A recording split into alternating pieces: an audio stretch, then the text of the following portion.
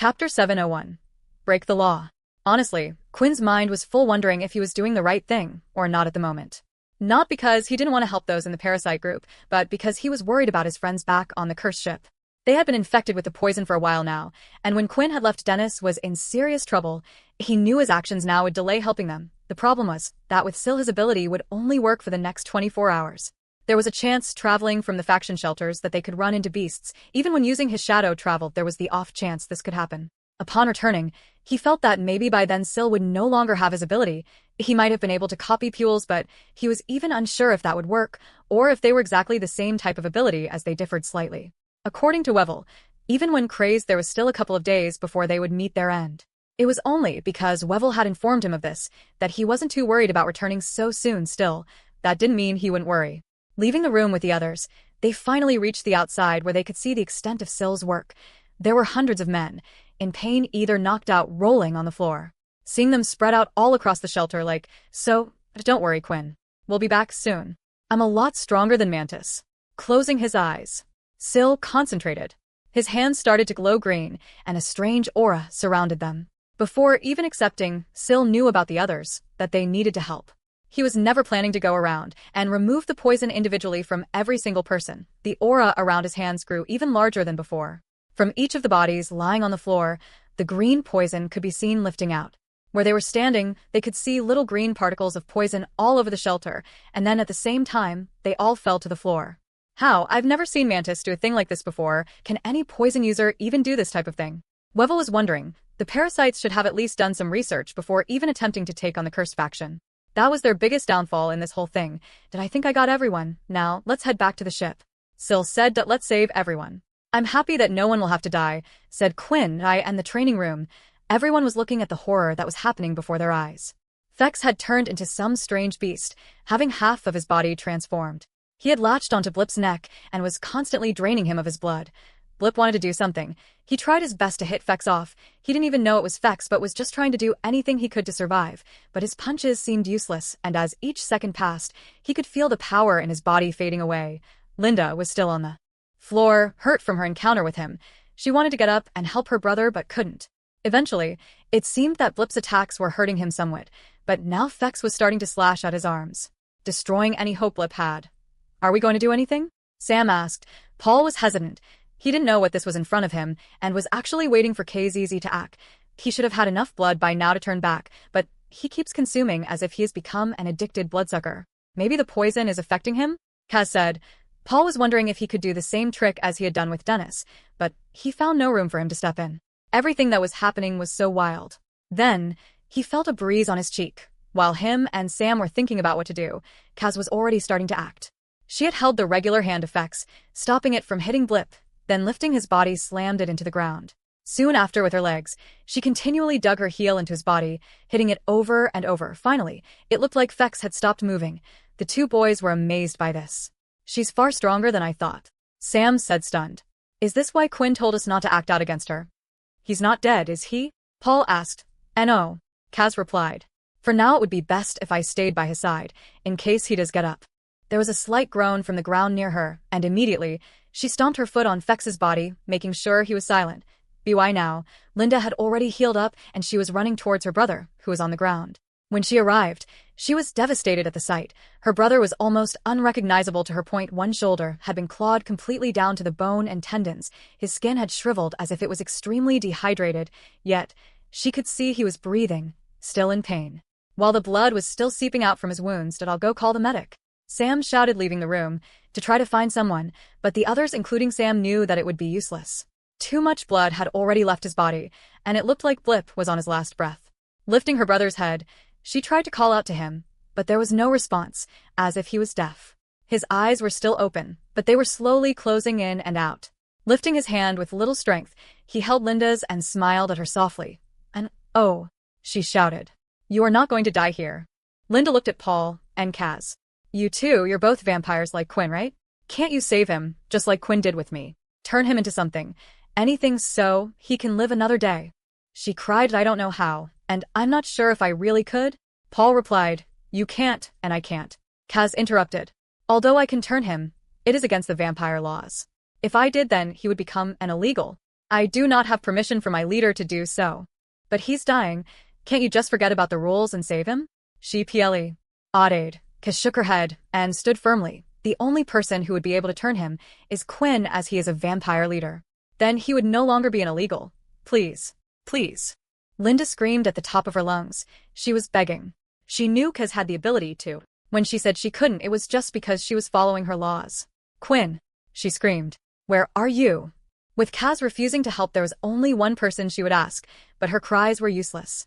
At that moment, Blip's eyes started to close and his breath had stopped. The sound of the heartbeat was silent. I can confirm, he is dead. There is nothing that can bring him back now, Kaz said. Chapter 702, moving on.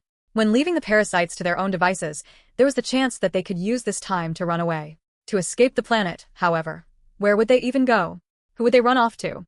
Wevel had promised Quinn that he would follow him from now onwards and to leave everything to him and Hannah. Even though Tony was the vice leader, the faction members actually had the most respect for these two. Whenever something had gone wrong, they would be the ones that tried to reason with Mantis, to give them part of the antidote earlier than needed. While Tony would be the one who was Mantis's yes man, saying yes to every suggestion and everything he did. All right, everyone, it's time for you all to decide. Wevel shouted from on top of the platform. The faction members were recovering, and they had gained enough strength to move again. But they were unaware of the bombshell that Wevel was about to drop on them all. You have a choice. Heading back. Quinn and Sil had no trouble, and they had arrived at the shelter sooner than they thought. A message had been sent back ahead of time, and Peter had responded saying that Dennis was acting strangely, but that was a while ago. The two of them went through the teleporter and were on board the cursed ship, running straight for the command center. But before they could even reach there, Peter was standing in the main large open hall. Quinn, did you manage to solve it? Peter asked. I didn't, but Sil can now remove the poison. Where are the others? Quinn asked. Peter led the way, but didn't say much. He didn't know what to say to Quinn to prepare him for what had happened while he was on his way. If anything, Quinn seemed to be in a happy mood that he had actually found a way to save the others. Then entering the training room, Quinn could see many people in a room. It reeked of blood, but he expected this. As time went on, he imagined more of them were throwing up on the ground like the others. Sam was present, along with Paul and Kaz. The two of them were standing over Dennis, Nate, and Fex. They looked like they had been beaten a few times but were at least still alive. Sil, seeing them, rushed over quickly and got to work removing the poison. Scanning the room more, he saw Linda, away from them all. She was sitting WN on the floor with her head on her knees. Quinn had seen Sil do this a number of times when he was upset. However, what caught his attention more than that was two things. First, the sound of crying coming from Linda. She was uncontrollably sobbing, and even now tears were falling to the floor. The second thing was what was in front of her.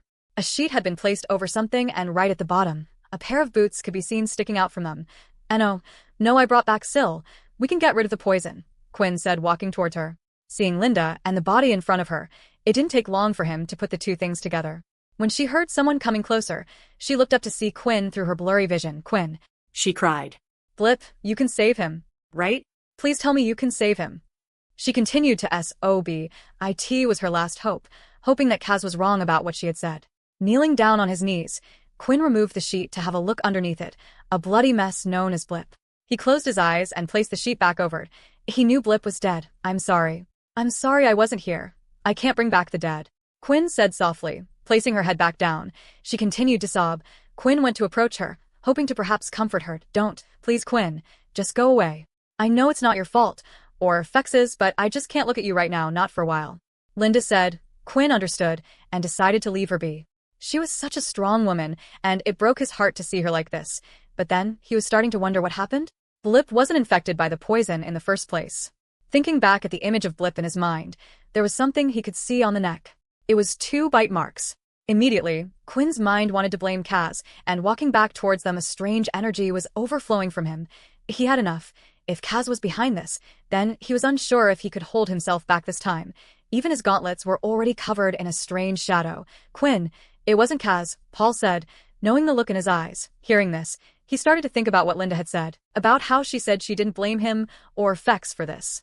The anger started to calm down, and the shadow disappeared. But how? Everything was explained to Quinn about what had happened while they were away. He was kicking himself in the foot, wondering if he had stayed behind, if the outcome would have been different. However, Sam, Nate, and Dennis all tried their best to comfort him, especially Dennis, who was more thankful than even before to Quinn. He knew that his life was hanging on the line, and if Quinn hadn't left to deal with the parasites as quickly as he did, there was a good chance that he could be dead as well. Eventually, the news was released to everyone on the cursed ship. A day of mourning had been given to Blip. It came as a shock, especially since a lot of members of the Crows had joined because of him. What surprised everyone even more was Linda had yet to be seen at the morning event. They were expecting some type of speech from her, but nothing had occurred. Blip's death was blamed on the parasites, and with that, the news of Quinn attacking them was also spread. They weren't informed of how he did so alone, but they couldn't have imagined a large group having acted. Otherwise, more faction members would have known about it. To them, the order of events were jumbled. They had thought Blip had been killed by the parasites some ways, and then Quinn went to deal with them, which just proved to all of them how much Quinn cared about their lives. He thought that maybe people would leave after such a thing, but they had all decided to stay, showing him more respect compared to before. Weevil had kept to his promise. He was unable to get in contact with Daisy, as they were dealing with their own things, but he left them a message blaming the event on the parasites. They decided to stick to the story that was spread around the cursed faction. After the duel, Mantis had attacked Blip, and Quinn retaliated. Most of the parasite members agreed to join under the cursed faction. They were very thankful after the poison was removed like Weevil thought they would be. The members explained the situation to their families as they were unaware of what was really going on in the parasites. The shelter they had could remain, and now was in the process of being built permanently. They wanted a person to oversee this matter, and in the end, Linda was the one who volunteered. She had recovered a little from her brother's death, trying to act normal with everyone, but there was an odd feeling around her whenever they would converse.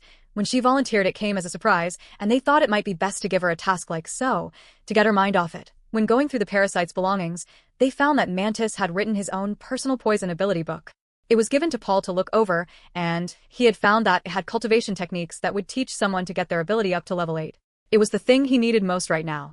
It was a tough time for the cursed faction, but Paul reminded them that many more tough times were probably to come in the future.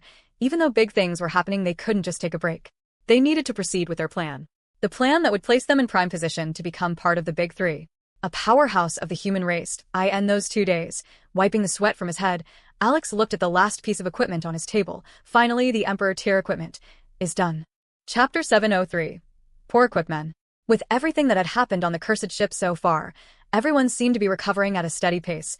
All except one person who was affected by this just as much as Linda was. Heading over to the living quarters, Quinn had stopped just outside one of the rooms and entered. In his hand was a blood pack that had been taken from the medical storage center. He threw the pack over and it landed right on Fex's face, who didn't even move, allowing it to slide off onto the bed. Well, the tables have turned now, Quinn said. Usually you're the one who comes to cheer me up. For the last 3 days, Fex hadn't left his room after finding out what he had done to Blip. Blip had been nothing but nice to him since they joined. He was nice to everyone. The events that day were worse for him compared to Nate and Dennis. When the others had regained consciousness, they couldn't remember a thing that happened when they were crazed, but Fex remembered everything. Just like when Quinn would turn into a bloodsucker, Fex had experienced the same thing. When regaining consciousness, they would remember everything that they did and knew they were responsible. You need to eat. We will be moving soon, and I need you to lead one of the attack teams. Quinn said. Getting himself out of the bed, Fex sat on the edge and looked at the blood pack. Looking at it reminded him of when he had killed Blip. Have you ever heard of a vampire that is scared of blood? Fex replied back chuckling, while his hands were also shaking. No, but I do know that if you don't consume any blood, then there is a good chance you're going to turn into a bloodsucker again. Quinn replied. Although it seemed like Quinn was being tough in situations like this, he had to be, and it seemed to work. Hearing Quinn say those words, Fex tore into the bag and started to drink from it. On Quinn's request, Sam had got people on the ship to start donating blood. Sam thought it was strange for they didn't even have a capable doctor that could perform things like a blood transfusion anyway. But Quinn said it was best to prepare for the future. Sam thought that it might have something to do with having a safe food supply, but the amount of blood requested was too much and Quinn's suggestion was strange as well. He didn't ask for certain blood types to be stored. Instead, he asked to gather as many different types of blood from people as possible, but of course, to the faction members this made sense, and they were willing. They would be called in for a routine checkup, and the procedure for drawing blood was simple. There's something about vampires that Quinn hasn't told me about. Sam thought why now a decent amount of different blood packs would be stored in the medical bay, which was a bunch of stat points that Quinn would have access to soon. Before leaving the room, Quinn had one more thing to say to Fex. If you want to stop pointless deaths and things like this from happening, then help me win this war. Quinn said. The plan was to move out tomorrow, when Quinn had been given some news by Alex. He was told that the Emperor tier equipment he had been working on was finally ready. Entering the forgery, it was quiet this time. Alex had told the others to take a break, and as mostly because he wanted to show Quinn everything he had made. They too were curious about what Alex had been working on non-stop this whole time, and they were starting to think he wasn't human. Rumors were spreading about how they hardly saw Alex get a wink of sleep while working on these pieces of equipment. Alex didn't know whether he was being paranoid or not, but because of this he chose to give everyone a break in the forging room until he was done. Any requests in the meantime were to be sent to the parasite shelter, where they had their own forgers there as well. Just like before, Alex had spread out the items on his workbench and had a piece of cloth individually under each one. "Do you sure like to put on a show?" Quinn said. Although Alex wasn't as happy as he was last time, or at least he didn't seem to be, as he had his hand over the first piece of cloth. "I asked something wrong." Quinn asked, "You'll understand when you see it, but I promise you. I tried my best," Alex said. Instead of revealing the pieces one by one, he had pulled all the pieces of cloth down apart from one at the very end, and each piece of equipment was shown for their body parts. Boots, legs, chest and shoulders. Looking at them, Quinn had two things to comment. "Aren't they a bit big and flashy?" Alex shook his head as he knew this would be Quinn's comments. The Emperor tier looked impressive. It was nicely designed, and one could see and feel the quality it had been made from. But the pieces were extremely large. The shoulder protectors were twice as large as regular ones, and it was the same nearly with every other piece. Quinn's other comment was that all of the equipment was red in color. It was usual for the equipment to take the color of the beast crystals they had come from. However, Quinn had used many different Emperor tier crystals to create this. "That I should have realized this sooner." Alex started to explain. "I've never worked with high-tier crystals before, but mixing the different types of crystals was a huge mistake. I was unable to create any type of active skill on any of them. However, I did do my best, making it the highest quality possible. Rather than lacking in any department and wasting the crystal, I made whatever I could best, and this was the result. As for the red color, I did as you asked and added a bit of my blood." When that happened, all the pieces of armor started to dye red. Although he couldn't say much about the colors from the sounds of it, the equipment might be pretty disappointing, and using his inspect skill, Quinn was even more worried. Basic Emperor tier, chest piece. All stats +1, basic Emperor tier, boots. All stats +1, basic Emperor tier, shoulder guards. All stats +1, basic Emperor tier, leg covers. All stats +1. How can this be? It's worse than the King tier equipment, but we used so many Emperor tier crystals. Seeing the look on Quinn's face greatly pained Alex. He knew he was expecting a lot from this, and he felt like his inexpert. Jens had let him down. There were some crystals that he had gathered that were similar, and if he knew beforehand, maybe he could have made something else. Before making full judgment, Quinn felt like there had to be more to it, and decided to look into things a little further. Chest piece defense, 100 shoulder guards, 30 boots, 20 legs, 30 total defense, 180 active set kill. When wearing all pieces of equipment, defensive armor is able to double for 5 minutes. Now Quinn was starting to understand a little more why the gear was considered to be at the Emperor tier level. His King tier chest piece from before had a defensive capability of 30, while the chest piece alone was set at 100. He was sure wearing this full set of armor, he might not be able to be injured by an enraged King tier beast. However, it did remove the extra stat points he would usually get, so he would be slower and his attacks weaker with this set of armor. Thinking about it, Quinn thought it would be perfect to use his shadow equipped depending on the opponent he was facing. He could switch between the Emperor tier gear and the regular gear he had until he improved. After finding this out, he was no longer as disheartened as before. "Don't worry, you did a good job," Quinn said. Moving on to the final piece, Alex had a smile on his face for this one, because it was finally time for him to show the Emperor tier gauntlets. Chapter 704. Infinite Flame Gauntlets. As the last sheet was pulled off, Quinn's eyes were glued to the gauntlets he could see in front of him. Just like the others, it had a red base of colors from being mixed in with Alex's blood. Running up the gauntlet's sides and within the palm itself, a brighter red radiating energy could be seen coming from it. Running down the arm, several small spikes that looked similar to those that were on Adalki's back. "Did I guess it's still active?" Quinn asked, wondering why the palm and sides were glowing red. "I only just recently finished creating these gauntlets. They took the longest out of everything. I think the energy from the crystals is still seeping out from it, but it should start to cool down a bit and return to regular-looking gauntlets in a few hours or so," Alex explained. If it wasn't the case, then Quinn could imagine he would have to wear the gauntlets less often. Otherwise, others would think he was preparing to attack them all of a sudden. Nervously, Quinn looked at them. He didn't even want to touch the gauntlets, and was afraid to use his inspect skill. After being disappointed a little by the other pieces of equipment, he didn't want to over-expect with these. One thing for sure, they certainly pleased in the looks department. If that was anything to go by, then it would be quite the great outcome. "Alright, let's go. Inspect.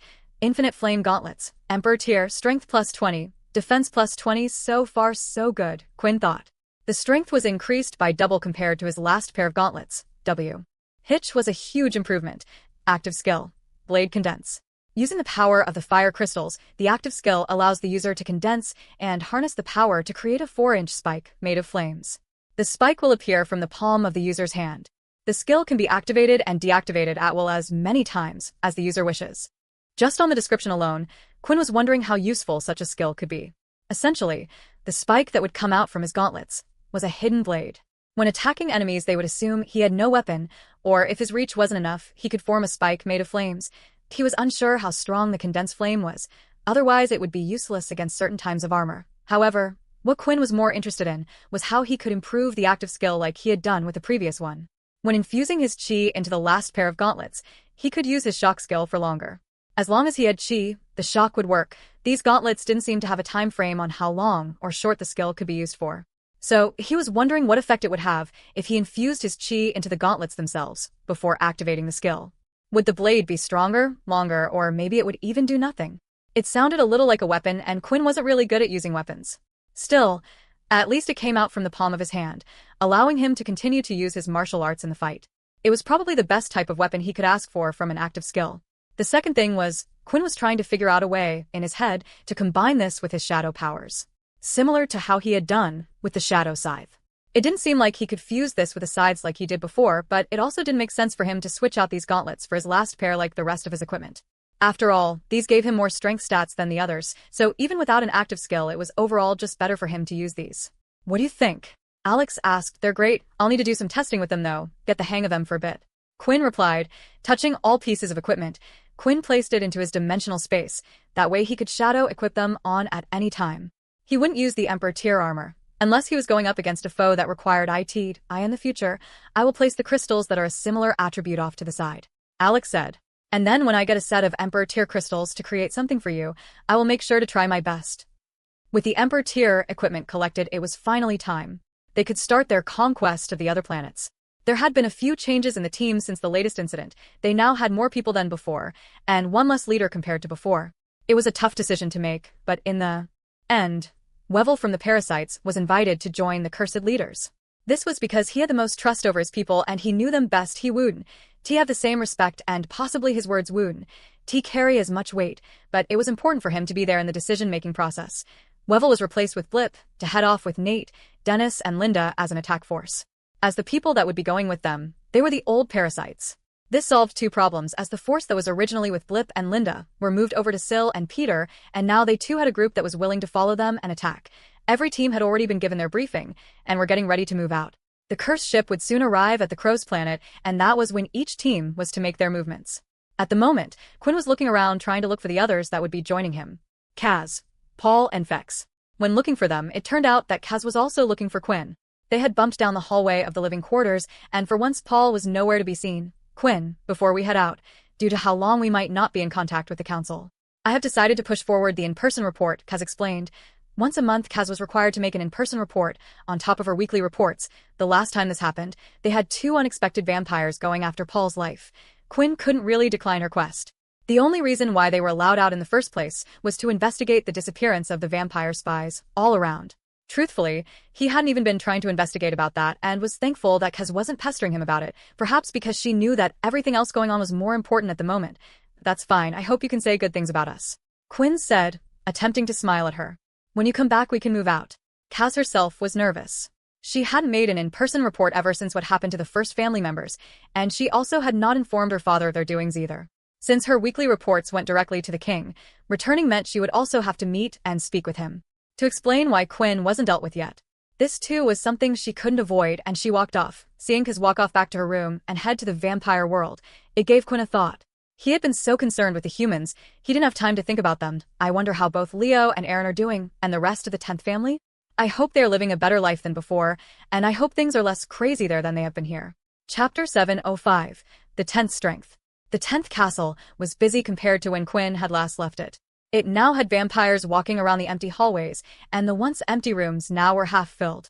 Thanks to Leo's little display, people were happy with him being the vampire knight, and there were no complaints internally within the family. Most of the 10th still wished to eventually leave and one day join one of the other more recognized families. However, they no longer felt as hopeless as before. Thanks to Edward and Quinn's idea, it gave them a goal and hope. Their little reward system seemed to work out. Unlike the other families who were able to share their abilities with those they saw potential in or were directly linked to the family, the 10th family didn't have that. So they came up with a reward system. Most of the vampire technology ran on beast crystals, and it was what they used as a way of trade between each other. Once in a while, groups from each of the families would go out on expeditions.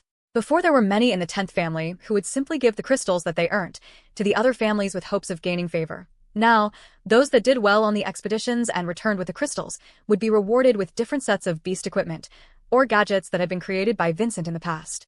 Some of the items had been duplicated and were made into a special set. The 10th family soon felt like they were in the middle of a type of collection game. When they had the gauntlets, they wanted to get the shoulder guards and the boots that went with them. With each item, they felt stronger. This was because the set of equipment they were giving to people had an active skill that would activate when all of the items were together in a set.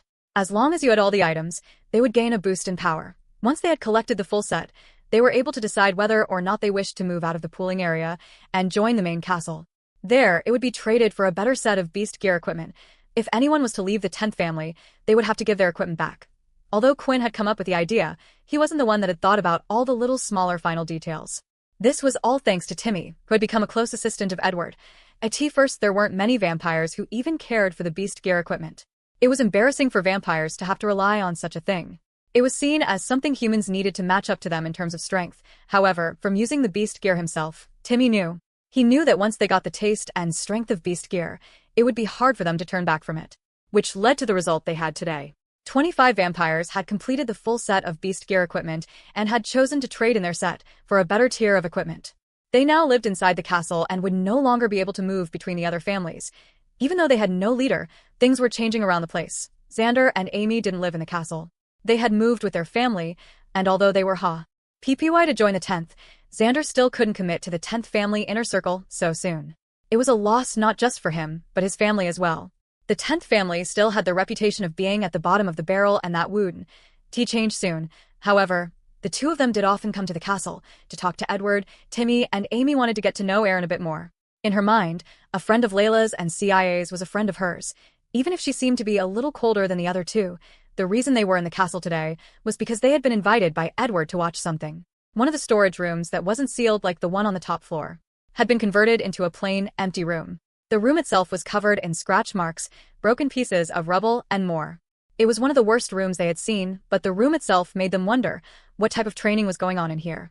The castle was built using a mixture of the strange black rock that vampires had managed to obtain. Although the castle walls were mixed with other materials to mold and shape the structures, it was still very strong and sturdy. Xander imagined even if he used his full strength to punch the wall, or swung at it with a sword, he wouldn't be able to make a scratch. When the two of them entered, they could see Leo and Aaron standing against the wall on one side. In the middle of the room was Edward and Timmy, who was huffing and panting and had marks over his face. His body looked as if he had been hit a few times. I guess Timmy is no longer the crybaby he was before, Xander said. Yep, it looks like someone's gotten a promotion. Amy replied, with a giggle, looking at Xander. She was happy, although Xander might have been less pleased with the current situation he was in. He was by far in a better place. When Xander was part of the first family, he had this pressure to achieve something and be something. He needed to get better and learn the first ability not to disappoint all those that had hope for him. Now, with that pressure gone, he was far more calmer and didn't start up useless fights and arguments with people again. Edward shouted, taking a deep breath. Timmy's body started to vanish and soon a mist appeared. It surrounded Edward. The others could see Edward's position but had no clue where Timmy was. Then suddenly, Timmy's shape started to form. Immediately Edward went forward and punched the human shape in the mist, but it had disappeared. A few seconds later, and the mist started to finish and Timmy could be seen now on his knees gasping for air. I did it. Timmy said, managing to pull a smile. You have grown a lot, Edward said. I see our guests have made it. Both Amy and Xander gave a bow to Edward. He was now their vampire knight, but the two of them would have even respected him before this. My mist ability is quite strong, right? We all know how weak Timmy was, and now look how much he has improved. Edward said. Although these words might have hurt Timmy, Timmy didn't care because he was thankful that Edward even allowed him to learn his ability and be his personal teacher. I know you guys are stubborn about learning one of the other family's abilities, and you don't want to rely on the beast gear, but there's still plenty to choose from, Edward explained. Now Xander knew what he was trying to do. He was trying to get Xander to become his pupil. Before the whole mess, Xander was considered the top student, if one wasn't being compared to the direct descendants like Fex. Edward knew in the future if they could make sure he wouldn't move to another family leader. He would be a big plus to have on their side. The ability is certainly one of the best ones. It's not even available at the marketplace, so it is nearly as rare as a leader's abilities. Xander said. But please, give me some more time. Is the mist invincible? Amy asked. Does it just require a lot of MC cells? Edward started to laugh. If you are really interested in how it works, then are free to learn it. For some users who are extremely skilled, it can seem invincible, but there is always the main body hiding in the mist somewhere. While saying this, Edward was peeking over at Leo, interested in what his powers were, once the two of them had fought a little, just to test their skills. There were two things that amazed him at the time. The first being that his ability allowed Leo to find out where Edward's true body was at any moment and time. The second, when being injured by Leo's sword. Ice wounds took longer to heal. At first he thought it might have something to do with the weapon. However, Aaron, his disciple, was able to do the same thing. It seemed like they had learnt something dangerous that could be used against the vampires. He was in the middle of whether or not to ask Leo if he could teach the other vampires, but he thought if they had found out about this strange skill they knew, then the two of them would be targeted even more. Edward turned and looked at Layla and was deeply concerned about her. Moments before Timmy had gone through his final training session with Edward, Aaron had done the same. You taught her in the end. Edward thought, having been turned, Aaron was finally able to learn an ability. While browsing the market, she was unable to find one that she had liked. After much deliberation, she was wondering if she ever would. Then that day, she had seen the fight between Leo and Edward. She had made up her mind. Leo, would you please teach me your ability? Aaron asked. Chapter 706, Reopening. When Leo had been popped the question from Aaron, it had come as quite a surprise for himself. It was the first time that anyone had ever asked to learn his ability before.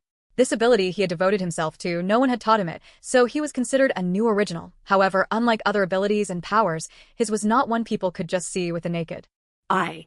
There were no flashy explosions and such, and even if he did allow for anyone to learn it, not many would choose to. For the simple reason, if the ability was on its own, it would be able to do no damage whatsoever. IT would have been classified as a supportive type ability like super hearing, sonar, and so on. You really think it's the right choice? Leo asked. After all, unlike me, you are not blind. You can rely on your own eyesight. I know, but I have been thinking about it a lot. Aaron replied. You often said that your ability allows you to see more than regular people. I've seen you fight multiple times, and the way you use your sword. I've realized that when I had an ability in the past, my swordsmanship would suffer, but for me, I need an ability that will further enhance my sword skills. You have been my teacher for the longest time, but there are some things that you can't explain to me. I think maybe the ability can help with that. Leo thought about it for a while, not for his own sake, but for hers. It was true his ability would be able to help one become a better swordsman, but it required hard work and dedication. During this whole time Leo had been with her, he hadn't seen her back down from a challenge once. Perhaps this ability would be perfect for her. What's your goal? Leo asked. I wish to get rid of the Dalki, kill all of them that hurt my family and friends. Aaron said, clenching her fist. It was similar to Leo's own goal. He too hated the Dalki for killing his own friends and family. However, he was also in search for his leaders, who he was sure had connections with Pure. He was wondering if having a direct disciple was the right thing to do, and I want to get strong enough to the point where I can protect my friends from any dangers, so I don't feel useless anymore. Saying these words, the memories of her father saying she was too weak rung in her head. Too many times had she felt weak during her time at the school and at Pure, but with Leo and Quinn, she felt like she was progressing and changing. Very well, but it will be a tough road for you. Back in the training room, everyone had gathered around Edward as it looked like he had something important to say. Today is the last day that the two of you will have at the castle. Edward said, looking at Timmy and Aaron. The two of them were confused by this, as they hadn't been informed of anything. The reason why I personally fought both of you was to see if you were ready or not, and after today's performance I believe that you are both more than ready. The reason I called both Xander and Amy is because the two of them, from today onwards, will take you under their wing. Aaron looked at the two of them. Although they were strong, she was pretty sure that at the moment she had the ability to beat both of them in a fight. What could she possibly learn from staying with these two? She would much rather continue training with Leo. I can see the look on your face, but there are and yes, that Leo can't teach you that these two can. Edward started to explain. I'm afraid the council has made a decision, so it's out of my hands, but starting from tomorrow, the vampire school will be starting up again, and you two have been admitted.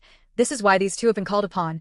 You may have survived school life back on Earth, but it's a different story here. Inside the vampire council room, the monthly meeting had been called, and all of the leaders had been summoned apart from the 10th family. This was because they had officially recognized Quinn as the leader and decided they would just inform Edward about the decisions that had been made later on. If they were to vote on anything, they wouldn't count his vote like they had done in the past. The meeting also had the king present and his two royal knights by his side, which was a rare occurrence, but recently, he hadn't been avoiding meetings. The first matter at hand was the request to increase the limit of vampires each family held. Currently the limit was set to 1,500, but nearly every family was at the maximum limit, and some vampires had requested that they would like to have children. After much discussion, they had finally come to a decision. "It has been decided," Dwight said, stepping forward. "Each family is able to have a maximum amount of 1,600 people registered. However, the amount that are allowed to live in the castle shall remain at 50, and those in the inner castle area at 100. Although the amount of vampires had been increased, it essentially meant those allowed to learn abilities or those that would be absolutely loyal to the vampires' families were not. This increase would only increase the general pooling area, which was not what some of the vampires wanted. But based on their case, they couldn't really argue about the decision either. We shall move on to the next subject. It seems like some of you are not happy with the decision to have the direct descendants join in with the regular vampires at school," Dwight explained. "It's madness," Prima shouted across the table. "Those kids shouldn't be mixed in with the others. Their powers and skills are worlds apart, and they carry the weight of the future of our leaders." "The decision was made because of what had happened recently," Sunny replied. "We have experienced our first attack in years, and students have died this time. The school is safer for them all, and they need to learn quickly in case of more attacks." "But then why the need to teach them the same things?" Bryce interrupted. "Are we sure the students' skills are that far apart?" Muka asked. "Why should we differentiate their teaching? Perhaps there are some students who are even better than the descendants." Half of the leaders started to laugh at this comment. The descendants were vampires that had more pure blood from the leaders than any of the others, and this was what made them naturally skilled and stronger than the others. "Enough." The king spoke, Evrion. It was quieter, and the king started to cough. It seemed to be getting worse with each one, but no one was allowed to show concern for the king, and just waited for it to eventually stop. "The decision has already been decided. The descendants are not the only vampires that we must protect, and this is the best case to look after them all. If there aren't any more matters to discuss, then I think it's time for me to leave." After respectfully bowing down, the other leaders left the room. However, Dwight had asked for Sunny to stay behind. "Would you please have a look at the king? Things have been getting worse lately," Dwight said. Of course, she agreed. Just before leaving the room, Bryce made note of what was going on. It was clear to him based on his coughing from earlier, and then asking Sunny to take a look at his condition. "It looks like the king's time is almost up," Bryce said with a smile. Chapter 707, How Long? After everyone had left the room, Sunny, the two royal knights, and the king went off and headed for the top floor of the main castle. For the whole journey, the king had been walking on his own, and he seemed to be doing just fine. However, the second the doors to his room closed and there was no one else but them in the room, Dwight immediately went to his side, giving his arm to the king. It looked like he was about to fall over. The two of them went to his bed and gently laid him down. Looking around the room, there seemed to be multiple empty packets, and there was even a strange machine that had been filled with red liquid. It was clear that it was blood. Getting onto the bed, a needle was injected directly into the king's arm and blood started to enter his body from the machine. The pained and weak look he had on his face started to disappear. Has he really already gotten this bad? Sunny thought. He should have gone into eternal sleep years ago. I know what you're thinking, but maybe this was how Eno felt like when he was king. I wish to see the vampires heading in a clear direction before passing my time. At the moment, things are still difficult. Sunny went by the king's side and started to do a few checks on him. She closed her eyes and was trying her best to see if there was anything she could do. After a few checks, the king spoke. "That's enough." The king said, "There is no reason for you to do this. I know my time is already short." "But your majesty," Dwight interrupted, "if you went into eternal sleep now, then you would no longer be in pain. But the pain in my mind for leaving this place, in the state that it is in at the moment, would haunt me forever." The king replied, "Tell me, do you have any news about the crazed?" Sunny stood up from the bed and felt like it was her time to leave. Perhaps it was a discussion that was not meant for her ears, but the king raised his hand informing her to stay. "There is no point hiding our troubling matters. Soon you will all learn and need to deal with them," said the king. "Don't we though? That eventually the crazed would end up starving to death, especially since there should be no source of blood on the planet apart from in the castle." Dwight replied, "We are still keeping an eye on them, and they're certainly still active. They have made no such move, apart from killing beasts here and there, but if they still have the strength to fight, then it means they are getting a supply of blood from somewhere." The king shook his head in disappointment. If the crazed were getting the blood from somewhere, it meant there was a traitor who was going against their orders in the castle. If someone was ignoring the orders and working with those that couldn't even be called vampires anymore, it meant they planned to use them somehow. "There is trouble all around us, Dwight. I feel like not a single thing has been solved during my time, and you want me to go to sleep?" said the king. "Don't say that." Dwight came forward with a pained look. "If it weren't for you, I'm sure the leaders would have clashed several times already." Sunny, who had been listening in on the conversation, knew what they meant by this. If the king was to give up his seat, then a new one would need to be elected. In the past, there were two types of kings that ruled, one that had favor with a majority of leaders. They were either a charismatic or smart person who helped advance and better their lives, or the second type of king that had been elected in the past was one that was far stronger than any of the others. For the current king, King Newman, he was a person who excelled in both. The vampires respected him because he was stronger than any vampire in his current generation, and he also had a good head on him. However, out of the current set of leaders, although Bryce may have been considered the strongest, it wasn't overwhelming enough for him to sway support with everyone. At the moment, there wasn't a clear idea of who would become king if the current one was to pass. This means the tradition would begin again. A tradition in electing a new king. Sunny shivered thinking about this. The mess it would cause. When leaving the room, Dwight had followed her out and stopped to speak to her. "Tell me, how long do you think he has left?" Dwight asked. "It's hard to tell, but he definitely doesn't have more than a year, and if something occurs where he is to use his powers, then it could turn out to be even less. Every bit of blood aura that leaves his body is leaving it permanently," Sunny explained. Thinking about what to do, Dwight had originally wanted to go into slumber when the current king did after selecting someone as his replacement. But the way things were looking, if the king was to pass, he would have to remain to see what happened. Although everything was kept in secrecy and Sunny had told no one, news about the king's condition was spread to the other castles. The leaders had found out, but it wasn't new news to them. From a single look they could see the king's condition with their own eyes. Jean, Cindy, Sunny, and Muka had called their own meeting together. Sunny wanted to tell them the probability and time frame of the king passing soon. She was deeply worried. "Why didn't you try calling Lee and David here?" Muka asked. "I did, but they refused to come. They didn't want to make it an us versus them situation." Sunny replied. "Well, it certainly seems like it will turn out like that," Jean said. "The problem is, if a new king is to be selected, we need to convince Lee of the 13th family and David of the 11th family over to our side. As we agreed, we will all vote for Cindy to be our next leader." "I think your maths is a little off there," Cindy replied. "Even if we manage to get the two of them onto our side, that is only 6 seats out of the 13. We would need 7. And that is a big if. What happens if they chose to pass up their vote? Then the selection process will begin, the tradition." "I hope it won't come to that," Muka said. "I think we might be able to convince the young boy. Remember, he is now a leader as well, and his vote will be accepted just like ours. It has to. Unless a certain someone decides to go against the rules. Bryce will follow the rules and accept the result," Sunny replied. "Even though his thoughts and ideals don't line up with ours, he is one to follow the rules." Although the others thought this, Muka disagreed greatly. He was still sure that Bryce had killed his vampire knights that were looking over Fex. He had no evidence, so he decided to leave the matter. But if he broke the rules before, then perhaps this righteous rule-following fool was all just an act that he had everyone tricked with. "I think we are getting ahead of ourselves here," Jean added. "The reason I didn't even put the young boy in our calculations to begin with is because we're not even sure if he will choose to come back, or if he'll even make it back." Chapter 708. We Are Better Than You. The next day had arrived in the 10th castle. Both Xander and Amy had chosen to sleep over as they were all to leave in the morning together and head off to school, and words were spoken to them as they left. Whatever they needed to do, it was better if they found out for themselves, Edward and Leo thought. If they really needed their help, they would know where to come find them. A few moments after the kids had left for school, Edward suggested it was best for the two of them to start performing their leader duties. This whole time, Leo had pretty much stayed in the castle. He knew those that had joined the inner circle and even fought with them a couple of times, but the same couldn't be said about the rest of the family. Edward wanted the 10th family to grow a strong connection, like the one that it had in the past, and not the fractured connection they have today. So, he wanted Leo to get more acquainted with them. Is this really the right thing to do? Leo thought to himself. One day I will leave you guys as well. He was worried that something might happen here similar to the past. The vampires were strong, but so were his close friends back at the dojo.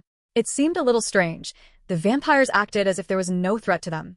Judging by what he had seen so far, the vampires should have been just as worried about the Dalki as the humans were. Judging by how little vampires there were, if the two sides were to clash at this moment, he would put his money on the Dalki winning. He was making this judgment without having seen the royal family, or the king act though, which could sway things in their favor. Edward had given Leo a change of armor. It was the set that those in the castle wore. He had his own armor, but the idea behind Leo walking out in this one was simply promotion to the other family members. They had already seen his power, and some in the 10th now looked up to him. Edward was hoping if they saw him wearing something they could actually get, they would be excited to work harder. Coming out from the front of the castle, Leo was in a full suit of silver and blue beast gear. "You look great," Edward said, wearing the same gear himself. Just as the two of them were leaving the castle, there was a surprising visit. Someone standing there at their front gate. "Now what is a beauty like you doing here?" Edward asked, walking forward. Her long silver hair swayed and seemed to shine even in the darkness of the planet. I came to speak to you, Silver said, walking towards Leo. I'm sure Edward has already told you this, but you and those you care about need to be careful. The new 10th family is an unknown to the other families, and the unknown scares people. With things moving forward the way they are, I'm sure there will be many that will try to influence you, trick you, or outright force you into doing their bidding. Leo smiled. You are a caring type. I thought the only person you cared about was your brother. Even though he is not here, you've come down here to warn us. Hearing this, Silver stepped back as she tried to think of another reason as to why she had come down here. I was just in the AR, worry not. Leo replied. Everyone have expected this, especially with the disruption we caused. But I assure you, each of us in the 10th family has a goal, and it will be hard to kill any of us until our goals are achieved. Quickly, Silver pulled her hand and performed a blood slash, stepping her foot forward and trying to fire one out as fast as she could. Before she knew it, Leo had sliced the blood slash and placed his sword back in its sheath. Looks like I had nothing to worry about, Silver said, walking off. Walking to school, Timmy was shaking with excitement and Amy and Xander were chatting away. Meanwhile, Aaron remained mostly silent the whole time. I can't wait. Everyone is going to be so surprised when they see my new powers, Timmy said excitedly. You really should have taken Edward's offer, Xander. Maybe now I can even beat you. Hey, X. Xander snapped back. Don't get too cocky now. Remember, I was, and still am, the best student, even with no ability. Truthfully, Amy was a little worried that they might be subjected to what the 10th family were subjected to before. Now both Xander and Amy were part of the 10th family. It could prove troublesome compared to the past. Even in this short amount of time, those that she used to call her friends at school hadn't come to visit her once. Not like they used to. They hadn't hung out, gone to the center together, or anything. The only reason she could think of was it was because of her current family situation. Those fake girls, I don't need them. They can flip-flop all over the place. Amy shouted in anger. However, she did feel lonely without them, and there wasn't even Layla here to talk to. Turning to look at Aaron, she could see that she had her eyes closed. She had not only been quiet the whole way, but had been walking the whole time with her eyes closed. Impressive. The path they took wasn't a straight one, and there were many things that would get in one's way. If a person tried to walk with their eyes closed, their imagination often started to make them fear what was in front of them, but Aaron was walking just fine. When they finally reached the school, which was located in a different area from the main vampire settlement, they could see everyone was already making their way inside the gates, but once they got past the gate, they noticed that there was quite the audience. Instead of heading straight to their classes, the students were fascinated by something outside. What's going on? Amy said out loud. Stood on the open field were around 30 of the direct descendants. Students who had already learned the abilities of their families, lived in the castle, and had the chance of becoming a family leader themselves. It was a mixture of boys and girls, and even Rokeen was stood there nervously. He had been forced to comply by the others. What are they doing here? One of the students asked. Aren't they supposed to have their own special training? Don't tell me they're going to be joining us? The students were beyond shocked. None of them had been informed of this change. The reason for their worries was because some of them already worked under these kids outside of the school, and they had beyond a superiority complex. This was something that many of the leaders encouraged for some reason. They would fill their heads and tell them that they were born to be a leader and were better than the others. Standing in the center, there was a handsome-looking boy who had his hair gelled back. His hair was blonde in color with a black streak running down the middle. Xander noticed him straight away and thought he would be up to this point one of the first family descendants, Nikyu. Nikyu was younger than most there, and he had an older brother. That was until he was killed during the expedition trip. He was killed by the new 10th leader, yet nothing was done about it. This had caused him to focus his anger towards those in the 10th more than anyone, but in some ways the event helped him. Because of his brother's death, he was allowed to attend school earlier than expected, but then was disappointed once again after learning he had to do so with everyone else. So he had decided to call this gathering a gathering to make the others aware of their positions. You see us standing here in front of you. You all are staring at us like we are different, Nikyu said. Well, that's because we are different. Although we are attending school with you, we hold a higher position than you. We hold more importance to the vampire's future than you, and that is why we expect to be treated better than you. The students started to mumble and talk to each other. They didn't like where this was going. School was a break from their family duties, and now it looked like they would have to keep it up here as well. Are you really that special? A voice said. Who said that? Nikyu asked, annoyed. He was interrupted in the middle of his speech. There were many mumbling about what was happening, but he chose to ignore them. However, this was said loud and clear and was directed at him. When the crowd cleared the way to reveal who had spoken those words, they were all staring at a girl they didn't recognize. It was me, and I said, are you really that much better than us? Aaron repeated. Chapter 709. I'm different. Hearing the mysterious woman speak, they were wondering just what student would be so brave to say these words. Perhaps behind one's back, but not right in their face. although a lot of students there had the same thoughts. They carried the same resentment deep down against the direct descendants. Of course, not all descendants were like this, but in every group there would be those that led the way, pushing others to have similar thoughts to their own, influencing them. This had caused a fraction between the regular vampires and those that live in the castles. Vampires were meant to be able to speak up and tell their leaders the concerns they had. The family leaders were there not only to protect them, but to better their lives, but lately the young vampires had been treating them more like slaves, rather than as fellow people they were responsible for. Yet, not a single one of them would dare complain for fear. Which was why someone speaking up in front of them all had come at such a surprise to everyone. When they turned to look at her, they did not recognize her, but there were many vampires that chose to just live with their families and would only be seen at a later time. The reason they did not recognize Erin as one of the humans that had come to attack a short time ago was because her facial features and hair color had changed since the last time they had seen her. Before she was a blonde-haired woman, but now her hair was black. I know your type, Erin said. She continued, and ignored the death stares Nikki was giving. Back to her, did I'm white type? Nikki replied. You mean us here, those that have a chance at being a leader, those that protect you. A leader? All I see is a child who has let everything go to his head. I've seen a real leader before. She thought back to her father, who had protected the planet at the risk of his own life. These types of leaders, when trouble came, were the first to run away. Leaders are meant to gain the respect of their people. They chose to follow them, not force them. Even if you have the title of leader, you will never be one. By now, all those that were around Erin had moved off to the side. They did not want to be associated with her at all, and the only ones that were still standing next to her were the same group that had arrived with her. Maybe we should calm down a little, Erin, it is the first day and all? Amy said, nervily. She knew that they would probably be targeted by a few people here and there, but she was hoping that Xander's past deeds and strength would deter most of those away. She never thought the descendants would be attending the same school. Even Xander with his skills stood no chance. Now, with Erin winding up the descendants, there would be the center of attention and a bigger target. However, she didn't know Erin's strength either. She had never seen her directly fight before and was wondering where this strange confidence was coming from. Nikki was thinking about what to say when he noticed the people standing by the annoying girl's side. He was hoping to prove her wrong and shut up this wench, but seeing a certain someone gave him an idea. His angry frown had turned into a smile. Now I see why you were acting up, Nikki said. It's because Xander is there standing behind you, right? I had heard that he was once the most promising student of the school and had even been invited to join the first family. I had heard you had moved to the 10th family. Have you been made to just be a simple babysitter? It would be best if you keep those girls of yours' mouths shut. Those comments had now even infuriated Amy as well. What did you say, you snot-nosed brat? Amy shouted back. We don't need his permission to speak. We can speak for ourselves. Look at you. Erin was right. You are a child. Have you stopped sucking on your mother's breast yet? Worried that maybe Erin had gone too far, Xander didn't think for a second that the real person he needed to keep under control was Amy. The other decedent standing behind Nikki started to chuckle at the comments, and this only infuriated him more. Let's see who gets the last laugh. Nikki said, stand back. Erin said, before anyone. Erin knew what was about to happen. She could tell with her ability. The change in his aura had gotten aggressive, and it was moving out before him. The next second, he was already on the move with his hand held out. Amy, Xander shouted, who was closest to her.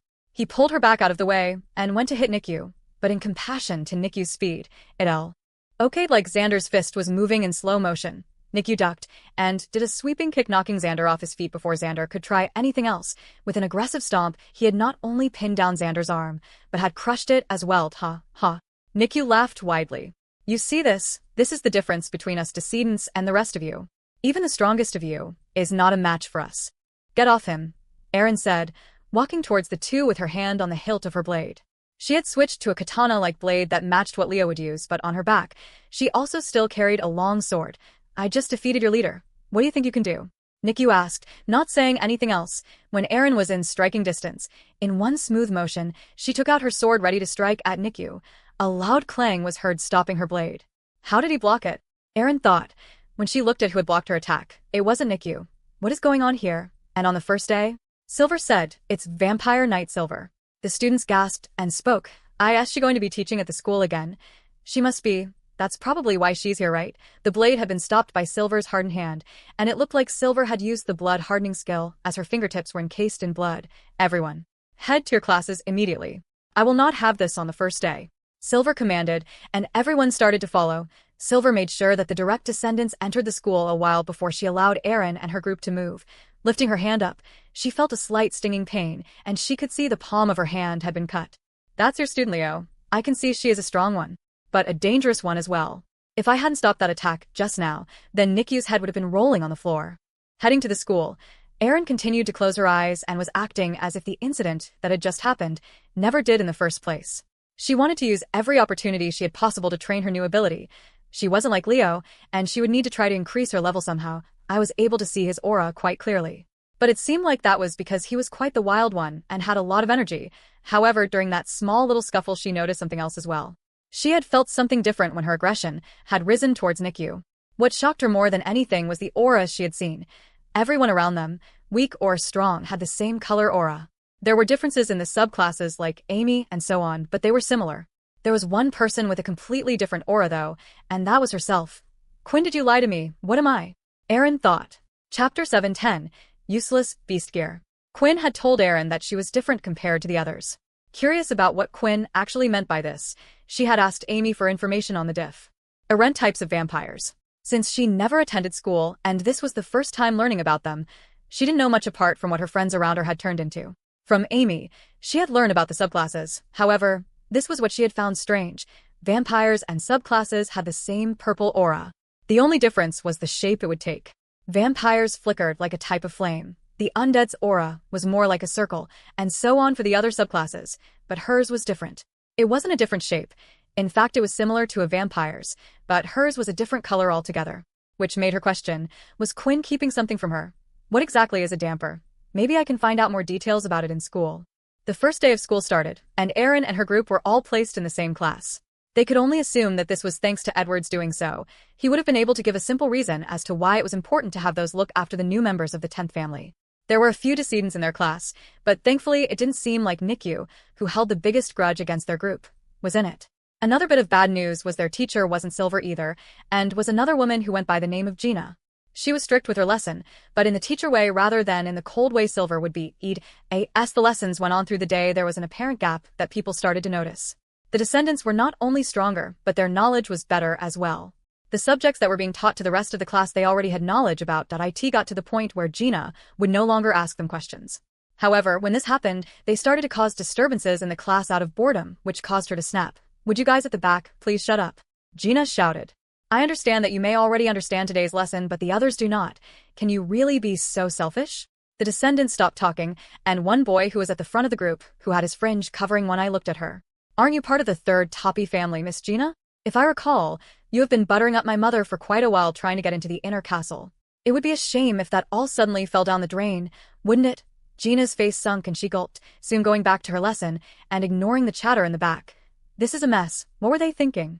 Amy whispered. This is why the descendants were taught by only vampire knights in the past. Xander replied. They have too much influence over the regular vampires, regardless of age. Moving on from the theory lessons, the next step was to go on to the practical lessons. Here the other classes had joined together out on the field. Holographic dummies were placed in different areas at all different distances, and the goal was to hit the do. Mize using the blood swipe. It was a lesson of exercising control and seeing how far each person could throw out their blood swipe. When the classes were seen outside, there was a certain group in particular being mocked, and this time it wasn't just by the descendants but the others as well. I can't believe you guys can wear that outside. One of them said that I would rather kill myself than rely on something like that. Some of the taunts were even thrown at Timmy and Erin, who were both wearing the same beast gear. The ones that were being mocked were those in the 10th family who wore beast gear. Can that beast gear even help you? They continued to say.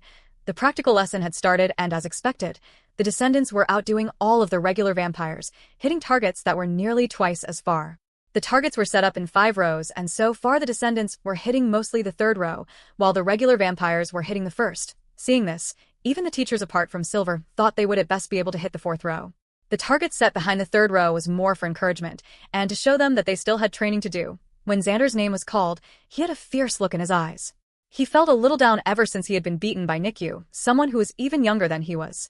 Can hard work really not make up for talent? He started to question himself. Preparing and getting in a distance, he decided he wanted to break through those barriers, surpassing all those that thought he couldn't make it. The blood swipe came out, larger than most, and it was moving across the ground at a great pace. Those that thought nothing of him were now paying attention. Xander, who? Amy shouted that it smashed through the first target, going through the 2nd row, and it didn't look like it was going to slow down. Then it had reached the 3rd row. That's as good as the descendants. The other student said, now cheering for him, regardless of what family he was a part of. Finally, it looked like it was about to reach the fourth row, but halfway through the red aura had disappeared. Still, everyone was amazed that a regular vampire had the strength to match the descendants. I guess you weren't the best student for no reason, Amy said, giving him a high five on his way back. Pathetic. Nikyu said. You guys let a regular vampire get the same score as you. You guys don't deserve to be leaders. Nikyu was a person who believed the leader should be the strongest. It was the vampire way of being strong to be respected. When he reached the platform, he appeared to put in great effort and threw out his own blood swipe. With so much power, he had even fallen to the floor, but it didn't matter, for when he lifted his head up again, he could see that he had destroyed the fourth target. Getting the highest score out of everyone, this is the difference. You can never catch up to us. Nikyu said more students were called up, and not SI. Angle 1 was able to beat Nikyu's score. Finally, it was Erin's turn. No one expected much from her. To them it was just someone who had the will to go against the decedents for some reason. Although they were not cheering her on publicly, somewhere deep down, they were hoping that Erin would display something impressive. Look at all that pathetic beast gear. Nikyu shouted, making it clear Erin had heard. Am I not allowed to use beast gear? Erin replied back. I thought that the test was to get us ready for the real world, to see what it was like if we needed to battle at full strength. If outside I will be using beast gear, then here I shall use beast gear as well. The others still felt embarrassed for Erin. It felt strange someone talking so positively about beast gear.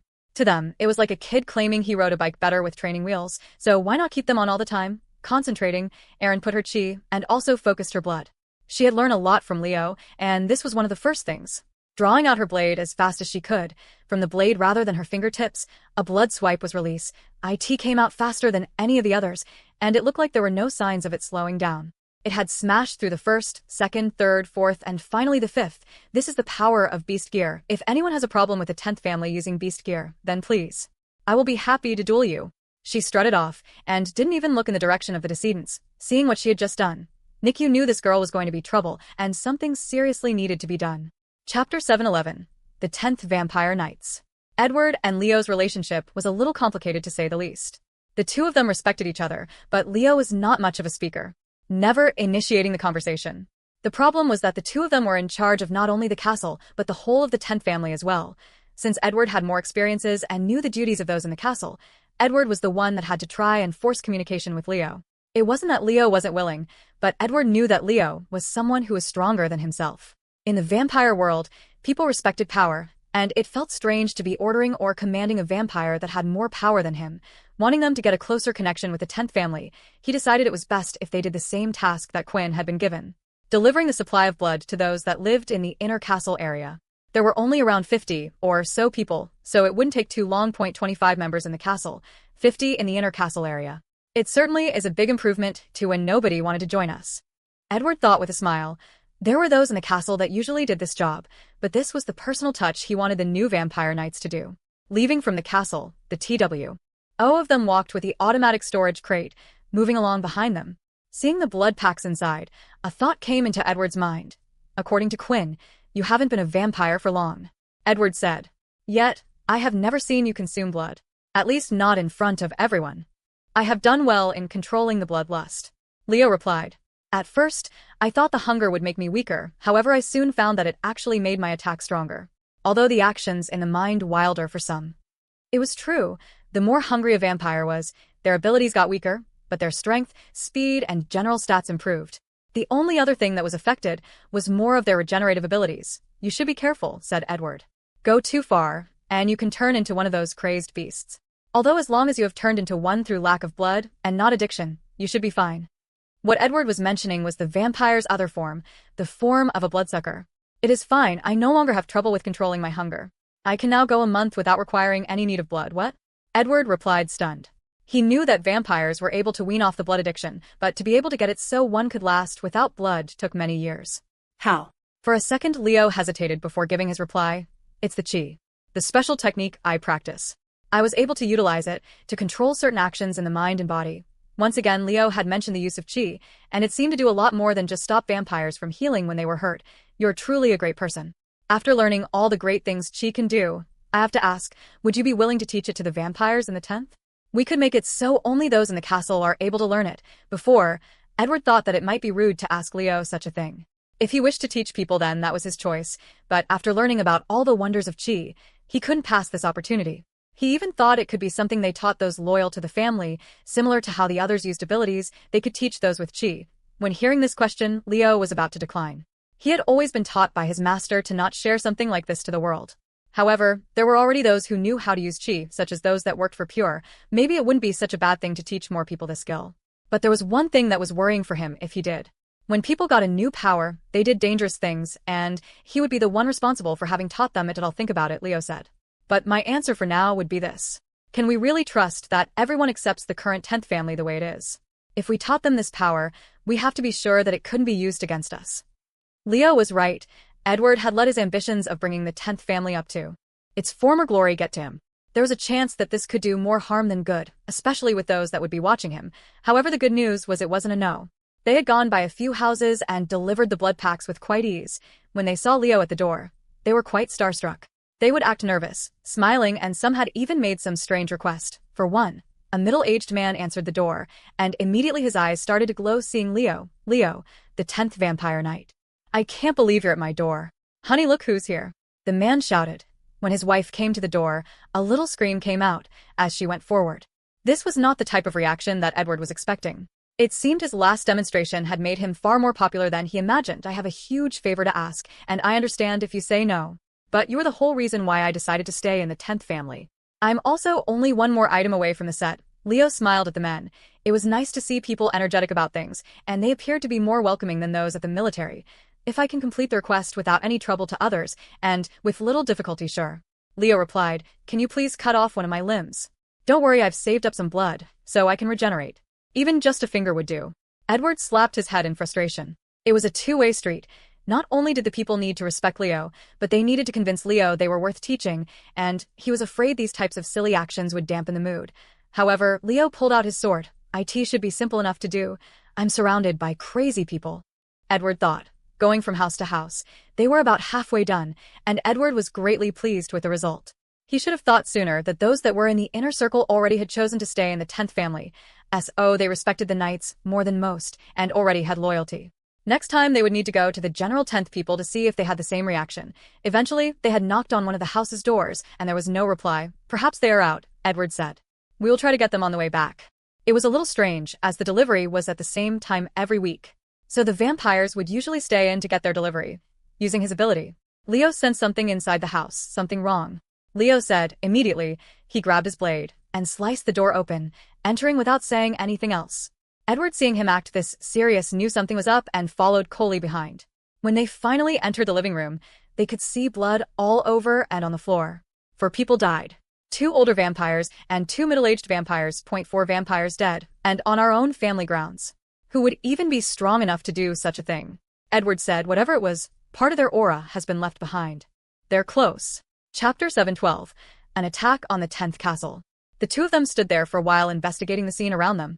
It would take a lot to kill any vampire, even a single one, but these were ones that had already been introduced into the inner castle.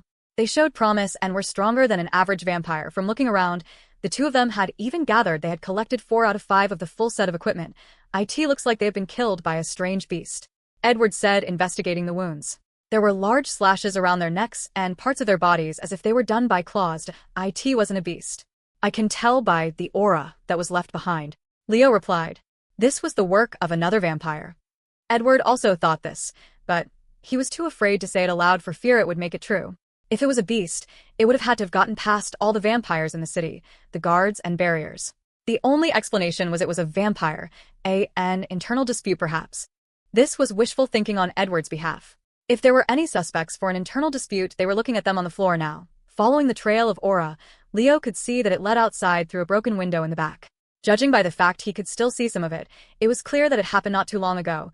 Following the aura, Leo jumped out of the window and Edward followed closely behind. Wait, what are you going to do? Edward asked. Find the person who killed them. There is a killer on the loose, and they could kill more. Leo replied, I'm afraid this may be a trap. Edward tried to explain.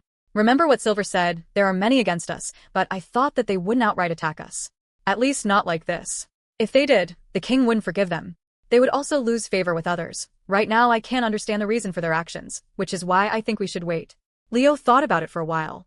When looking after his own shelter he had founded, he was used to dealing with problems like these, and his natural instincts kicked in. The problem was, this was not a city he was used to. Nor were these normal people. If he wanted to live and help out Quinn in the current vampire political mess, it would be best he did, as Edward said.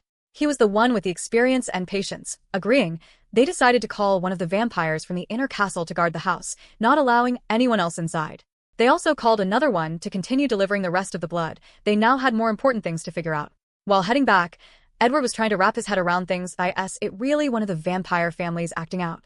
There wouldn't be many who would go against the king's order. They might have disliked Quinn being the leader, but he isn't even here. What's the point of targeting his people? All of these questions had greatly confused Edward. On their journey back, he could see that Leo had his hand around the hilt of his blade. It was now gripped tighter than before as they got closer to the castle. It looks like we might not be able to avoid a confrontation after all, Leo said. The aura from the house leads back to here. Edward had called those in the castle just moments ago, and they had reported no such disturbances. 2 vampires had even left the castle and had said nothing to them. But Leo had no reason to lie, and his power was mysterious. Trusting him, and unsure whether or not those in the castle were in trouble, they decided to proceed cautiously. We have to be careful. The vampires are not fools. They know both mine and your strength. There won't be many to take us on. If anyone has been mobilized, it will need to be another knight like ourselves, Edward said. This was why he felt like it wasn't one of the families. When they finally entered, nothing seemed to be out of the ordinary. However, Leo knew they were in the right place. They were in the reception area, where the torches and light crystals shined brightly. The doors at the top of the side stairs opened, and a vampire was there to greet them. I welcome your ret. Before he could finish his sentence, the man stopped speaking. A tingling feeling was felt around his neck. He raised his hand, but soon a thud was heard as his head hit the floor. For a brief second, Edward had seen the culprit. Its large fangs were sticking out, it had no hair, and only had clothes on from the waist down. Its muscular, dehydrated body was on full display, with its dark black eyes piercing against the light room. A crazed bloodsucker, Edward said. What's it doing here? At that moment, the torches and light crystals were all smashed, and the room went into complete darkness. For both Leo and Edward it didn't change much, but the small amount of light was an advantage for the bloodsucker. Be careful, Leo said. There's more than one. Through his vision, he could see in the reception area there were 6 crazed bloodsuckers all around them, and the one on top of the stairs. These have to be addicted bloodsuckers, otherwise how could they have so much coordination? Edward thought. Vampires who had gotten too addicted to blood forced their body to change forever, while keeping most of their intelligence. In a way, these were far more dangerous than regular bloodsuckers. Point 3 on one side immediately went towards Edward, and he used his ability to mist up. It was the only advantage he had. Then when they were busy trying to find him, he managed to get a hit in, shoving his whole hand through one of the bloodsucker's chest, killing it in the process. He planned to change back into the mist as soon as possible, but before he even could, another bloodsucker had hit him with his amazing speed and strength. When hit, the mist would disperse and soon they were quickly following him. However, it was not for long. A blood slash was created, and it had cleanly cut both of them at their ankles. They fell to the ground and only had stubs to move. Turning around, they could see Leo looking down at them. With a stab of his sword, he pierced each of them right through the heart, killing them both. Watch out, there's more of those things, Edward shouted. He knew based on the sound and the initial ones that had come after him there were more, but when the room was filled with silence, he realized something. There was only the sound of them 2 breathing in the room. When he looked around, he could see that all of the other bloodsuckers had been defeated. Slashed in some way with a blade, it looks like someone was after our lives after all, Leo said. What exactly are these? The bloodsuckers were faster and stronger than regular vampires. Edward had his ability and experience he could use against them, but facing more than one of them would prove troublesome to him. Yet, somehow Leo had been able to deal with them all because of their lower health. Another downside to the bloodsuckers was that they didn't have much health. If one was to damage them, they would die quite easily. So as long as Leo could keep up with their moves, then they were no trouble for him. I'm worried, Leo said. If these monsters came after us, then it means they might send some more after them. Leo worried for Aaron and the others. Chapter 713. Protect or Attack. The kids at the school slept on campus, and were each given their own rooms. One thing that was different between the regular vampires and the decedents was that they were both given separate areas. This was actually due to Silver acting behind the scenes. It had only been a day, but it was enough for her to see the mistreatment that was going on. She was sure that there would only be bigger problems if they were allowed to mix at this moment. It wasn't a bad idea, getting the 2 groups to work and act together, but going all in like this was risky. A meeting had been called in the evening, and the teachers were trying to come up with a way to solve this problem. 12 of them were present at the table, including Silver. The problem is we can't even punish them, Gina said. They hold a higher position than us and threaten us. If they do that, I can always report it to their leaders. Silver replied. They will be punished for abusing their powers. Are you really that naive, Silver? Gareth said. He was a rough-looking man who wore basic thin clothing and had spiky hair that made his head look twice as big. Maybe because you spent most of your time in the castle you don't know what it's like. The descendants act this way because they know they will get away with it. That what's worse is at some point, they probably will become our leaders, and then what? They hold a grudge against us because of something petty we have done in the past. Not all of the families are the same way and think like you. When did the vampires become like this? Silver thought. When she grew up, there didn't seem to be this level of discrimination between groups. Sure, there were disagreements, but generally the vampires lived quiet, peaceful lives. Back then it seemed like they didn't have any worries. Now it seemed like due to the recent attacks from Earth and other external threats, that the vampires that saw humans as the types to be enslaved were starting to come out and convince others. The descendants need to learn more about responsibility and what it's like to be a leader. Silver said. They're still kids, and this is the perfect time to influence them to be better. Maybe we can't change the current vampire mindsets, but we can teach the future. We also need to split them apart. Otherwise, they will just create an echo chamber of their current values, supporting their thoughts more and taking them down the wrong way. Here is what I suggest. Back in the rooms, Erin was sharing with another vampire. It was one she did not know, but it was one from the 10th family, as recognized by a single piece of beast gear she wore on her chest.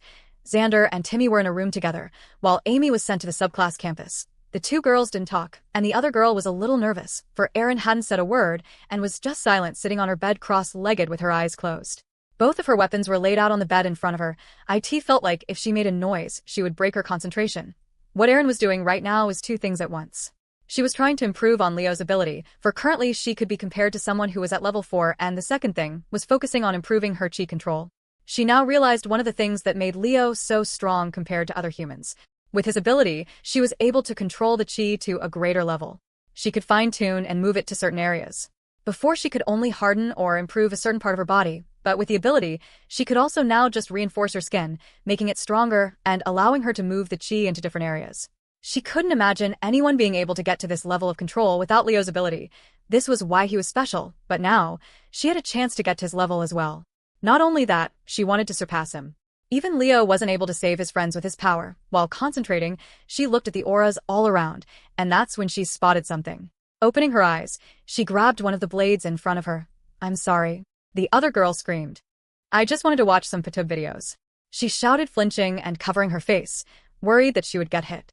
As soon as the other girl started making noises, the aura that she could sense felt like it was disappearing. Closing her eyes again, she tried to see if she could find it. However, it was no longer just outside the dorms. Her ability also wasn't good enough to detect a trail left. There was one thing she was sure of, though. The aura belonged to a vampire. Yet, if it had nothing to hide, it wouldn't have tried to run away the second she heard the girl scream. The next day, when school started, each of the classes were informed that they would be taking part in a group bonding session together. The descendants, the subclasses, everyone. All the classes were taken outside, while Silver explained the rules. For today's session, we will be playing a modified version of Capture the Flag. For this game, we will be entering the forest. Silver explained. Each team will consist of a group of 5, and in that group of 5, there can only be one descendant. Every team must have a descendant.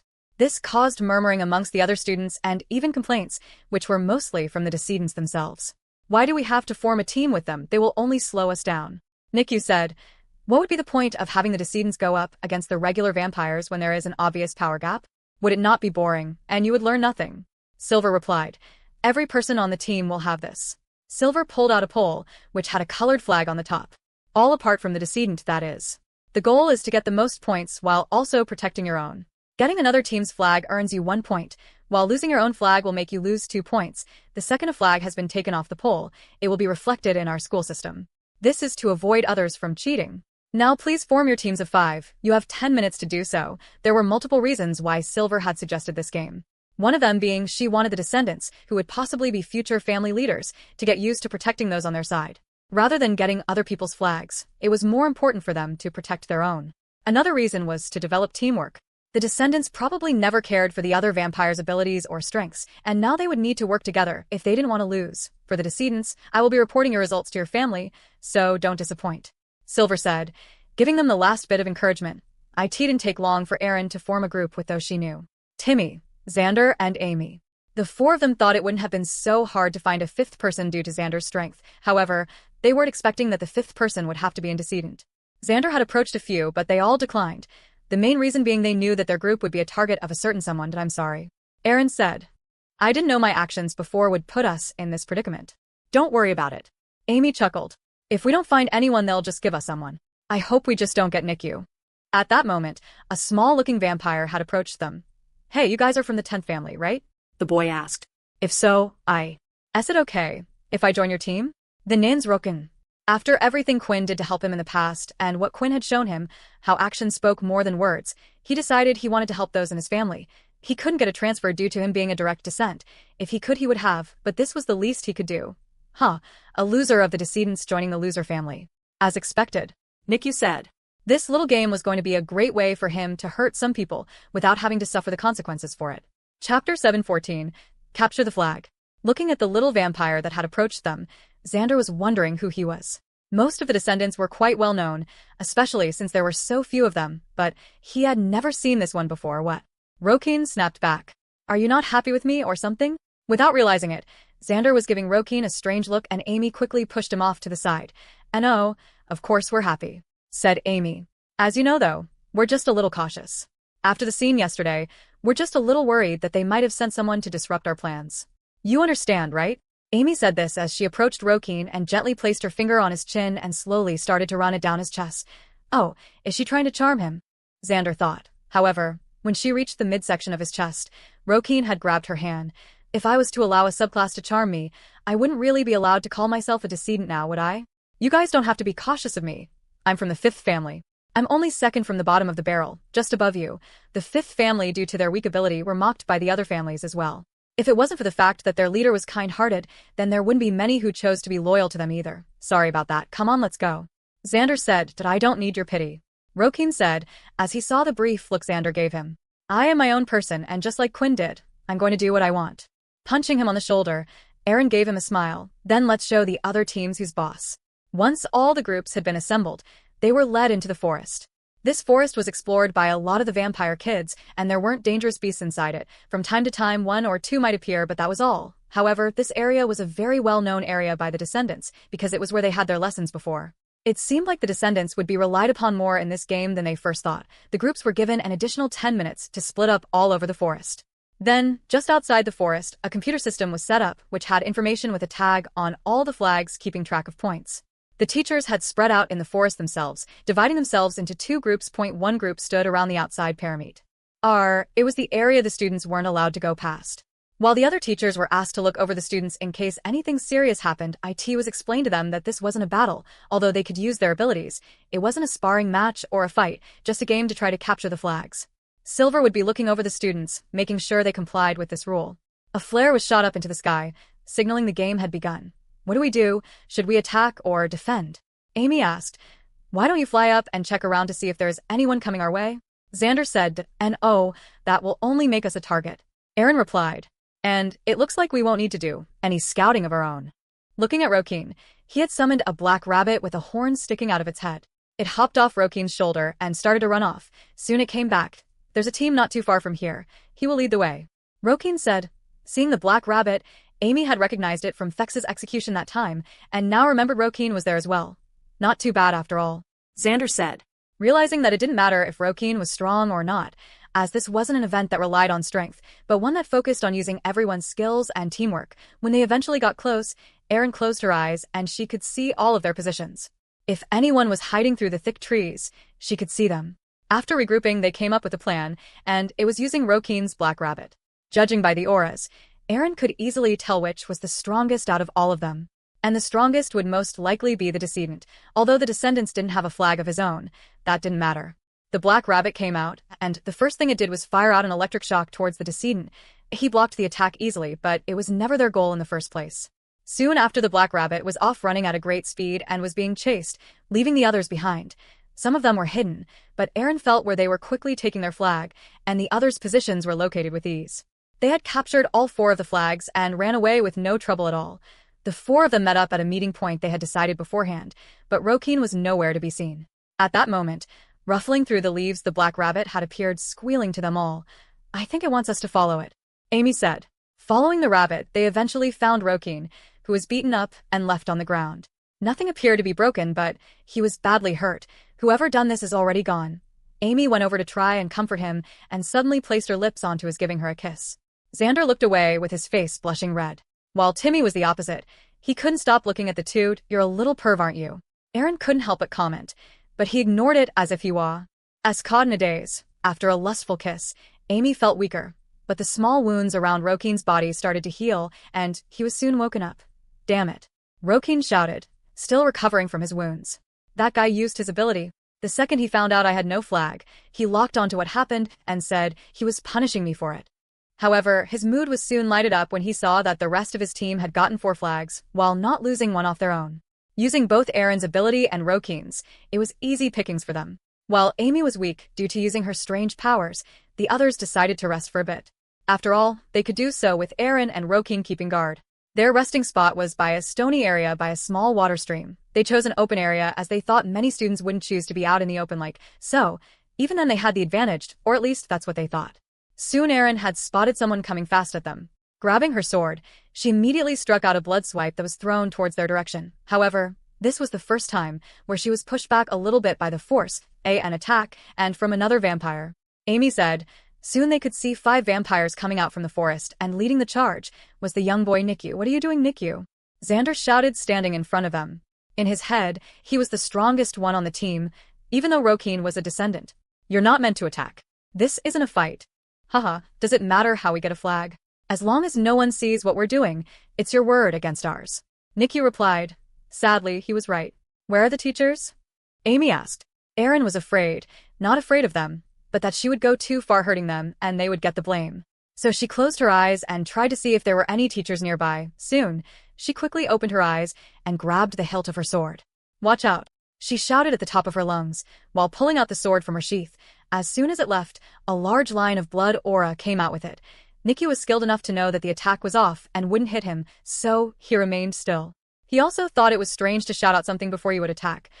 I knew you wouldn't have the guts to actually hit me. Even you are scared of us, Nikyu said. Then, the sound of a deep growl was heard.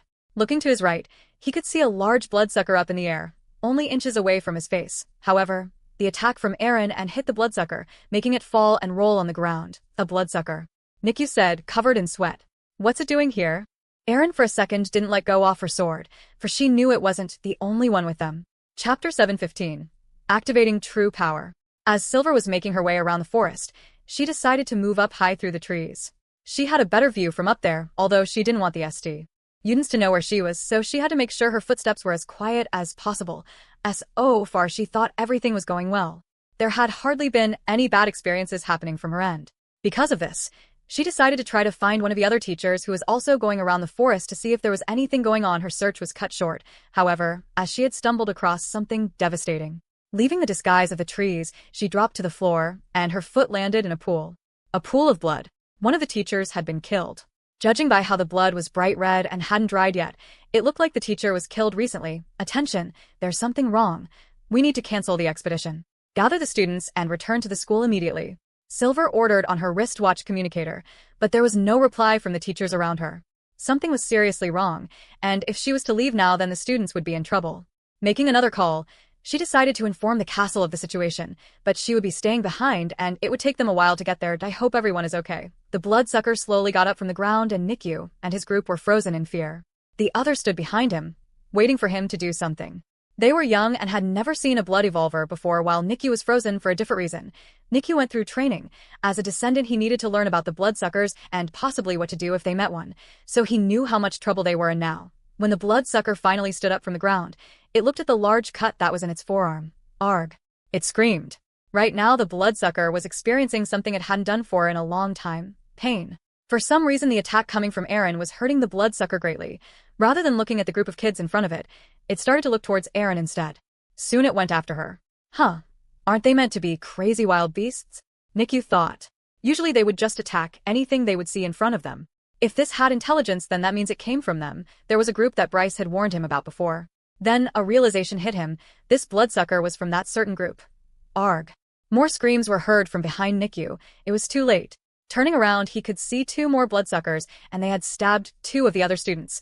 Get off them, Nikyu shouted, and throwing 2 blood swipes of his own, he attempted to hit both of them, but using the bodies of his fellow students, They moved them to block the attacks. What little life they had left were taken by Nikyu's own hands.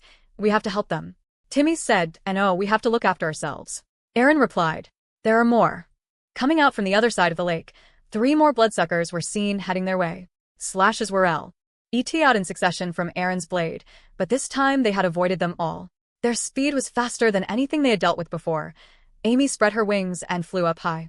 Go get help, Eren said as they saw Amy looking down on them, worried. She knew there was nothing else she could do but try and get help. Xander, coming to the scene when it counted, went to engage one of the bloodsuckers head-on. He wasn't the best when it came to using blood skills, so he decided to use his fist instead. He was skilled when it came to combat, and oh. Eren shouted, but it was too late for her to intervene. The other 2 bloodsuckers were headed in her direction, and there was one coming from behind. A punch was thrown out from Xander, and a wild swing had come out from the bloodsucker. Both of their fists collided head-on. One of the attacks was far stronger than the other. 1 second Xander was there in front of them, the next he was gone, and he was on the other side with the others, back in the forest of trees. Now it was 3 against 1. Even with her increased skills, Eren didn't know how she was going to get out of this one. She was a little worried for Timmy, but he was no longer by his side.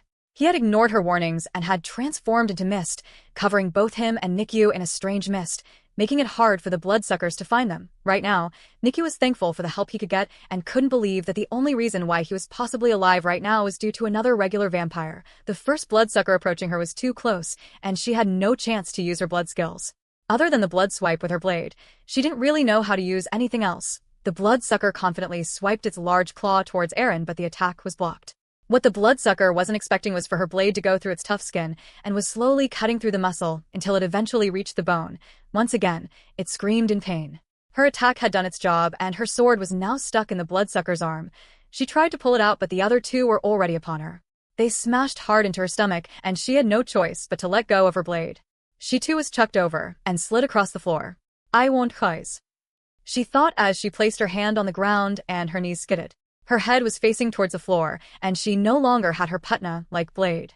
Still, she had one more weapon, the long sword on her back. The pain running through her was strong, and a strange feeling started to rise in her. It wasn't the blood power, it wasn't chi, but something else. It was the first time she had been greatly hurt and in a dire situation since she had turned into a vampire. You tried killing me, so that means I can do whatever I want, you bastards, right? When Eren raised her head, her eyes were glowing yellow. She felt stronger than she had ever before. Using Leo's ability, she could see that her blade was now covered in a yellow aura as well. Without realizing it, she had activated her true damper abilities, and it was time for her to hunt some vampires. Chapter 716, Yellow Power. Without even moving her body, Eren could both feel and see the newfound energy rising within her. Since joining the school, her aura and power levels had been the same. However, she noticed that there were instances where it would increase. She noticed it when sparring against Leo as well as Edward, and when she was about to hit Nikyu outside of the school. The difference in power was noticeable, but right now, it was on a different level altogether. She didn't know if it was because of anger, or possibly just because there were more vampires she classified as enemies in front of her. Looking at the field, she was trying her best to assess the situation. 2 students were still on the floor, they looked to be dead, and 1 student had run off into the woods somewhere. Amy had gone to try and find help, and Xander was probably too hurt to get back up. Otherwise, he would have retuned by now. There were 5 bloodsuckers in total. 2 of them were being distracted thanks to Timmy's miss-skill. However, his ability level was still quite low, so he was unable to cover the entire area in mist. That meant she had to deal with the remaining 3. One of them was charging at her before she even had time to recover, while the other 2 moved forward as well, but decided to hold back and move slower intentionally. It was as if they were waiting to see the outcome of what was about to happen. My ribs, I think they've healed enough now. When the beast leapt up through the air, dragging her sword across the ground, she swiped upward using all her strength and also activating the blood aura around her blade. This time, she was trying something different. Controlling her chi better than before, she wrapped the blood aura around her large sword, and using the chi held it in place. Rather than a blood swipe, she increased the strength of her blade, leaving a glow around it. The bloodsucker hadn't expected Eren to recover that fast, nor her strike to be that quick either. He was sure he had gauged her speed before, but now it was even faster. He could do nothing but brace while the blade passed through his body, which it did like butter. The sword sliced the bloodsucker in half. Point 1 down, and I'm ready to take on even more of you ugly men, Eren said, flicking her sword to the side, allowing for the beast's blood to splatter on the floor. I'm sorry, but I don't like bald guys. With the blood off her blade, the other bloodsuckers and herself could see it. The blood aura compared to before was a different color. Blood swipes always came out red, just like every other vampire. Hers did as well, but right now, the aura was yellow in color. The two bloodsuckers that were advancing had stopped, and the one furthest away jumped across back onto the other SI. Doe of the water stream, fall back. The bloodsucker said, in a deep demonic voice. The voice was a little mumbled as if it had its mouth full, but it appeared to sound like, so, due to the large fangs in its mouth, it can speak. Aaron thought, surprised. It certainly didn't look like something that could speak. They just looked like crazy wild beasts in a humanoid form. When the bloodsucker that seemed to be their leader gave the orders, the beasts that were in the mist and the other one fell back. They left running back through the forest, while the leader turned to look at Aaron. I will have to report this to the leader. He will definitely be pleased. At first Aaron thought maybe they were just hiding. It was a trick. They were outnumbered and outmatched. She was lucky with her first strike, just because the bloodsucker underestimated her, but their strength and speed were similar to hers. They surely would have come up with something to take her on, she thought. After activating her ability, she knew they really had gone. Then, placing her sword back on her back, she went to pick her katana blade off the ground. She turned to look at Timmy and Nikyu. Nikyu was on his knees looking at the two bodies in front of him. This moment, she was very thankful for Timmy's ability. Because of the mist, none of them saw what Aaron had done. The secret Quinn had told her to keep was still a secret. However, it was clear that Nikyu wasn't in the right mind in the first place. He was down on his knees, and surprisingly, he had tears in his eyes. Come on guys, you're alive, right? Tell me you're alive. Nikyu said, looking at their bodies, but there was no response. Nikyu was younger than them all by a couple of years. He had always been pampered at the first castle. It wasn't even normal for vampires to experience such things in the first place. Even if he was a bully and someone who threw his weight around, he never wanted death upon other vampires. He would have never gone that far. More so, he had delivered the killing blow. He didn't know Timmy had an ability like that, and noticing how effective it was against the bloodsucker, if he hadn't acted so rashly, then maybe Timmy's mist could have given them all a chance to escape. Finally, it looked like Xander had come out from the forest. He held one of his arms, which still hadn't healed, and he had a slight limp as he walked out. How come no one came to check you if I was okay? Xander said. Come on, let's get out of here and try find a teacher. We'll head back towards the school and report back to them about what happened. Silver had been running around for a while now. She had bumped into a few students and informed them that the whole test was over. She escorted a few of them back, leaving them with the teacher who was just outside the forest in charge of the system. The call had been made to the castle, and people were on their way, but Silver couldn't sit there doing nothing knowing there was trouble inside the forest. Still, after searching some more, she had come across another dead teacher. Only this time, on the ground not too far away from her was a bloodsucker. A bloodsucker here? Did one of the students turn into one by accident? She thought. On inspection it looked like two of them killed each other in quite the difficult battle. She was now by the bloodsucker's body, seeing if she could find any clues, but the pieces of clothing it did have on that weren't torn off, did not resemble the school uniform or what vampires would usually wear. All the clothing was a dark blue color. Did I ask them, if it is, have they finally decided to attack the settlement? But why? They know they would stand no chance against the whole family. Attaching her strings to the bloodsucker, controlling it like a puppet, she lifted it up and threw the body behind her. The body was ripped completely in half in a second, and behind the body Silver was looking at a bloodsucker that was twice the size of the one that she had just used as a meat shield. Silver? The bloodsucker said in a deep booming voice. I'm surprised to see you have become a teacher. I never thought you would fall this low. Even if the 30th family has always had a man as their leader, I thought you would be the one to change it. But I'm afraid it's impossible now because you won't be living to see another day. Silver didn't have a clue who this bloodsucker was. Any resemblance they once had as a vampire was now gone with the way they looked now. But it was clear that this man had known her at one point in his life. It was also clear that he wanted to kill her. Using her blood, she threw out her red strings and successfully wrapped them around his ankles, but he carried on walking slowly, and the strings just broke apart as if they did nothing. Who is this guy? He must have been an incredibly strong vampire before turning into a bloodsucker. The fear could be seen in Silver's eyes as she stepped back continually until her back had gone up against a tree. I will not die here. I don't think you have a choice.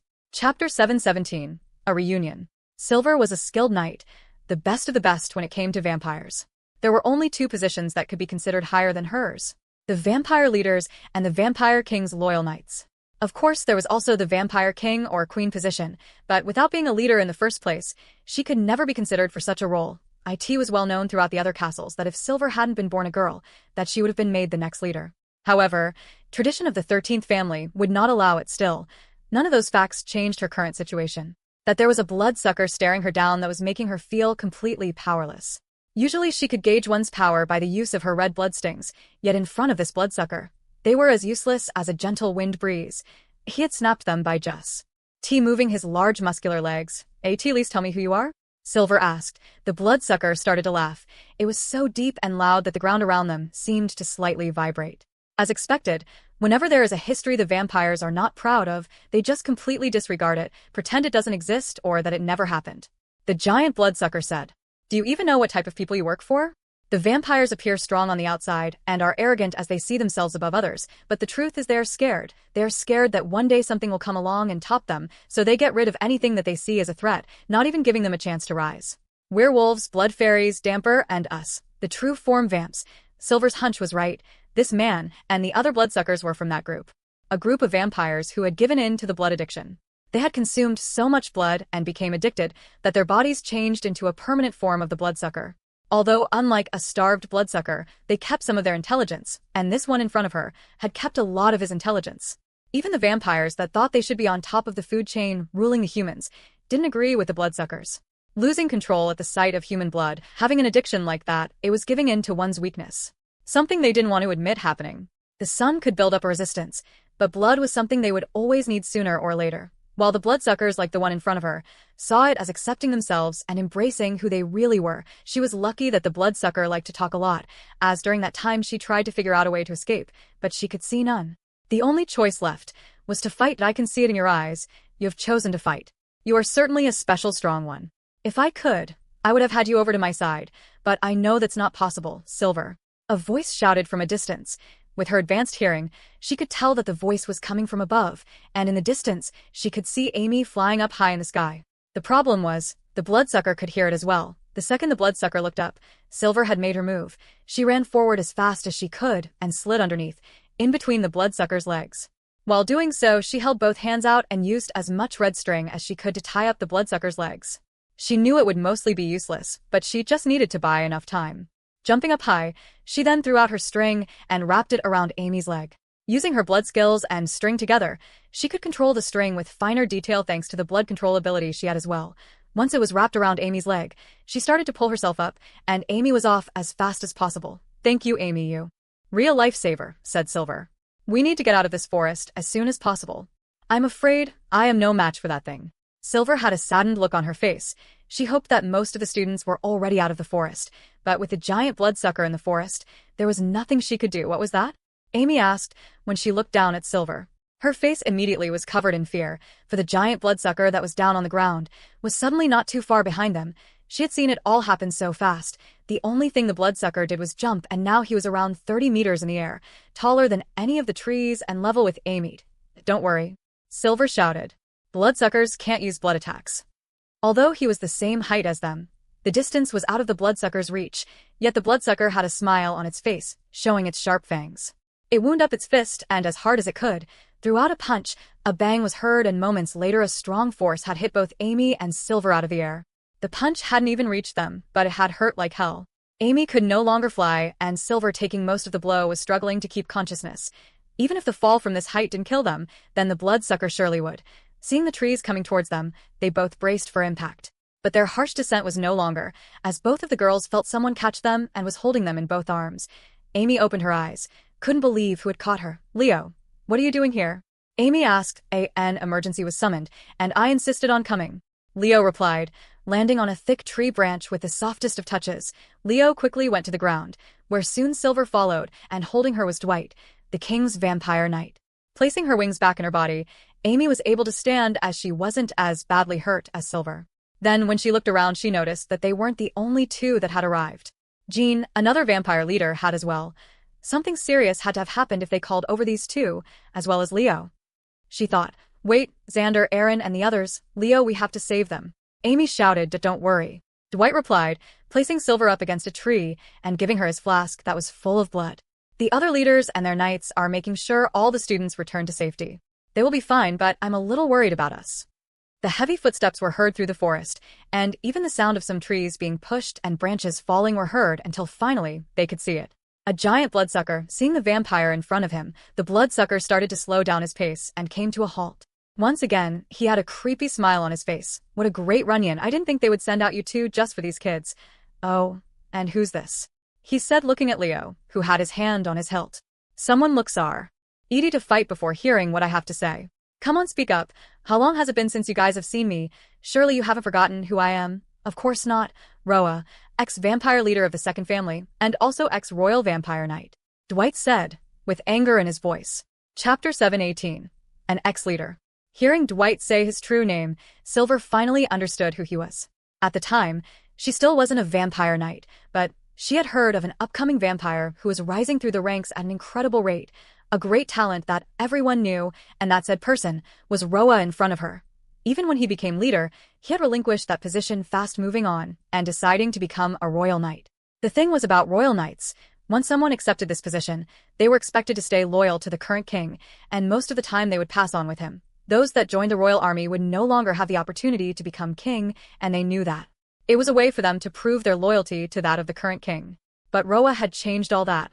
The others were unaware of how Roa was growing his power so fast, and eventually, without warning, he had one day turned into one of them. Of course, when Roa had turned into a permanent bloodsucker, the king had ordered to get rid of him. There was no reversing back once one had reached this point, so Roa felt like he had no choice but to run away, holding a grudge against those that he had dedicated his life to. What if he enjoyed a sip of blood now and then? The second he turned into a bloodsucker, they had forgotten all the sacrifices he had made. They could have at least tried to figure something out, yet they hadn't. From that day onward, Roa would take on future bloodsuckers, looking after them. Where they were based, or where they were getting their blood from, no one knew. But it was a threat that the current king was always worried about. Have you finally decided to betray the whole settlement? Are you here to destroy us all? Dwight asked. Let me tell you, it won't be easy. Silver was a little concerned even with Dwight, Jean, and Leo. She felt like it wouldn't be enough. When one turned into a bloodsucker, their basic stats nearly doubled, and Roa being a past leader and being a bloodsucker for so long would be far stronger than a regular leader. Not today, Roa said. I want you guys to crumble in fear, wondering when the next attack will happen. You know nothing about us, how many people we have, how strong our forces are, yet I know everything about the settlement, even this little training session going on today, that I want you all to worry each day that soon it could be your last. Because that was the same experience I feared when I was turned into this and locked up, knowing that I would be executed. Death for you all is too light of a punishment, Roa said, and the next second the large body was gone. Silver hadn't even seen him leave, but there was nothing in front of her. Even with such a large body, he had speed beyond what she could see. That person was a strong one. I would have liked to see how I would have fared against him. Leo commented. Jean chuckled a little bit. I'm more thankful that we didn't actually get in a fight. For a new knight, you sure are brave. Not brave, Leo said, shaking his head. I just wish to test my limits. So far I haven't had the opportunity to test how far my current strength can take me. He looked like someone who would have been able to do that. Let's look for the students and head back to the castle. I must inform the king about what is happening, Edward said, looking into the distance of where Roa had left. The other vampire knights and leaders had safely rescued most of the students. There were very few that had actually died. In total, 2 teachers were found dead along with 5 other students. Some of the vampire knights had confronted the bloodsuckers, but soon left after seeing them. Sadly, there seemed to be more deaths on one side rather than the other. It was impossible to keep a secret of what had happened, as the students were already talking to each other about it as they made their way back to school. However, there was one rumor going around. Students had overheard the knights and the other teachers talking, saying that a couple of bloodsuckers had been killed before they had arrived at one of the locations. Soon, they had figured out that it was the bloodsucker who had attacked both Nikyu's and Rokin's group. While walking back, Nikyu was doing so with the rest of the descendants. He had his head held down, and he hadn't said much. He was still in shock of what had happened. Hey Nikyu, you were in the group that killed one of the bloodsuckers, right? Those things are so powerful and scary. I can't believe you managed to kill one. How did you do it? One of his friends asked. Did I killed one? Nikyu replied. Yeah, all the other kids are talking about it. Some of the teachers even died. There's no way that anyone else could have killed one. Well, I'm sorry to burst your bubble, but it wasn't me. Nikyu replied. Did it wasn't you? Stop joking around. If it wasn't you, then who is it? Nikyu said nothing, but just looked in the direction of Eren. Who are you? How could you be so strong coming from the 10th family? I need to look into some things. Some time had passed, and somewhere on the vampire planet was a certain special place. Somewhere on the planet in the middle of a forest, there was a large waterfall, gushing water down into the bottom of the lake. If one was to go through the waterfall, they would notice that there was a large cave, one large enough that housed Roa and his army. Another society of bloodsuckers lived here, calling this place their home. Inside there were building structures, homes, and empty blood packs scattered around the place. Most of the houses were just basic. Although these bloodsuckers did have intelligence, it varied from bloodsucker to bloodsucker. Only a few had the full mental capacity they once had in the past. Entering the cavern was a hooded man, but he was not one of the bloodsuckers. He walked past, and a few of the creatures snarled at him, but he continued walking confidently deeper and deeper into the cavern, until he had reached the end, where a large mansion could be seen. 2 bloodsuckers stood guard, larger than the others. "He's been expecting you," one of the guards said, and the hooded man was let in eventually. He was escorted to a throne room, where sitting in a large giant chair to fit his giant body was the leader of them all, Roa. "Did you bring the goods with you?" Roa asked. "Of course. I have left the blood packs at the usual place, but I'm starting to wonder why I even helped you in the first place, when you couldn't even do such a simple task. Why did you attack the children?" "That was not what I asked." The hooded man shouted in anger. "Calm down." Roa replied calmly. "I need to remind you that you are on your own here and not in your own establishment. You asked me to get rid of the 10th, and you said it would be an easy task. However, all of my people that attacked are dead, so I decided to improvise that I thought maybe we could start right from the bottom, getting rid of the 10th children. Well, it looks like you failed at that as well, and instead now the whole Vampire Council know about you." The hooded man replied, "It was only a matter of time before they found out about us. Besides, it looks like you are keeping something from us. No wonder you want to get rid of the 10th family." The hooded man didn't reply as he was confused by what Roa was saying. "Oh, so you don't know?" Roa didn't say anything past that, but before meeting with the hooded man, he had found out about the girl. The girl who wielded the strange yellow aura, confirming that she was most likely a damper. She was surely hiding herself, and maybe this was something they could use to don't worry. Rowan said with the biggest grin on his face so far. "We will get rid of the 10th family for you. I am more than happy, and this time, we'll do it right. It will also be a message to the king that there is a force out there that will soon even topple them." Chapter 719. Irrational Thoughts. The leaders that had come out to help with the incident had returned to their castle for more reasons than one, as once again, another council meeting had been called. However, the vampire knights that had been called out had traveled back with the students. Now inside the large school assembly hall, all of the students had been gathered. Everyone's condition was being checked to see if they were okay, and at the same time, they were busy trying to gather as much information as possible. The students had minimal wounds, but some were affected more mentally than others, particularly those that were either running for their lives or had seen a student die in front of them. The main reason for the questioning was to find out the scale of the attack that took place. Hopefully, it would give them an idea of how strong of a force and large of a force they were dealing with. Although there would be no way to know the true extent of the force, but would at least have an idea of the minimum day as students were being checked upon, one of the vampire knights went up on stage. A female knight with dark purple overflowing hair that nearly brushed against the floor. "First, to all the students, I would like to let you know that while you are here, you are safe from the threat that unexpectedly came at you today. I know it is a shock for many of you young students, but the most important thing is that you came out still alive to experience and live another day." She said, "Perhaps we were a bit behind on teaching you about the bloodsuckers, which is a mistake on our part, but now I will give you information about them that should help you in the future, if you are ever to encounter one again." The knight started to explain to the students what a bloodsucker was and the difference between the 2 types of bloodsuckers.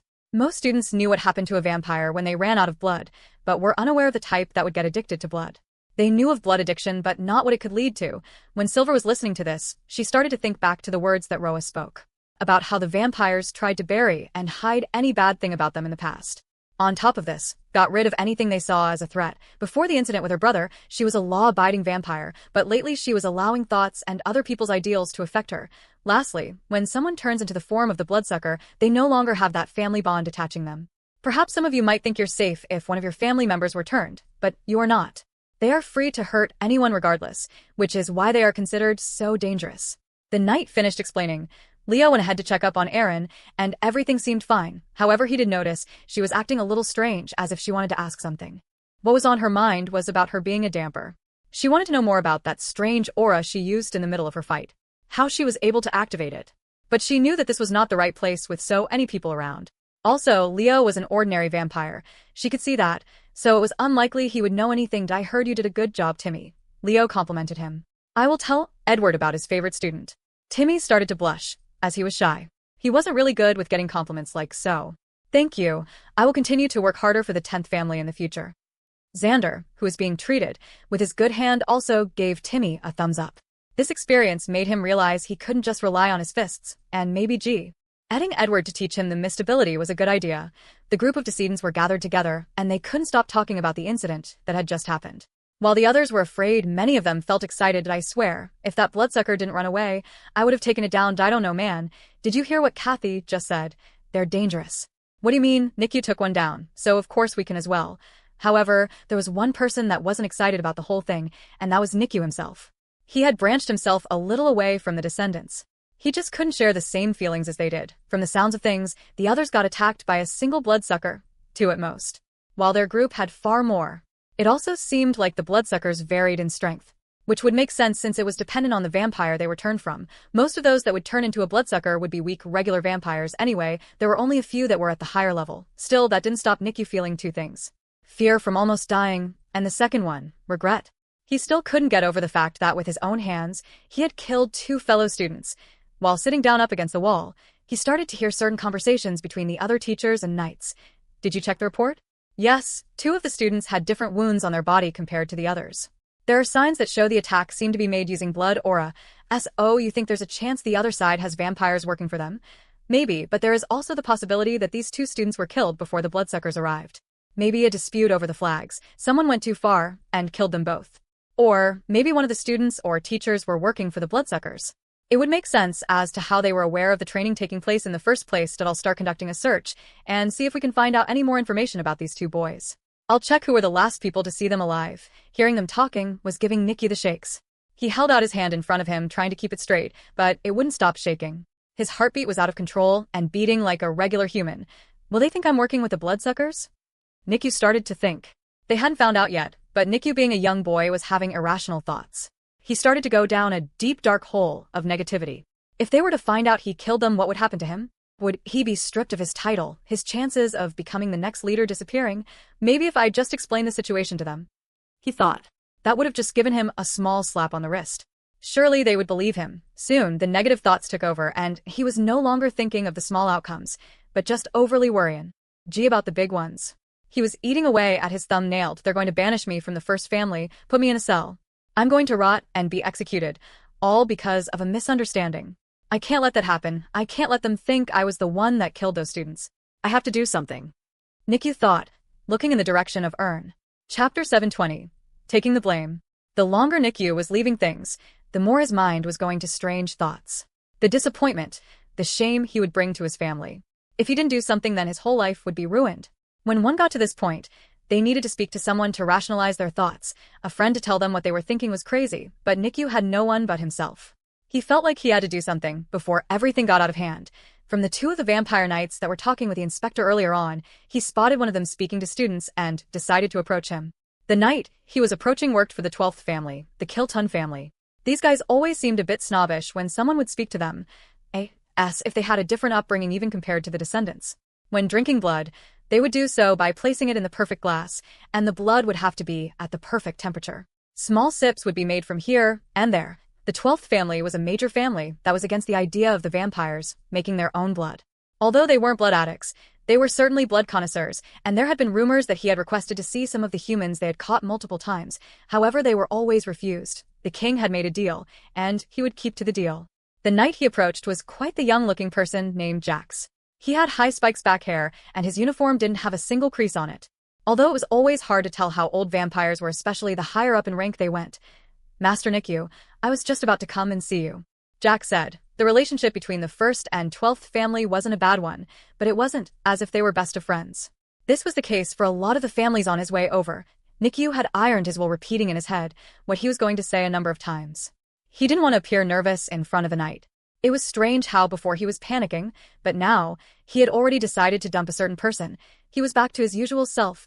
I overheard you talking with the other knight before, said Nikyu. As you know, those two were in my team.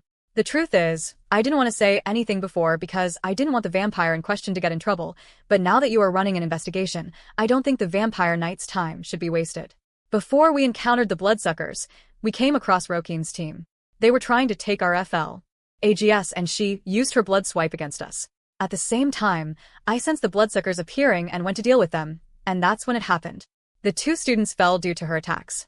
Nikyu said without faltering and looking towards Eren. That's the new turn from the 10th family. Jax said after inspecting her for a while. Primo was right. He said the 10th family would bring us trouble. I guess since they were a former human, she feels nothing attacking us. This was eclectic news for Nikyu. He had no clue that Eren was someone who had been turned and was a past human at that. The only ones that did know of this information were the vampire knights and the leaders. As Quinn had gotten permission from the king to do so, it looked like all the blame would easily be falling on her now. Thanks for the information, Jack said. You did an excellent job in protecting them all and defeating that bloodsucker. I will be sure to mention this to my leader and hope they pass it on to the king's castle. We need more vampires like you. The praise made him happier than ever, and it looked like he was going to get some unexpected rewards out of all of this. He never wanted to take claim for something he hadn't done, but what was the harm in it? Soon, Aaron would be out of the picture, and he would be the only one. No one would believe the 10th family over a direct descendant. Jax had immediately gone over to where Aaron was. She was currently listening away to the three boys and Amy talk about what just happened. They were making up their own theories as to why they were suddenly attacked by bloodsuckers. But the one who had the most interesting story to tell was Amy, who was describing the odd giant bloodsucker. Before Jax had even arrived, Aaron started to walk towards him as well. Just from his aura alone, she could tell who he was looking for. "Oh, it seems you know you have done wrong and have come to turn yourself in," Jax said. "Not at all," Aaron replied. "I just didn't want to waste my time waiting for you to come over to me." Whack. A sharp slapping sound was heard, and Ern's cheek had gone bright red. For once, she hadn't seen the aura move before the hand did. Also, she wasn't expecting to be hit out of the blue like that. You don't talk to a vampire knight like so, even if you were human. Where are your manners? You should show respect to those that are higher than you. I am a vampire knight, and I should be treated like one. Jax said. Ern's breathing was out of control as the same energy as before was rising in her, but she needed to calm down. She was doing everything she could to hold herself back. Everyone nearby who was talking and yapping away had turned to look at the incident. Now onto the matter of business, Jax continued. There have been reports that the two students' deaths were not done by the bloodsucker but by a student, and an eyewitness has said that student was you. You are to be restrained until further notice. What? Aaron shouted. Ed, having now managed to restrain most of the strange energy, her chi control helped with that greatly. I didn't kill anyone. Now you are lying in front of a vampire knight. Your punishments will only add up. Dear Nikyu said he saw you kill them with your own blood aura. That's not true. Xander interfered. When the bloodsuckers came, he was the one who had hit them and killed them. Xander, you have always had the soft spot for women. On top of this, I believe you would have a grudge against Nikyu. In fact, the whole 10th family would have. I can't believe you all are accusing the one that saved you from the bloodsuckers. Do none of you have any pride? He saved us? Aaron shouted, her blood boiling. He was shivering there like a log when he killed his fellow students. He didn't even lift a finger against the bloodsuckers. I was the one who killed them. Many in the room started to laugh at what they had just heard. Does she think just because she got the best score on one silly test that she would be strong enough to kill a bloodsucker? Enough of your lies, Jax said. I will now tie you until we reach the castle. Jax took one step forward, and Aaron looked up at him. She had given him a daring look, saying if he was to take one step closer, she would attack him, and he could feel this. Not holding back like he did last time, he reacted to this himself. Lifting his hand by his side, he was preparing to slap Aaron on the face again. Swinging out his hand, it was too fast for Aaron to do anything. She thought she had gotten stronger, better, but a vampire knight was still beyond what she could deal with. Then, bits of blood had splattered across Aaron's face, and the sound of something hitting the floor was heard. She felt no pain, and her face was perfectly fine. Arg. An almighty scream came from Jax. My autumn, my autumn. When she wiped her face, she could see that Jax's arm was on the floor. If you try hurting my family member one more time, the next thing that will be rolling is your head. Leo said. Chapter 7:21. Solving the issue. Hey, who's that? A student asked. I'm not sure, but he just sliced off a vampire knight arm. He has to at least be another vampire knight, right? That's Leo, the new 10th vampire knight. Another student said proudly. Did you not hear about his introduction event? Leo had briefly shown up at Fex's execution, but he hadn't made much of an impact or impression, and the people who watched what was happening that day were far too focused on other things to even notice Leo. However, what was memorable was when Leo had been announced as a vampire knight. That day, anyone who disagreed with him about becoming a vampire knight, he fought them head-on in a duel, and he would often slice off their arms in the process. This news had spread to the other families. It was dubbed a crazy and exaggerated story, but they did not know what Leo looked like that well either. Those in the 10th of course remembered who Leo was, and that's W. They were proudly telling others that this was their vampire knight. Why does it hurt so much, and how is he able to cut through my arms so easily? Jax thought, as he gripped tightly, applying pressure around the wound. Usually, something like this would have healed up by now, but it was still seeping out blood. Looking up at Leo filled him with rage. An unknown person from the 10th family, the lowest of the families, had chopped off his arm. He needed to pay them back. With his other arm, he had surrounded it with his blood like a red wax and then used the hardening skill. This time, he wouldn't let a silly beast's sword harm him. Knowing the intent behind his attack, Leo could tell this strike was going in for the kill, so Leo was ready to retaliate. If you plan to take my life, then I am allowed to take yours. Leo replied, slashing his sword vertically. It didn't manage to reach Jax, for it was stopped as sparks flew up in the air and the attack had hit another blade, a two-handed long blade, but something was different about it. If it was an ordinary blade with as much power as Leo had put in, it would have sliced right through. Looking at the man holding the two-handed sword, he noticed that the hilt of the sword, where his hands were wrapped around, was covered in blood. From his new sensitive nose, he could tell it wasn't just any blood, but it was human blood. Going upward from the hilt of the blade, the red energy could be seen down the center line of the sword. Is this one of those blood weapons the vampires have? Leo thought. Put down your sword and stop attacking at once, Tila said. Tila was the vampire knight who was wielding the blood weapon. An older knight who worked for the seventh family, the Dawn family. He was even older than the current leader, but that still didn't stop him from doing his duties, and he was quite popular between the other knights as well. Looking around, Leo could see that 4 other vampire knights, including Tila, had surrounded him, and one of them was Silver. She had wrapped her red string around Leo's bicep before his strike had hit Telo's sword, weakening the power. Leo, listen to him. We don't want this to turn into a serious matter. Not while everyone is still alive and well. Silver explained. Complying, Leo put his sword away. Even he wasn't sure if he could take on this many vampire knights. The blood weapons were a big variable, and he was unsure how many vampires carried them. Not even all vampire leaders had a blood weapon. Tila, when putting down his sword, could feel his hands were numb. How can a human-turned-vampire be so strong? I'm sorry, maybe I was mistaken, but I've been told that my duty as a vampire knight is to protect those in my family. Leo explained. I couldn't just stand idly by while he was hitting one of my own. What Leo said made some sense, but that would only be true if Aaron was somebody. They could understand his actions if he was trying to protect someone important, but not. Just a simple vampire who worked for the 10th. Leo, but you attacked another vampire knight. Silver said in a soft tone, trying to express what type of situation he was in.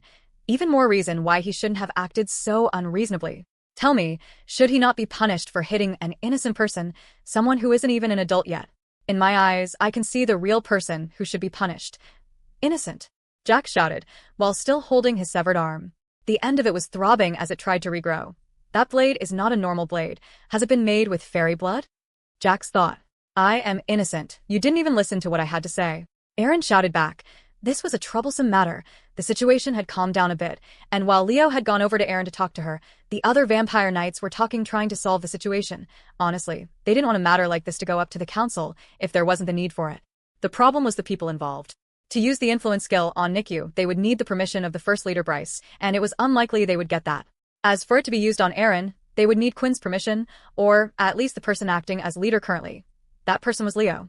Silver had brought up that this was just not possible as Leo didn't have a strong enough influence skill to make her submit, and she also mentioned if anyone else tried, it would be against the rules. Finally, Jax's arm had healed to the point where the wound had at least healed up, and he decided to speak his mind. There is no need for this to go to the castle. We just need to know who is lying. There is a simple way to find out that girl is lying, Jax replied. She said she was the one who killed the bloodsucker, something even the teachers failed to beat, as well as all the other decedents. Apart from Nikyu. I say let the 2 of them fight. Let's catch her for her lies, and she should be punished for it. Silver was wondering if this was really a good idea, and if it would even solve anything. How was showing one strength proof if they were the killer or not, but there was a little idea to his madness. He felt if he could prove that Aaron was a liar with this, then maybe the others would feel like she was lying about everything, still wondering what to do. Jax had already walked out to the others and made the suggestion. Oh, you say that Nikyu was quaking in his boots, that you were really the one who defeated the bloodsucker? Then prove it. Prove your strength by defeating Nikyu in front of everyone here. Getting away from Leo, Aaron pulled out her blade, gladly. Chapter 722. The Smug 10th. It had finally come to this. When Nikyu had come up with his lie, he never thought this would be the result. It looked like Aaron was already gearing up, ready for a fight, and Jax was giving him some type of look. As if he wanted him to teach her a lesson. This isn't the same as in the forest. Nikyu thought. He had to tell himself this, as he was still a little shaky from what had happened before. He clenched his fist and started to walk to the center of the hall. The students had already cleared an area, giving the 2 of them a place to fight. I've fought sparring matches before. This isn't some beast that's trying to kill me like the bloodsucker, and I'm a descendant. I should have more skills than her. While Nikyu was in shock back at the forest, he did not see how Aaron was able to kill the bloodsucker, nor how strong the bloodsucker actually was. In his mind, he too would have been able to kill the bloodsucker if he had a fair chance against one, judging by both of their upbringing, and his blood being more pure coming directly from the first family. Nikyu thought he would win this. The only worry he had was the beast weapon she used. He was sure that the weapon was the reason for her beating him on the practical test, and probably why she had killed the bloodsucker. Cheers coming from the descendants erupted when Nikki went to the center ready for a duel. On Erin's side, surprisingly there were a few supporting her other than her friends, and they looked to be all from the 10th family. And no longer were they as shy as they once were or suppressed. They felt confident knowing Leo would be there to strike anyone who would try to harm them in front of him. If it gets too dangerous, I will be stopping this silly fight immediately, Silver said, and Tila agreed. The two of them stood closest to the two and would be watching their every move ready to interfere at any time. While the other vampire knights stood off to the side to deflect any oncoming attacks, Nikki was the first to charge in, throwing out blood swipes, 2 of them either side of Erin, and then 1 straight down the middle, so she had no chance to dodge. You don't even care about hurting others, do you? Erin said. The 2 to her side were timed, so when the attack was blocked by the knights from hitting the crowd, the 3rd strike would already be ready to hit her, but taking out her blade, she simply slashed through the attack, not even using any of her own blood aura. I have to remain calm. I can't get too agitated, otherwise it might happen again, Erin thought. And I need to finish this quickly. A flurry of blood swipes continued, and Erin was avoiding them all, not even using her blade, but just moving out of the way of the attack. Erin wasn't moving very fast, so the onlookers were confused, and that's when they noticed she was moving just as Nikki was making his movements. This was possible because of 2 things. First was Leo's ability. However, just because someone had this ability didn't mean everyone could avoid attacks like so. She had the fighting experience and had trained constantly with Leo. Before becoming a vampire, she was already a skilled warrior, but she had been in far too many dangerous situations later. Compared to those at Pure, Arthur, and Leo, these attacks were deadly slow. Blood rise. Nikki shouted, cutting his own hand and controlling it before it dropped to the ground, forming it about in the air. This attack was similar to a blood swipe but was more flexible, and it looked like Nikki could move it at will. I knew he was going easy on her, being able to use blood control at such a young age. He is talent we all need, Jack said, although she wasn't able to avoid this attack, just like with the first blood swipe. Using her sword, she was able to cut through it. It was now clear to everyone that when comparing the 2 attacks, Erin's was stronger. Blood attacks would not work on her, so Nikki went for a different strategy, moving in at a great speed. He went to punch her in the stomach, but with the guard of the sword, Erin had blocked the attack. That's not what I was going for. Using all his strength, he hit the butt off the sword, knocking it out of her hand, falling to the floor. Without your sword, you're useless, Nikki said. Now at close range, he went to punch her again, but she punched his hand up with a greater force and then hit him back in the chest, making him fall to the floor. When Nikki went to get up, the blade from the floor was already pointing at his neck. You would be dead if it wasn't for me back at the forest, and this is how you repay me? Erin asked. At that moment, having realized he had lost the fight to a vampire, and through Erin's words it had all hit him. He started to break down in tears. I'm sorry, Nikki cried. I lied. She wasn't the one who killed them, I did. But, it was an accident. The bloodsucker pulled them in front of my attack. Nikki continued to sob, and all the students looking at him realized something seeing the scene. Nikki was still a child, younger than all of them. Because of his skill, they were treating him like an adult. I hope that has satisfied you, Leo said. Fine, she can leave, but I will need to interrogate further into this. Jax replied, that sword, something has to be up with that sword. They probably could have pushed further. Leo could have asked for more, but he thought it was best to leave it as it was. As Silver had said before, no problems had been caused and everything was fixed. There was no need to make more problems and an enemy. The others and the 10th family finally had something to be smug about. One of their own had defeated one of the strongest direct descendants. Soon they would no longer be called a weak family, they felt. Then, word back from the castle had been received, and Silver, as the current figure of the school, had made an announcement. While we teachers can't guarantee you protection in the school, a decision has been made to suspend school for the time being. All students should head back with their vampire knight and to their respective families. Once we believe it is safe for you all, then school will reopen once again. That moment, standing in front of the 10th gate, was a hooded man. It was the border between the pooling area and the SE that lived in the inner area of the 10th family. It's time to take over this place. Chapter 723. Living with the Queen. After the order was made, the students started to return back to the 10th castle. There weren't many students in the 10th family attending the school. There were 10, and then also Erin and the rest, making a total of 14 students. All of them followed Leo and couldn't stop talking about not only Leo's crazy actions, but Erin's great and unexpected achievement as well. Looks like they have some new person to admire, Amy said, giggling to herself. She could see that Erin was hearing all of it and didn't know how to take it. The words were making her lose focus, and her usual closing eye routine she did for training, she was unable to do. Any second now it seemed like she would snap at the students who were gawking at her. In fact, one of the kids that tried to talk to her, she had already threatened to shove her blade right through his backside if he didn't get away. Once in the pooling area, those students continued to follow Leo. This was because they would be staying at the main castle with him. The reason for the attack on the students was unclear, but they could only guess they were after something or someone, so they wanted to give them more protection by allowing them to stay in the castle. The parents wouldn't have had this time with them anyway, as they would have been staying at the school apartments. The kids had just been made aware of this, as they thought they would be staying in the inner castle area. "You mean we're going to be staying with the queen? Maybe I should try talking to her?" A student said. "Are you crazy? Didn't you hear what she said to Jake? The queen's better off being one of those beauties you just stare at from afar," another replied. Once again hearing this, Aaron's hand was shaking. On the journey here, the students continued to talk amongst themselves and had come up with a nickname for her, Queen. She did not like this one bit. "Don't worry about them," Amy said, placing her hand gently on her shoulder.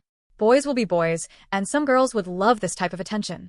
And you're one of them," Xander commented, receiving a kick to his leg right after. "You are very pretty, though," Timmy said in a gentle voice. When Timmy said these words, Aaron didn't feel any anger and instead went to rub the top of his head. She saw him as a little cute brother. "Queen, we think you're pretty too. Yeah, you're the best. Rub my head, please." The queen should treat all her followers equally and rub all our heads. The boys nodded in agreement. Passing the inner gates, there was nothing out of the ordinary. Leo was scanning with his ability and the guards were fine, and so were all the houses in the inner area, which was a relief for him.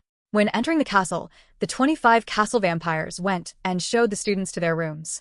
Usually the vampires that lived in the castle would be related to the vampire leader in some way, but the 10th family didn't have many descendants and according to the rest, Vincent had none. For the students, it was the first time they had ever stepped into the castle and was staying here. They thought they would never see such a thing, and it only confirmed that they wanted to work for the 10th family even more. "It's good that you have done this," Edward said, looking at the smiles on the students' faces. "The other leaders have only let the students enter the inner castle area to protect them. Unless they're part of the family, they won't let them into the castle. You have given these guys hope." Although Leo didn't care for any of the vampire politics and ways, he was just doing what he thought felt right. He had always felt that way, and it was the same with a certain kid he had chosen to follow. "I heard you did a good job as well, Timmy. You have become a brave vampire that will soon take my position," Edward complimented. Timmy was all smiles. His grin was so wide it looked like it would fall off his face. He was scared as well when he saw the bloodsuckers, but he kept thinking back to last time at Fex's execution. He couldn't help due to how weak he was, and this time he could. This was what had given him courage. Suddenly, there was a change in attitude from a certain someone who had gone down to his knees and placed his head on the floor. "Master Knight Edward, after what happened, I have seen the wrong in my ways, and I wish for you to teach me your ability. If you can take me on as your disciple, I will work harder than anyone you have ever seen before. Lift up your head, boy," Edward said. "The only person you should bow down to like that is either the king or the family leader, and I don't see any of them here. Of course I'll teach you, but it won't be easy. Timmy has natural talent in my ability, so let's see how you do."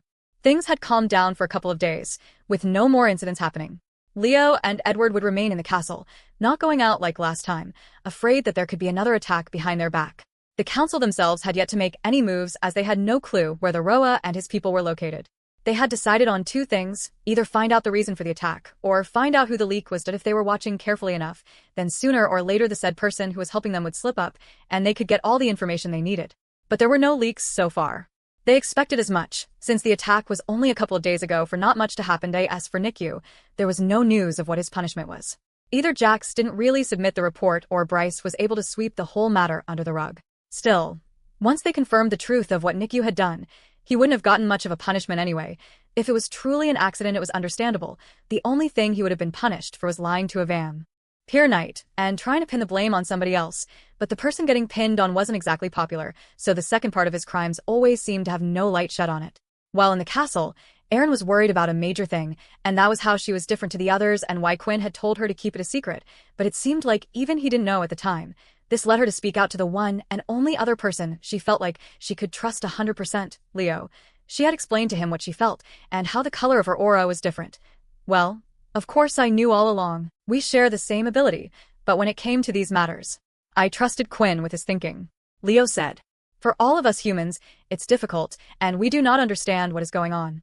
However, I understand how you feel, and you wish to know what you are. When I get time, I will try my best to ask about what the Dampiers are, and what is so worrying about them." "Thank you, Master," Aaron said, suddenly. Leo's face took a serious turn.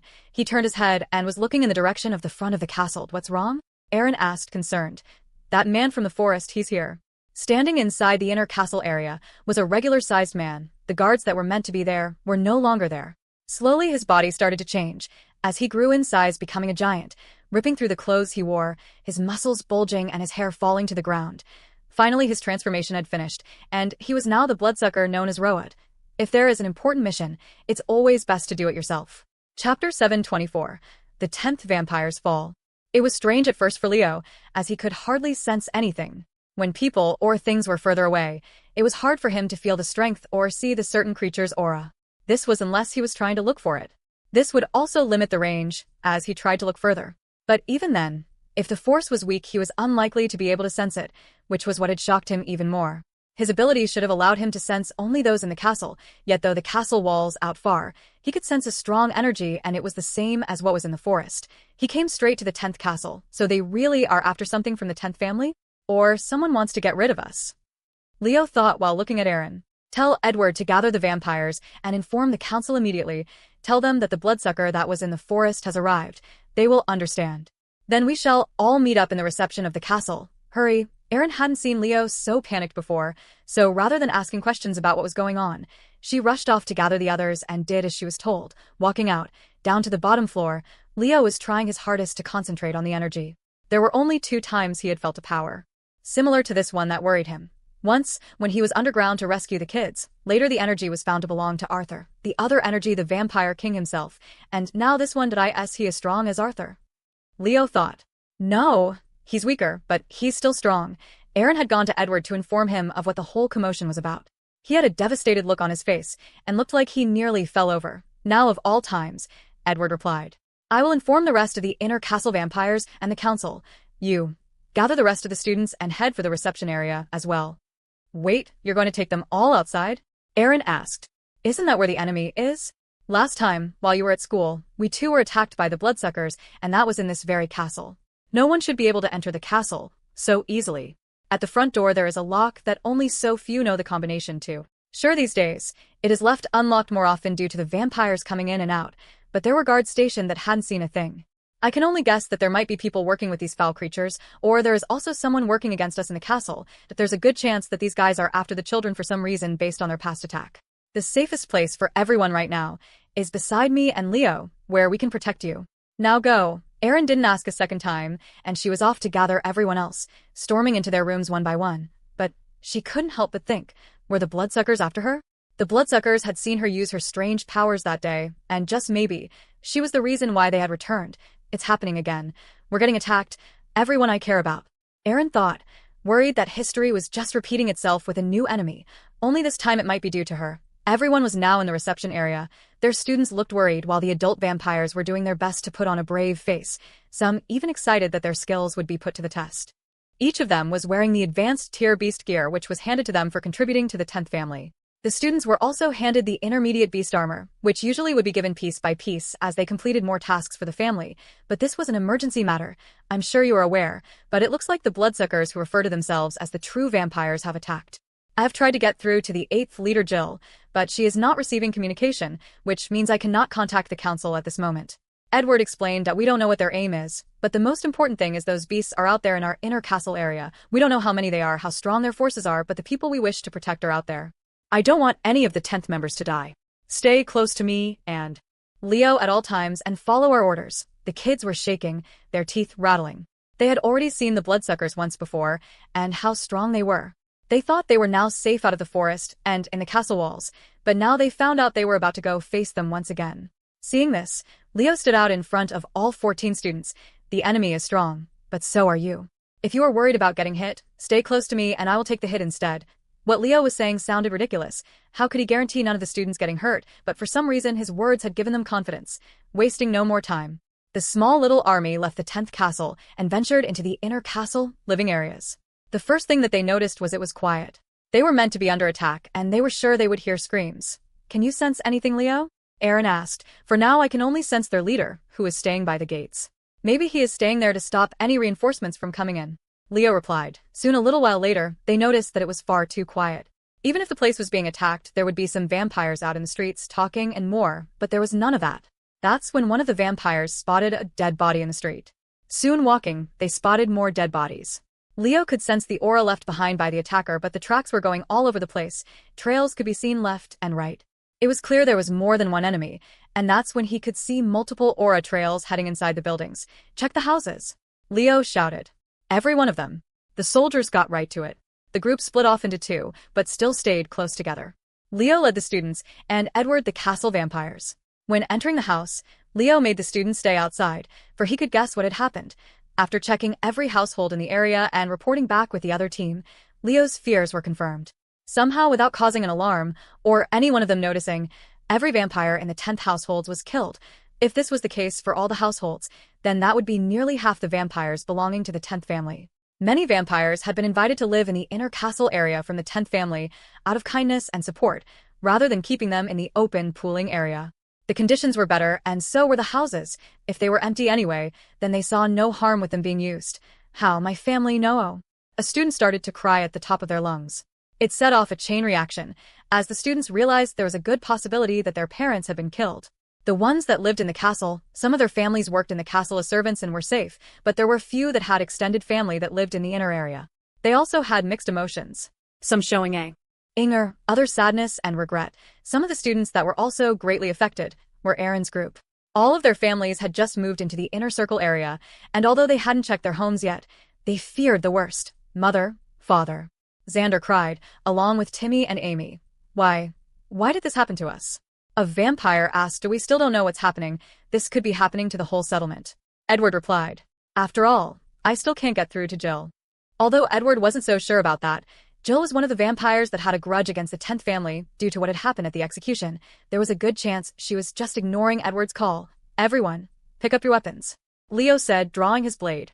Your friends and families might be dead, but you still live, and the enemy still lives. You want revenge, right? Well, now is your chance.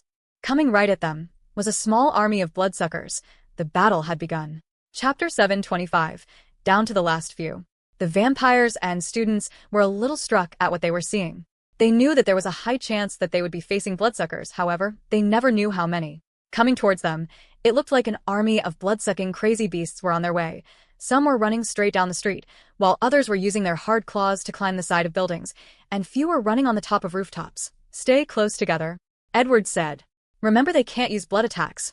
Our range is our advantage. How many of them are there? Amy asked, nervous herself, wondering if they could even survive such an attack. I'm not sure. They're moving fast, maybe 30? Aaron replied, point 50 is closer. Leo said, there was no point hiding the enemy's true numbers. It would do nothing for them. On their side, 24 vampires, 2 vampire knights, and 14 students. It wasn't a fair fight at all. The vampires had gotten in a row standing in front of the students. They stayed strong in their beast armor. What are you doing? We can fight as well. Aaron complained. We never brought you students out to fight in the first place, said Edward. We brought you out because we thought you would be safer with us. Edward nodded towards the 2 boys and they started to move. Xander and Timmy's bodies were changing slightly. Timmy was faster and had formed mist over more than half the students, while Xander finally had gotten a hang of what he was trying to do and covered the remaining students in a mist, as he promised. He worked harder than any student Edward had seen, and he could already use the mist ability. Still, there was a lot to learn. Aaron, protect them, Leo said. The vampires in a line were waiting for Edward's orders, and then when the bloodsuckers were close enough, Edward shouted the signal. He released a blood swipe out from his hands. The rest followed, and multiple lines of red aura could be seen ripping through the treats. There were too many for all the bloodsuckers to avoid. The bloodsuckers responded wildly, as some pushed each other over. They tried jumping to the side, getting on the rooftops, but the attacks had hit their legs and arms, causing some of them to fall onto the ground. Keep firing, don't let them get close, Edward said. While some bloodsuckers were getting injured, they saw someone break formation and start to run towards the street. That's when they recognized it was Leo. We might hit him? One of the vampires said, concerned. Don't worry about him, and keep attacking, Edward said. Out on the field, Leo was able to avoid each of the strikes coming from behind, as if he had eyes on the back of his head, and those bloodsuckers who were injured, he would slash down with his sword one by one. Getting rid of their numbers as they were now would be a big blow to the enemy. However, he knew that this was only to help them in the long battle, as soon the bloodsuckers had reached the vampire's position. The ranged battle had become a physical one. The bloodsuckers barged their way through, crashing into the enemy and digging their strong claws into the armor. Some of the vampires screamed, and if it wasn't for the beast gear they would be dead by now. Still, it was strange as the target of the bloodsuckers never seemed to be the vampires themselves. Their eyes would wander, and they would constantly be looking ahead at the mist. They're after one of the students, Leo thought. Hurrying, he slashed the few bloodsuckers that were rolling about on the floor and went back to help. I can't really see through this fog. What's happening? Someone asked. Just stay here, and we'll be safe. Another replied. He's right. We have to trust them, said Amy. The group of students were a little further back from the fighting force, but still close enough to hear every detail of what was going on. They heard screams, snarls, shouts of pain, and cursing. Some of the students were thankful they couldn't see what was going on outside. Everyone ready, Erin suddenly said. which came as shock to the others. Did it mean they were about to be attacked?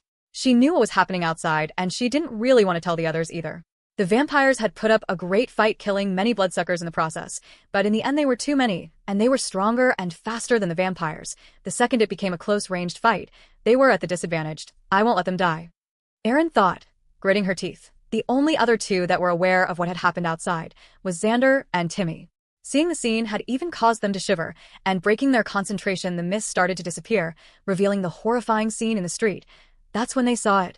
The vampires were only down to a couple, along with Edward and Leo a little behind them, while the bloodsuckers still had half their size left. Nearly all the vampires were dead. And oh, we're going to die, a student screamed. With so little vampires holding the line, the bloodsuckers had started to charge forward at the students and leapt through the air, but before it could reach out, its body was sliced in half. Even though Leo was far away, he had performed a chi-mixed attack with blood aura to kill the beasts, and as soon as it sliced through the body, the red aura disappeared in seconds, not continued to move forward. Has he learnt blood control already?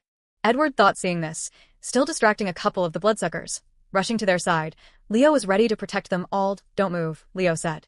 If you move, it makes it harder for me to protect you. Things weren't looking the best, but Erin was still confident. They had Leo and Edward, even herself, and she felt they should be enough to get rid of the remaining forces. Whether they could do so protecting all the other students was a different story. However, the bloodsuckers didn't move forward, and instead were looking back down the street. As if their attention was on something else. He's here. The big boss has finally arrived, Leo said. Bloodsuckers were generally already a little bigger than normal human beings, and now one twice the size could be seen walking calmly down the street. I'm surprised you were able to kill this many, Roa said. I was told that the 10th family was a weak family. Looks like their information was wrong, and there isn't only one special person among you all. Leo knew that they would run into this man eventually, but he didn't predict how strong the bloodsuckers would be, or the size of their force. The bloodsuckers attacking them now were stronger and faster than those that had attacked them before. His predictions needed to change, just going up against Roa alone. Leo felt that him and Edward needed to work together. Ah! A student screamed from behind. Leo quickly threw out another blood swipe, but this time the bloodsucker jumped back, avoiding the slash. Stay with them. Protect the kids, Edward shouted. I will deal with him. Don't worry about me. I am a vampire knight for a reason. When you finish dealing with them, we will get rid of this guy as well. Leo was wondering what to do. He sensed Erin's energy, as well as the other students. Judging by their strength, it was impossible for them to come out alive without his help. He stood by the gate for so long. Perhaps he was worried about reinforcements from the other families. Did he come out because he could tell his people were dying? Then maybe there is still a chance. Leo thought, readjusting his position on the sword. Leo was readied. I will be helping you soon, right after I kill all these bloodsuckers. Closing his eyes, he focused on his chest, and the strange warm energy was ready to be brought out. Leo was ready to use his soul weapon. Chapter 726. A blind man's soul. While the students were stuck in the mist, all of the vampires were fighting for their lives against the bee. Bloodsuckers. They had tried their best, using everything they could, and they were thankful that they were even able to last this long. Countless times they would have died, been too slow, or overpowered if it wasn't for the beast armor. They felt that the other vampires were fools for mocking things that could improve their ability like this, and in the future they may come to regret not using such tools. However, despite everything, they were still no match, and they could tell when they started fighting. Their legs were shaking, as they were coming to terms with accepting their death. We won't run, an older vampire said by the name of Naj. We can't run. I know all of you must be scared like me. But there's a reason I haven't turned and ran yet. My family is already dead, but those kids are still young and alive. Our future, the 10th family future, now lies in their hands. And I will continue to fight until my last breath. Those that had thought about running away felt a little disgusted with themselves. If they ran, then what life would they even be living? Could they even live with themselves if they were still alive? Naj's words had given the vampires the will they needed to continue on. They did want to run away, but the kids behind them were pushing them on, so they continued to fight until eventually there was only one left. The bloodsucker had badly damaged and ruptured a lot of Naj's internal organs. It was beyond the point of healing as he laid there on the floor. He could see the bloodsuckers he had tried to keep so far behind go ahead of him, and he regretted that he didn't train harder. Reaching out his hand, he wished to fight even more. "Don't worry, I will protect them," said Leo, as he went off throwing out his sword-infused blood swipe, killing the frontrunner of the bloodsuckers. "Protect our future," Naj said with a smile. Being the last of the castle vampires to die. Now the only adult vampires still left alive were Leo and Edward, but Edward had his own mammoth of a task to deal with. Right now he was standing in front of the giant bloodsucker. "Roa, Edward, you've lived for so long waiting for Vincent to return. Did he ever come back?" Roa asked. "It was a shame. I liked that guy. He even had the guts to leave this place. I respect him more than any of the vampires at that council table. It would be a shame if I have to kill you." "Then why are you killing and attacking us?" Edward asked. Roa started to laugh, and the power felt so great in his laugh alone. It seemed like it was causing Edward to step back a little. "You might be right. How about this? You give me the girl, and I will leave things as it is. After all, that's the only reason why I'm here," Roa said. Edward was a little confused. There were a few girl students, but why would he want a girl? However, his loud voice made it so both Aaron and Leo had heard, and they very well could guess who they meant. "So it really is my fault if I give myself you. Now will everyone live?" Aaron thought, but before she could even say anything, Edward had started to turn and change the area around him into a mist. "Whatever the reason, I cannot comply. After all, I have to pay you back for killing all of our family members," Edward said as his whole body disappeared into the mist. Hearing this, Ern regained her own composure. Giving herself up wouldn't bring back those that were dead. "You couldn't beat me when I was a leader. What makes you think you can beat me now?" Roa asked, but Edward was never planning to beat Roa. He was just buying time for someone else. Knowing there was no more time to waste, Leo had no choice but to activate his soul weapon. Reaching within himself, he let the warm energy out. With his blade held in one hand, his other seemed to be covered in something. Aaron. The only change she noticed with her ability was his aura seemed to be more concentrated in his left hand. "What's that covering his hand?" Amy asked. "You can see that?" That's when Aaron realized that the aura was actually visible without using her ability. The whole of his left hand was covered in the red vampire aura, but in a layer underneath the normal yellow color humans had used. One of the bloodsuckers went to grab one of the students, and Leo at the same time struck his blade down, striking its arm off. However, two of the other bloodsuckers were soon on him, both going in for the attack, but only moving his left hand. Something strange seemed to happen. The course of the attacks had changed, and where they were originally aiming, their attack was hitting another place. They couldn't stop this momentum, and the two bloodsuckers ended up impaling each other in the stomach. Turning around, Leo swung his blade, slicing both of their heads off. "What was that?" Amy asked. "Was it telekinesis?" It certainly looked that way, but Aaron knew there was more to it. Two more bloodsuckers were going for the other students, showing his hand. Soon one of their movements slowed down to almost a halt. Then jumping in, Leo struck the one in front, killing each of the bloodsuckers with one hit. Still, this time he was hit by the bloodsucker on his side, but the claws just bounced off his beast armor. Currently, Leo wasn't wearing the best beast armor, so something like that shouldn't have happened. Just like the other armors, it should have ripped through it. The only person that had a clue what was going on was Aaron. She could see it. The auras of the bloodsuckers were changing every single time Leo moved his other hand. Leo's soul weapon was called aura manipulation. It was an enhancement type ability that allowed him to alter other people's aura. He could remove the aura from a strike, making it powerless, making one feel like they no longer had power going to their legs, and could redirect and change the direction of one's aura, changing the path of the attack. The problem was, the stronger the enemy Leo used the skill on, the more of the enemy's aura he would have to manipulate, and it would only tire him out quicker. This was why even though Leo was a vampire with great stamina, sweat was running down his forehead. "I will keep my promise and get rid of all of you," Leo shouted, as he continued to fight off the remaining bloodsuckers. Roa, who was stuck in a mist, looked almost bored. "If you were thinking that the other vampire knight would be able to help you, then think again," Roa said. "Those bloodsuckers that are still alive were the top of the top. Candidates to become vampire knights, vampires living in the castle area. Why do you think they were able to kill your castle vampires so easily? I don't know whether your friend is the lucky one facing all of those, or you are, only having to face me." Roa was doing a lot of talking, but Edward hadn't said a word. He didn't want to do anything that would reveal to him where he was. "Your skills are good, they always have been," said Roa. "I have no clue where you are, but it doesn't matter." He stretched back both of his arms, as far as he could, then storing up the energy in them they started to slightly vibrate. Like a spring, both of his hands shot together, clapping them. A deadly loud bang rang out. It was 100 times louder than a gun going off. Nonetheless, it had done its job. With a simple clap, Roa had gotten rid of the annoying mist, and Edward's real body could be seen. Edward tried to start up his ability again, but it was too slow. Punching downward at the top of his head, Roa used his full power. This caused Edward's head to collapse into his ribcage, and his body falling to the floor. "No!" Timmy cried out. Edward. Timmy continued to shout. Using her ability, Erin could see it. Edward was dead. All it took was one hit from Roa. His strength was beyond any current vampire leader. When Roa looked up, he was surprised at what he could see. 25 of his elite bloodsuckers had all been killed, and a bald-headed blind man was standing in front of the students, huffing and panting. Who is this vampire knight? He is as strong as a vampire leader, yet I have never seen him before. Rova fought. It's a shame he is already spent. Placing his blade in the ground, Leo held onto it, holding himself up. He had used his sole weapon for too long, and he was now completely out of breath. The bloodsuckers were faster than he thought, but he had kept his promise as not a single student was hurt. "Erin," Leo said, taking in huffs of air. "Take everyone and run. I will hold him as long as I can." After seeing what happened to Edward, and seeing what condition Leo was in, Erin didn't think she could beat such a man. She knew she would lose. Again, it's all happening again. Everyone's going to die, and I can do nothing about it. Erin thought as she turned around and started running. She then felt her head bang into something sturdy. "I'm sorry. It looks like I have come too late," a soft old voice said. When Erin looked up at W. Hat, or who she had bumped into, it was an unexpected face. "It was the Vampire King. Nobody interferes.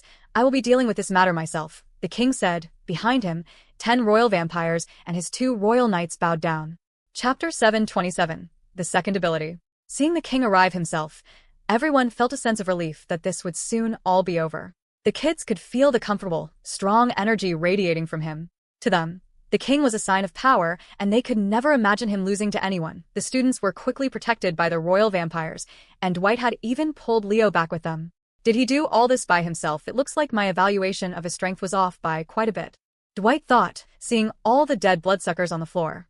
What worries me more than anything is this might not even be his peak. When they knew all the kids were safe, they moved a distance away from the fight, so as not to get hurt, but could still see everything with their superior eyesight. With attacks coming from these 2 strong forces, if a stray was to come at them, not even they could stop it. With the king here, it should be over. He'll get rid of that giant bloodsucker and get revenge for us. The students started to talk. Although everyone seemed calm and thought nothing could go wrong, there was a look of concern on both Dwight's and the other royal knight's face.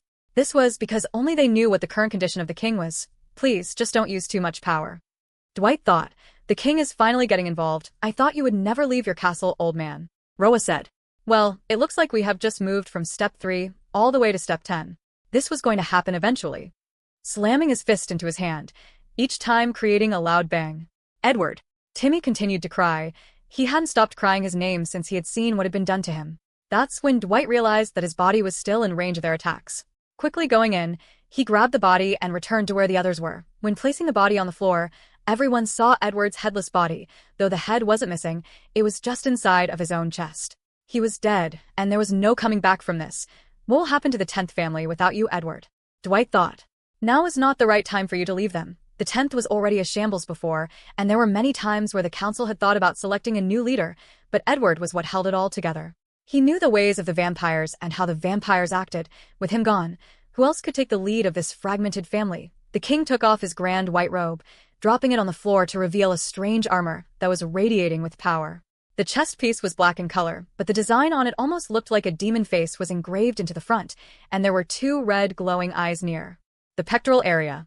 Underneath the armor, he wore a simple white bright shirt, but there were more pieces of armor around his hands and feet. They had a similar design of red and black to match the chest piece. The king's armor, passed down from king to king.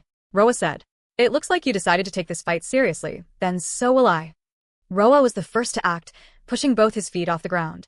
The power was so strong that the floor beneath him rose up like an explosion. The ground had been flung so forcibly that it destroyed a house behind it. When Roa reached the king, he threw out his fist too fast for nearly anyone to keep track of, but Erin and Leo could follow it with their aura. The attack continued moving forward, destroying 3 buildings in front of it from the force of the wind generated. "How is it possible to have that much power?" Xander asked. "Can the king really beat that thing?" "Do not doubt the king," Dwight said sternly. Standing on Roa's body on top his shoulder was the king himself. "With such a large body you are very easy to hit, and the biggest weakness of a bloodsucker, how weak their vitality is." Lifting his foot up, the king stomped hard into his shoulder and Roa's feet were sunk deep into the ground. He tried to grab onto the king, but he was no longer there. Instead, he clawed at the back of his knee, making him fall on his front. Pulling one of his legs out of the ground, Roa managed to land a kick on the king, but he had blocked the attack in time, raising both his hands. There was no time for rest between the two of them as they continued to attack each other, but it was clear that the king was faster, and it looked like his blows were dealing more damage as well. Soon Roa was covered with cuts and punctures all over his body. Roa had managed to hit the king a few times. His speed was also great, but each one was blocked. Soon it looked like Roa's life was going to come to an end. There were too many wounds on his body. Dwight was thankful that so far the king hadn't used any blood skills, for this was his main concern if he was to get involved in a fight. Falling to the floor, it appeared that Roa was done for. "We will bring you in and find out who has been helping you," the king said. "You shall suffer for the rest of your days, never getting a day of peace until you tell us who has been helping you." But then, something strange started to happen. Roa's body started to shrink down. The bloodsucker's features were becoming less prominent, and he was now back to looking like a normal vampire. Apart from the hair, he looked exactly like his old self when he was leader. Surprised? Roa croaked out. "You thought that once someone turned into a bloodsucker through blood addiction, it wasn't possible to turn back into a regular vampire. This was why you punished us, tried to chase us out, but I knew that one day I would prove you wrong." Roa was expecting the king to be shocked by this revelation, to feel bad for how he had treated all the past vampires, but he just stood there looking at him. "Come on, say something. Think about all the vampires you executed that didn't need to be killed. I was right. I proved you wrong. Is this why you have decided to return?" The king finally replied. "That isn't the reason for getting rid of the bloodsuckers. When you turn into one, you are too far gone for us to change you, the way you think. We already knew it was possible to change your body back. Just like when a vampire is starved from blood, there are ways for it to revert back. Of course there would be ways for those addicted." Roa's hand was now shaking with anger. He didn't understand. What had he been doing this whole time? Why had he been trying so hard to solve this problem? There was a time he thought that maybe if he returned to the king proving this fact, that he would allow them to return to the vampires, to live side by side with them, but now the king was saying this was never a possibility. Why? Why do you reject this part of the vampires so much? Roa shouted, as blood continued to pour out from his wounds. The more he moved, the quicker it looked like he would come to his death, because we must protect the humans, the king replied. This is something that not only you but some of the vampires don't understand. It is our mission. It was what we were born in this world to do. Barely standing on his two wobbly feet, Roa was still shaking with anger. "Once I've killed you, I'm going to kill all your precious humans as well." A strange bubble formed around the whole of Roa's body, and nearly in an instant all of his wounds that he had seemed to be disappearing in front of everyone's eyes. "Did he healing himself?" Amy asked. "But he didn't drink any blood." "No, he's not healing," Dwight replied. "Roa used to be the leader of the second family. They have the ability to reverse time in a small area, and right now, he's making it as if the wounds on his body had never happened yet." When all the wounds had finally healed, Roa started to transform his body into the bloodsucker once again. "I know you're getting tired, old man. I could feel and see your movements getting slower towards the end of the fight," Roa said. "You thought the fight was over, and now you will have to beat me all over again, and I will come back no matter how many times it takes to beat you." Instead of looking at Roa, at that moment the king turned towards Dwight. "No, your majesty, please don't." Dwight wanted to call out. He knew why he was looking his way. "If you do this, you will die. You are right. If I have to battle you over and over again, I would tire before your ability would run out," the king said. "Which means I only have one option, to completely overpower you and kill you. I will not give you a chance to use your ability again."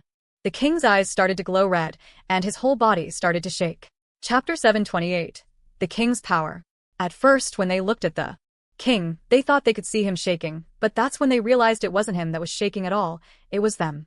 The strange power the king was activating made everyone's body start to vibrate slightly, and the students, including a few of the royal vampires, fell to the ground. They felt weak and couldn't take the upsetting feeling they had in their stomach. "What is going on?" Erin asked, as she too had fallen to the floor, taking a knee. But Leo stood there strong, still pinned up with his sword. "Listen up," Dwight said. "You two don't know much about the vampire world, but you are now too involved. There is a reason why some of the leaders are so obsessed with becoming the vampire king. When one becomes king, there are two things that get passed on to the next. The first being the armor the king is wearing. It is one of the only two sets of armor in existence that has been purely made out of blood crystals. Today we haven't seen the extent of this armor, due to its power not being activated by any human blood. As for the second thing, it's a skill passed down that only the king can learn, and that skill is what you're about to witness." When saying these words, there was a sharp pain going through Dwight's heart. With the current king's strength, using such power could possibly end his life. If it didn't, it would certainly shorten it. "Summoning this much power, are you trying to kill yourself, old man?" Roa said, Even he felt uneasy. "Roa, you're strong. Stronger than possibly any other vampire I know of," the king said. Then the image of a certain someone who had returned recently popped into his head. "Let me take that back. You're stronger than any vampire here. You could beat any of the leaders. I can't go easy on you." Lifting his hands from his side, red balls of red liquid had formed, and soon from all the dead bloodsuckers around, and all the dead vampires in the inner castle area, their blood was floating in the air. Every single last drop of blood had been lifted from the ground and taken directly out of the dead bodies, the skill passed down from king to king, absolute blood control. Dwight said, "When one obtains this skill, they can control the blood in their own body, advancing the vampire's body beyond what any leader has ever seen. There's no need for the king to become a bloodsucker to match up with Roa's speed, for his body has already reached that point. But that's not the only thing the skill can do." Roa charged in once again, at full strength. He was just as fast as he was before. But suddenly at a light speed, all of the blood that was in the air had moved to where the king was and had formed a giant wall of blood. It looked like there was a waterfall pouring from above. When Roa punched the wall of blood, it did nothing. His hand went through it, but there was nothing else. Then a sharp pain could be felt through his whole body and eventually into his back. Turning his head, he could see that thousands of blood daggers were floating behind him, stabbing him constantly. With no choice, he attempted to run through the waterfall of blood, but that was his biggest mistake. The blood surrounded him like a tornado and threw him up in the air. He noticed that from the wounds that had been made, his own blood was working against him, restraining him from doing anything.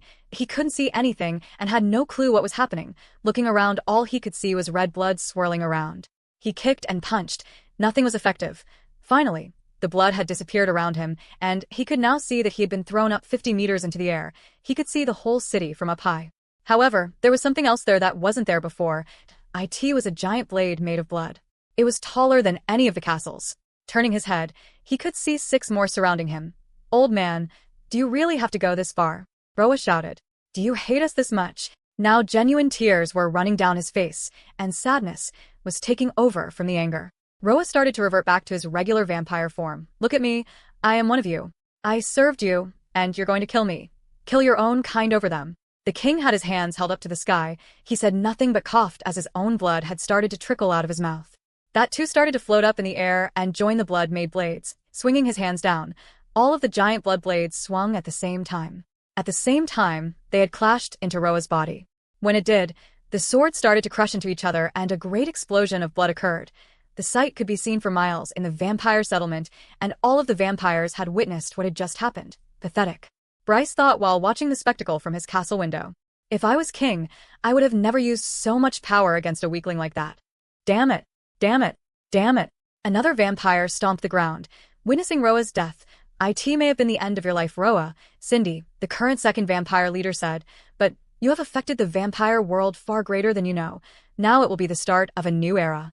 Saying these words, tears started to fall down her cheeks. As for the rest of the vampires, they soon found themselves covered in a rainfall of blood. Little droplets fell down like rain and covered everyone's faces from the explosion. In the sky where Roa's body once was, there was nothing.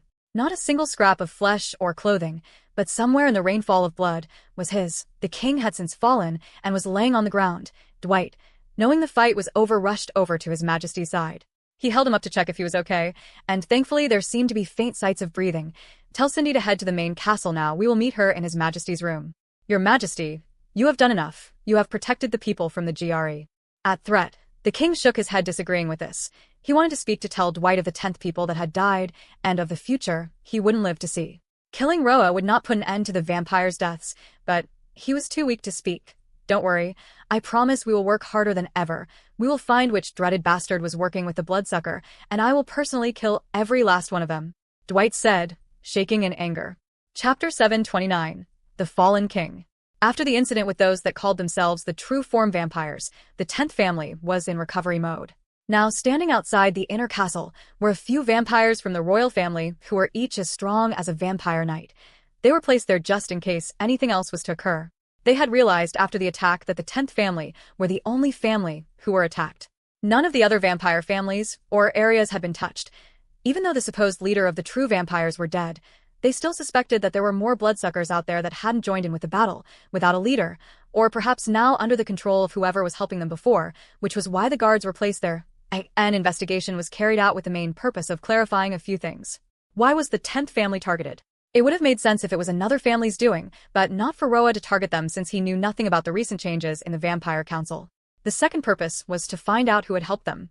The investigation led them to discover a few key things. The guards that were stationed at the 10th gate to the inner castle area had been influenced to not raise an alarm. It was assumed this was how the bloodsuckers were able to infiltrate the 10th area without anyone knowing and killing those that were inside. It was hard to tell whether it was a vampire from one of the other vampire families, or not after the revelation that Roa was able to turn back to his regular state and use his powers, as per usual.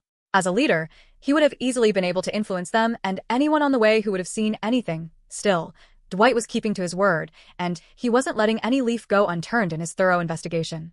It would take some time. The problem was he felt like time was something they didn't have. The 10th castle. They were struggling without Edward, there was no support sent from the council, and on top of this, the king wasn't in a position to help them much either with the investigation. All the trust that they had built up with the vampires had disappeared in one moment. Since the other families were full, vampires who wished to move families weren't able to, but no longer did anyone want to move into the inner castle area, where so many had died. In their minds, the 10th leaders and vampire knights failed to protect them, and the one thing that put them all together was Edward. The only ones that had remained in the inner castle area were staying at the castle itself, and those were the students that had survived. They saw what happened firsthand. They could tell that if Roa had attacked any of the other castle areas, it would have been the same result. It was why the king had to use so much power. Also, where else could they go? Their families had been slaughtered, and now there was nothing else they could do. What stood out in their minds, though, most were the vampires that had fought to protect them from the bloodsuckers. That memory was ingrained in their minds. When they fought as the 10th family vampires, and the students wanted to do the same, not letting their blood be split in vain. With Edward gone, and wishing to help Leo with his duties, two people stood up to the task. That was both Xander and Timmy. Xander knew a lot about vampire politics as he studied about it before joining the first family. It was important for him not to offend anyone and tiptoe around if he wanted to rise up, and he thought this knowledge would help greatly. As for Timmy, before Leo and the others arrived, he was Edward's personal assistant, so he knew the tasks that needed to be done day in and day out. In front of the 10th castle, a ceremony was held for the vampires that had died, as well as a special send-off to the vampire Knight Edward. Anyone was free to join from the other families, and surprisingly, nearly every vampire from the 10th family had attended. Even if they never wanted to be in the 10th family, they could still remember and appreciate everything Edwards did for them. Surprisingly, there was also a high turnout from the other vampire families, with 6 family leaders turning up with their vampire knights. They were the leaders that had chosen not to get involved on the day of Fex's execution. "Edward, you were quite the popular guy," Leo said. "Our time together was short, but I could tell that you were a good man. Too many good people die in this world to allow others to live." When the ceremony was over, the students entered the castle in tears, and Xander, Amy, and Timmy couldn't stop sobbing as they walked back inside. It was an unusual thing to experience. Vampires often just went into eternal sleep when they were ready. It was peaceful, and it was something they wished to do. To them, death was a horrible thought, leaving the world without doing everything one had wished. As for Erin, she stormed off after the ceremony, and when she entered the castle, she went straight for one of the training rooms. She threw her katana-like blade on the ground, and used the large, thick, heavy blade on her back. She didn't want to focus on practicing on skill. She didn't want to think about anything but just letting her anger out as she swung the heavy blade. Images would constantly appear in her head, not just of what had recently happened, but also what had happened in the past. It's the Sam. I didn't do anything. I thought I had gotten stronger. She screamed, swinging the blade again and again. A strange energy was rising in her as she pictured Edward's head getting smashed in. She swung hard, hitting the floor, when she saw her parents being killed by the Dalki. "What am I meant to do now?" she shouted. That moment the doors opened and Erin turned around, huffing and panting to see who it was. "Erin, are you okay?" Amy asked, but she soon covered her hand over her mouth. "Erin, your eyes, they're yellow." In the king's bedroom, Cindy, the second leader, had tried her best to use her ability on him, but it was impossible. Her ability could only reverse time by so much. If she was reversing his condition by 2 hours, he was worsening at such a rate that all it was doing was slowing it down. "There's nothing you can do," Dwight shouted in anger. Cindy didn't take this personally, as she knew Dwight just cared about the king. If a new king was elected by vampire code, Dwight would have to leave him. This was why most royal vampire knights decided to pass on with their king. But Dwight didn't want the king to go to sleep. Not yet. Not until he found out who was betraying them and had caused him to go into such a state. This was why if the king needed to go in eternal sleep, he would choose not to. "I'm sorry, if he sleeps now, then he will regain his strength and no longer be in pain. Maybe after 1,000 years or so, he will have the strength to move like a regular vampire, but he has already aged greatly. He will never be at the strength he once was. Clenching his fist, Dwight knew what this meant. So you're saying he has no choice. He has to go into eternal slumber now, and a new king needs to be elected? Chapter 730, New Era Powerhouses. This is the last one, Bonnie said, as she carefully steered the spaceship, and it started to descend. Thank the heavens, Void replied, as he started to get his equipment ready from his little satchel bag that was attached around his waist. He pulled out a flat square device that was no bigger than a book, then placed a round camera lens on the front of it. Visiting all these places has been quite intense. We're lucky that everyone has been so nice to us so far. We're reporters, that's our job, Bonnie replied. They know that people like us are needed. Besides, we're practically the only ones. Don't you feel a sense of duty? Void sighed in defeat as he knew she was right.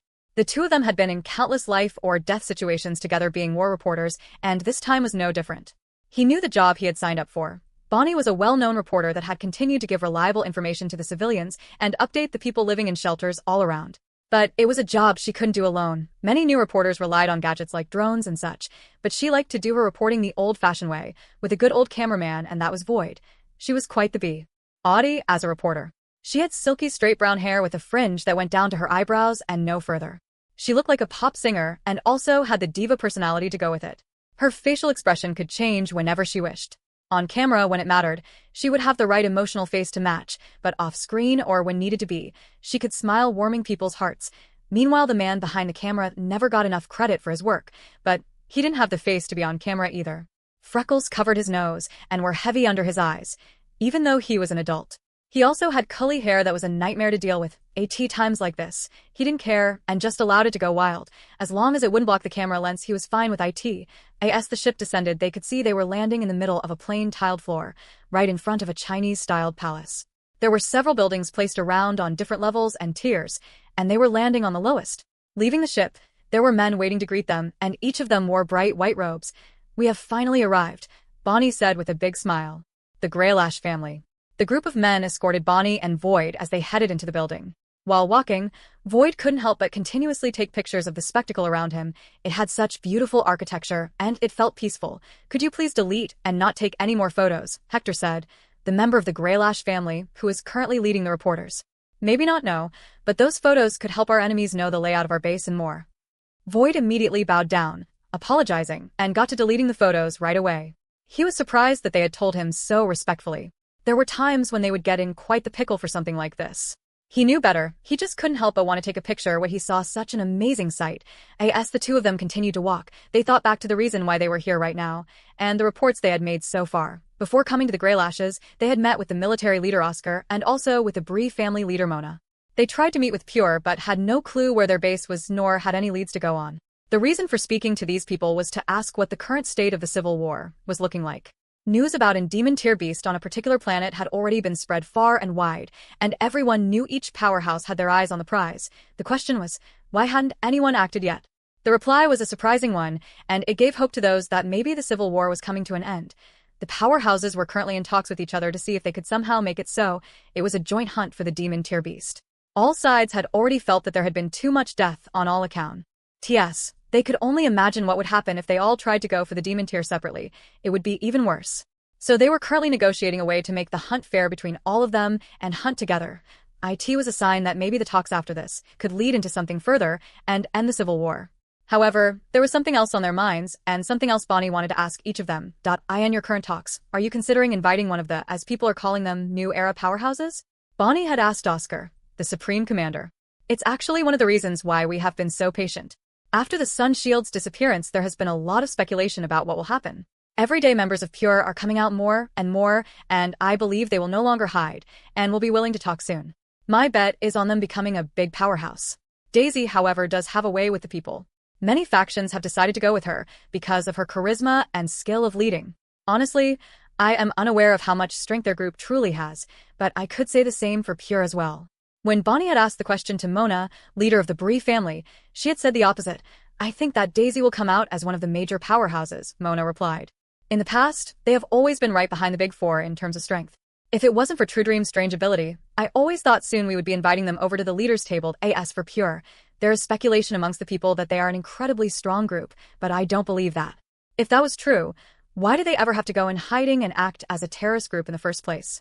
The only person we have to worry about is their leader, who contains a demon-tier weapon. Both of these interviews were broadcasted all over, and the public were split when discussing who would become the next powerhouse. But Bonnie had one more thing to ask. Recently, there has been talks about a new power rising, a faction called the Cursed Family. They have quickly taken over a few planets, with very small forces. Because of this, they have also been considered a contender. Do you know anything about them? The Cursed Family? Oscar replied. I have heard their name in reports here and there as they have taken over only a few planets, but when looking into their members, there seem to be no names that stand out. The Cursed Family, Mona said, a little surprised at the name. I don't think it's even worth mentioning any new powers. This happens from time to time, and they will just be absorbed by either Pure or Daisy. Although, maybe if one of these groups takes over the Cursed Family, they will have enough power to take over another. Both Bonnie and Void had entered the room where Owen was sitting down in a relaxed manner. They had already asked him a few questions, but finally, Bonnie had gotten to the same question as she had asked the others. About which new era power did he think was going to rise to the top? So far, the military had said Pure, while Mona had said Daisy. It was expected that the general public opinion was also one of these two, so she was excited to see if a third opinion would sway one side's favor. Which is the new era powerhouse out of those two? Owen repeated. I think neither. The ones that will shock us all are the Cursed Family. Owen replied. This blew Bonnie's expectations out of the water. Owen had said those words so confidently, while the other two had debated over the two. Just what had made Owen so confident. Chapter 731. Making the first move. When Bonnie spoke to Owen, she hadn't mentioned the Cursed faction like she did with the other interviews.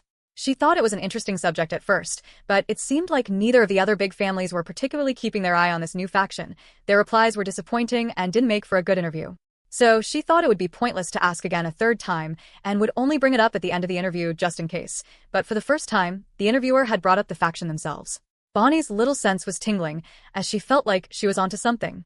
I have to ask, Bonnie said in an excited voice. She was upbeat now, and the change in her tone could be heard by everyone. Why do you speak so highly of the Cursed faction?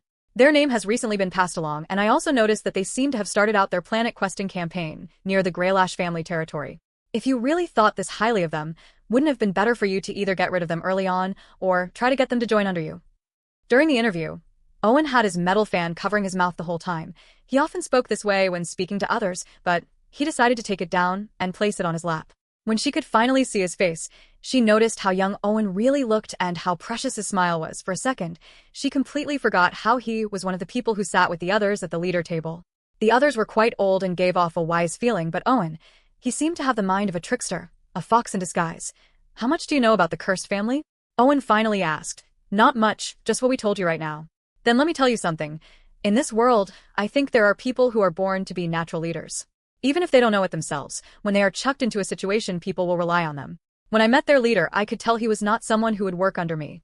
And if your evaluation is like mine, I knew it would be more beneficial to work with him, rather than become an enemy of his. Bonnie was a bit stunned by what the Greylash family had said. Out of the big four powers, there were many that hailed the Greylash's ability as the strongest, but there was always one thing holding them back.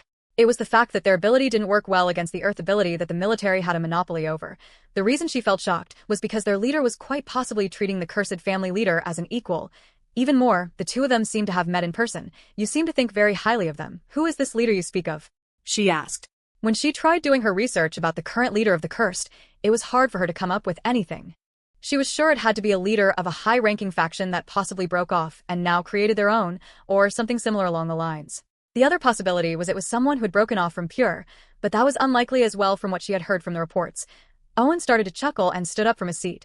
Why don't you go and meet them, see if your evaluation is right like mine. Also, you've met him before. With that, the interview had come to an end, and Void and Bonnie were told to pack their things and leave. When entering their ship, Void was looking back over the recordings and footage they had received. Where to now? Void asked. We could try to find out more about Pure, or we can head to one of the planets that Pure and Daisy have taken over. It seems like the two factions are at boiling point with each other. He asked, and oh, Bonnie said, shaking her head. Didn't you hear what he said? We have to go see the Cursed faction. They could be the next big thing, an influence of power in this war. Are you serious? Void replied. You know it's safer for us to record this thing from who we think is going to be the winning side. Otherwise, there's a chance we could get caught in the crossfire. Usually when we're recording, we make that faction look good, so they're more willing to protect us. And you really think this Cursed faction can do this? Think about it. Owen was far more confident than the others, and we only have to go see them. I'm sure we can tell once we meet them whether or not it's the right decision to follow them on the cursed family ship. The group was having a meeting. Each of the groups had been busy going from planet to planet taking over the other factions if they were to cause trouble. The main way they would do so was through a duel, but more times than not, it wouldn't work out and they would have to demonstrate the extent of their powers before the faction agreed to either work under them or leave. Most of the factions had agreed to join under them, as there wasn't much they could do. Some that had left had tried returning attacking a second time, but after setting up teleporters from the cursed ship to each planet, they were easily able to send their strongest fighters and defend the planets successfully. The successful defense had gotten around the small factions and other planets, which made it easy for them to take OV. But now they were in quite the pickle. All of the planets that were once claimed by the Sunshield family had already been claimed. With the Curse faction including the Crow's planet, they had taken over 6 in total. 10 had been taken over by Pure, while double the amount 12 had been taken over by Daisy. Beep, beep. The ship's indicator went off. Sam answered the call, and spoke to Bonnie, who was on the other end for a while before telling her they needed to think about it. Quinn and the others had also heard everything he said. So what do you think? Sam asked. Actually, I would like to hear your thoughts on this. Quinn replied. You have been great in coming up with plans and talks through all of this so far. I think we should do it. The interview and the filming will be good press for our family and people. They can see how we treat our own, and maybe more people, including the civilians, will be happy to switch sides. Quinn thought about it for a while and finally gave his answer. Bonnie and Void were now just floating around in space, waiting for a reply. They didn't want to set a destination as they knew they might be going in the complete opposite direction. That's when they finally got a reply back from Sam. When the call ended, she had a strange look on her face that Void didn't understand. Why aren't you jumping with joy like you usually are? Void asked. We got the interview you wanted, didn't you? Yeah, but didn't you hear? Bonnie replied. They want to do the interview on planet Katuma. She then pressed a button, getting up a map of the Beast Planet area. Each of the planets were color-coordinated, something that she had set herself. A different color represented what planets belonged to which powers. Void looked for a while and finally spotted the name of the planet, which was colored white. What was white again? Wait, what? They want to do an interview on one of the planets owned by Pure. Bonnie nodded. It means they have decided to make the first move out of the new era powers. I knew this was going to be something exciting, Bonnie said with a smile. Chapter 732. Red Flush. Hey, did you see the latest report from Bonnie with the one with the Bree family? No, not that one, you lemon. How the hell did you miss it? I'm talking about the one with the Greylash family. A new user has entered the chat. I was waiting to see it. Not everyone has no life checking out these things all the time, you know. We're in the middle of a civil war, us non-fighters have to keep on top of things. Anyway, basically they said this Curse faction is going to be the one that becomes part of the Big Three. You really believe that? Why would Owen give a no-name faction like that as his answer? A new user has entered the chat. The Curse faction. That name is kinda lame, but doesn't that remind you of something? Were any of you guys at the Inter-Base tournament last year? There was a kid who called himself the Cursed Child. Cursed Child? Come on, couldn't he have come up with anything better? The Big Toe sounds like a cooler name than that. Just thinking about entering with a stage name like that and hearing the announcer shout out Cursed Child makes me cringe so hard my balls start to hurt. If your balls start hurting after thinking about that, I think maybe you should go see a doctor. Anyway, the Cursed Child actually did really well.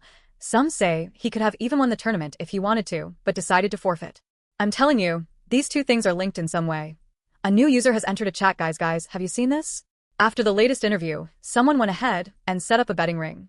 Basically, you choose which new era faction is going to come out on top. Seriously, well, I guess there's nothing better for people like us to do. Maybe we should try to earn some easy credits. Who even set up this thing anyway? Not sure, but what's interesting is you can see how much people have bet, and so far, the Curse faction has the least amount of bets. Maybe I should put some money on them. Who knows what could happen? Just like at the tournament, the Cursed Child could surprise us all, lol. On the Curse ship, as usual, Quinn was preparing to take a small team with him over to one of the planets that Pure had currently occupied. Just in case, people needed to be left behind, so they were able to protect the planets that they had occupied themselves. More eyes were now on them than ever before, and there was a good chance that if Daisy found out that Quinn had taken a large force with him to one of the Pure planets, then they would try and attack one of his. Status: Strength, 60, Stamina, 60, Agility, 60, Charm, 60. Every time they had taken over one of the planets, Quinn had made sure his people went around and took as many blood samples from different people as possible. Sam was already ordered to do this, and he continued to, until Quinn had finally hit his max once again. Consuming blood now didn't increase any of his stats, which meant his body would be at the limit, at least until the next evolution. Am I just as strong as those vampire leaders now? Quinn thought. Or maybe I'm just at the bottom. Quinn could assume this was as strong as a vampire noble could get. All of the leaders were vampire lords, so their stats should be better than his.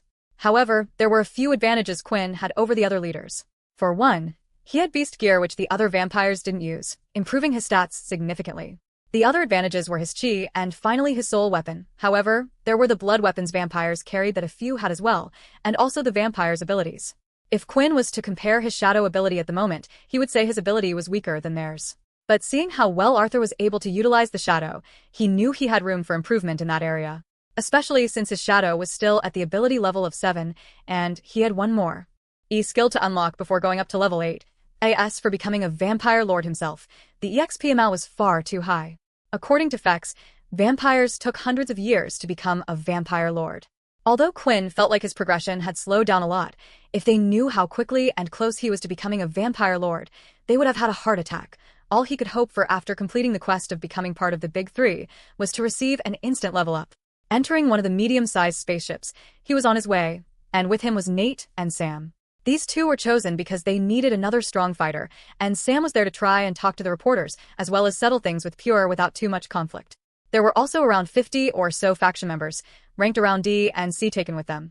These had fought with Quinn during his takeover, although fought with was a very generous phrase to describe it. I wish it was one of the Daisy planets we went to. Nate complained. We wouldn't have had to fight at all. I could have used my charming looks to swoon them over into surrendering. Has that ever happened? Sam replied. If anyone is going to win over people just from their looks, then Quinn's got more chance than anyone. Nate glanced at Quinn's pure skin. That didn't seem to have a mark on it. No acne scars, no scars at all. And there was no change in pigmentation in his skin. His body was better proportioned compared to Nate as well, who had short, stumpy legs. Hey Quinn, I know you're busy with this whole taking over the world thing. Nate said. I'm not trying to take over the world. Quinn replied. I'm trying to change it. You're making me sound like a villain. Potato. Anyway, my point is now that you're kinda my boss and everything, I don't want to step on your toes. Do you have any girls you're interested in at the base at all?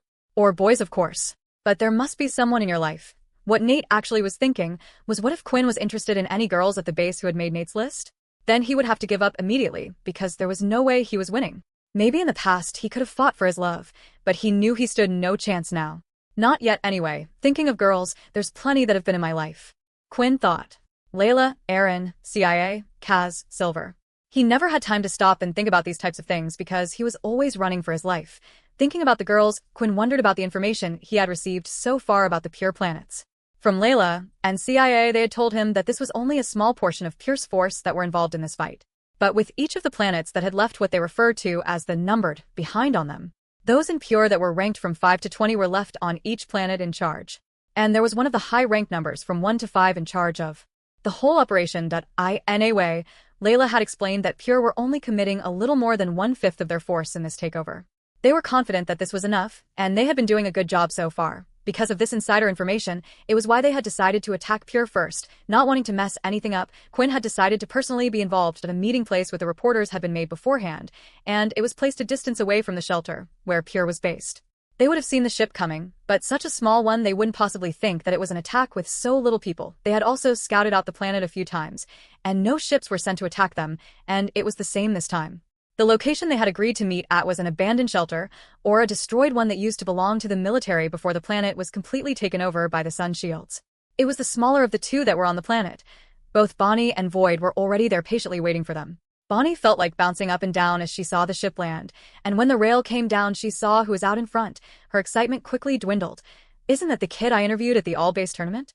She said out loud, not even being able to hold in her thoughts. The mystery leader of the cursed faction is just a kid? The ship had landed a distance away, but Quinn spoke loud and clear while walking over. Dio, I really look that young? Quinn said. He had heard her with his hearing from far away, but when Quinn finally got close and Bonnie got closer, a strange feeling had come over her. Her face started to blush bright red and her pupils winded. What have you done to me? She asked. When Quinn was finally close enough, she grabbed him, pulling him forward and pressed her soft lips against his. What the hell is going on? Nate shouted. Chapter 733. Film everything. Bonnie didn't know what was happening and just acted on instinct. Her lips were still pressed against the boy's, and suddenly, the strange feeling she had that was in her body had disappeared. Void, who was standing off to the side, had his mouth left wide open, and he also had his camera held out. What the others were unaware of was Void and Bonnie had decided to live stream their first meeting as a surprise, and everyone had seen the deed done. Quinn had gotten famous all right, as all the jealous boys who were die-hard Bonnie fans burned the image of him in their heads. What happened? How could he do that? A user commented. Was it just me, or did it look like Bonnie was the one that lent in? Are you crazy? Why would she go for that curly-haired bastard? It was clearly an ability of his, or something. One of those that had their heads filled with jealousy was Nate. How can someone be that lucky? Is it really that easy if you have good looks, to just pull up and get a kiss like that? The next set of actions were unexpected even for Quinn. He had taken a step back and wiped his mouth. When she had pulled him forward, he knew there was no harm in her intentions, but never expected something like this to happen. That was my first kiss. Quinn, being quite the lonely hermit at his school, never experienced anything like this before. Maybe it wasn't a good idea to test out my charm stat, Quinn thought. Recently, Quinn had learned to use his charm skill with greater control. It happened when his stats had reached level 60. So far, he had relied on the system when using his skills. The problem with this, it only allowed him to either use the skills or not. This was also the problem with the shadow ability, and was why he was unable to pass on the knowledge to Sam. Thanks to Fex, Quinn had been practicing how to use some of his vampire skills in a more controlled manner. The only problem was, when using his charm skill other than using it via his influence, he would attract unwanted attention. Now he was able to focus his charm stat so that it was only being directed towards one person. He had done several tests and had found out a few things. The charm stat affected humans a lot easier than it did vampires. Fex had explained that it was natural evolution, a way for vampires to get their meals easier. However, Fex was still affected by it, but that was due to how high Quinn's stat points were. What he also found out through tests, though, was the more someone was exposed to it, the less of an effect it would have on someone each time. Apparently, this was also the case with all the skills related to the charm stat. Removing someone's memories once was fine, but if one needed to do it a second time, there was a high chance it wouldn't work properly. As a final test, Quinn had used it against Kaz, but there seemed to be next to no effect. The vampire knights were often around other leaders, so perhaps they were training against it or had built up some type of resistance to it. All of this led him to what he had done when leaving the ship. He was still currently testing it now and again, and had done so with Bonnie. But this was not the outcome he was expecting. This boy, was that his ability? Why do I feel nothing now? Bonnie thought. But it couldn't be his ability. I'm sure of it. This kid is the same kid that was at that interbase tournament with the unique shadow ability. Trying to forget and ignore what just happened, Bonnie looked at the ship they had arrived in and noticed that Quinn had only brought around 50 members with him. I thought they were coming here and inviting us, because they wanted to make an announcement to everyone. To show us the cursed faction strength. Did I overestimate them? It's nice to meet you again, Bonnie said, giving out her hand to shake this timed, yes. Quinn replied, shaking it back. All those that continued to watch on the stream had been given the wrong idea by these set of words. Meet again. So these two are an item. And oh wondrous. He embraced him like that, and oh, I'm telling you, he has her under some mind control trick or something. I'm telling you, trust me. The faction members were brought off the ship and were preparing themselves while casually chatting away. They didn't look afraid, as if they had done this type of thing a few times before. Bonnie had asked Quinn some questions, but the answers he gave were uninteresting to say the least. She would ask if there was any relationship between him and Owen, and he would reply, not really. Then, when she asked about Daisy and Pure, Quinn didn't really know what to say. He left all the research stuff to Sam, and said if they had any questions about it that they should ask him. In the end, she had given up asking Quinn any questions, and was starting to feel like the whole thing was a big disappointment. Owen, this is the guy that you said is a natural leader. Someone that you saw at the same level as yourself. I can't believe it. How can all of these people just follow him? How did he even get all those planets in the first place? Thinking about this, Bonnie tried to push herself on. There had to be something or someone running things behind the scene. Trying to get an idea that there may have been someone else running the cursed faction, she decided to interview all the faction members that had been brought with them. The young boss. One of the members replied, of course we have no reason to worry with him here. He will take this place over just like how he did all the other planets. And the interviews and questions continued. We thought the same thing when we first saw him. I guess my opinion of him changed when the Sun Shields attacked one of our planets. I think he took out about half of their forces out himself. Yeah, what the guy you spoke to before said was true. We saw him do it again, with another faction. They had agreed to give in, and then suddenly wouldn't let us leave the planet. All of their members had the 50 of us surrounded, but Quinn and Syl dealt with them all. None of us even needed to lift a finger. If I had to say anything about Quinn, it's that he's certainly strong, but he's only better than me by a little bit. Also, I would have to say, he has a horrible personality. Can't trust the guy, he's a playboy alright. One time I saw 5 different girls go into his room. Nate answered. After interviewing the members, Bonnie was now struggling with what to think. Some of the things they had told her sounded almost impossible. And now there was even new information about defending an attack from the Sun Shields. It sounded so barbaric that she was wondering if they were making things up just to look good for the report. Finally, she decided to approach the one person who seemed sensible so far about everything. Sam, it seems like the members are gearing up just in case of a fight. Bonnie said. But with so few people, you can't expect to take over this planet? I know this isn't the main planet Pure has a hold off, but EY still have an entire shelter full of people. Some of these guys think that you might be fighting today. That's because they might be. Sam replied. We always have to prepare for anything. Why do you think we haven't moved yet? She was wondering why the ship had landed at the abandoned shelter, and they still hadn't done anything other than casually talk to each other. It's because we are waiting for them to come to us. By now they would have seen that our ship hasn't left yet, and they will be investigating.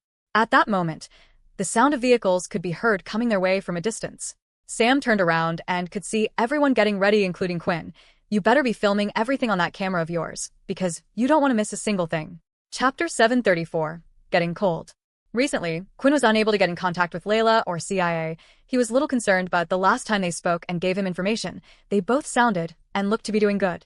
He didn't know why, but he was always worried when thinking about the two girls. Maybe it was because he didn't know much about Pure, or maybe it was something else. What this meant, though, was out of all the planets Pure currently occupied, Quinn had no idea which one the two girls were on. However, if they were on this planet, he should have been able to sense them, but he knew at times that the vampire blood bond sense wasn't always the best thing to rely on, since when he was on the Blade Family Island, it didn't work the best due to a strange interference. Otherwise, he would have been able to find Peter a lot sooner. The group stepped out of the shelter. The planet's surface looked to be mostly gray gravel with red rocks scattered about everywhere. To show that they weren't too intimidating, they only brought 10 men with them as well as the reporters. Are they going to be okay? Quinn asked. He had expected the reporters to stay at the back, possibly behind the others, but instead they were in the front row just off to the side of Nate and Sam. Quinn didn't know when, but he noticed that the equipment Bonnie and Void were wearing now had changed compared to before. While Void was pointing his camera towards her and she stood in front of it, the two of them were wearing King-tier beast gear. I'm sure they know what they're doing, Sam replied. They survived this long getting by, right? And they had to get their beast gear somehow? Still, out of concern, Quinn decided to go up to them both. He placed his hand on both of their shoulders.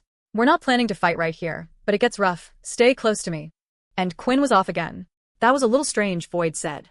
When he was talking about it getting rough, I thought he was going to tell us to run away. Someone's a bit overconfident and cocky. Soon after, Nate had approached the two as well. If a fight breaks out and you want to live, get behind me. I promise I won't let anything hit you. What about me? Vo. ID asked, noticing that Nate was only looking at Bonnie. My body can only protect one person. Sometimes we have to make sacrifices. Nate nodded, giving him a thumbs up, and walked off as well. That I have to learn how he does it. Maybe if I mirror him for a bit, I'll learn a thing or two. Nate thought, these people are weird, Void said, but Bonnie didn't make a comment, and instead just continued to watch everything. A large square-looking vehicle with 6 wheels as big as the jeeps next to them was on its way over to the shelter. It didn't look to have any weapons on the vehicle itself, but was made more for transportation. An estimate of how many people that thing can carry? Quinn asked. I would say 500, but you don't have to worry. I doubt they would send more than 100 people to deal with us, Sam replied. Eventually, the large vehicle stopped. The 2 jeeps by the side carried 4 groups of people, each covered in beast gear, and then finally, the door to the larger vehicle opened up and fell to the ground. Just as Sam had estimated, it looked like they had brought a group of around 100 or so with them.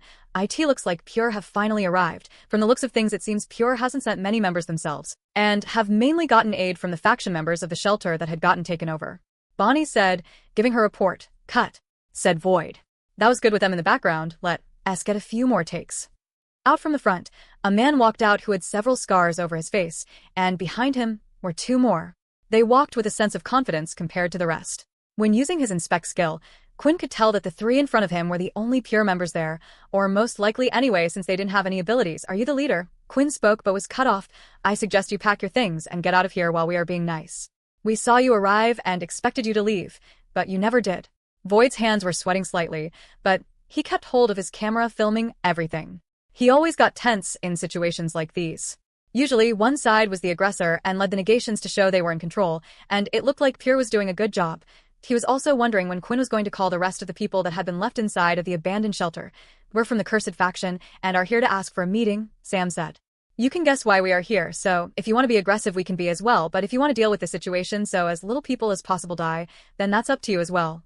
The Cursed faction? The man started to laugh. You guys actually decided to come here? Let's go in closer for a better shot, Void said, and now they stood by the side of the 2 groups who were standing 5 meters apart. So you want to meet the leader of this planet, so you can request a formal duel? The scar-faced man said. But why would we do when we can deal with you here? I think we deserve a little respect. This isn't the main planet of the Pure, is it? Sam asked. And while we have brought our leader himself, besides you're not even a numbered member of Pure, correct? So you shouldn't even have any authority to make a deal with us in the first place. At that moment, the scar-faced man and the two men beside him. Demeanor changed. They no longer had the look of fools who were joking about, "You two with the camera, this thing isn't live, is it?" The scar-faced man asked. No. This wouldn't do well as a live stream. The numbers were quite low, so we decided to just make it a report and get better angels. We will send you the footage before it goes live and can cut out anything you don't want to be broadcasted. We want to work with both sides. Bonnie answered in a polite manner. Good, because I'm wondering how you guys know about something that is only top secret within Pure. It looks like we got a little rat, and unfortunately anyone who knows must die. The scar-faced man then pulled out a dagger and threw it right towards Bonnie. It was faster than she had expected, and she never thought them two were the ones that would be targeted. This had never happened to them before. However, the dagger hadn't even reached midway before it was stopped and caught midair by Quinn. At the same time, Nate had come over and had become a human shield in front of Bonnie, hardening himself. But it was pointless as Quinn had already caught the dagger. Are you sure you want to do this? We just asked to be brought to the person in charge on this planet? I don't want to kill you if I don't have to. Sam sighed and started to shake his head as he made his way back to the others, and they all sat down on the floor. He knew how this would go, and based on the Scar Man's personality and how aggressive he had been from the get-go, he knew what his answer would be. Quinn, don't damage the large vehicle. It looks nice, maybe we can use it, Sam said. Hey Square, kind sir. Bonnie whispered. Aren't they going to go help him? It looks like a fight going to start any second. Help him, didn't we already tell you about how he took down the sun shields on his own? If I tried jumping in the middle of that, I might get hurt myself. Attack them, the scared man said, but before he could finish his sentence, he found his own dagger piercing through his skull. It was thrown with such force that the dagger went through and carried on until it got stuck into the vehicle behind. Quinn, I don't know whether this is a good thing or a bad thing, but ever since Blip's death and the incident with the parasites, you have become a little colder in terms of killing. Nate thought. Quinn jumped in to deal with the rest of them, without hesitation. Chapter 735. Who's the bad guys? When Blip had passed away, after finding out more information, Quinn had been made aware that there probably was something he could have done. There was time. The tea had been wasted in between when Quinn had chosen to save the parasite members and getting back to the ship. In truth, there was no way for him to know for sure whether or not he could have saved Blip's life that day. Others had told him he had done the right thing. Even Linda. She had great anger when she went to the parasite's base. Quinn was questioning whether it was the right thing to do, but Sam had informed him she needed to see something. She quickly realized that they too had families, children, and others living there. When she felt like her brother's sacrifice had saved all these people, she felt a little better about it. But for Quinn, he felt different. He blamed himself for putting strangers' lives ahead of those he actually cared about, and this had happened more than once already that a person needed to look after themselves before they looked after others. After all, what's the point in saving everyone if you yourself end up dying? Quinn stuck to this mindset. With himself being the cursed faction, he needed to protect them before thinking about saving others. Hesitating against those that attacked him first could mean the death of one more person. Are you getting all of this? Bonnie said, looking at what was happening. Quick. Film it all. I can't. Void complained back. He's moving too fast. Using his fists, Quinn pounded through abilities and any beast armor they were wearing. Using his kicks, he was able to hit away those that got up close from behind, and moving from person to person, he was too fast for anyone to use their ranged abilities without hurting their own. Quinn was taking out 100 or so men one by just using his fists and legs. At one point, he had activated his new gauntlet skill, creating a blade made of flames, and it grew in size, stabbing 3 of them quickly before retracting again. From battles on other planets before, Quinn had realized that when adding chi to his active skill, he was able to make the flame blade that appeared from the top of his gauntlet longer. The more chi he used, the longer the blade could be. When people saw no weapon in his hand, it was a little surprise for them to suddenly feel a hot poking blade in their stomach. How is he doing all of this? Bonnie thought. From the looks of things, he hasn't even used any of his abilities. He's beating them all barehanded. We have to get in closer, Bonnie said as she ran forward with Void following. It became clear to the Pure members that they were going up against someone who was impossible to beat. The only thing they could rely on was him tiring out, and it didn't look like he was slowing down anytime soon. That's when one of the members spotted the reporters coming in. One of them went to grab Bonnie. He tried protecting her before. Maybe we can get him to let his guard down. But before they could, an iron-hard fist was slammed into the man's face. Are you two idiots? Nate shouted as someone else went to hit him with a sword. A CL. Ong was heard, but there was no pain. Soon though, more started to join in. Nate was able to block and hurt most of the attacks without him getting hurt, and using his body to block things from hitting Bonnie, but not from hitting Void. An ice spear was heading his way. Not wanting to destroy his precious camera, he pulled the camera away from his face. Damn him. That guy really meant it when he said he was only going to protect Bonnie. Void thought. I only have one thing left to say. Bonnie, I love you. A shadow was lifted in front of his face. It had not only blocked out the spear but also the sound of his sentence. Still, he was alive. You listen to me? Quinn said. You stay close. If you want to live, then don't go too far. When the shadow dropped, Void could see out of the 100 or so people there were only about 20 left, and each of them had dropped their weapons begging to be spared. The short little fight was over. What do you want us to do with these guys? Sam asked. Get the guys to take over the large vehicle. They can set up and relax in there for now. They can keep an eye on them in the vehicle, and when this is all over, it's up to them if they want to join us or not. We only need one of them to give us directions. The group started to get ready, and although the Jeep was only meant to fit 6 men, by hanging, climbing, and sitting on the front, they managed to fit 10 members on one. The reporters, Quinn, Sam, Nate, and their guide were sitting on the other Jeep that was brought with them. What the hell is this crap? Bonnie said. I've never seen you film so bad before. You didn't manage to catch anything other than flying bodies and random people using their abilities. It was hard, like I said. He was moving too fast and taking them all out too quick. I couldn't keep the camera still in one place. Void complained, still feeling a little awkward about what he had said just moments before. It's true. Why was he so fast? I can tell he has good beast gear on, but that was too fast. Maybe the faction was just weak? Or, for a second, Bonnie started to think about what all of the cursed faction members had told her, all the stories she thought were exaggerated. What if they really weren't exaggerated? A tingling feeling was felt in her body, but Quinn hadn't been tested yet. He needed someone that could at least draw out his power before she could judge him. Also, there was only so much one person could do. If the people following him weren't strong either, then he could only get so far. During the ride, Quinn checked a system screen with a concerned look on his face. IT was close. If that attack was stronger, and I had used too much of my shadow, then that would have been a little problem. Quinn thought. After a bumpy ride over the small red rocks, they had finally made it to the shelter. As soon as they saw Quinn and his gang, a surprise move was made. The doors to the shelter were open for them. Now that he was inside the shelter, Ewan was pretty confident that Layla and CIA weren't here, which made him feel a little better. He could sense Sam, so he was sure there was no interference going on like before. When they entered, multiple different beast weapons, open-palmed hands, and abilities were pointed at them. Get out of the V-Shields. If you try anything, we will attack. Once they had descended, the guide had been recognized as one of their own, and immediately the guide went running towards them. Oh, thank you. Thank you. He killed them. He brutally killed and beat all the guys. Take him out. Take him out now before he can kill us all. The guide said, panicking so much he had even fallen over a few times running away. Just play along, everyone, Sam said, and they all raised their hands, acting defenseless. Are you recording? Bonnie whispered. It's still on. Void replied, with his camera hanging off a strap that went chest high. Void was a little bugged about what had happened. They had tried attacking them in an attempt to make out Pure as the bad guys. This time, the whole broadcast was being live-streamed. They waited for a while, with no one saying a word until finally, a dark-skinned black man with sunglasses had come out. It was another member of Pure. Using his inspect skill, Quinn noticed that there were a lot more Pure members in the shelter. Counting at the moment, there were around 600 faction members with a good split. The shelter itself also had civilians all over that had been made to move away from the entrance gate. Pure was a bigger organization than both the government or the general public thought, but Quinn already knew all of this because of Layla's first-hand information. The name is Abdul. The black-skinned man said. Why is he wearing sunglasses even though it's not sunny? Nate commented. Are you one of the low-ranking numbered from Pure? Quinn asked right off the bat. If Layla and CIA weren't here, then it was a simple task to take over the planet. Oh, maybe we have underestimated the cursed faction to be able to have information like that. Abdul said. If you know that much, then if I was to tell you I was rank number 16, you should be able to know my strength? Quinn knew his strength all right. He knew it wasn't strong enough to pop the instant level up on his quest notification.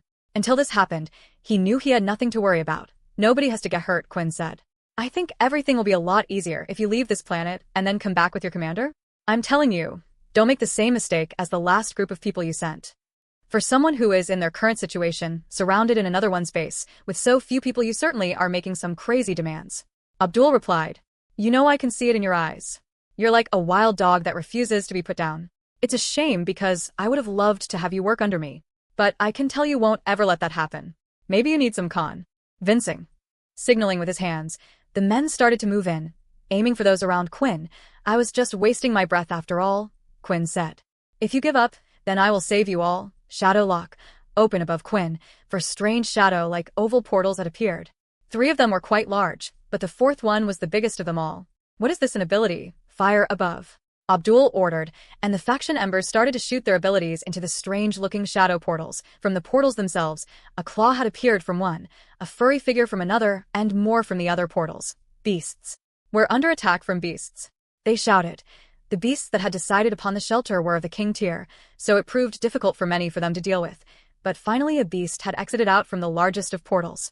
A large one that mimicked an elephant on Earth, only it had several trunks on its front and was 2 times the size. Seeing the attacks nearly bounce off the beast's skin, Abdul realized they were dealing with an Emperor tier beast. Chapter 736. Save them please. This wasn't the first time that Quinn had done something like this. This was his usual way of taking over the past planets. The only difference was he never did it so openly before. Sam had said to him that he couldn't. He just forced the base into submission if he wanted them to be loyal. This gave Quinn the idea of being their savior. If a shelter was attacked by strong beasts that they had no clue where they had come from, and Quinn displayed his strength by saving them, then he could offer them protection in return for them coming over to his side. Not only this, but they would also feel indebted to him. After unlocking the Shadow skill Shadow Lock, he of course went through a testing phase with the ability. It was a skill that allowed him to lock creatures and living beings in a separate space. The Shadow space at IT was similar to his dimensional space, but there were many differences between the two. When using his dimensional space, he was able to put as many items and take them out as he wished. As long as it wasn't living matter, the Shadow Lock was the opposite, only allowing him to lock in living things in the Shadow space. However, there were more differences. Depending on the strength of the creature when using Shadow Lock, it would use a certain amount of MC points.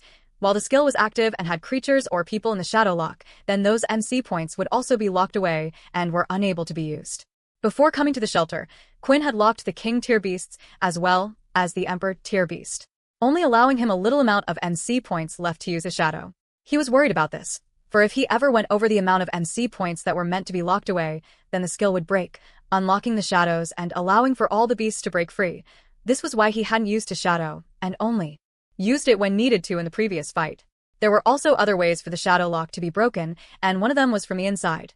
Similar to the Shadow Void, if someone was to attack the strange space they were in, it would eventually break. But what Quinn found was that beasts, when entering the Shadow space, would only do a few things. They would sleep, run in the space looking for an exit, or just walk around. They didn't see the space around them as a threat, but there was one time where a beast was left in there for too long, and Quinn could only assume it had gotten hungry. In its pain, it started to beat on the space around it. This was why, even though the space could be used on humans, usually after a short while out of frustration they would attempt to attack everything breaking out of the space. Still, depending on one's strength, it would take longer for one to break out than others. The beasts were going on a rampage currently in the shelter, not only attacking the faction members but also houses, stalls, and the marketplace. One of the beasts had tried to attack Quinn and his group. Of course, it's a beast that will attack us as well, Void said. This isn't the Bree family where the beasts are tamed. Using his hand, he knocked the beast's claw away.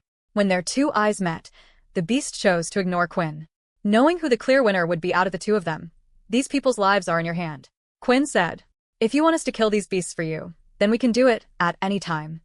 Abdul could hear Quinn loud and clear. He wanted to go over and smash the cocky brat's face in but was too busy dealing with the Emperor tier beast. His weapon of choice was dual-wielding axes, and he was holding his ground well. Each time a giant trunk would swing his way, using his own force, he was able to knock it away. Abdul was a muscular man and had good beast gear on, but shouldn't have been able to do such things. The way he was fighting right now reminded them of feats that Quinn could do. What the others didn't know was this was due to Abdul using chi in his attacks. Still, even though he was able to hold his ground, the other members who were fighting the King tier beast and getting whacked away by the Emperor tier beast's other trunks weren't doing so well. While the others were distracted, the group started to move out into the shelter. Quinn stayed where he was, just behind the Emperor tier beast and Abdul. Both the reporters didn't move away from Quinn, listening to what he had told them before, and besides at the moment, for Void it was the best angle for all the chaos that was happening. Online, people could see the whole thing being streamed. How could he do that? The Cursed faction are so cruel. People have to worry about beasts attacking shelters all the time, and now, he has unleashed a bunch of wild beasts at the shelter. You can hear all the screams. These people are scum. Look, he's just standing there. At the moment, Quinn and his group were unaware of how much hate was being directed towards him online for his current actions. To them in this situation, getting uninvolved people in the shelter, he was the villain. Make a decision. Quinn shouted. Give up and let these people live. If Abdul had time, maybe able to think straight, he would have been able to deal with the Emperor tier in some way, but not like this. Not while the chaos was going on, and his men were dying left and right to the other beasts. He knew giving up and asking for help meant the Cursed faction had won. Please help us. Help us. The others cried. These people weren't part of Pure, but the faction that had joined them on the planet. They had no loyalty. Still, Quinn stood there, doing nothing. Gripping his fist, Abdul whacked one of the trucks with all his strength. He had finally managed to chop the top part of it off, but in the process he was whacked by another of the beast's trucks, sending him sliding across the floor. Feeling the pain and power of the beasts and the continued screams, he had made his decision. "Help us. Stop this madness, please." At that moment, Quinn ran underneath the Emperor Tier Beast's legs and activated his flame daggers. Infusing his chi, they were able to grow in length, reaching and piercing the belly. He continued to run as the beast screamed in pain, lifting its front legs. The others, who were looking at Quinn before on the ground and now had no clue where he was, and before they knew it, they spotted him up in the air, above the large beast's head. Spinning his body multiple times, he came falling down, and at the right moment, he had performed the moves of the hammer strike, while adding in his own power of chi. With the added momentum of the spin, he was able to perform a strike more powerful than usual. Hitting the elephant's beast right on the top of its head, its heavy body was slammed down onto the ground, and Quinn fell with the beast onto the floor. He stood there on top of its head as it laid there dead, seeing everything unfold in front of him. Abdul now knew that they never stood a chance. Even if he was to attack him after Quinn had killed the beasts, at any moment, Quinn could have taken over the shelter. What Abdul was wondering, though, after seeing the attack and the strange sudden force, was whether or not Quinn was using the power of chi. Something only high-ranking members of Pure should have known. Chapter 737. I'm a villain. After defeating the Emperor Tier Beast, it didn't take long for Quinn to kill the other King Tier Beasts as well, and the screaming all around the shelter had soon stopped. Many of the faction members were angry at Quinn for what he had done, and some were about to lash out their pent-up feelings at him, until Abdul stepped in. He knew it would all be pointless. The younger faction members were young fools who were just too hot-headed to realize that the fighting may have stopped, but they were now in a tricky situation they had never been in before. What to do with the remaining members of the faction, including those that were part of Pure. The planets they had taken over had no affiliation with any other big factions, so it was easy to convince them to come under the cursed faction once they had shown them their power, and Quinn had saved them. This time, taking in any members of Pure was dangerous. They were still a large force that had more power than themselves. There was a high chance that at any point in time, Quinn could be betrayed. Eventually, all of those that had arrived with Quinn, including Nate and Sam, had returned to their positions. Bonnie, seeing this, was wondering just where they had gone off to during the fight. Everyone okay?" Quinn asked. "Yep," Nate added, rolling his shoulder about a bit as if it was sore. "I had to take 1 or 2 blows though, but I guess whatever doesn't kill me only makes me stronger." Abdul, who was listening and was confused, and then he thought of something. "It can't be." He thought the fighting had stopped between the two of them, but Abdul and the others hadn't really been made captives. There were far too many of them and not enough of Quinn and his group to even do that in the first place. So Abdul still had control of the shelter. He just wasn't able to leave or communicate back with Pure, for now at least. He then ordered his men to go check on their families, and when they returned with their report, his eyes had widened. "You," Abdul said, approaching Quinn, who was chatting away with Sam about what to do next. "You protected them all. Thank you." It was the only words he could say. Bonnie and Void were confused, and had turned off the stream as soon as the fight was over. Just seconds ago these two were enemies, and Quinn had unleashed an army of beasts on him. Why was he thanking him? There were still people who ended up dying. Quinn said, "But at least the people who aren't involved in this didn't get harmed." Now Bonnie was starting to get an idea just what Nate and the others had done during the fight. While Quinn was waiting for Abdul to surrender, Nate and the others went around protecting the families of the shelter from the beast attacks, while also making sure not to kill the beasts. "Still, you didn't need to do that," Abdul replied. "As thanks, let me give you some advice. What you used to take down that beast, it was chi, right?" This startled Quinn for a few seconds, but then he thought back to what Aaron and Leo had told him. When they were on the run, Pure had sent an agent that was also able to use chi. According to her information, all top-ranked officials in Pure knew how to use chi in some way. What Quinn didn't understand was Leo had told him that everyone who once knew chi had died. There was a chance Leo was somehow involved in Pure, but Quinn doubted that. Leo would have told him otherwise. "That I don't know who taught you it, or whether or not you learned it naturally by yourself, but this is AW. Arning. Your chi is strong, but if you were to fight with the level of chi you have against the Pure leaders, you would be outmatched. At the moment, yours is at the primary stage. Your control is good, so you should be able to learn the second stage quite easily, but all the leaders are already at the third stage." Hearing Abdul talk, Quinn had no clue what he was going on about. When Leo had taught him chi, the only thing he had taught him was how to sense it and move it around his body.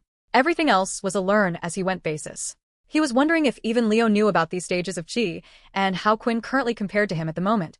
Quinn still kept up his daily mediation of chi, but it had stopped growing in size long ago. He was at a standstill, and it would have been good to learn more about it from Leo or someone else. "What stage of chi are you at?" Quinn asked. "I am only at the first stage, so even if I wanted to teach you, I could not," Abdul replied, while Quinn was thinking about chi and wondering what he could do to improve himself. Sam and the others had realized that something else had occurred that they were unaware of. Bonnie, look at all of this. Void said, showing her all the comments on the video at the end of the live stream. The group read them out, and nearly every single comment was condemning Quinn for the actions he had done. Once the fight was over, the live stream had stopped, and due to everything happening, Void and the others hadn't uploaded the videos of where Pure had tried to attack the Cursed faction first. You guys have to do something, you have to fix this now. Sam said, worried and concerned. I thought having the reporters come with us would show the Cursed faction's good side, but it looks like it's only made things worse. Don't worry, we can fix this, Bonnie said. Quickly, the two of them went around interviewing all of the survivors of the attack and had them explain how the Cursed faction members had protected them from the beast during the attack. The clips from when Pure first arrived and attempted to attack them were also edited and made in a way to make the Cursed faction look as good as possible, and finally, they had finished off the report, claiming that the Pierce planet now belonged to them. Even though they didn't know what to do with Abdul and the others yet, Abdul had made it clear he would not be fighting them and allowed them to do as they wished. When the videos had been uploaded, Bonnie thought she had repaired the damage, but the comments didn't make it seem like so. Are you kidding me? Obviously, the Cursed faction, now having taken over the base, have forced the people to say that. But why? Would they make a false report? Isn't it obvious? We all saw it. Their leader and Bonnie are an item. Of course they're not going to report anything negative. He's right, I saw that video as well. Bonnie went up and kissed him. Also, they say they were attacked before, so why didn't they upload that footage until then? Ow. Did they really get attacked? I heard the screams and cries of all those people. They must have been so scared from the beasts. Did you see how he made that guy beg before he even stepped in to help? Whatever, it's clear that the cursed guys are the bad guys in this. This is portably how they were able to rise so quickly, using underhanded tactics like, so Dio, they think we're stupid? That we would believe whatever the report tells us. Don't blame Bonnie. It's the cursed faction. They are evil. Twisting things like this. The comments were more negative than ever, and it looked like due to the incident before being streamed. Even Bonnie and Void's reputation as reporters was being affected. Quinn. Sam called out, but didn't really know what to say. More than anyone, Quinn was doing all of this for those people who were commenting. He wanted to create a safer world for everyone, and to see everyone writing things like this about him. People were so cruel, even when they didn't have all the facts. Don't worry, Quinn said. In the end, it will all be okay. If I have to play the role of a villain to make a change, then so be it. Chapter 738. The Other Faction's Reactions. The news reports from Bonnie and Void were surely quite popular. They were well known, and one of the only reporters giving out first-hand information. However, it was something that was more for the citizens and people living at the different shelters spread across the universe to watch. Large factions and powerhouses would have their own ways of gathering information. With negotiations going on, though, there had been less for these factions to do, and more people than usual were watching Bonnie's report, as they were waiting to see what would happen between the new era powers. Outside a large shelter, there were fields filled with all sorts of different flowers. Each section was a different color, like a rainbow. Inside the shelter was the main base for the group known as Daisy. They too had just finished watching the report. Daisy was a faction that was mostly made up of women, and at their base in their main conference room, there was Helen, who now flaunted a long pink pastel hairstyle. Then there was also her two closest friends who had started the faction with her. Ivy, who was 2 meters tall and thin like a tree with green hair, and Peach, who was as round as a peach herself. She had orange hair with red rosy cheeks. I'm surprised that group from back then has made it this far, and they even went ahead and attacked one of the pure planets. Ivy said, "No, I saw it in that boy's eyes that day," Helen replied. "I knew he would be trouble and crazy enough to do something like this. Something is wrong with that boy's head. To be able to use beasts against civilians like that." "Well, I guess that gives us a few options," Peach suggested. "We can either take on the Curse faction now while they are focused on Pure. The good thing about this is, while everyone hates them, if we're the ones to take them out, we will be even more popular than ever with the people. We could attack Pure. Out of Pure and the Cursed faction, I still think Pure is the bigger threat, so while they are focusing on the Cursed, we can take them out. Or we wait it out and see the outcome of this. After a battle between the two, one side should be weakened, even if it's by a little bit." Helen thought about it for a while, and what she was struggling with was why had the Cursed faction decided to attack Pure over them? They had two choices, two paths to choose from moving on after taking over the last of the unclaimed planets to they have some information on Pure that we don't. In the middle of her thoughts, a call had been made, and an offer had been given on the other end. Now this is a surprise. Helen thought. Away from the Daisy faction, a group of planets in the beast part of the universe was owned by Pure. There was one in particular they had chosen to set up base at. The beast planets that Pure occupied were set up in a way so the main base was located in the center. All the other planets surrounded it in some way. This way, if there ever was an attack, they would have to go through one of the planets ahead, and they would be informed beforehand anyway. This, of course, wasn't the main base of Pure, whose whereabouts were still unknown. The center planet where the Pure base laid was covered in a white pastel ground. And built on that ground, the shelter, which was a different shape than usual. Pure had converted it into their style. A large oval dome that blocked everyone's view from the outside, having complete control of everything, who went in and out, what, when, and where. Relaxing in a basic bunk bed on the bottom bed. Layla decided that she would get some rest. While doing so, she started to watch the video report. She soon went down a rabbit hole and had seen everything. What? She screamed at the top of her lungs. CIA grabbed her pillow and held it over her head. Hey, I'm the one that's meant to do the screaming, CIA said. What the hell is going on? Look, it's Quinn, he. Then CIA saw the video replay of Bonnie kissing Quinn. Oh, calm down, it was only a kiss. Besides, it looked like she was the one that leaned into him, CIA replied. Just a kiss? Layla said, not having calmed down, her face still feeling quite hot. So, have you ever kissed someone before? CIA shrugged her shoulders and pointed to the top of her head. How am I meant to know? I can't remember. As time went on, CIA had become less and less dependent on Layla ever since arriving and working for Pure once more. She hadn't learned much about her past, but had learned Pure's ways of doing things, and she soon realized that maybe it was better that she had forgotten everything to do with this organization. Soon, she was starting to accept what she had become, and although she didn't realize it, Layla could recognize that she was more of her old self, the fake persona she was portraying at school. After settling down and watching the rest of the reports, a smile appeared on her face. It looks like the others are doing well. Are you happy that the enemy has taken one of our planets? CIA said sarcastically, smiling back. Once again, Quinn, you have become so strong. When I return, I might not even recognize you. Will you still have time to speak to me like we used to? Layla thought. Things were much simpler at the start between the two. Quinn would often rely on Layla for help, helping him figure out the vampire stuff, being a blood supply for him, among other things, and great mental support. Now, he had others around him that could help him with that. Clenching her fist, she wouldn't give up. She had also improved herself over time. The two of them left their room the next day and started their normal routine. When walking around the base at the canteen, Layla was seeing something that was disturbing her. A blonde, spiky-haired boy called Ronnie, a member of Pure, had 4 other men up against the wall. Each of them appeared to have bruises on their bodies and marks on their face. When are you guys going to understand that this shelter no longer belongs to you guys? Ronnie shouted. Others could see this happening, but just walked past and continued to grab their food. The only thing you guys respond to is physical pain. Tony shouted, punching one of the larger men in the stomach and causing him to drop to the floor. What are you doing? Layla said, rushing over. You can't treat them like this. They're not members of Pure, so of course it's going to take some time for them to settle into our ways. Layla complained. Tony turned to look at who exactly was nagging away at him. Pipe down, Agent 100. I remind you that I'm Agent 64, so I carry a higher rank than you. Of course, you would use the agent ranking card on me, Layla replied. We're an organization that is against discrimination. Even if I'm a lower rank than you, I have the right to speak out and speak my mind when I think what you are doing is wrong. Tony started to walk towards the 2 girls and pulled out 2 finger daggers which had a circle handle at the end where he could spin his blades. You're right, you can speak your mind. However, we can also have disagreements as we see fit, and would anyone care if a low-ranking agent like you were to die? Ronnie said, throwing out both of the small finger daggers. Layla was wondering what she should do, but before she could act, an invisible force had pushed back the daggers and had thrown them back into the wall, piercing right through the solid metal. Footsteps were heard clinking against the metal ground. And in her field of view stood in front of Layla. A large white overcoat could be seen with a number on the back, IN Pure. Only 5 members proudly displayed their agent's rank, and they were the top 5 within Pure. On this overcoat was the number 5 being displayed, Mother.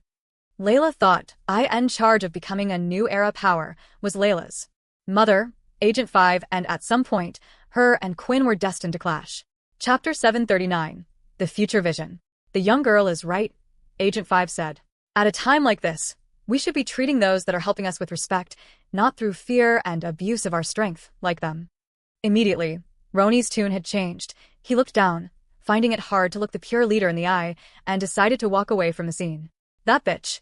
Everyone respects those with a higher rank because they know how much those members have given up for the sake of our goal. Ronnie thought.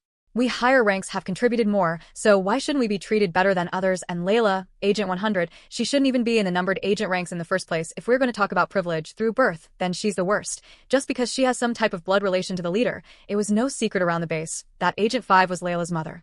Ronnie didn't know when, but apparently a certain incident in the past had made everyone aware of this fact, and rumor of course went around the whole base. Agent 5, real name Lucy, was not only a high ranker, but she was well respected in Pure, because she was one of the founders of Pure. Even though she was lower ranked than some of the other members in Pure, she was respected even among them, and she would do anything to get rid of the ability users of the world. Thank you, Layla said, giving a little bow, as she felt the wind of the overcoat walk past her. Is that really your mum? CIA asked. She doesn't even act like she knows you. How are we meant to convince someone like her to leave Pure? I'm not sure we can, Layla replied back, looking at her mother walking away. Later that day, a meeting had been called. All of the Pure members had been gathered in front of the main building, still inside the dome shelter. Also, all of the faction members who used to be a part of the shelter before it was renovated were invited. Lucy had been given quite the strong allies to go with her on this campaign. When the Civil War started, many of the larger factions had formed an alliance and people thought they would soon be a new great power, but they were defeated when they had stepped on the toes of Pure. The people that were in the shelter today were part of the group that had attacked. The main 3 leaders of the old alliance were also present. Time for the daily speech again. It really feels like they're trying to brainwash everyone. CIA said, standing somewhere in the middle of the crowd with Layla. The person who was giving the speech was none other than Agent 5, Lucy. She stood there with her long brown hair and wrinkled face. Her body was in top shape, but her face told a different story as there were deep wrinkles. The world has been in chaos, and has been worse than ever before, and why? The reason is simple, because of abilities. Lucy started to explain. The powerful ability users that refuse to share their powers with anyone else, bully, and suppress the world. Why was it even before this? We had the term the Big Four and the military. The powers were divided because these people ruled. Think back to incidents in your own lives, when one of these big powers ever did something wrong, were they punished for it? Or were they exempt from such things? Their actions brushed off, stating that these people were more needed in the world than us. We are fighting for the good of the world. If Pure are in charge, will there no longer be fighting? Of course not. Will the wars stop in the world? No. But it will be on equal terms. It will be fairer than how things are today. Every day so far, Lucy had given out similar speeches to the people at the same time. She would also have Pure members come up on the stage and speak about their own experiences. Their rough treatment from higher ability users and answered anything other users wished to ask. Hearing all these stories made CIA wonder, what did your mum go through that made her hate ability users so much? Actually, I don't know. Layla replied. She was starting to realize how much she didn't even know her own mother, and it was making her more upset by the day.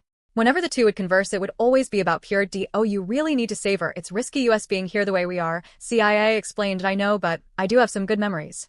Scenes of when Layla was really young were flashing in her head, but even they weren't too pleasant. However, she did remember seeing her mother smile. It warmed her heart thinking of this, and it was something she hadn't seen her mother do ever since she was a kid. She is my mother, the person who raised me. I just can't leave her like this. At least I have to give her a proper goodbye. Does that mean you're going to tell her what you really are? CIA asked. What if that goes wrong? Layla didn't want to think about that, how her mother would react knowing what she now was.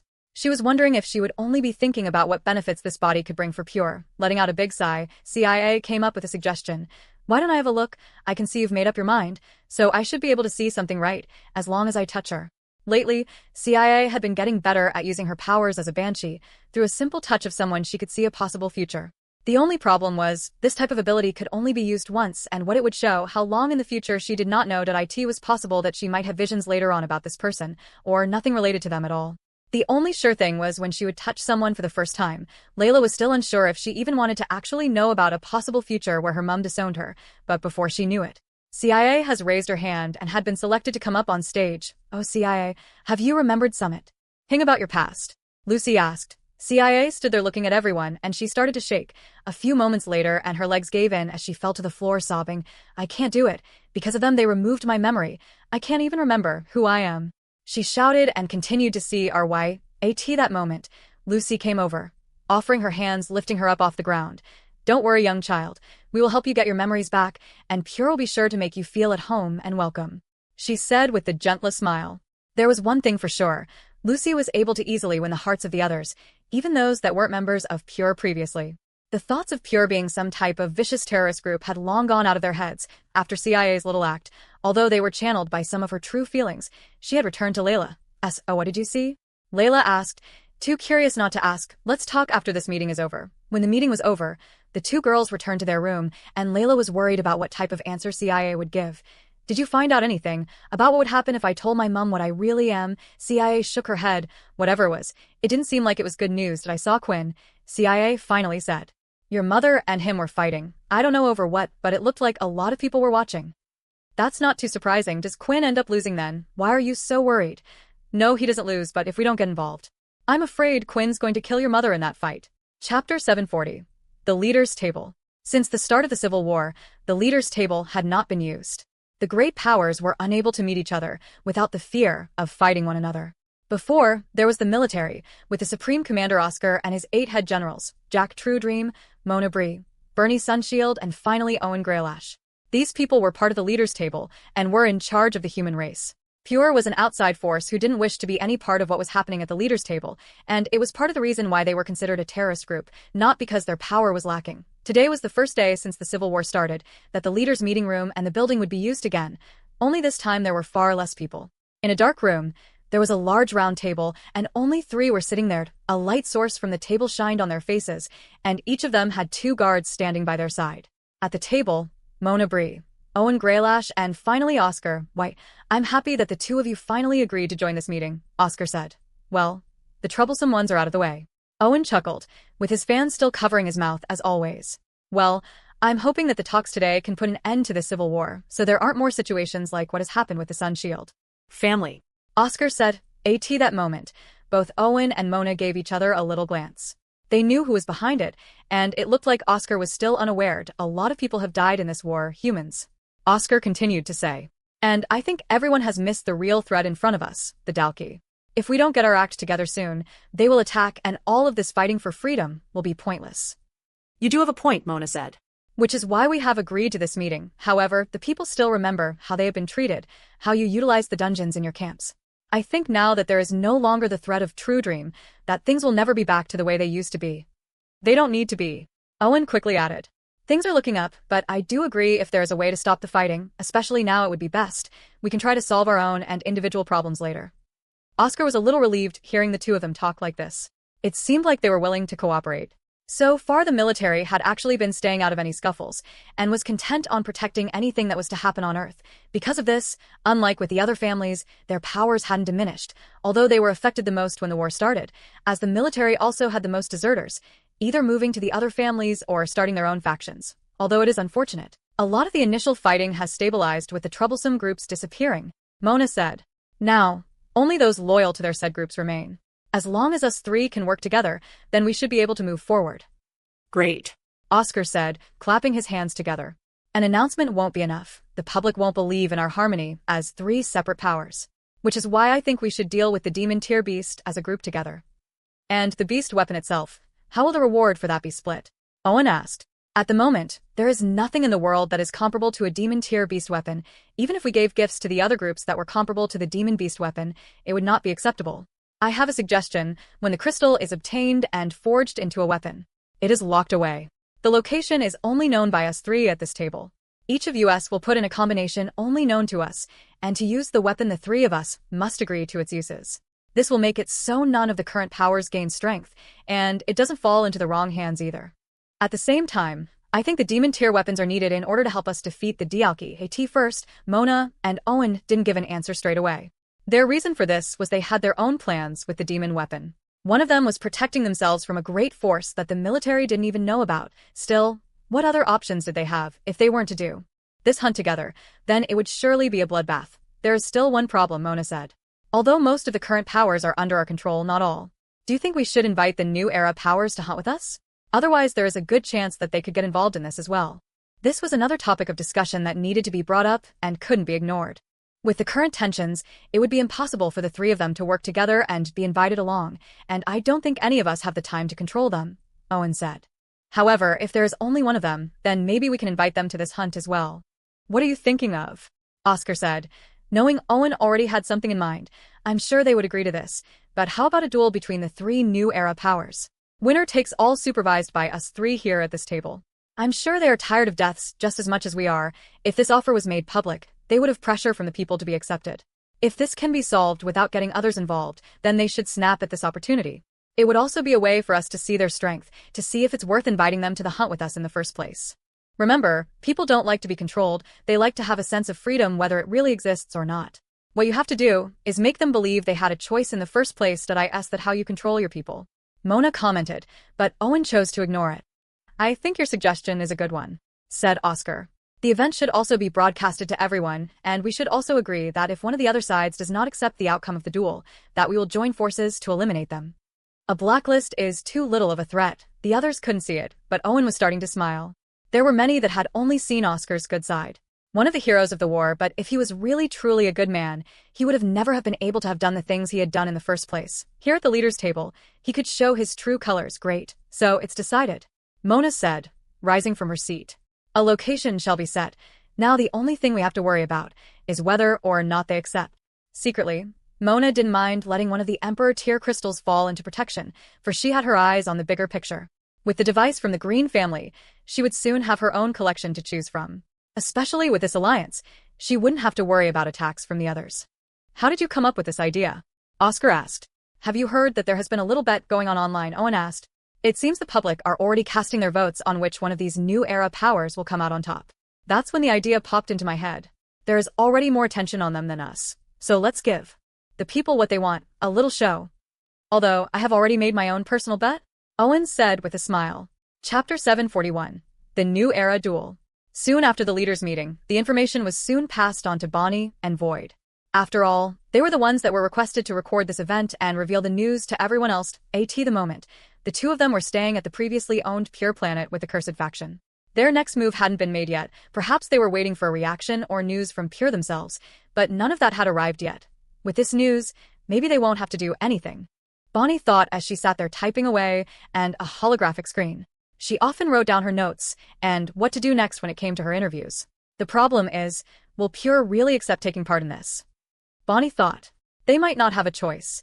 If the Cursed faction and Daisy agreed to the terms of the duel and Pure didn't, even without them, one side would be declared a winner and they could absorb the other faction's forces. Without a doubt, there would then be one faction far stronger than the other, whereas currently the powers were seen as almost completely equal. Plus, with the pressure from the people and with Pure trying to get in the public eye more, they wouldn't be able to miss this opportunity. While Bonnie was deeply consumed in her thoughts, Lucy was in the middle of a call with the leader of Pure, Rank 0. The request had been sent out and she was waiting for the leader's answer. We really have no choice, Mr. Zero replied. Now is not the time for everyone to know the full strength of Pure. We need to make sure we always have a hidden card up our sleeve. I will leave this in your hands. Number 5. I hope you'll achieve this task for the future of Pure. I understand. May Pure be with you. Lucy replied. The first to reply to the duel was Daisy. They claimed that if there was anything that could get less people involved in a battle, then they would always take that choice. It just made those following Daisy grow more attached to them than before, and others who were with other factions wishing they had a leader like that. In contrast, many thought after the broadcast that lots of people would have deserted the Cursed faction, especially after they would have seen that Quinn was behind the beast attacking certain shelters in the first place. Yet for some reason, no one had caused a fuss at the Cursed faction. On the outside, no one understood why, but slowly, comments online were starting to appear with support of the Cursed faction. They would get shut down immediately, but those that were within the Cursed faction never got mistreated and felt like their lives were better than ever. Still, there wasn't enough positivity to overturn the negative opinion of the Cursed faction. And even more so, now that they were the last to reply to the duel truth, they felt like they couldn't decide. Until they had heard from Pure, and now that they had agreed, they knew their answer. Of course, we will join the duel.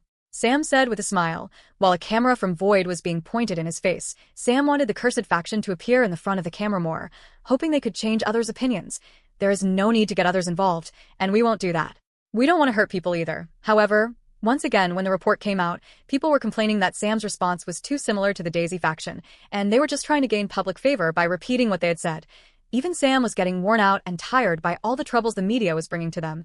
Sitting outside at a table, Nate, Sam, and Quinn were talking. Sam had his hands in his hair, pulling at it. Hey, if you carry on like that you're going to go bald. Nate mentioned. Don't worry, Quinn said. If any of us had said anything on the camera, it would have been worse. You're doing a good job. So now that we've agreed to the duel, what exactly is it? Is it one-on-one fights or group battles? Actually, it seems to be a little complicated. Sam replied, pulling out a piece of paper and drawing a diagram so everyone could visualize it better. Every faction will create an A team and a B team. These teams are groups of 3, and they will be there on 3 battles.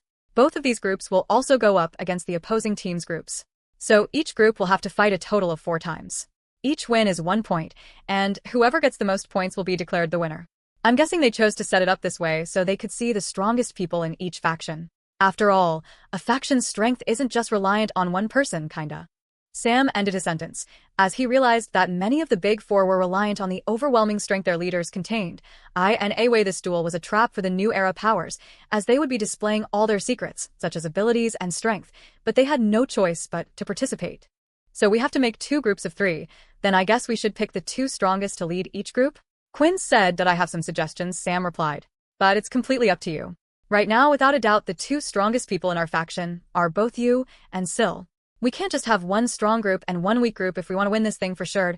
So I suggest Quinn will lead Group A, while Syl leads Group B. The real question is, who to have supporting them.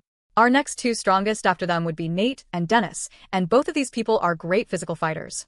Then we have 2 options, to either pick someone who would act as a great support, or just go for the next set of strongest people we have on our team. If Nate and Dennis already filled up 2 slots, Quinn started to think of other people on the team that were considered strong.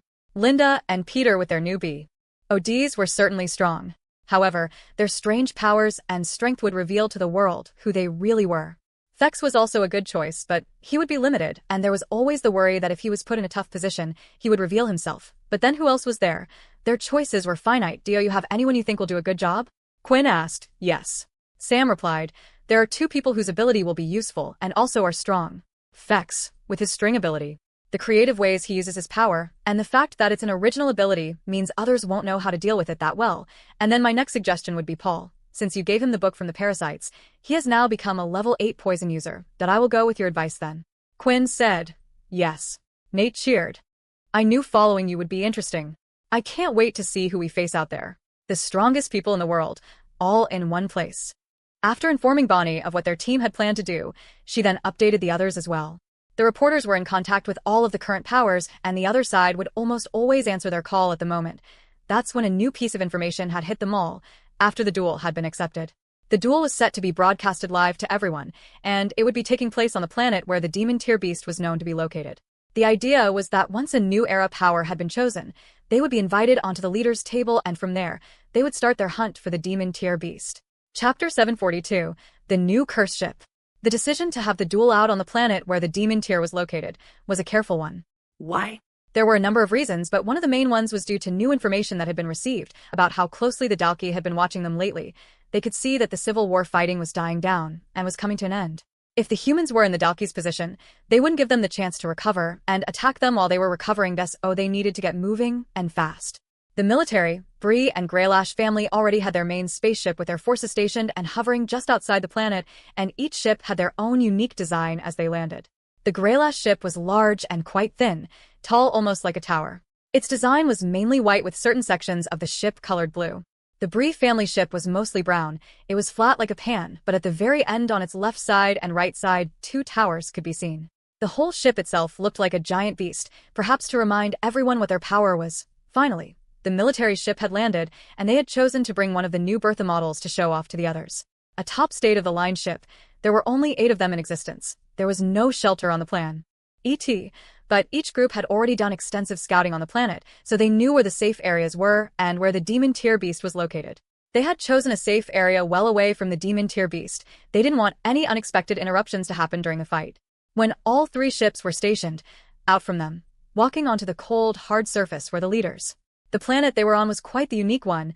The surface was shiny and mostly a clear blue substance like a crystal, but it was as hard as a diamond. Much of the land was uneven, and they were on the few stretches of land that were flat. Exiting from the ships, each leader came out with around 30 or so people behind them. Everyone knew there were more on the respective ships, but this was the number of agreed-upon people that would be taking part in the Demon Tier hunt. Too large of a force and too many lives would be lost, but too little, and they would never be able to kill such a devastating beast. Even if most of them didn't come back alive, it would be worth it for the Demon Tier weapon. That's how valuable a Demon Tier weapon was considered. Oh, today will be an exciting day, Owen said as he felt the chill of cold air on the planet. He looked over to Mona, who was wearing her witch-like outfit and pointy hat. Standing by her side, a humanoid bast which was floating in the air, glowing almost like a spirit. None of the others had beasts with them, as they had all remained on the ship. When Oscar had arrived, he did so wearing his usual military uniform. However, this time he came knowing the stakes, on his back a box that was as large as himself. The moment he stepped foot on the planet, the others knew what was in that box, a Demon Tier Beast weapon, one of the 2 known Demon Tier Beast weapons known in existence. Standing by his side, he had brought 2 head generals along with him, while the others remained looking after Earth. First by his side, a female head general, who went by the name Zara. She had red fiery hair and silver-plated beast armor. She looked like a knight in the olden days, apart from her modern military uniform that could be seen underneath. Then, The next head general was someone many didn't recognize as they hadn't seen him in any meetings before. This was because it was someone who had recently gotten a promotion, joining their ranks. He was a muscular, stocky man, but the thing that stood out was one of his arms was robotic. The man was previously a general at the 2nd base, but was now known as Head General Duke of the 2nd Military Base. It is good that everyone has kept to their promises. Now all we need to do is wait for the others. Oscar said, "We are already here." A female voice was heard. Walking towards them in the distance was a woman with a white overcoat, and on the back, it had the number 5 proudly written. It was Lucy from Pure. Behind her, 30 people had also arrived, and included in that group of people were both Layla and CIA. The 3 leaders were standing next to each other, while their people stayed back. They wanted to prove that they were no longer fighting amongst each other, and they also wanted to know the opinions of others. Did I recognize those guys with them? Mona said, looking at the 3 standing by her side. They were part of the faction alliance that got destroyed by Pure. Quite powerful people. Maybe Daisy won't be the winners in this after all. It seems Pure also have chosen not to send their leader. Are they that confident? Oscar said.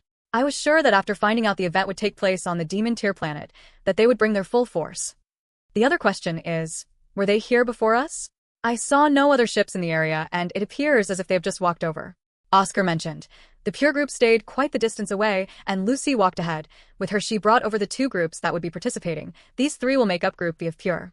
Lucy said, pointing at the previous alliance. Myself, and these 2 will be Group A. From Group A, one of the participants was none other than Layla herself. Now, they just needed to wait for the others to arrive. The next ship landing was the Daisy group. They also introduced themselves, and the main group consisted of Helen, Ivy, and Peach. The Group B were less known, and it seemed like they were putting all their eggs in one basket, making Group A the strongest group. Now, just one more. Oscar said. That's when they saw a similar ship arriving at the scene. Everyone had brought their flagship spaceship to show their powers, and after much discussion, Sam had convinced the others that it was something they needed to do as well. Upon seeing the large ship, that's when the look on many faces of the people there had changed. From before, a few new changes had been made to the cursed ship. One, the color design. It had gone from the normal boring metallic colors and had been coated in mainly black, with a few different sections made red. At the front of the ship the words cursed could be seen. A slash was made through the words, and at the start and end of the word 2 fangs could be seen sticking out from the bottom. However, what had shocked them more than anything was the spaceship itself. So that's what happened to the missing Bertha. Oscar thought. But how did it end up in their hands? Just who is in charge of the cursed ship? The others also recognized that the ship design was the same as the military's one, and now they were questioning just what type of connections they had. We never saw this when we were on the Crow's planet. Helen said. Did we underestimate their strength? I thought the only group we had to worry about would be Pure. Quinn. Layla thought, seeing the ship. A grand entrance, I see. Owen chuckled to himself. The ship landed, and coming out from it were Bonnie and Void, who began filming as soon as they had entered the large ship. They had not seen anything like it, and now seeing the military have one similar they were equally as confused. The answers would soon come, as the members participating in the cursed duel started to descend from the ship, and there was someone who Oscar and Duke recognized well. Paul. I thought you were dead, Oscar said. Chapter 743. X-Head. It seemed like the cursed faction were full of surprises, bringing both Paul as well as the redesigned Bertha. They knew what they were in for. They knew who would be there and how it would further complicate matters. Originally, they had already decided to use Paul on one of the teams due to his poison ability. It was strong and could act as a support-type ability. However, when they found out who was going to be there, they were trying to figure out whether or not it would be best to swap Paul out for someone like Peter. But Paul had now become a crucial part of the cursed faction, and surprisingly, he was keen on fighting even when knowing who would be there. Peter was strong, but they already had strong physical damage dealers. In the future, this would be something that needed to be answered anyway, and if any questions were raised about his lost and new ability, he no longer answered to the military. They no longer needed to answer to anyone. There was no longer the fear that some stronger power would take them away and ask them questions. The reason being, after today, the cursed faction would become one of the strongest powers the human race had. That's when Quinn had realized how far they had truly come from the beginning. Still, the vampires were something he needed to worry about, so he or the others wouldn't be using their vampire powers anytime soon. The reaction from the Supreme Commander is a strange one. Bonnie thought. Do these guys know each other? That's when she noticed. Oscar wasn't looking at Quinn, but instead was looking at Paul when directing the question. Before saying anything, Paul looked to Quinn for confirmation. He stood there not reacting at all, letting him do as he wished. Giving a bow, Paul replied, "It's good to see that you are healthy and looking well." Oscar was trying to wrap his head around what could have possibly happened for Paul to be put in this situation. He was quickly analyzing everything he had just seen, and had noticed the small glance he made towards Quinn. Isn't that boy, the one with the shadow ability? Oscar thought. Suddenly, the links in his head were starting to connect. The last time Oscar had seen Paul was when the two of them had led an investigation into the location of where the Shadow Ability book was discovered. At the time a crisis had happened which caused Oscar to step away, leaving Paul with the task. That crisis was the Civil War. When he had tried to contact Paul and the others, there was no reply. Seeing Quinn, he knew he was the one with the Shadow Ability, and now, after Paul disappeared, he had returned working under this kid. T. The whole thing couldn't have been a coincidence. Who are you really, kid? Oscar thought. Clenching his fist, he had one more thing he wanted to ask. Just tell me, are the others alive? Or, are you the only one that survived? This time, rather than turning to Quinn for confirmation, there was someone else he needed to turn to. That was Kaz, and she was shaking her head denying him to reveal anything. With no answer, Oscar had assumed the worst. The others around were still slightly puzzled by the relationship Oscar had with one of the members of the Cursed faction. That was until a few comments started to appear on the live stream. Hey, wait a minute, isn't that the head general, Paul?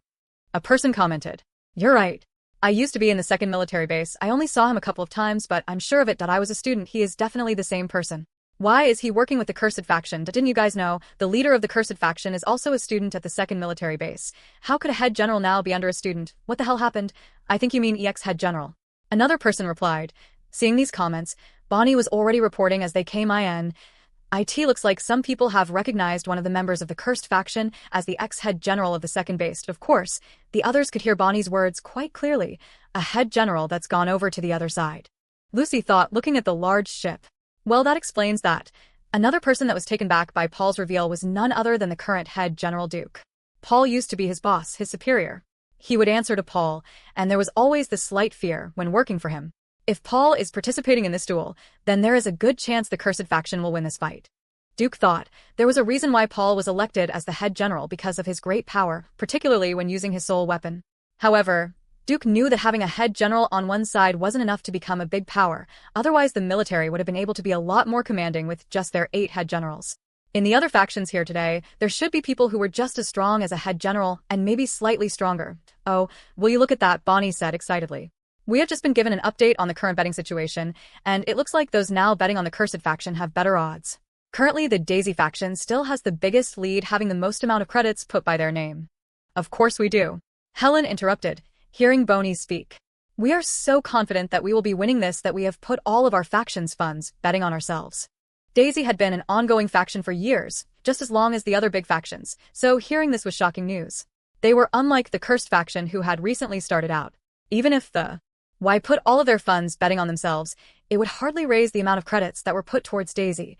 Seeing the screen, Bonnie gulped at the amount of credits she could see now being spent. The one line from Helen caused even more to bet on their team winning. In truth, Owen wanted to bet on the Cursed faction, but he knew that news would get out if he did. Before today, others thought it was strange that Owen had praised the Cursed faction so much. There were also questions as to why they didn't try and take over the Cursed faction when they were smaller. He had to be careful because every action was now being watched, and he didn't want to do harm for himself or Quinn at the moment. You can ask all the questions you want later on, Lucy said, pulling out her thin rapier and stabbing it into the ground. Yes, yes, Oscar said. Would the Cursed faction please present the people who will be taking part in this duel? Quinn then reached the teams. For Team A, it would be himself, Nate and Fex. For Team B, Sil, Dennis, and Paul. Once the team members were revealed, another interruption had taken place, and this time it was from Owen. I'm sorry for interrupting, but I don't think you should use him. Owen said. No, let me rephrase that. It wouldn't be fair to the others if you used him. This competition would be over before it started. They all wondered who Owen could be talking about. Was it the young curse leader who had displayed great powers at the Pure Planet? Or possibly the head general that had turned sides? It turned out he was talking about neither of these two people. Instead, the person Owen was talking about was Sild. I think Mona will agree on me with this one. If he is to participate in the fight, I wouldn't be able to count this as a fair duel, for this boy is a blade. Chapter 744. Borrowed Power. Attention was moving from person to person on the Cursed faction team. So far, Owen had been really supportive of everything the Cursed faction had been doing, but the words he used was certainly strange, and when Bonnie pointed the camera towards Sil, they expected for the audience to answer who this person was this time as well. However, there were no such comments. It seemed like to them he was just an everyday student, and they had no clue why Owen didn't want him to fight. While Layla was looking at him, she noticed that Vorden was acting a little odd. His head was faced downward towards his chest, with his back slightly humped, and with his fingers he was constantly twiddling them as if he was nervous. His eyes. Did something happen to Vorden? Why do I feel like he's a completely different person? She was unaware of the things everyone else had been going through during her time, and she could never imagine the truth. Although she was curious, her mind was preoccupied with other things and she couldn't lose focus. In CIA's vision, Quinn had killed her mother, and it looked like this would be the event where it was to happen. Layla wasn't originally planning to take part in the duel, but after learning about the possibilities of her mother's death, she knew that they needed to change the future that CIA had predicted, and the only way she could get involved was by becoming one of the participants for the duel. 3 of the members had already been selected, those that were brought along with Lucy, the previous leaders of the faction alliance. As for the other 2, trials were to take place in the shelter. They decided to hold a little fighting contest to just see who would be chosen to fight alongside Lucy, trying her hardest, having improved her abilities, and facing countless life and death situations. Layla had managed to come out as one of the winning contenders alongside a boy she disliked greatly named Ronnie. Of course, Pure had stronger agents than these 2, but on the planet they were located on, these were the best, and Mr. Zero had made it clear to deal with this herself and not call upon help from the others. But Lucy was confident in her own abilities either way. Why can't he take part in the fight? Why would it be unfair? Sam objected. If what Owen is saying is true, then I have to agree with him. Mona added. Syl didn't know how to act as this was happening. He was happy to do as Quinn asked, and now he felt like he was causing more trouble for him. He looked towards Quinn, and his eyes were watering up. Seeing how uneasy Syl looked, Quinn stopped forward. Syl is part of the Cursed faction, and the Cursed faction only, said Quinn. Even if he is a part of the Cursed faction, you have to know what weight his family name brings, Owen replied. Can you truly say his family sees it the same way? If he was to get hurt, or maybe something was to happen, their grudge might not be pointed at you, but to all of us. Besides, do you not think it would be best if you were to demonstrate the Cursed faction's power and not the borrowed powers of others? They had a point. Quinn remembered how much the Blade family had done just to keep Syl on the island. They never had any intention to harm him, they just didn't want him to leave. It was quite possible for whatever reason, they saw Syl as someone important to their family. Although Quinn didn't think Syl would get hurt with how strong he was, there was always the chance, and in a way it did feel a little like cheating, especially with who was around them. With Syl's ability, the stronger his opponents were and the stronger people around them were, the stronger he would be as well. And here, there were some of the strongest humans in existence that had been gathered. These blasted families, it seems like they always have secrets they have been keeping even from us. Oscar thought, a boy that possibly is too strong or has relations that not even these guys want to touch. Bonnie thought, what is going in here? Are the rumors true? Were the Big Four being controlled by a force even big than them that no one was aware of? Through about time, people always wondered why some people just had abilities and others didn't, where they had come from and how people had learned them in the first place, and there were rumors that the people who gifted these abilities were secretly controlling all the powerhouses. However, none of it was able to be proven true. But there was one thing that Bonnie had found suspicious during her time as a reporter under a Bog News channel before she had become independent. At times there were incidents she had reported, and the articles themselves came out slightly different to what she had mentioned. When talking to her previous bosses about it, she was told to let it go if she wanted to live. Could this boy be part of that certain group? While thinking of this, Bonnie had a saddened look on her face. The reason? She wished she had found Quinn sooner. Then she could have reported on his entire journey, because she was sure that Quinn was full of secrets. After agreeing to the terms, the next thing that needed to be done was select a certain replacement for Syl. While they were discussing this, a jeep could be seen approaching the scene. Don't worry, they belong to me, Mona said. When the jeep had arrived, 3 men exited from the jeep, and what looked like a middle school green-haired boy, Logan. Layla wanted to shout out, but she had to pretend that she had no idea who he was. At last, the original gang was reunited once again. Did you complete the task? Mona asked. I set up sensors around the place so we know where the demon tier is located. We will also know if it's on the move or starts to head our way. Don't worry. I won't let anyone disturb this fight. Logan replied. Mona thought Logan had been quite loyal these days. He didn't even ask for compensation when doing this task or anything in return. She thought maybe he liked being under the protection of a strong family. What she didn't realize was Logan was doing all of this for Quinn and his group. This was important for Quinn. He needed to become one of the big powerhouses, and Logan wasn't going to stop him from doing so. Finally, Quinn had returned, and the person who had been selected as Syl's replacement was Peter. A strong fighter who was unlikely to get hurt, and his regenerative abilities could be explained to most people, for there was one person who was shocked to see Peter. That brat. Duke thought. He knew Peter well, and both of them had caused great trouble for each other in the past. When Peter saw Duke looking at him, he gave a little wink, and soon after raised his middle finger. Dio, you know that young boy? Oscar asked. Only a little, a past student at the school, Duke replied. Back at the 2nd military base, Duke had tried to get Peter to do his bidding. When Peter was unable to complete his tasks and was no longer of any use, his plan was to get rid of him using Jack Truedream, but Pure was meant to take him away. Yet, for some reason, the person had returned disguised as an other student, and then Peter was forced to participate in the inter-base tournament as a fighter. Once again, though, Peter had been taken away to what's going on? Are Pure and the Cursed faction actually working together, but I have no proof and they can easily just deny it. Wait, how do we even know Pure was really behind those kidnappings in the first place? His eyes started to turn towards the Cursed leader and Syl. Didn't we bring those two boys in for questioning multiple times? It was simple. Duke couldn't figure out anything that was happening or had happened because he didn't have all the pieces of the puzzle, but seeing the three boys here together and the fact that the Cursed faction had attacked one of the Pure planets, he could only guess that these three had managed to fool him somehow. You three have just made it to the top of my hit list, just under that dreaded, stupid Night Demian. Now, with all the teams sorted, the area was cleared, and an open large circle. Space in front of them was made. Let's give this a go, Oscar said, placing his hands on the ground. He was unsure if he could move the strange crystal-like substance, but soon vibrations were felt, and shooting out from the ground a circle platform was made. Oscar then went and made several smaller platforms for each of the factions and the military to watch from. Split apart from each other so there would be no conflict. Then, contacting from the smaller cylinder platforms was a bridge that led out towards the center. The first group that will do battle is Group A from Pure against Group B from Daisy, Oscar announced. The three from the Pure platform walked out onto the arena, and the same could be said for Daisy's group. It doesn't matter if you lose this one, girls, Helen said. Just try to get them to show everything they have hiding up their sleeve. Helen never expected her team to win this one. She was relying on her Group A to beat the others, but Pure was surely their biggest threat, which was why she wanted to see what they had. All right, Void, make sure you get everything. I don't want you to miss anything. Lucy stood out front, and she hadn't drawn her weapon.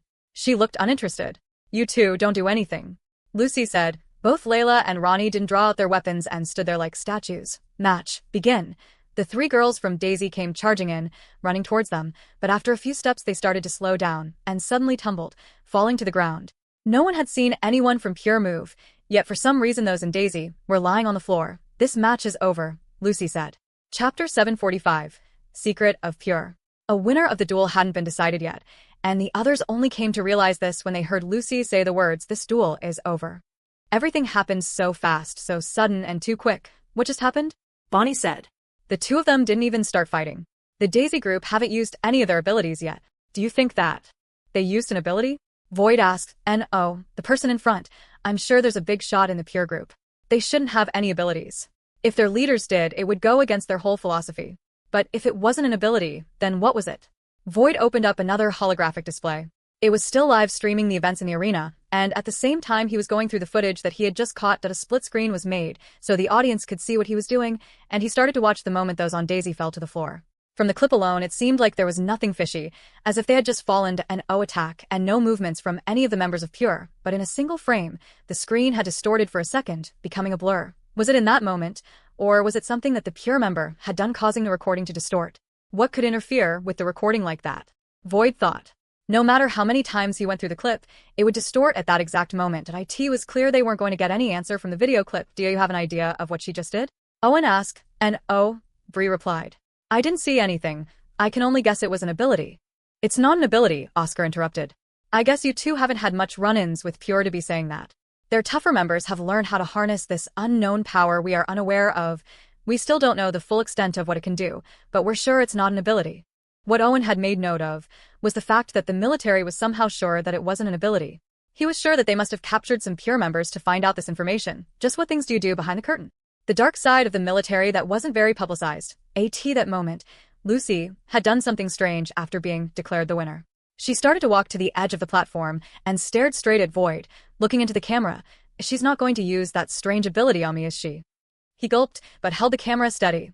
Everyone watching, listen well. I am one of the founders of Pure, and what you just saw me do is something called Chi.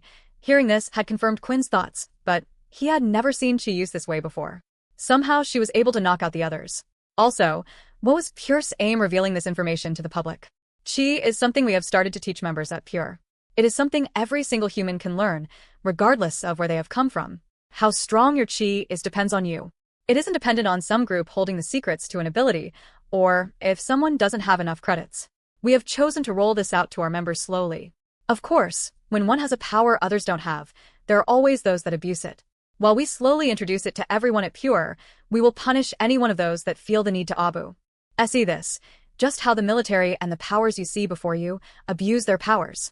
After Lucy was finished with what she had to say, She decided to head back to where the other Pure members remained, a promotion for Pure, and right after an impressive display of their powers. Sam said. It's clever. They will feed off the frustrations of those in the war that felt like they had a weak ability. Seeing this as a way to improve themselves, and everyone else who decides to not share their powers will be seen as villains. Quinn was wondering if teaching everyone Chi was really a bad thing or not, especially during times like these when people needed to protect themselves. In a way, what Pure wished to do and what the Greylash family were planning to do were no different. Just replace Chi with the lighting ability, and it was the same. However, there was one thing Quinn didn't like about both Owen's and Pierce's idea. With True Dream gone or missing, those that had an ability couldn't learn a new one or remove one. And what of those with abilities? What would Pure and Owen do with these people? He was afraid that the answer would be a purge. A reset to make things better. So that's one of the things Chi can do. It looks like Abdul wasn't lying when he said there were 3 different stages of Chi. If I was to learn that, then it would be one more thing I could learn that would help me grow stronger. We will now be moving on to the next battle, which will be Daisy Team A against the Cursed Faction Team B, Oscar announced. Since Syl was no longer allowed to participate, there had been a little change in the teams. Team A now consisted of Quinn, Nate, and Paul, while Team B had Fex, Dennis, and Peter. It was discussed that Fex was more suited to take the leader role in the other team due to his quick thinking and unique ability. Before Fex walked across the bridge, Nate walked up to the 3 to wait. He called out, and placed his hand on Fex's shoulder. Try not to hit their pretty faces. What about me? You square head. Fex shouted back. I thought you were going to say some words of encouragement, but I find her routing for the other side. As for Dennis, he too had been stopped, but it was from Linda, who had been a lot quieter ever since her brother's death. Dennis, if it's dangerous, give up. This fight isn't worth risking your life for, she said. Dennis gave a nod and understood. He was the closest person to Linda after Blip. If he passed away, he didn't know how it would affect her. Finally, Sam had his words of encouragement to say as well. Remember, these guys are strong. Each one of them will at least be as strong as a head general, or even more. They're AAA rank adventures, so I'm sure you know what that means.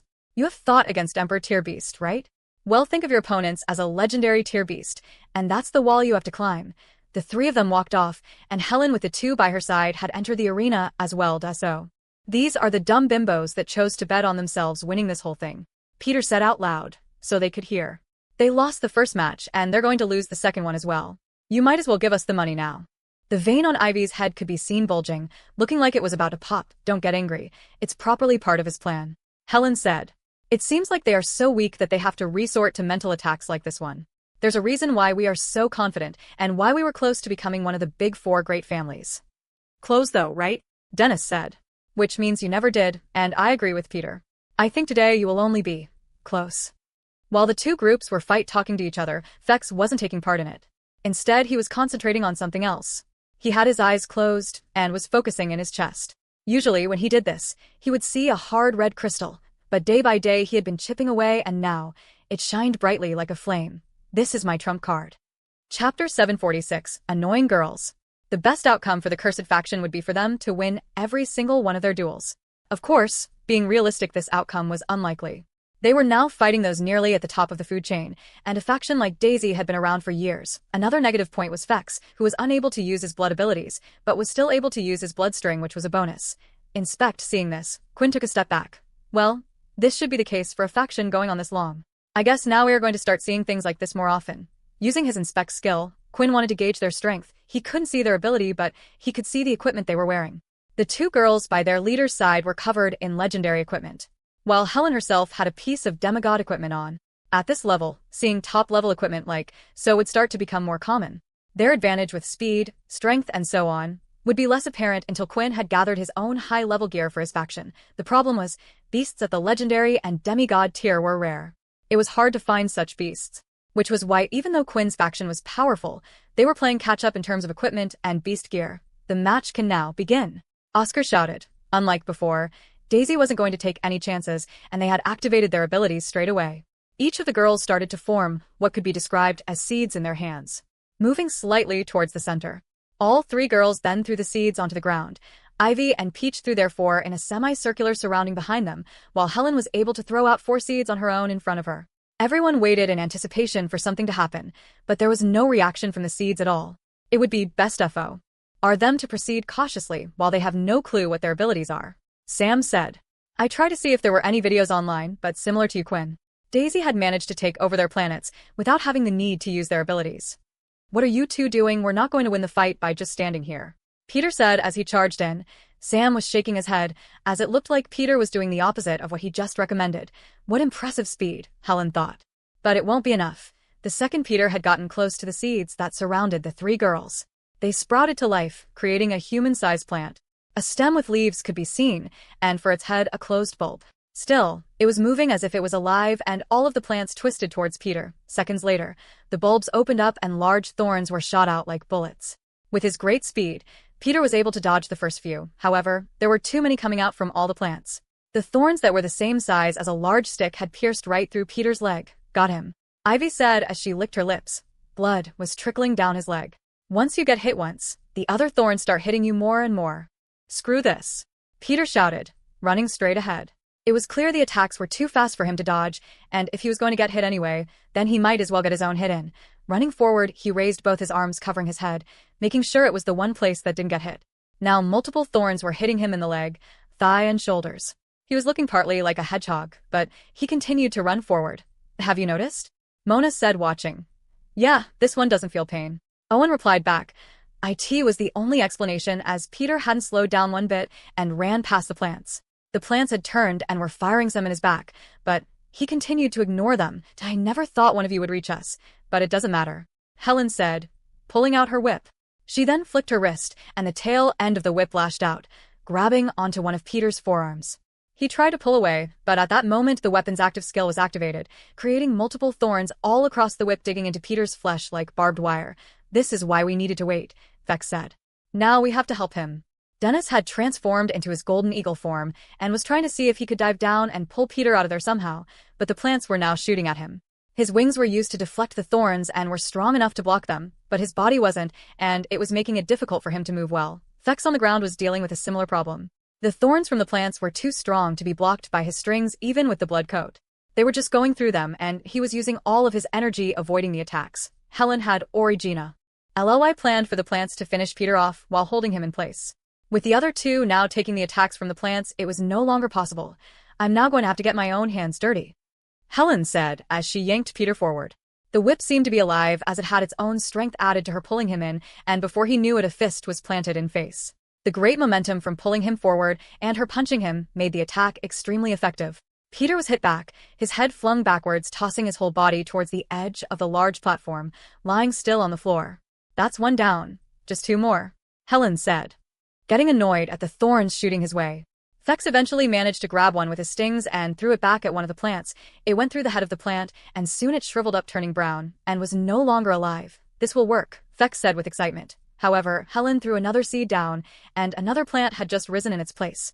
Okay, bad news. It looks like they can just make more plants. Good news. There seems to be a limit to the number of plants they can have out at one time. Otherwise, they would have just planted more. Seeing what just happened, though, the girls decided to change tactics. Aim all attacks against the boy over there, Helen ordered. And now, all the thorns were being shot Vex's way. Damn it, if I could only use the blood wall right now, arg. A battle cry was heard from the girls' right side. They had expected it to maybe be the Eagle Man, but instead it was a person who they thought they had already dealt with. Why did you have to scream? Vex said. The thorns had been removed from Peter's body and thrown to the ground, while Peter himself had no visible wounds apart from the holes in his uniform and cracks in his armor. He had completely healed. Unfortunately, if I get hit by those things, I won't be able to heal as well. Vex's throat. Then an idea struck him. The whip was brought out and was ready to be used on Peter again, but before he could get close, Peter felt something else pulling him away. He was then thrown up in the air, and once he knew where it was coming from, he had stopped resisting. His body landed in front of Vex. At the right moment, the thorns were being hit away with such speed and skill, hitting them so they wouldn't pierce his body. When did Peter learn martial arts? Nate asked. He didn't, Quinn replied. Peter had stats that were comparable to Quinn's. They were a little worse due to not having the same equipment as Quinn, but he was still impressive. However, one of the worst things about Peter was he didn't really know how to fight. Edward had only taught him how to protect his head and no more. If Peter ever learned to fight, he would easily improve. I'm just going to have to borrow your body, Peter, Vex said. Although Peter's body is strong, it won't be enough to block the attacks and hit the girls. Dennis ISN. T the best. T fighter either, and I can only control and use one person as a puppet at a time. I guess I'm going to have to use that. Dennis, come down here, Vex shouted. Dennis landed, and the three of them stepped back away from the range of the plants. That I don't like you controlling me like this, but if it makes it so I can hit those bitches, then it's fine. Peter said, "Don't worry, we're going to win this." Closing his eyes, Fex looked inside himself and saw the red flame. As he reached out to it, he felt a warm sensation over his body. The light started to form in his hand, and an item could now be seen that it grew, and the others could now see it fully formed on the outside. That his soul weapon? Sam said. How can that be? Quinn thought, I thought vampires didn't have soul weapons, and Fex was a vampire from the very beginning. Not only that, but this feels different. When Cass saw the item in Fex's hands, her eyes widened as well, for she knew it wasn't a soul weapon, but a blood weapon. Chapter 747. Blood or Soul? In Fex's hand was his blood weapon. Shaped like a large needle, black in color. There was no handle, hilt, or guard for the weapon, and it only had a pointed end. Looking closely, even though it was black in color, one could see through it like glass, its light. Fex said, giving it a few swings. Lucy chuckled seeing this. He is no master swordsman, that's for sure. From the few swings, she could tell he was inexperienced when it came to using a blade. Layla knew this as well. If this really was a soul weapon, then it was a shame that it had to be a weapon type. She thought. However, Cass, seeing the weapon, knew straight away that it wasn't a soul weapon. It was a blood weapon. But this was different, and it challenged everything she knew about blood weapons, everything she had learnt. Blood weapons were created using crystals that were left behind once a vampire was killed. The crystal's strength varied depending on the vampire that had been killed. But once the crystal was used to form a weapon or armor, it was permanently in a solid form. There was no enhancement-type blood weapon like the soul weapon, it was more like beast weapons. A user wasn't able to bring it out and place it away as they wished, but Cass had just seen Fex do that very thing. He didn't have the weapon before, and it had come out from within. The energy coming off it, she could tell straight away it was a blood weapon. When she saw Quinn use his soul weapon, she could tell it was different to a blood weapon. That was a soul weapon, something only humans had. She thought because he was a human before, it looked like he was able to have a soul weapon. She didn't know much about human-turned-vampires, and there hadn't really been any since the discovery of soul weapons, since it was linked to abilities that in the past. Vampires had attempted to see if they had a soul weapon, but could only see the blood crystals inside them. How did this boy manage to do it? Kashfot. Idigo baka. And let the vampires know about this. It will be a huge change. The vampire's strength will increase greatly. I just need to find out how he was able to do it. Since using blood crystals had become a taboo, and was against the vampire's code, blood weapons were very rare amongst vampires, and were either passed down through families, or only those that were old enough had one. Dennis, do you trust me? Fex asked. We haven't been together long, but I trust you guys as much as I would my own family. We have been through life and death fights together. Split the same blood. Drunk from the same sea. That's okay, Dennis. I just want a yes or no answer, but it was a good answer. Fex said, tightening his grip around the large needle. It was then thrusted forward towards Dennis' back. Then trust me on this one. No. Linda shouted as she saw what looked like Fex trying to hurt one of his own. The needle stuck in about 2 inches deep, and through the transparent black sword marshaled down the middle, a red glow started to fill up. There was another major difference between soul weapons, beast weapons, and blood weapons. For blood weapons to use its true power, it needed human blood. What are you doing? Dennis asked, but soon he felt a strange surge of energy pumping through his body. A newfound strength he had never felt before. He realized that he wasn't feeling pain, but instead, it was pleasure from the needle itself. Right at the end where Fex's hand had been covering the whole time, there was a small hole. Here was where he would use his string ability. Try not to fight it, Dennis, and I promise this will be the best chance we have at winning. Fex said. With his blood weapon, it allowed him to control 2 people. The needle was somehow linked to his thoughts, and only a single connection needed to be made. While with his other hand, he was able to control Peter. Not only that, but the needle would strengthen whoever it was placed into, and this included vampires as well. That was until the blood would run out. When acquiring his blood weapon, Fex thought of a number of ways to use the needle. He could try to impale his enemies and absorb their blood. When filled up, he could stick the needle into himself or an ally. That's when he came up with another idea. What if the needle was stuck into a human permanently? This way it would get a constant blood supply, and would empower Dennis for longer than anyone else. Now controlling the 2 of them, Fex made it so Dennis was in front running forward. He used his large wings to block any of the incoming thorns, and just behind them was Peter. Before, when the thorns would hit Dennis, he would feel a slight pain, and even though his wings were strong enough to block the attacks, there would be damage done. But not now, not while he was being empowered by the needle. When they eventually got close enough, Peter jumped up in the air from behind and landed in front of the 3 girls. A strong kick was made towards Helen, but each had jumped in the way with her large round body. However, they never expected the kick to be so powerful, as it threw her into Helen and they both went flying away. Thinking fast, Helen threw out her whip, wrapping it around Peter's arm. They started to slow down, and she started to retract the whip, pulling herself towards him. Why aren't the plants doing anything? Ivy thought, looking around. All the plants had already been destroyed by Dennis. He was faster than before, and his claws were now more dangerous than ever. His next move surprised them all, as he chopped down using his claw, slicing off Peter's hand. With nothing to pull against, the two girls fell to the floor. How could he hurt his own teammate like that? The members of Pure mumbled to each other, but in front of their very eyes. Peter was starting to heal, it was beginning to grow back. We're fighting a bunch of freaks, Peach said in anger. Those watching from the cursed faction started to cheer their teammates on. A lot of them had seen Syl and Quinn's power, but the others didn't get to shine so much lately. This was only bringing them confidence that they were in the right faction, trying to get rid of the most troublesome one, and being the closest. Ivy threw out a punch of her own, which was just matched with Dennis's. The two hit, and neither one was pushed back. How? I'm using legendary beat gear. I should be overpowering you. Dennis didn't understand it either, and could only guess it was Fex's doing. Stop. Linda shouted. You're killing him. The others by Linda's side looked in confusion. Was Linda talking about Dennis? But he had yet to be hit or take a serious injury. When they looked at him closer, they noticed that he was starting to go pale, almost looking like a ghost. I don't think Dennis can take much more. I'm going to have to remove the needle. I can still use Peter, and it's just going to have to be enough, Fex thought. Not wanting to hurt Dennis or push him anymore, the needle was removed and returned, but there were still other ways he could use it.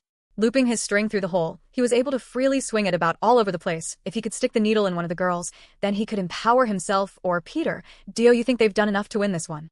Sam asked. No, Quinn replied. You can see it, Daisy haven't given up yet. Peter charged towards Ivy, ready to help Dennis out. Now he no longer had the needle in him. It was impossible for him to go toe-to-toe with the others. I can't believe I'm going to have to resort to this for a small fry like you, Helen shouted. Suddenly, Peter's feet were frozen to the ground. Did something hit me? His great strength allowed him to break through and carry on running, but his feet continued to be hit and were freezing as he went forward. Maybe you can heal from physical wounds, but let's see you heal from this, Helen said. Right where Peter was standing, 6 plants rose from the ground looking different from before. The others were green with a bright-colored bulb, while these were red. When looking around the arena, there were also 4 more plants that were colored blue by her side. What Peter was getting hit by were thorns created by these specialized plants. They held back. Sam said. The limit was never 6 in the first place. It was all done just to trick us, to get them to feel comfortable. With the ice thorns constantly hitting Peter, he could only break free and move across slowly. Fex was busy dealing with Peach, who had come towards him, and Ivy with Dennis, leaving Helen and Peter together. When the plants opened up its head, he could see the thorns seemed to have a flame attribute around them. If the fire is strong enough, he will die, Cass said. Seeing this, Peter started to laugh. It looks like my time has come to an end. It's a shame I won't get to see what Quinn does to you. For killing me like this, he said, smiling. Chapter 748. An interruption. The amount of plants that had been summoned was a total of 10.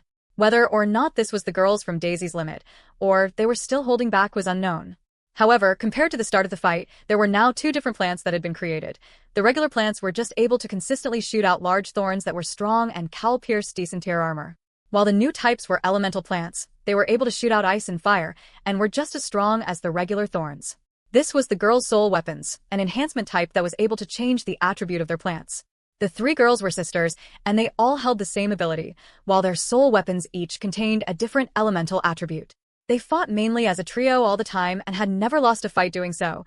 This was where they had gotten their confidence from, when finding out the duel would be a team of 3-on-3 matches. Due to their abilities, they could never see themselves losing, and it looked like they were just about to win another match as well. The head of the plants that surrounded Peter all opened wide. Even if he covered his head, if the fire was strong enough, it would burn his body and everything inside, including the brain. It would be the end for him. And, oh, Feck shouted. He swung his needle and managed to scratch Peach slightly on the belly with it. The needle had filled up a little, and then he proceeded to stab himself in the shoulder, giving himself a boost. If I have to, I will use my vampire powers to save you, Fex thought. It was my fault that Blip died, and I can't just let someone else die in front of me again. The mouths of the plants had already opened, and out from them, the fire thorns were released. I'm sorry for being such a disappointment of a son, mother, father, Peter said. As he closed his eyes, you're not a disappointment, a voice was heard. And if you're sorry, you should tell them in person. A Walasha. Dao wrapped around both Peter and Quinn. The attacks had hit it, but they remained there floating in the air, the flames flickering slowly, inching their way deeper into the shadow. When the shadow lowered, the thorns moved again, colliding into each other, causing a small explosion of flames. That's when they saw Quinn had entered the arena off to the side. He didn't have a mark on him, and Peter was behind him by his side. Did you see him enter the arena? Mona asked. No, but I might have been too focused on the fight. Owen replied that, or he had moved too fast. That shadow ability is certainly a handy one. I wish I could figure out how it worked. Oscar said. What are you doing? Helen shouted. You can't just enter the arena whenever you want. This is an official duel. This match is over. Team B forfeit due to me interrupting the fight, Quinn said. I only blocked an attack that was going to kill one of my own. Folding her arms, it was clear that Helen was frustrated. This is how duels are. If a person isn't strong enough on the battlefield and was meant to die, then they were meant to die. Quinn looked at the three girls. He hadn't activated any skills and didn't even have his beast gear on at the moment. His eyes had changed and were a piercing red. As he stared at them, the girls all felt a shiver run down their spine. What is this? Is it an ability? Helen tot. My body. It's telling me to run away. I never planned on killing any of you, but if you had killed him, the three of you wouldn't even be speaking to me right now. Quinn said, if that is your wish, master, then I can deal with them now. Mist started to show from out of Quinn's back and the others thought he was getting ready for an attack. And oh, not now. Quinn said, and the mist started to enter the marking in his back, disappearing away. The participants of the duel returned to their areas and were busy getting healed.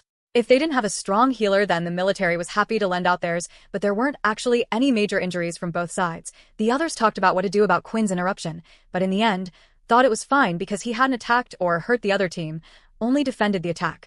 Peter had also returned to the ship to deal with his special diet, giving him full energy for the next fight.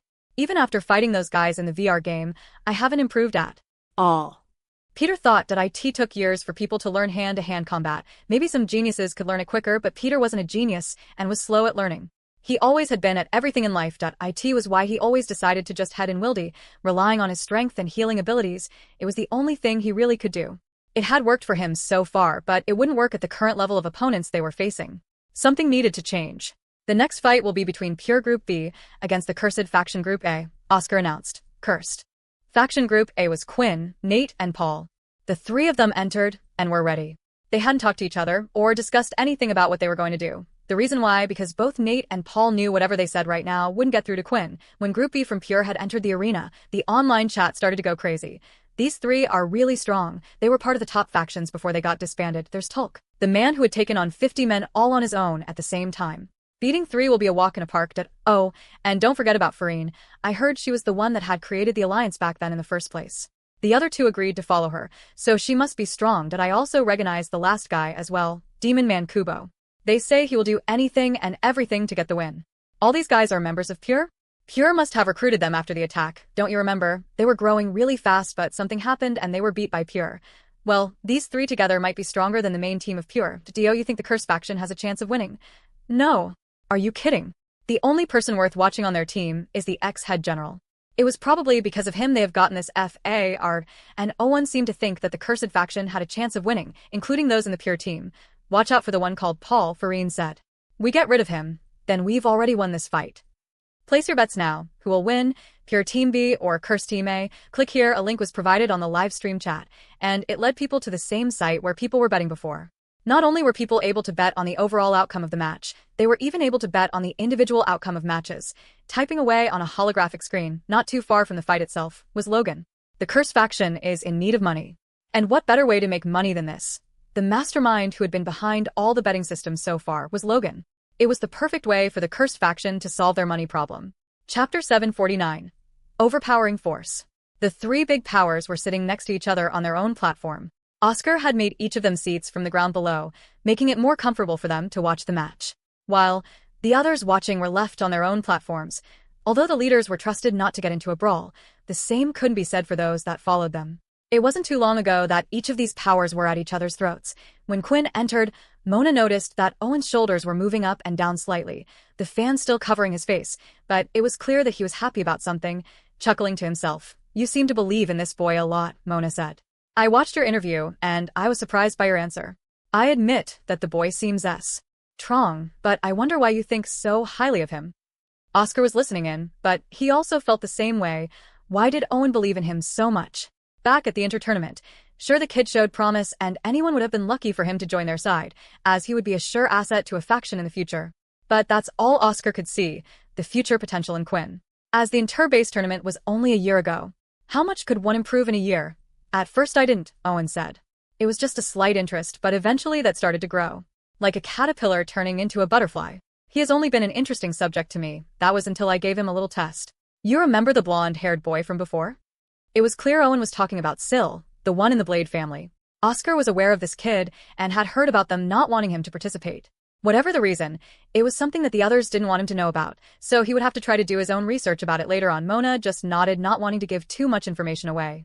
Well, one day that boy came to me, asking me about their location. I gave it to them, thinking I would never see him again, and when he returned, that boy was by his side. If he can escape from those monsters, then this will be a walk in the park for him. Monsters? Did the kid escape from some powerful beasts? Oscar thought. That moment, Mona realized just how powerful Quinn was, as she was unsure if that was something even she could do. When Quinn walked onto the battle floor, dark shadows started to cover his body, and soon his equipment was visible on him, as the shadows disappeared. However, when the others saw what the equipment looked like, they were quickly disappointed. Most of their leaders' gear seems to be at the King tier level. Helen said, as if she was disappointed, but at the same time what she had expected. Both Paul and Nate also didn't have equipment above the King tier level, even though their equipment was now better than before. Are they laughing at us? Nate asked, hearing chuckles from the other platforms. Mostly he was worried that the girls were laughing at him, making him feel a little subconscious. It's because of our equipment, Paul replied, making sure his clawed gloves were on properly. Recently, their weapons and armor had been upgraded to King tier. Most factions would die to have equipment like this, but here it was seen as nothing special. Quinn, when using his shadow equip, had decided not to put on his Emperor tier equipment apart from his gauntlets.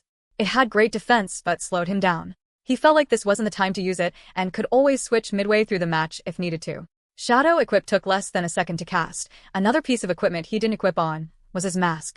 That was due to Duke being at the scene. When Quinn went around the school as the Night Demon, he did so using high S blood abilities, not using his shadow abilities. Besides, he knew he wouldn't be needing it in a fight like this. Watching from the sidelines, Layla had her hands behind her back with her fingers crossed, begging that Quinn would be able to win this match without getting hurt. Are there any rules about accidental deaths? Quinn asked, while looking in the direction of the Daisy Gang. If someone does die, then they can replace that person with someone from their faction for the next duel. Oscar replied. This kid, Tulk chuckled. You didn't need to ask that question, because we were about to find that out in this match. Quinn didn't reply, as he just continued to look in the direction of Daisy. Not even caring about those in front of him. Again, they nearly killed someone I cared for in front of me. I was here this time. But what if I wasn't? The match between Pure Team B against the Cursed Faction A will now begin. Oscar shouted. As soon as the match began, Quinn raised his hand and pointed it at the man known as Tulk. Shadow Lock, a shadow portal appeared behind him, engulfing him inside, and as quickly as it appeared, it disappeared along with Tulk. What just happened to Tulk? Farine said nervously. Neither of them had ever seen the shadow ability before, so they had no clue what they were dealing with. They had only seen a glimpse of it block the attacks from the Daisy fight. In her shock, she looked back, and when she did, she could no longer see Quinn there. Only the other two. A loud stomp was heard on the ground by her side. A force so strong she nearly fell from it. Turning her head, the next thing she could see was Quinn throwing out a fist. Hammer strike. He's using his bare hands? His shadow ability doesn't seem like an offensive one, so he needs to use his beast gear to rely on his power. I'm wearing legendary armor, so his attack shouldn't hurt me too much, then that will be my chance to strike. She thought. However, as the first landed, the punching power seemed to bypass whatever armor she was wearing, feeling a pain she had never felt before. Her insides felt like they were rupturing by the second, as the force pierced through her skin into her organs. She was barely able to keep conscious through the pain as her mouth was filled with blood, and before she knew it, she was staring upward at the sky. Before her body fell off the large platform, Oscar managed to raise another pillar catching her, and medical attention was immediately on the move from Pure's side. And no matter how strong one's armor was, Hammer Strike, added with chi energy, was an attack that bypassed one's armor. How did he get over here so fast? Does his ability allow him to move like that as well? Kubo thought. My ability works best at a distance. I need to move away. Just as he was about to run, a path of shadow was seen under his feet, and when he tried moving his legs, they did so at a snail's pace. Shadow path activated. A strong kick was thrown out to the head. Teach. East one place Kubo had no beast gear on, knocking him out instantly. Was the fight over? No, there was still one person remaining. Shadow Lock opened. The portal of shadow that was seen at the start of the fight opened up again, and Tulk had fallen out of it, onto the ground. Where was I?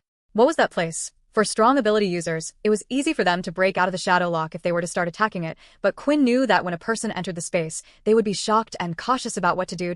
IT might have only kept him in that shadow space for a few seconds, but that was all that Quinn needed. Before Tulk could make a move, a red-hot blade had appeared from his gauntlets and had skimmed past Tulk's throat. When he tried moving his head back, Tulk felt another searing pain behind him. Quinn had used both blades, activating his gauntlet skill, and Tulk was unable to move his head.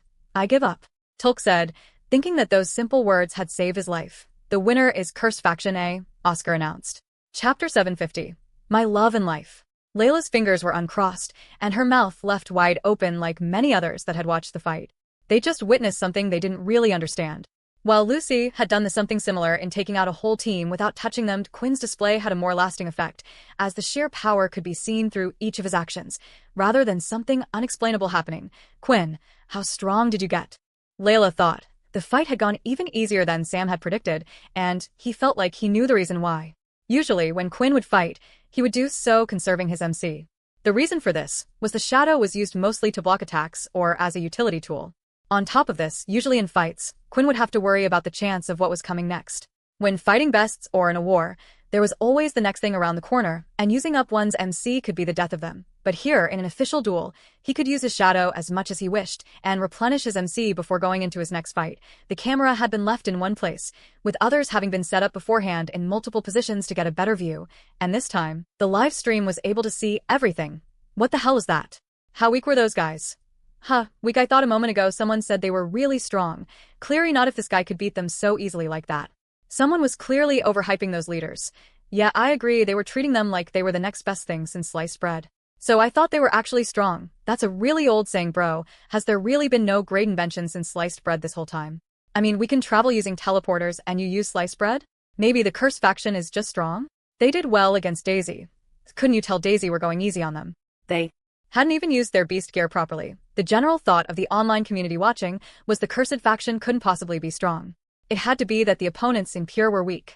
Still, there were those that knew the truth, those that had personally been beaten and had seen these weak people fight, but anyone who would bring it up would be considered a supporter of the Cursed Faction, accused of being a member. With the first 3 fights over, one from each faction, everyone was currently tied with 1 point.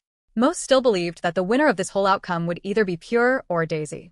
The bets continued to pour in supporting this thought. It didn't worry Logan. He had just made a killing on the fight that had just taken place. Very few people had bet on the Cursed Faction winning, and those that didn't put a lot of money in to begin with, so the payout was minimal. Lucy had decided to go over to Farine, who was receiving treatment. She knelt down and went to take a look at the chest piece she had worn. It had been scuffed but wasn't really damaged, yet it was clear she was hurt internally. Internal damage, was it chi? But how would a kid know chi? Lucy thought. Luckily, some of the best healers had been brought by the military, and something like this didn't take too long. Soon, all 3 of them were as good as new, physically at least. Tulk, I need you to tell me about everything that happened to you. We need to learn about his ability. Lucy said. The next fight was announced, and this time it was the Cursed Faction again. Only the B team. They were to go up against Daisy's B team as well, wanting to make up for their lose. When the fight started, the Cursed group went out in full force. They had discussed what had gone wrong in the last fight, and this time were far more organized when it came to Theer attacks. In the end, it didn't matter too much, as it looked like an easy victory for the Cursed team. This was expected not only online, but everyone else including Daisy as well. Daisy's B team was already evaluated as the weakest team, and was only there as a way for them to scout out the other team's strength. Soon after, when all the healing was done, Daisy's B team were to fight again, and they were to go up against Pierce's B team. Online were still criticizing Pierce's B team over their horrendous performance, and they were trying to decide who was weaker out of the 2 teams.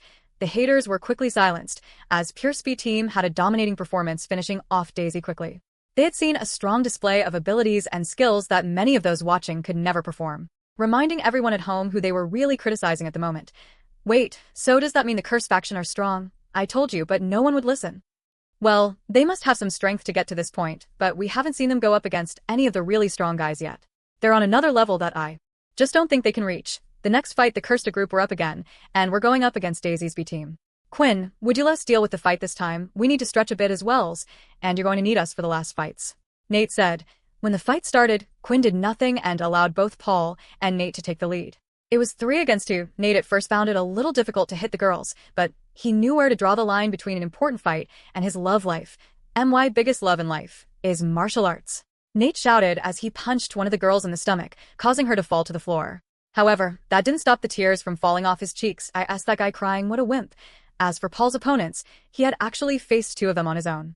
Displaying great fighting skill, dodging attacks and hitting them back with his weapons, and slowly the opponents seemed to slow down, unaware of what was happening to their bodies.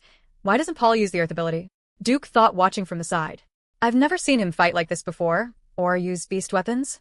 It was confusing, and they had the right to be confused, especially when the two girls Paul was fighting against had collapsed on the ground and started to throw up uncontrollably. When the fight was declared the cursed team's victory, Paul removed the poison from the two girls, making sure they wouldn't die. Then, an unexpected big clash happened. It was the Cursed Bee team going up against Pierce Bee team. After witnessing their fights and gaining the confidence of the public once again, no one was sure which side would win.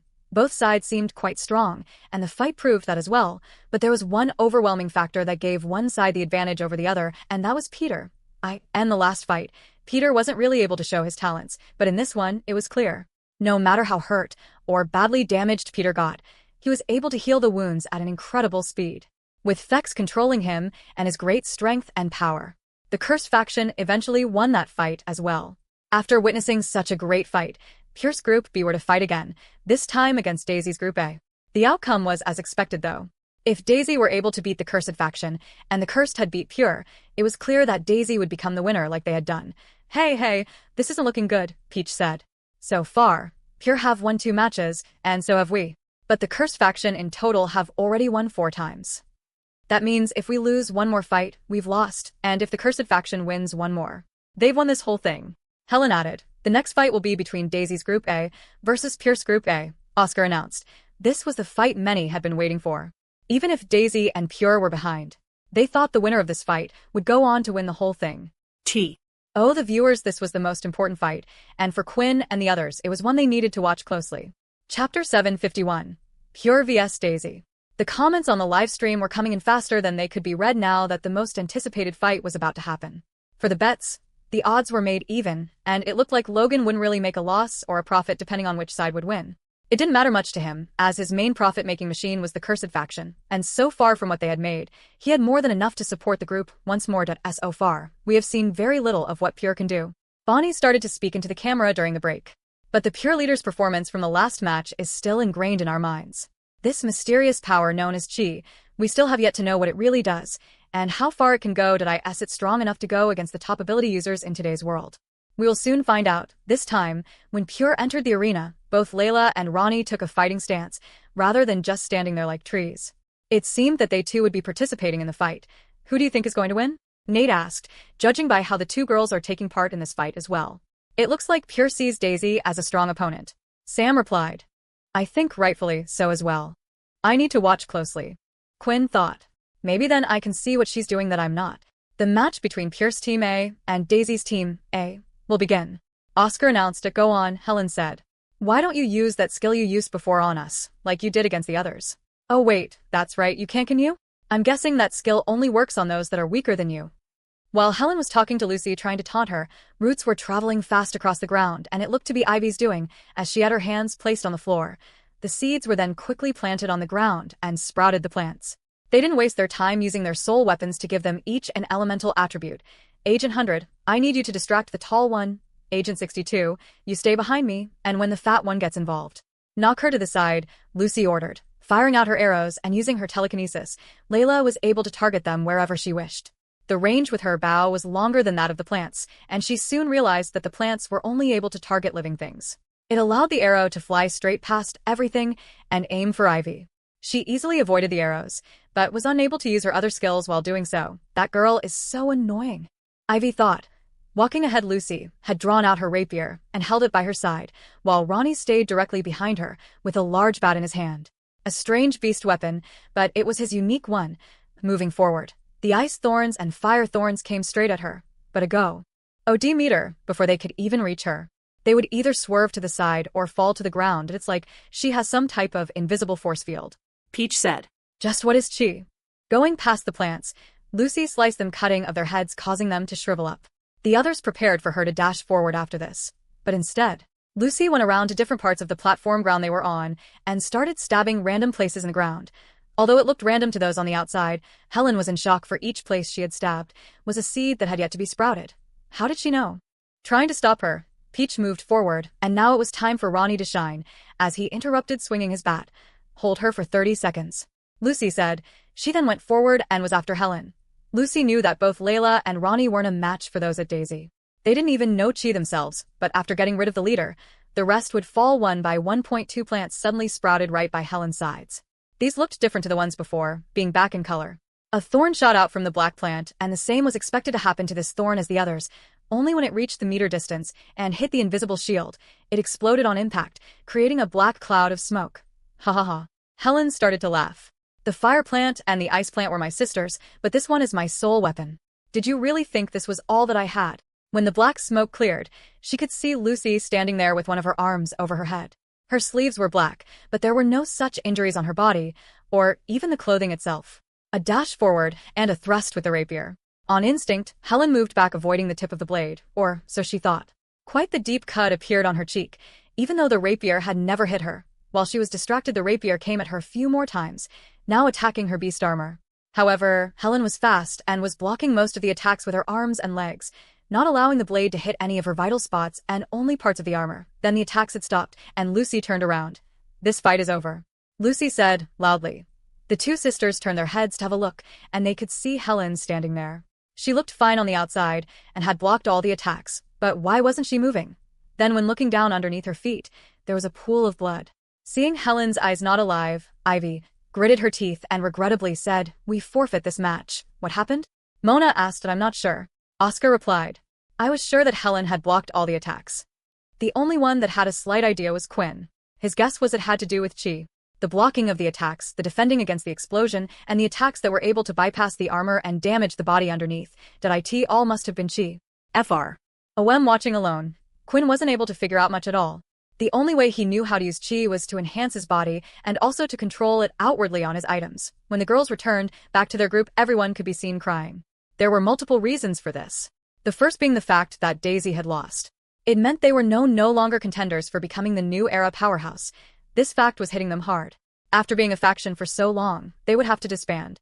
As the rules of this duel stated, the resources and land that Daisy owned would then belong to whoever was the final winner of this duel, and they chose to join them or go to one of the other powerhouses if they would take them. Suddenly, a loud pricing scrum was heard, and Ivy stood up, looking at the pure group. "You bitch." Ivy shouted. "What did you do to her, our healer? She can't heal her wounds. It's not working." Hearing this, Quinn thought it was the same as when he would hurt the vampires using his Chi, although this was strange. Chi had never stopped abilities from working before, so was this something different to how he would usually combine Chi with his attacks? "Clam down," Lucy said. "Your leader will live.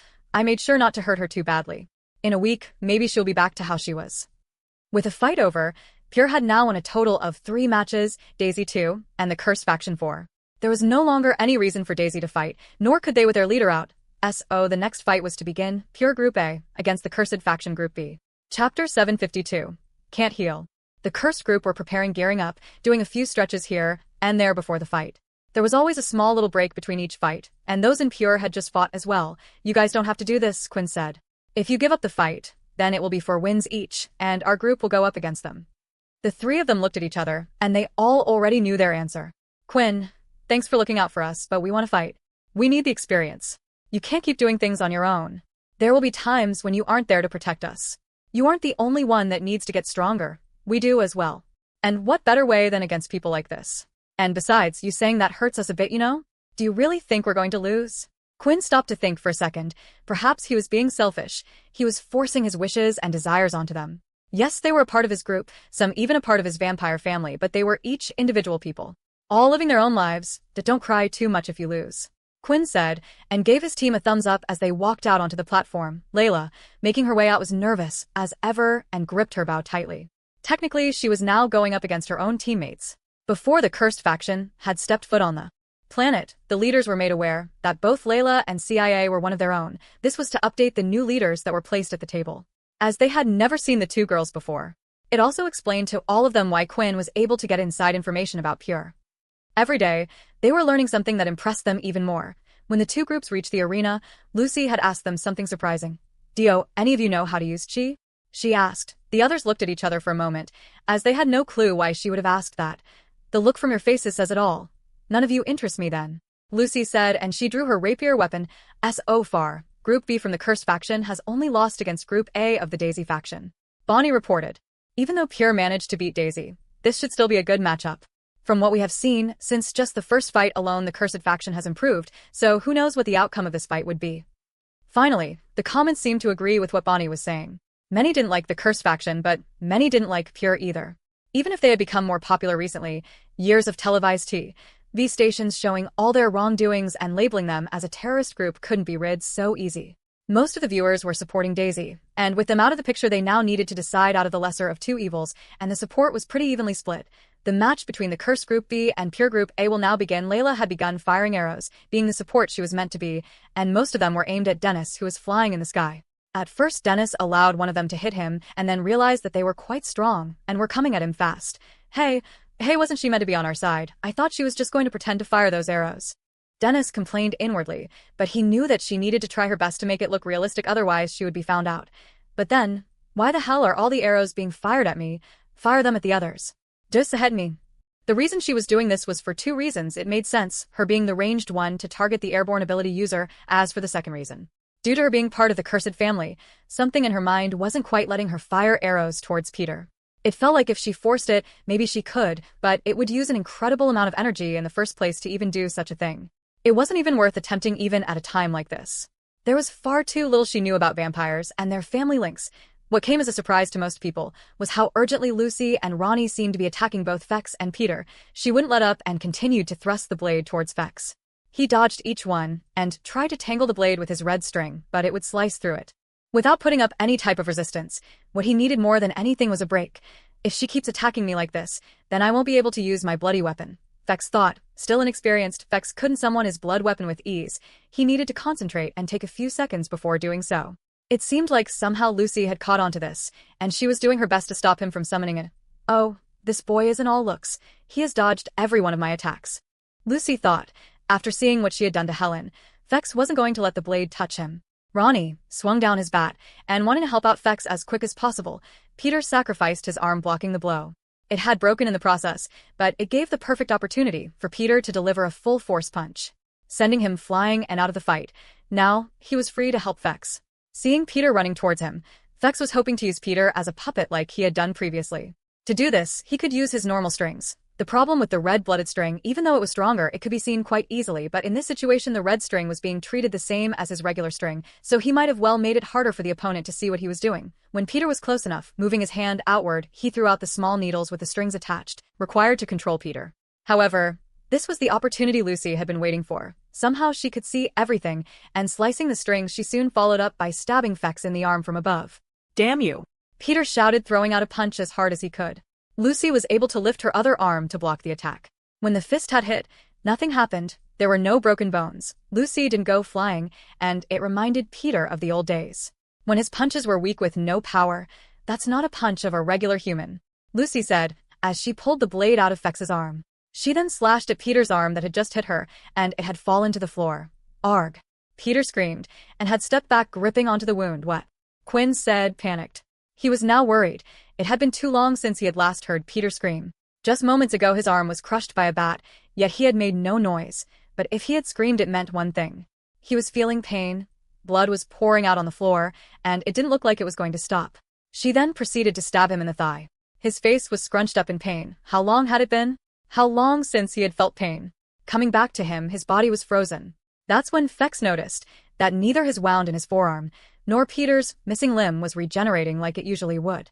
If Peter's arm wouldn't regenerate, and with the amount of blood he was losing, they were in serious trouble. We forfeit the match, Fex shouted. Chapter 753. Untreatable. After forfeiting the match, the CU faction quickly moved Peter away, and onto the platform the rest of them were standing. A few of them couldn't help but whisper to each other and feel concerned as they looked at Peter's face in pain. An unusual sight for those that knew him, as well as anyone who walked around the ship. While moving him, the bleeding still hadn't stopped. Fex, using his string, had tied just above the wound, keeping strong pressure on it. His arm was raised, whatever was left of it, to make sure it was above his heart, trying to stop the blood loss as much as possible. When the healer came out, they were hoping everything would be okay, but Quinn had a bad feeling, and he was hoping he wasn't right. It's not working. The bleeding won't stop. I don't know what's wrong. The girl cried, and looked like she would break down herself at any second. Her hands were shaking, but she wasn't frightened, because she couldn't help Peter. It was because she could feel a strange intent behind her. It was a smothering feeling around her throat. The air felt tight. If she couldn't do anything to help Peter, she thought it would be the end of her life. Quinn, stop it, Linda said, noticing that he was the one that was frightening everyone else. A strange power was seeping out of him that he wasn't able to control. Getting his act together, Quinn went over to Peter and tried to see if he could do anything. The attack that was used was a chi attack. Quinn knew that chi attacks made it so vampires had trouble healing. It was most likely that Peter was experiencing the same thing, only a more drastic version of it. Maybe it was more effective against vampire-type creatures compared to humans. Closing his eyes, Quinn tried to feel the chi around Peter's body, and that's when he could see it. A strange energy was felt around the edge of the wound. The question was, how would he get rid of it? Quinn tried moving his own energy to the wound, but there was nothing. He tried extracting whatever energy Peter had, but that still didn't do anything. Each time he tried something different it failed, and he clenched his other hand by his side harder and harder, so hard that he hadn't noticed his fingernails piercing into the palm of his hand, and the blood dripping onto the floor. "Peter, you still there? I'm going to do everything I can, so don't die on me," Quinn shouted. Grabbing Peter, he soon dashed away with him to the ship. Injuries that were bad could usefully be fixed with meat. Maybe the healing hadn't completely stopped, but was just slow. This was the last thing he could think of when entering the ship. Peter still had the energy to eat the food provided. It had been mashed up into mincemeat. That way, if anyone was to find the strange meat or see Peter eating it, they wouldn't be suspicious of anything. Finally, there seemed to be some results, as the wound was slowly healing, but it was at a rate that was far too slow, and soon Peter didn't have the energy to eat anymore, bringing the healing to a complete halt. "No, Peter. We aren't going through this again," Quinn shouted back outside the ship. Many of the cursed were busy talking to each other, talking about what had just occurred. Why did they have to go that far, and why aren't they doing anything to help us? The cursed members were talking amongst themselves. She clearly knew the wound wouldn't heal, just like how Helen's hadn't. What Lucy had done was basically a death sentence. They were wondering if it was a message that on the other side, Layla was having similar thoughts. She didn't think her mother was a killer and didn't understand why she had done what she had done. She wanted to ask but was too afraid. When looking at her mother, it was always hard to read her, which was strange. Ever since Layla had changed, she was able to see a smog of emotions depending how negative one's mood was. Everyone usually had a little bit of fog or smog above their heads. With her mother it was different. She couldn't see anything above her head. Does she really feel nothing after what she has done? "You want to know why I did it, don't you?" Lucy said. "It was the only choice I had after receiving that punch. After seeing him regenerate, I thought he had a regenerative ability, which was why his raw attack power took me by surprise. A regular person with that low level of beast gear shouldn't have that much power. I thought it might have been chi at first, but I couldn't feel any of that coming from him. These guys, I don't know what they are, but they aren't ordinary. The only thing I can think of that they might be doing is altering humans. If that's the case, I can't let this faction get away with it. It seemed like the whole thing was a big misunderstanding. Usually, when two sides were fighting each other, both believed they were fighting for the right reasons, and it was the case with this as well. And what if I told you what I really was, mother? Would I be something you had to deal with?" Layla thought, saddened. Someone could be seen running over to the cursed faction platform, crossing the bridge that connected to them. It was a brown-haired beauty, who wore large round glasses and had her hair up in a ponytail. "Wait, you're not part of the cursed faction. What are you doing here?" a member asked. "I was sent here by the Supreme Commander. He said your staff might not be enough." The woman replied, "I have healing powers, but if that doesn't work, I'm a trained doctor as well. So I'm sure there's something I can do to help." A doctor from the military had been sent over to the other teams during the matches before, healing them all. But this was the first time they had seen this doctor. It made them a little suspicious. "Let her in," Paul said. A command was given by one of the leaders, so the members made way, allowing her to pass through. "I'll lead the way to the ship, so you can take a look at him," Paul said. The two of them were off, and they were running as fast as they could. While doing so, the J. Arne was completely silent, until Paul was the first one who had eventually broken it. I'm sorry I didn't say anything to you," Paul said. The doctor continued to run ahead with her head held down. "You could have at least told me you were alive. That's all I wanted to know. Did I know?" Paul replied. "I'm sorry, Haley. I'm a horrible father." Chapter 754. Big Distraction. Haley was the school doctor at the 2nd military base. She had also been made one of the sergeants there as well, although many thought it was due to her special connections, as she had relations near the top, one of them being her father, the head general of the military base. One could imagine all the crazy thoughts that had gone through her head during the time of war. When she hadn't seen her father return, the rush of feelings she felt right now, seeing him completely fine, yet supposedly on the enemy side. It was conflicting. She didn't care what he was doing though.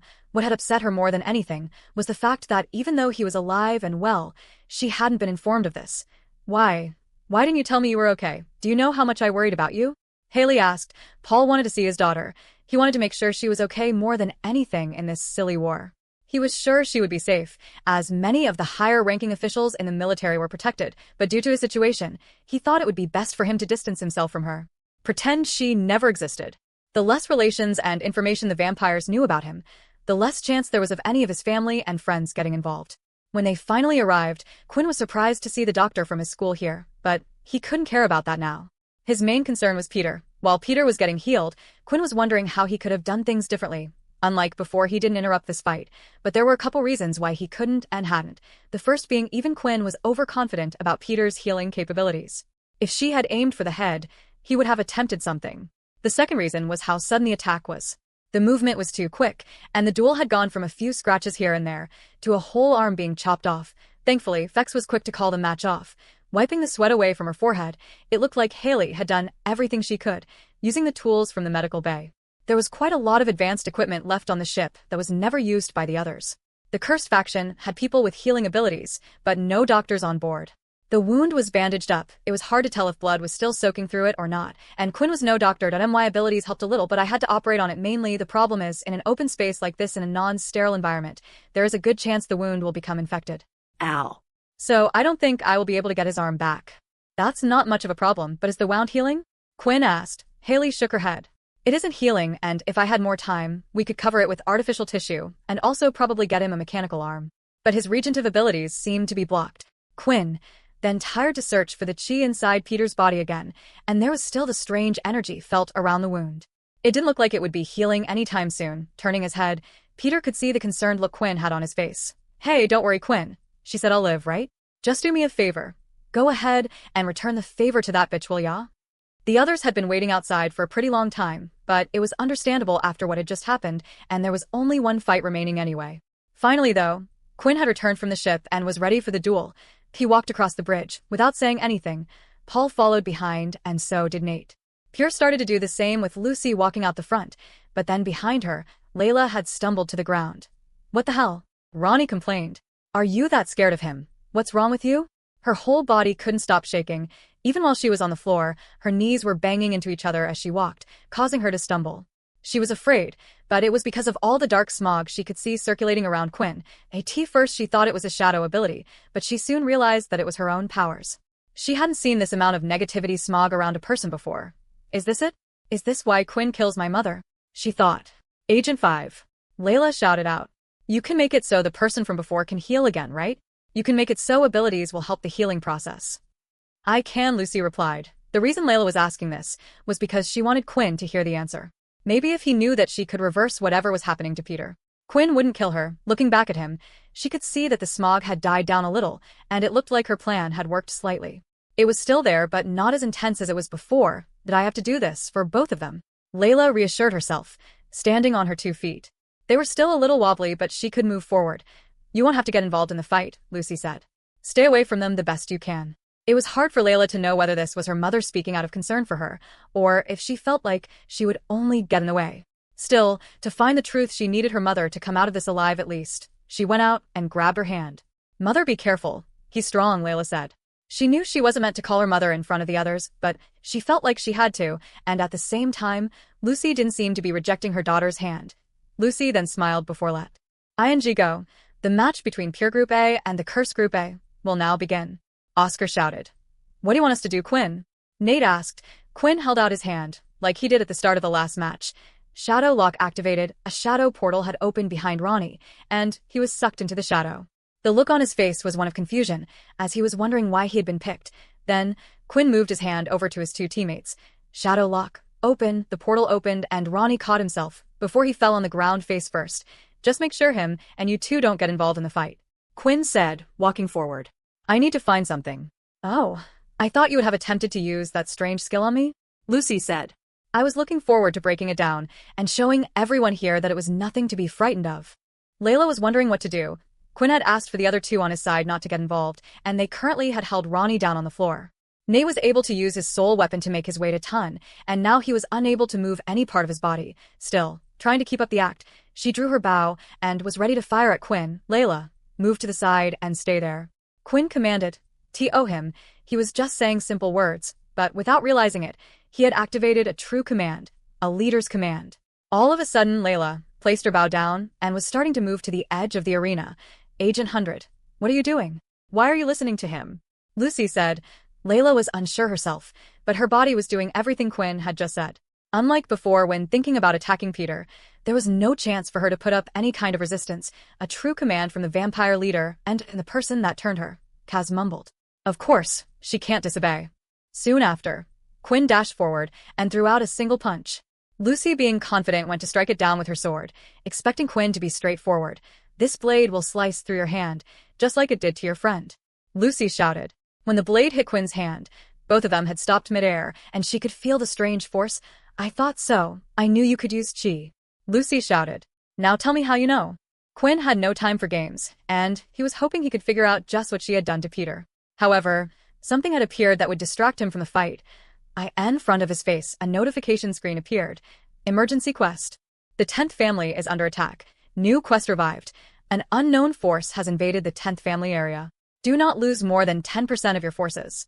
What? Chapter 755. Major quest failed. The notification screen couldn't have appeared at a worse time for Quinn, and during his initial distraction.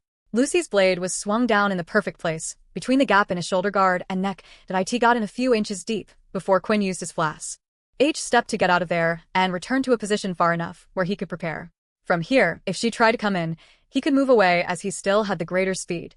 -5 HP. 95/100 HP. Concentrating, Quinn was trying to see if he could see anything strange when searching for his chi. It was like he had expected. There was the strange force or energy that could be seen around the wound, just like with Peter, and similar to Peter, the wound wasn't healing, tiring to move his own chi to the wound. He tried to fight off whatever foreign force had entered his body and was stopping him from healing. However, just like with Peter, it was all useless. Other than moving it in place, he didn't really know what to do. Looking at his HP, another thought possibly had entered his head.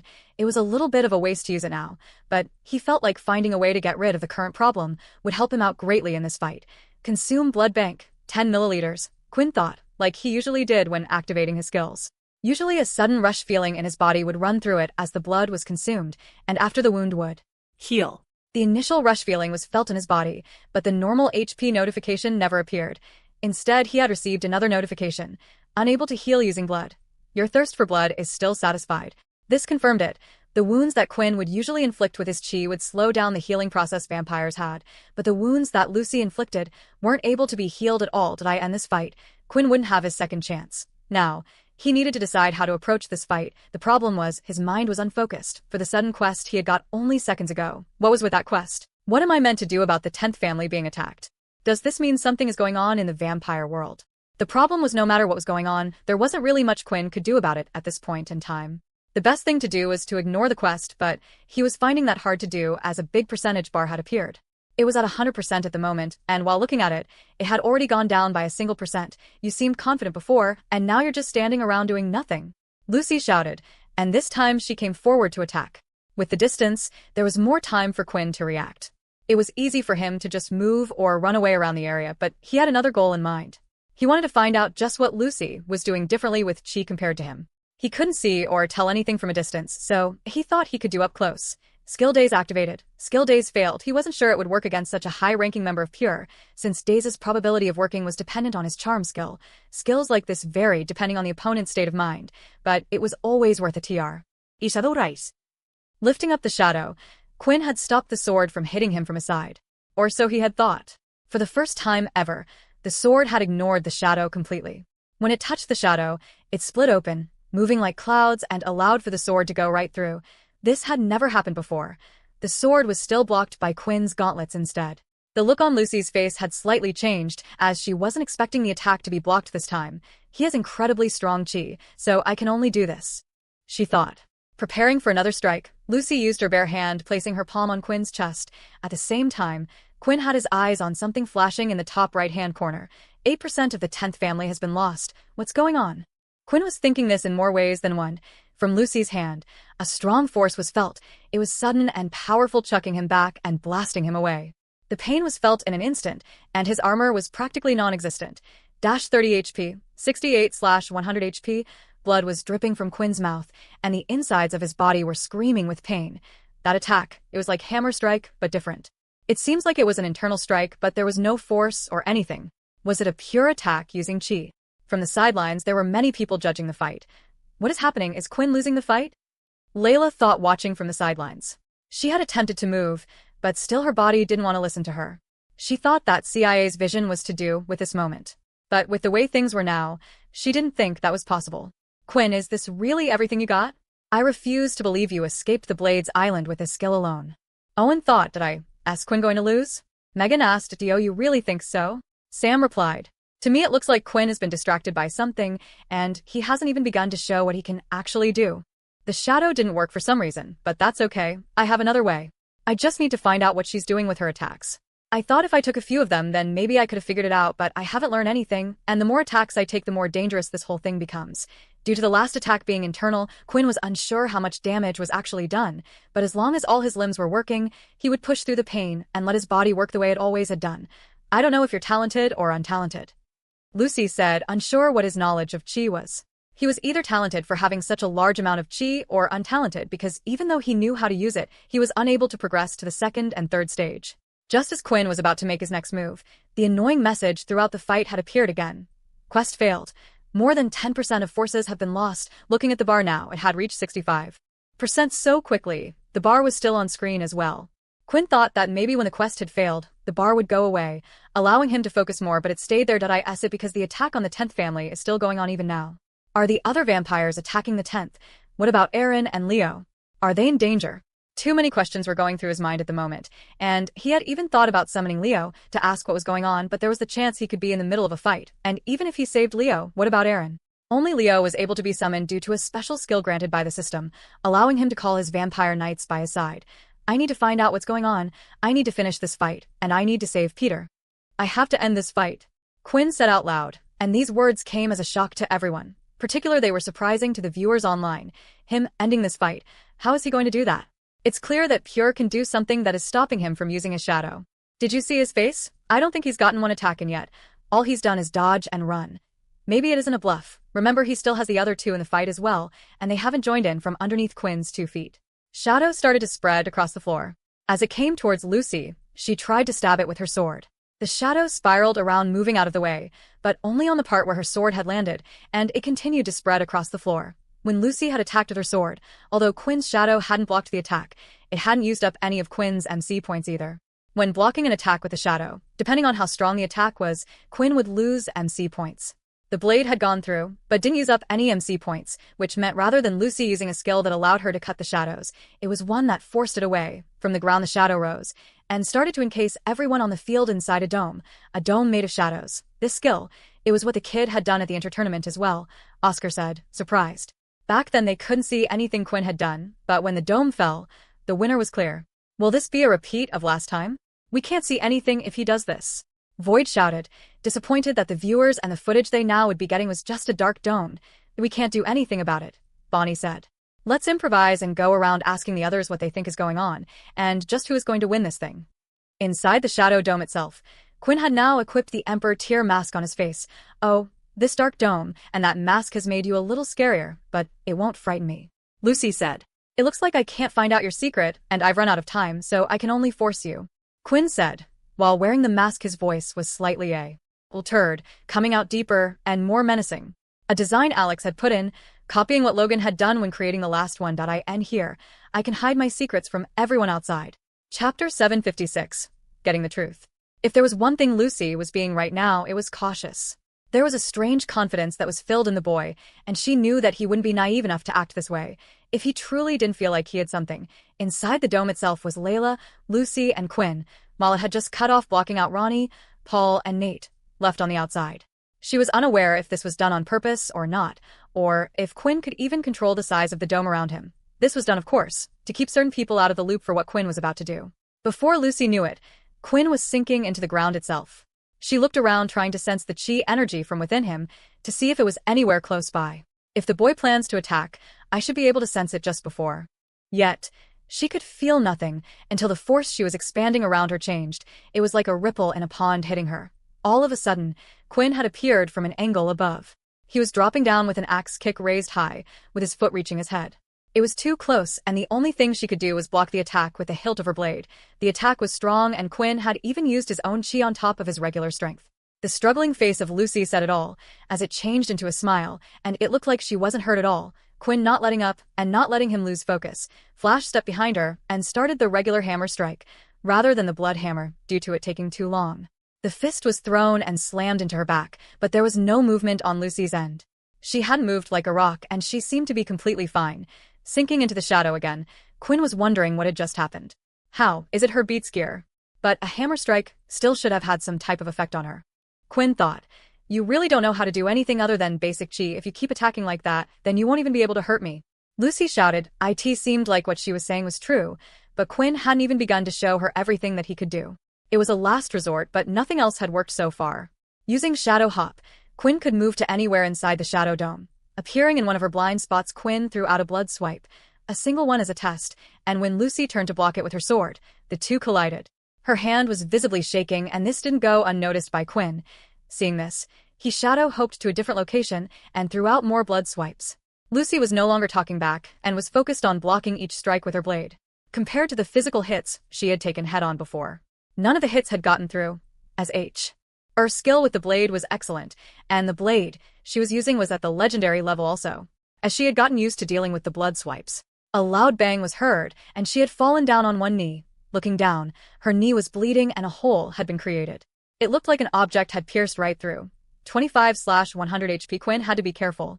Usually he could rely on the blood bank for extra HP, but at the moment, he was unable to heal from attacks that had been dealt from Lucy. He could still heal up health from the blood skills, but it was something that would be difficult to keep track of during the fight.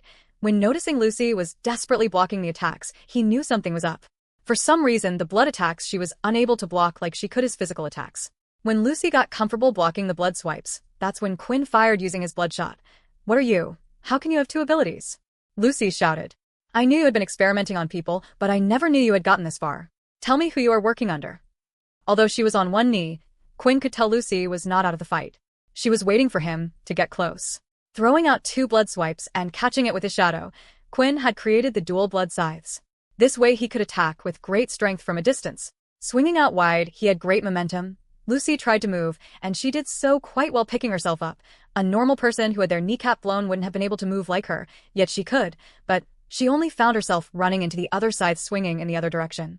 Lifting her sword, she allowed it to take most of the impact.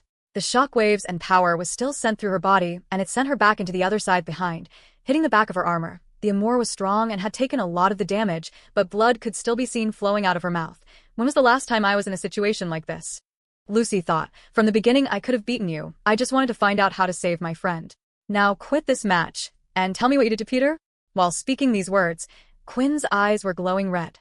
He had activated the influence skill, and was hoping now she was more hurt, that it would work, but unfortunately, by the look on her face he knew that it had done nothing. Lucy smiled. You and all your people can rot in hell.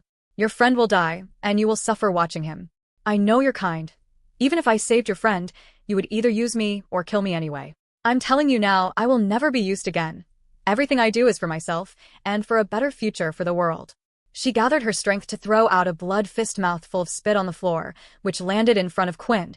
He couldn't force Lucy to do his bidding with influence, and he couldn't threaten her with her life. What could he even do that would make her save Peter? Not being able to come up with anything just filled Quinn with more rage. Mask's active skill activated. Select an attribute to use adrenaline on. Strength attribute selected. Secret mask active skill has been activated. Rage active skill activated. Your next attack will be twice as strong. The mask on his face lit up, changing in color, and a red glow could be seen around it. It seemed to be feeding Quinn with a new energy in his body, staying a distance away, still not getting close. Quinn prepared a blood hammer strike. He pounded his foot, stomping it into the ground, and snapped his fist back. Before throwing out his right fist, he stepped forward, closing the distance, and threw his fist down towards Lucy's stomach. Let's see if you're really not afraid of death.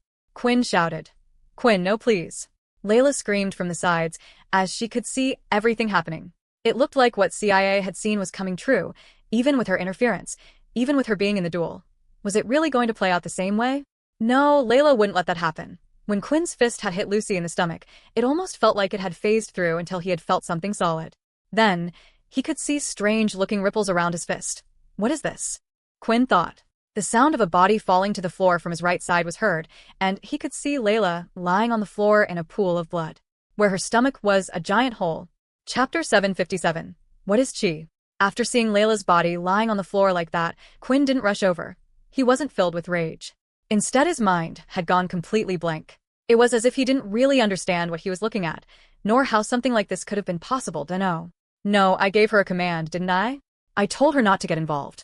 So how did it become like this? Quinn was unaware of everything that Layla had done beforehand. Knowing that it was quite possible her mother would die in this fight, she needed to make sure that wouldn't happen, not just for herself, but for Quinn as well.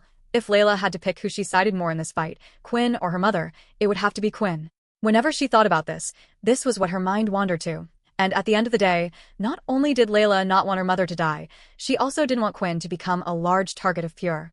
He wasn't ready for that yet. Beforehand, when Layla had made her plea to her mother and gave her a warning, she had reached out and grabbed her hand. At that moment, she had activated the skill's spiritual partner. The skill, when activated, would allow Layla to choose what attacks she would take instead.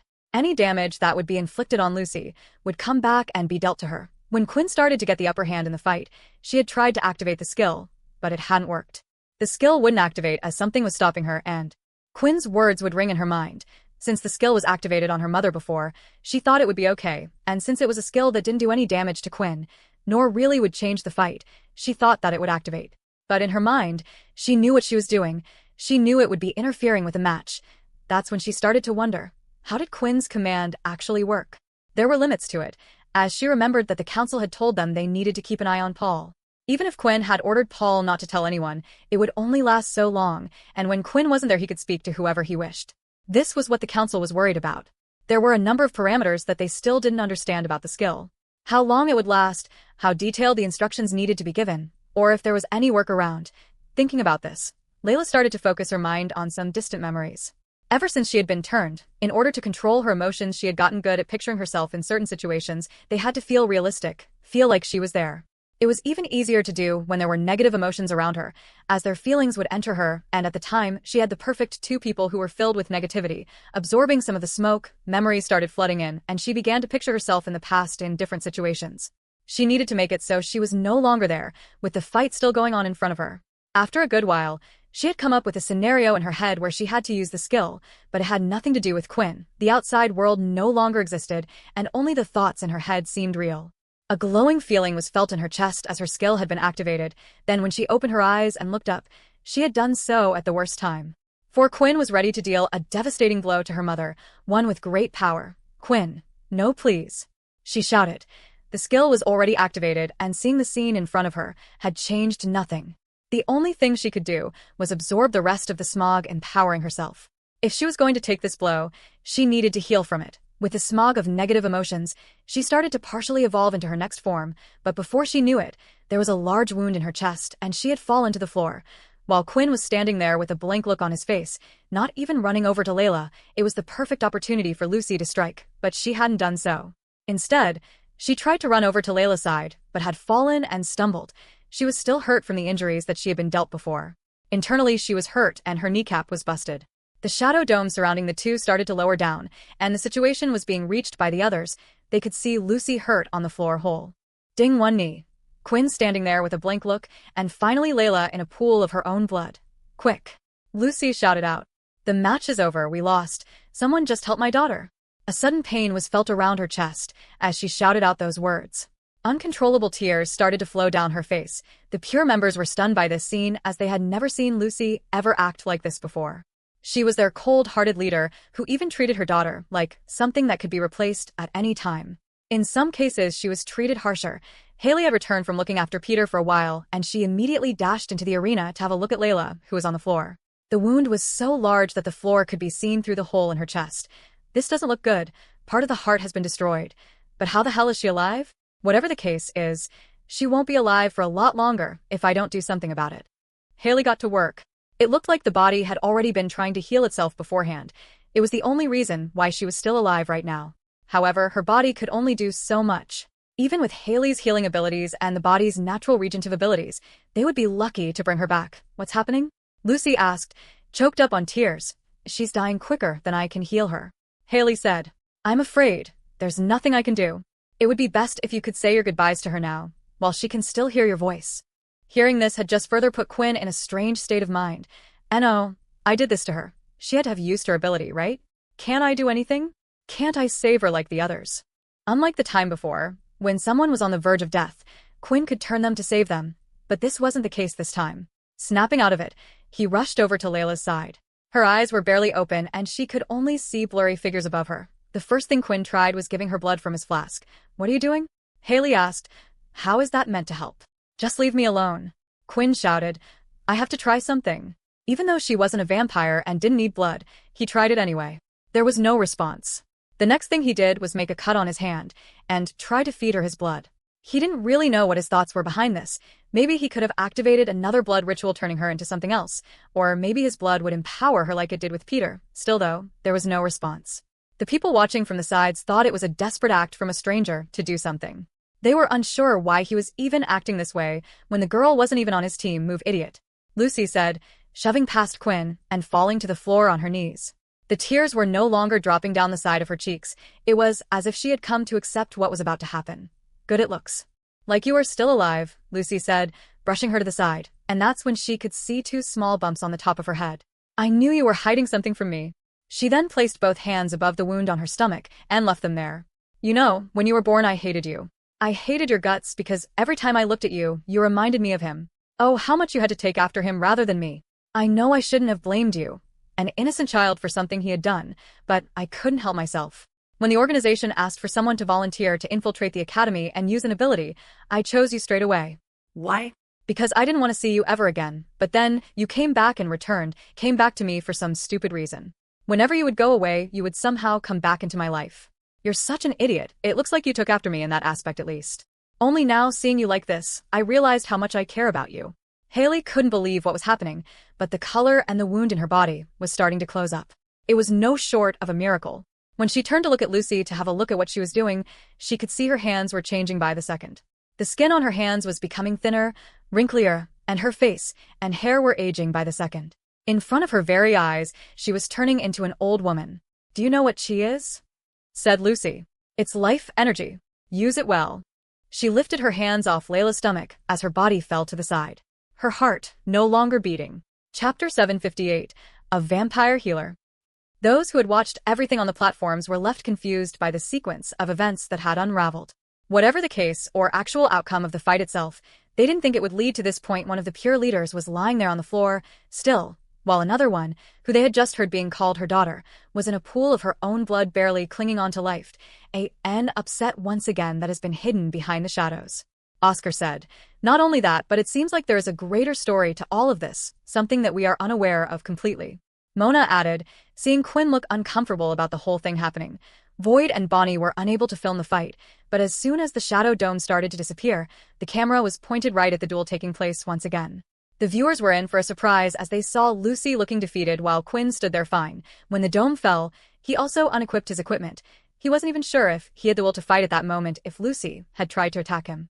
Then the viewers heard the great cry Lucy had done as she saw her daughter. "So the cursed faction, they won? Doesn't this mean they are the new era power? They will be invited over to the leaders' table with the others. I can't believe it. I put all my life save. Ing's on pure winning. How could they lose? Don't you think he went a bit far? He tried to kill the girl. He could have just beaten her. Maybe that's why she gave up. Did you see what happened at the end? Why did the woman turn into a granny? It looked like she's dead."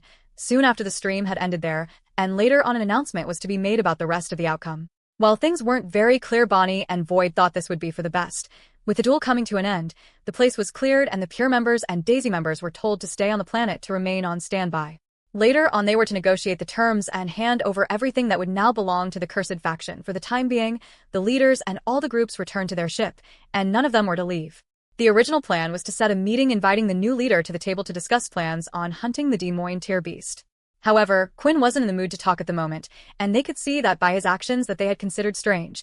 Haley had confirmed the death of Lucy, and her body was handed over to the Pure group.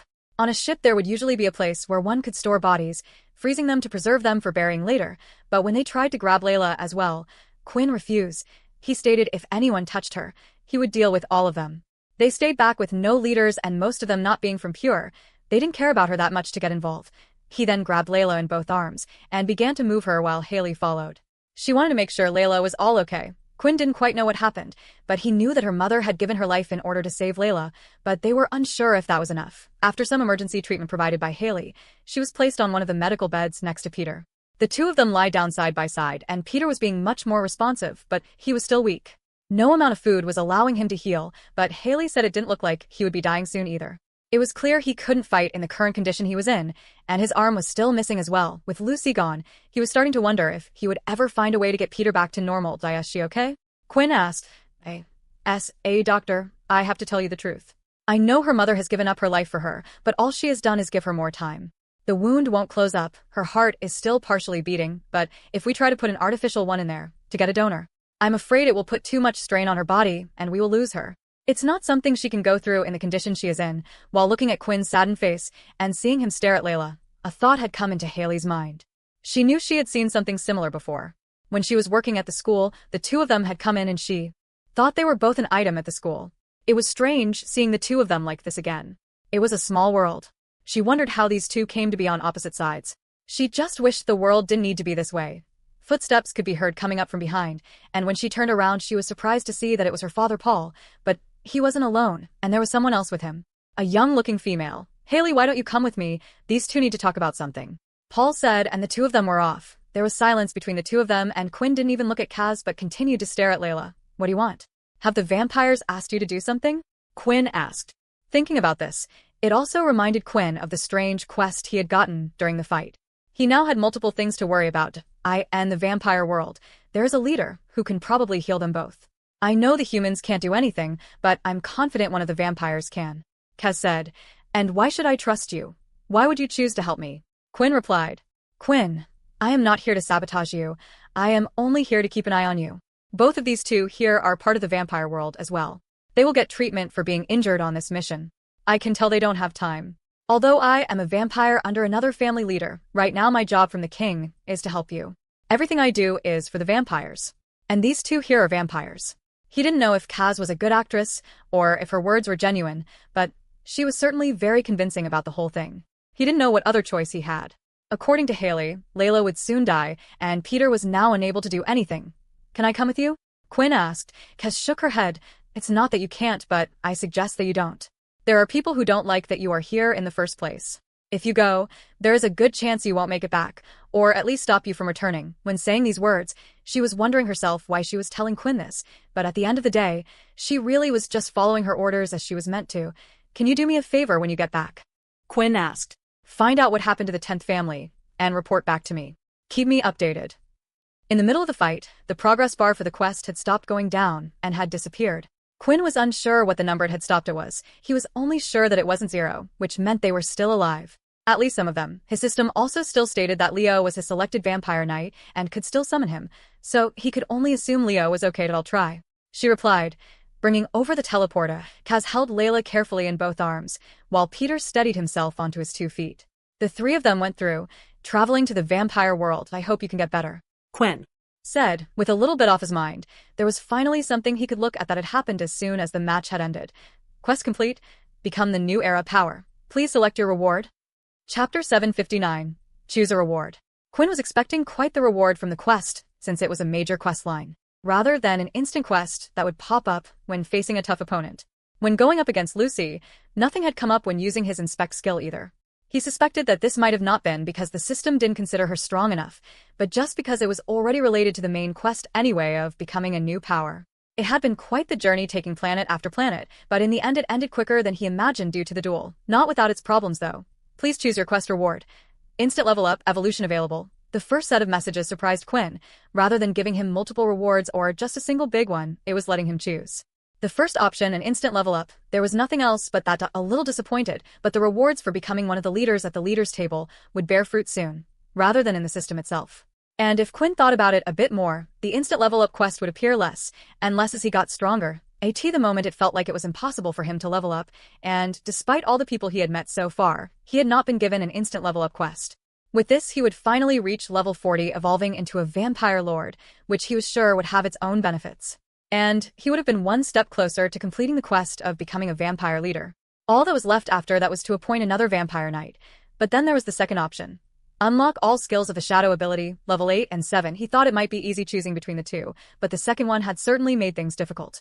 There was still one more skill to be unlocked at level 7, and he had no clue how many there were at level 8. Choosing this reward would unlock them all, Training the shadow to get enough skill points took a long time, and unlike the instant level up, there was hardly ever a quest that would allow him to unlock a skill. Yet, this was allowing him to unlock every skill. After thinking about it long and hard, Quinn had finally chosen one. New skill Shadow Sync unlocked, similar to Shadow Hop where the user is able to travel to anywhere the shadow they control is present. Shadow Sync allows one to do this with anything as long as the shadow is large enough. The larger the object is to be moved and the greater the distance is, the more MC points will be consumed. Quinn had seen Arthur use this skill while fighting the vampire leaders. He had spread his shadow so it was spread on the whole battlefield floor, then used it to move the leaders away from Tull, and even used it to redirect one of their attacks. When Arthur used it, the skill certainly seemed very handy, but Quinn and Arthur were two different people. Quinn was unable to spread his shadow on the floor that wide. He just didn't have enough MC points for that. If the skill took up more MC points on top of this, then that would be a problem. Like Shadow Hop, it was most likely a skill that could only be used with Shadow Void, when he would create the domes made of shadow. That was the last skill of the level 7, and finally, he had leveled his ability to the last level, level 8. Level 8 Shadow ability unlocked. Reward 60 MC points. You now have a total of 200 MC points. Just when Quinn was talking about the lack of MC points, he had received a nice surprise. However, he thought 200 must have been the difference between the Earth and Sun when comparing himself to Arthur. Skill unlocked Shadow Link. This skill allows the user to feel other shadow users no matter where they are as long as they are currently using the shadow ability. Requires no MC points to use, but must activate the skill. This is not a passive skill. Quinn could only guess that this was how Arthur had found out about him that time, which meant he was pretty sure what the next and final skill would be. New skill unlocked, Shadow to Shadow. Once a link has been made using Shadow Link, the user can use the skill Shadow to Shadow. This will allow the person to move and travel to the other person's shadow. This skill can only be used once a day. Obtaining these two skills, Quinn was understanding what Arthur had done that day. Quickly as a test, he decided to try to activate Shadow Link to see if there was anyone out there, or if he could even locate Arthur. Activating the Shadow Link skill was simple enough since the system did all the work for him, but he could feel nothing, and this was confirmed by the system message that had appeared. No shadow users found. Arthur must not be using his shadow right now. I guess it was true when he said that all shadow users had died out. Although Quinn couldn't be completely sure, as someone would have had to have been using the shadow ability at that very moment. Looking at all the skills and checking out the system, there really wasn't anything else. There were no more skills with his ability to unlock, but he was sure he had seen Arthur do some interesting things with the shadow other than the skills. Present point one of them was restoring Quinn's MC points, allowing him to consistently use the shadow. Perhaps this was something that Arthur had found out how to do himself. He had been alive for thousands of years after all. Now with the shadow ability completely unlocked, Quinn really only had to worry about two things, leveling up to evolve and increasing his MC points. The only current way he knew how was using Shadow Eater. Surely, there has to be another way. In the middle of his thoughts, the door slid open again, and it was Linda, who appeared. She was surprised to see that both Peter and Layla were no longer in the medical bay, but she didn't dare ask. Quinn, I have a message from the other leaders. They can't wait any longer, and have said that it is time. It's time for the first meeting of the new leaders' table. His heart thumped a little louder than before hearing those words. It confirmed that Quinn had somehow, someway made it to this position. A position he could only dream of. He knew what questions they wanted to ask, but he had a few questions of his own as well. Chapter 760. The New World Leaders Table. Before entering the meeting with the other powerhouses, Quinn was to choose two people to take in with him, and two only. This was the same for the others as well. They were usually there as advisors, or future successors to the family. The other option was someone who was considered strong themselves. When deciding who to bring with him, Quinn's first choice was Sam. Although Quinn hadn't known Sam too long compared to some of the others, Quinn not only trusted him but Sam ran nearly everything that went on in the cursed ship. Quite frankly, without him, Quinn felt like his life on the cursed ship would have been 10 times harder. This was the obvious choice, but with the second person, he was struggling. Usually with something like this, he would have liked to have taken one of his close friends. But where were they all? Logan was still pretending to work with Mona, Layla, and Peter were now in the vampire world, and as for Vorden, well, he was now known as Sil, and although Quinn and Sil got on, it wasn't in the same way as with Vorden. Their connection didn't feel close at all. Finally, there was Fex, but it felt strange to get him involved in a matter with humans. He never really seemed to have an interest in these types of things, and it felt like Fex was just there along for the ride, wishing to help Quinn wherever he could. In the end, Quinn had decided on bringing Paul along with him. Paul, being an ex-high-ranking general, would have been used to these things and knew what games they would play. On top of this, from time to time, Paul would share his wisdom. If he had completely disregarded the group, he could have chosen to say nothing, but he had chosen to help Quinn. The two of them were also vampires who had been turned by Quinn, so with him in his presence, something strange was unlikely to happen. The meeting was to take place outside. There people remain on the ship.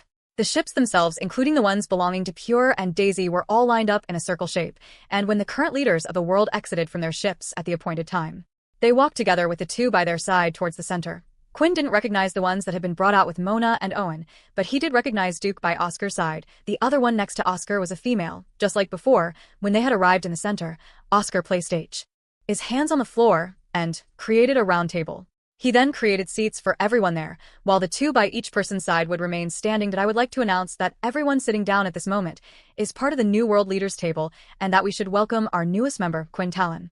Oscar announced. Claps from everyone at the table were made. It felt a little hollow and quiet, and the grand moment felt quite small. Usually a big deal like this would be televised and a ceremony would take place informing everyone, but it didn't change the fact that Quinn had made it. First, I would like to talk about the outcome of the match, Oscar said. Daisy has agreed to hand over everything to you. Resources, equipment, and their planets now belong to you, and they have disbanded. The same could be said for Pure, but we all know this isn't true in the first place. The Pure members that had come with their leader and managed to escape somehow, and it looks like they are no longer present on their occupied planets. However, those that lived in the shelters that weren't really part of Pure are still there. We have spoken to these instead, and they too have agreed to hand everything over to the cursed faction with no trouble. Hearing this, Quinn was wondering what happened to CIA. Was she still on the ship with the other faction members, or had she returned with the Pure members from before? It was something he could go see after this meeting. As for the members themselves, Oscar continued. They are not slaves, and we wish to correct our ways of the past. They will not be forced to work under you or join your group. They are free to do so if they wish, or are free to join any of the groups here at this table. However, to stop any more troubles occurring, groups will have to be under one of the leaders present at this table. I understand what you were saying, Quinn said. But don't you think it might cause a problem in the future? The group here today were separated by the cursed faction, and we don't have the best of reputations at the moment. There is a good chance, once they join one of the other groups, that they will attempt their revenge and take back their planets. It came as a nice surprise to everyone that Quinn had actually spoken up. This was fine to do as a leader at the table. It was meant to be a discussion in the first place. However, usually when a new person was in front of such great people that they had looked up to for years, they would be a little afraid to speak. Still, for some reason Quinn wasn't nervous. It felt like he had been in this situation multiple times before, and the Vampire Council table, the air felt a lot more heavier than this one. If they are to attempt something like that, then the respective leader will need to deal with them. This meeting and everything that's happening so far is a sign that the civil war is over, and things shall remain the way they are for now. The military is not in charge and has no rule over the others apart from its own people. Would it be better for the human race to come together as one force? Yes, I believe so. Is it possible? Perhaps, but not without more fighting, and right now we can't afford to carry on fighting with the enemy around the corner. Rather than one force, we would need to think of this as an alliance.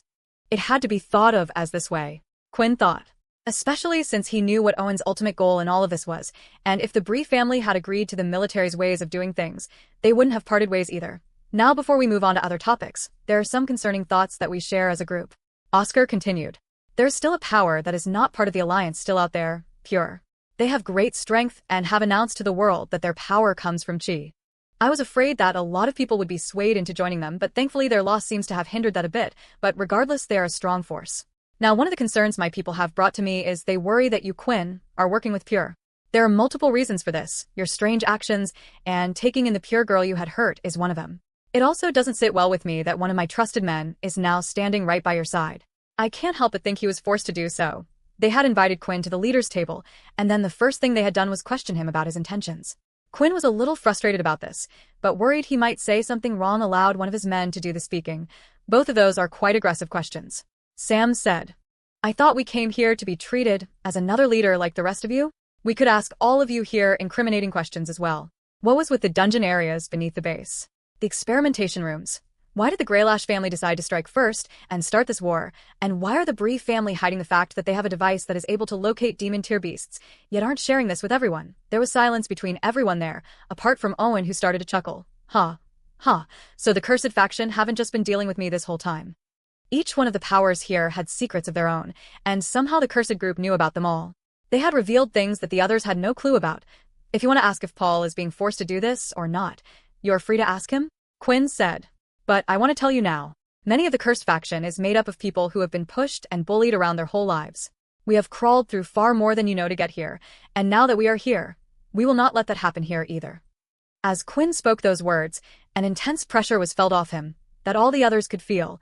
This is no normal child. Just what did he through to be able to give off a presence like that? Oscar thought. Chapter 761.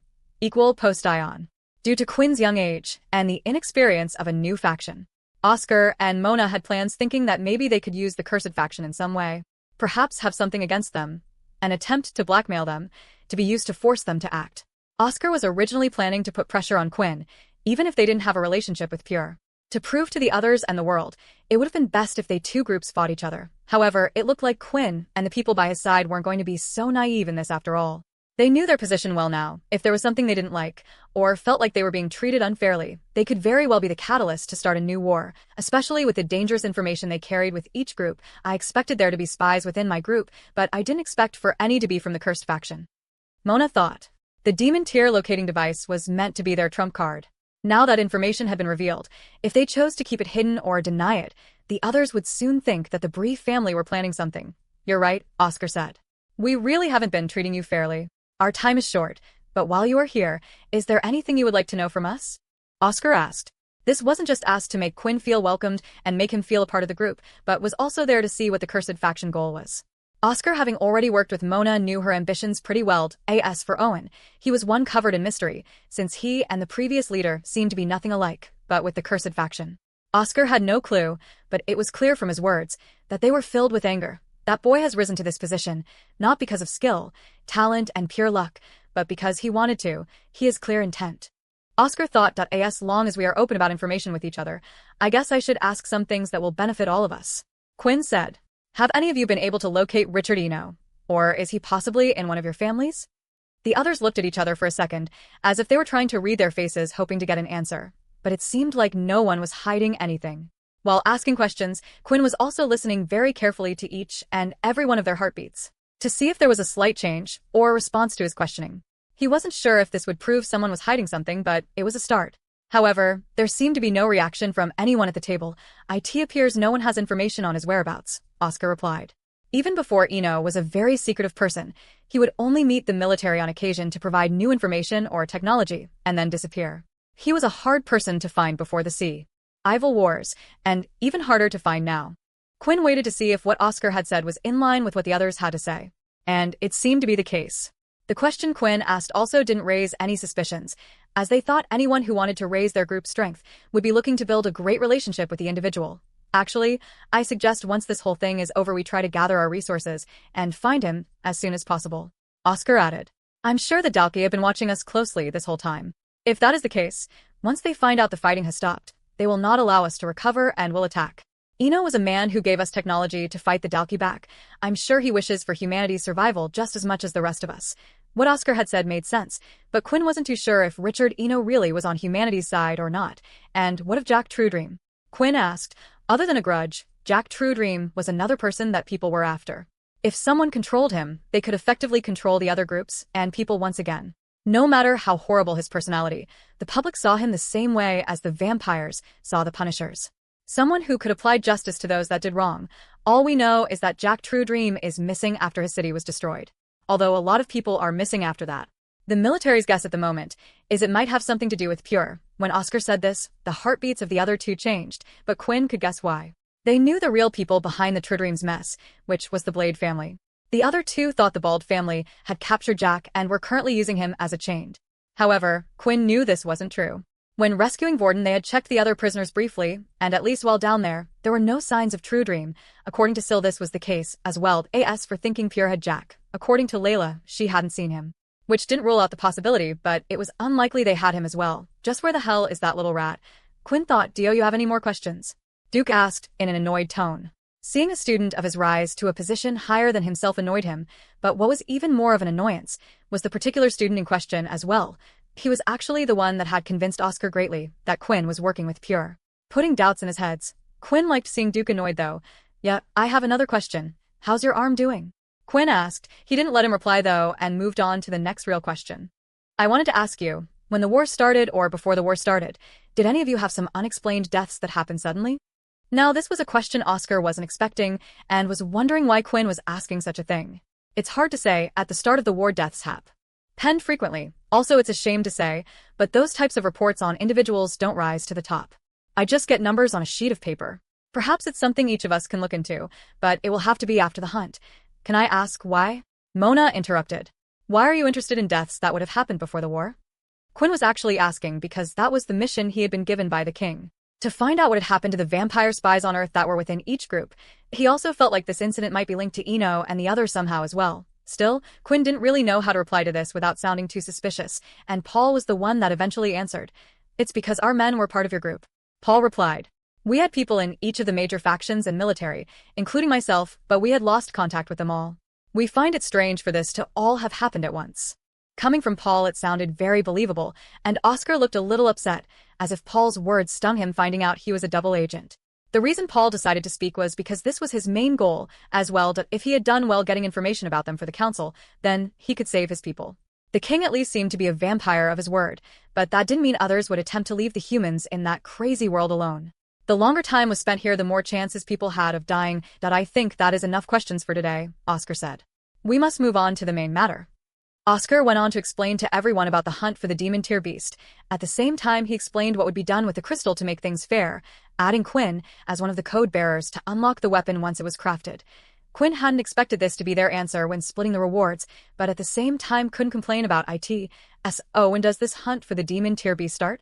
He asked. As soon as this meeting is over, Oscar replied. Chapter 762. Beyond AAA rank. At a time before Quinn had been made one of the new leaders at the leader table, the Beast Planet solar system. A particular planet located in the Bree family area was declared an orange portal planet. It had a couple of shelters that had been set up. In them, there were those from multiple different factions, and they all worked under the Bree family. The people there lived good lives and achieved great financial support from the Bree family. Due to it being classified as an orange planet, the main goal was to scout the remaining parts of the planet and report when new beasts were seen. Due to the planet belonging to the Bree family, although beast hunts did happen, if they found a high-tier beast, they were actually told to report back or capture if possible, rather than killing the beast. Both of these rewards would be substantial for completing them. This was one of the reasons the Bree family had quite a dedicated following of factions even outside of those directly in the Bree family. In the faction hall, where one would take quests, there was often a tavern-like bar area where the travelers could drink food and eat, filling their belly before going off to battle or on a long journey. And in the faction hall, there was a man sat on the table on his own doing just that. He brushed his long flowing blonde hair to the side as he picked up his drink and took a swig. At least this is one thing that hasn't changed in all these years. Although it does taste watered down. Arthur, like a certain type of vampire, was able to change his hair as he wished. He worked hard at this. Before, when he was a human, his hair was blonde, but when turning into a vampire, his hair had turned jet black. After visiting an old friend, although he wasn't sure if it was right to call him that anymore. His friend was able to make it so Arthur could change his hair color. Arthur had been going to each of the orange portal and red portal planets in the Beast solar system, all in search for the first king, Eno. He wanted to ask so many questions after finding out the truth about what he had done. He also thought there was a chance that he might be aware of what had happened to his people. He was sure that some members of the council were behind it, but the problem was for the vampires to take out the Punishers, even with him gone.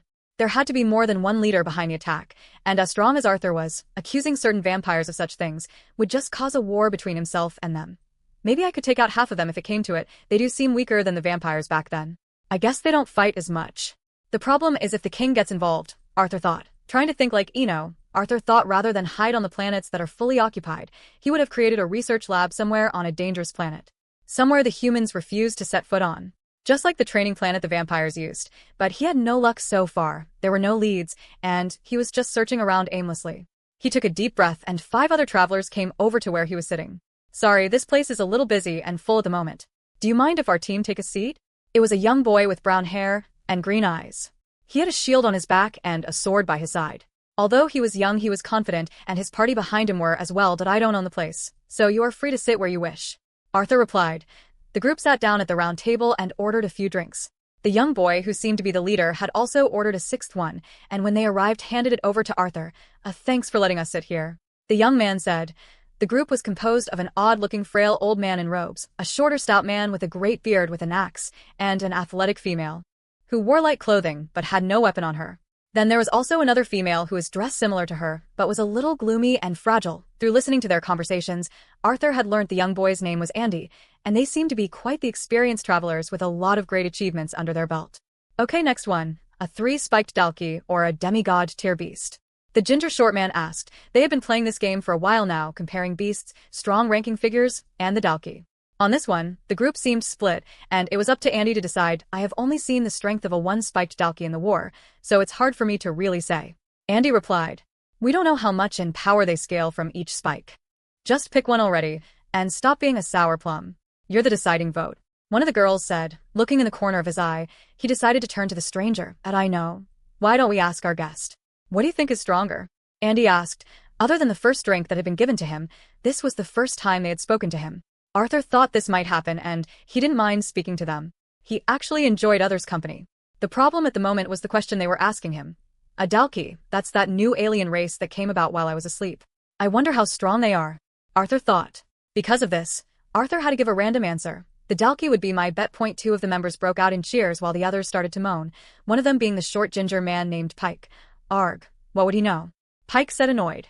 We would need to ask someone who is a seasoned traveler. I bet this man has never even met even an Emperor Tyr in his life.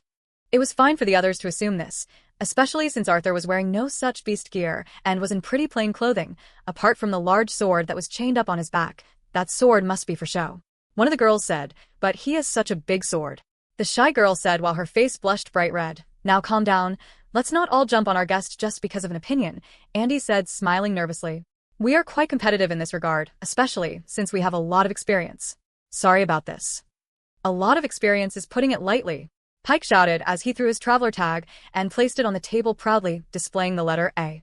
Looking round, Arthur could see each one of them had the A tag on them as well, but he had no clue what this meant.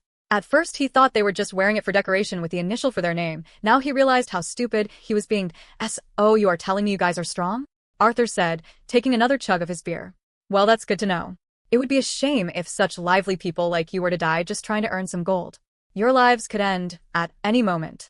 Pike was getting annoyed by the way Arthur was speaking, as if he was an elder speaking to children, who even used the term gold. Pike himself was quite an old man, and he also didn't like the fact that there was no respect seen due to them being high-ranking travelers. Wise words from nobody. What rank are you then, my dear friend? I would love to see it. Pike asked. Arthur, of course, had no clue what the ranks were even. He had been so busy searching for the first king. What is the highest rank possible for a traveler? Arthur asked that it was a strange question to ask, but Andy still answered it anyway. Rank AAA. Andy replied. Then I would be a AAA rank, maybe even beyond. There was silence as everyone was starting to wonder if this person was crazy or not. Beyond triple rank A would put him at the leader's level or even higher. If it was true, they would have known the person who they were all looking at. What made it even stranger was how straightforward Arthur sounded when speaking these words. As I thought, this person is a crazy fool, Pike said, giving up on trying to impress a nobody. What's your name? Andy asked, interested in the strange man. Arthur, I'm Andy. It's nice to meet you. Don't meet them. Trust me, they are great guys. I was wondering if you wanted to go out for a hunt with us? Old man Clinkers hasn't been feeling well. So we have been resting for the past few days, drinking ourselves in this tavern until he gets better. Of course, we need 5 people to go on a quest. Because of this we have been a little bored these days. You wouldn't have to do much. We can take care of ourselves. Arthur thought about it for a while. It would be putting his own mission on hold, but he then released he was in no rush. It didn't really matter how long this task would take him, and he would have to explore the planet anyway, so why not with a lively bunch? Sure, I look forward to working with you, said Arthur. Chapter 763. Unknown Killer. Traveling with the travelers, Arthur remained at the back of the group, not really doing much as they encountered beasts along the way. The terrain they were traveling on was mostly filled with small shrubs and rivers that were long and winding. In the distance, large hills and mountains could be seen in all sorts of different shapes. Arthur could see that the travelers were skilled, as they had said. They certainly had backed up their words with their skills. Even when dealing with a group of advanced tier beasts, they were calm and had no trouble fighting them off.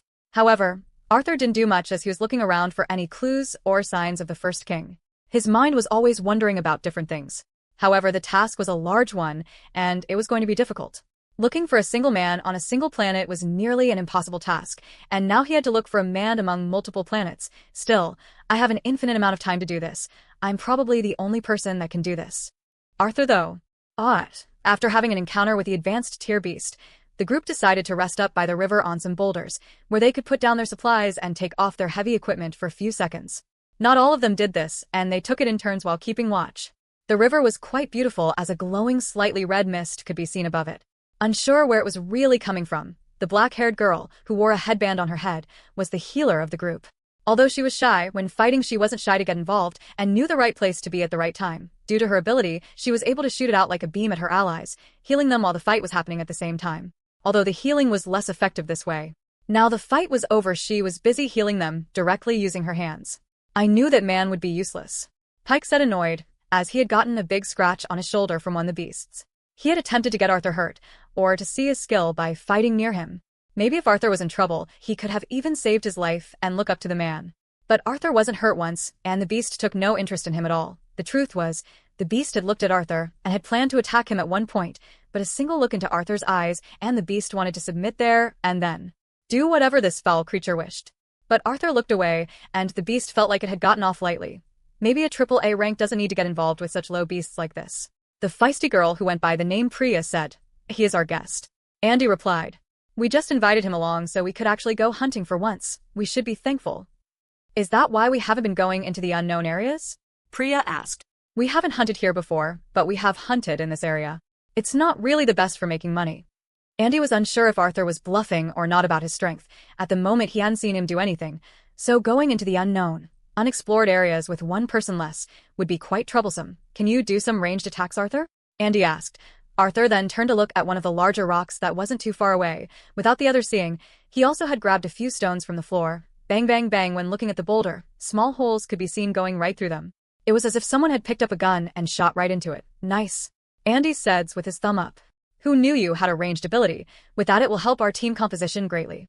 "You're telling me he could have helped the whole time but had chosen not to?" Pike said, gripping his axe in anger. What Arthur had done wasn't an ability at all. He had just picked up a few stones from the floor and threw them over to the rock. He thought this would be enough to impress them for now. When the group was off again, Arthur decided to pick up some more rocks from the ground. While walking, they decided to walk along the river.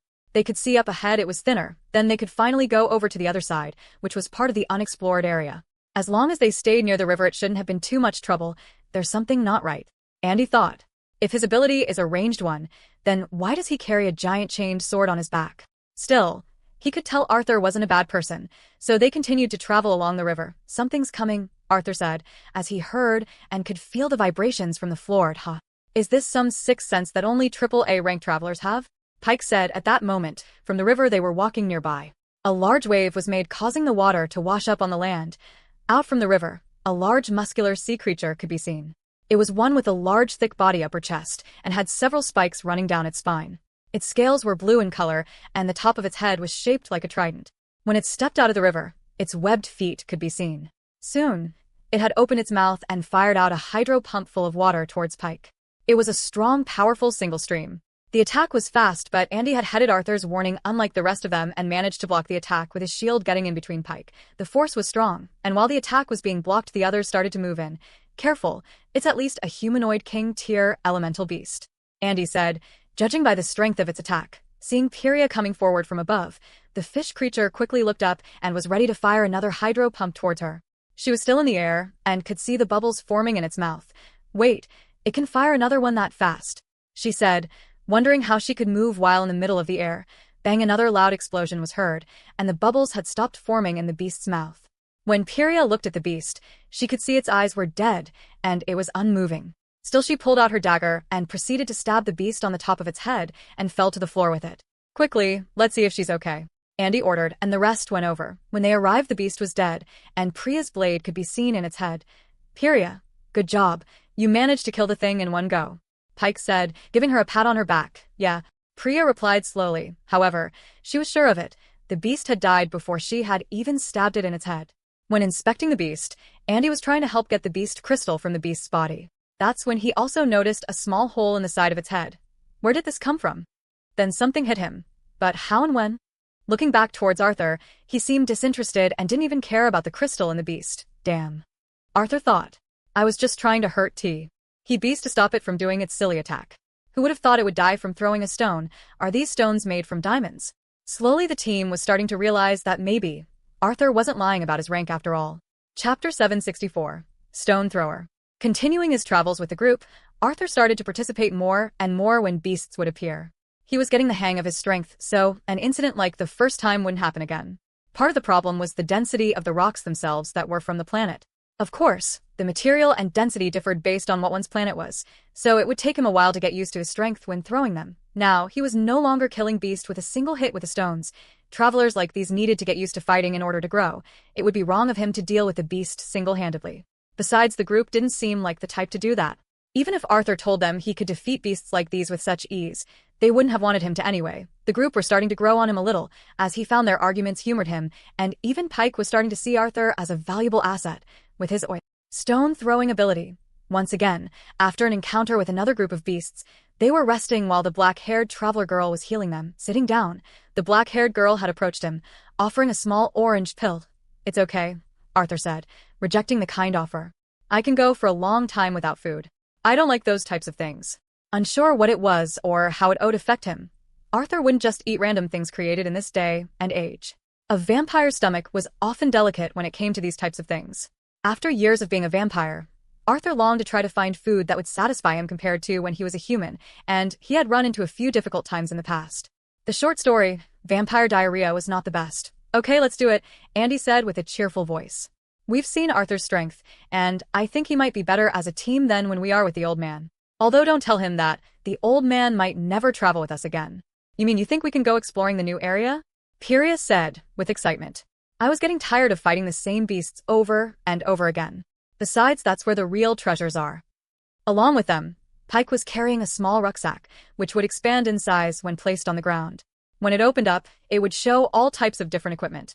These were different types of tools that were meant for capturing a beast rather than killing it. "As long as Arthur is okay with it, then I see no problem." When Andy said these words, he looked towards Arthur with his innocent young face and puppy dog eyes. "Sure," Arthur replied. Honestly, with so little people to protect, Arthur didn't see it as a problem. If there was a strong beast to arrive, he could deal with them. As long as they didn't run into a demon-tier beast of some sort.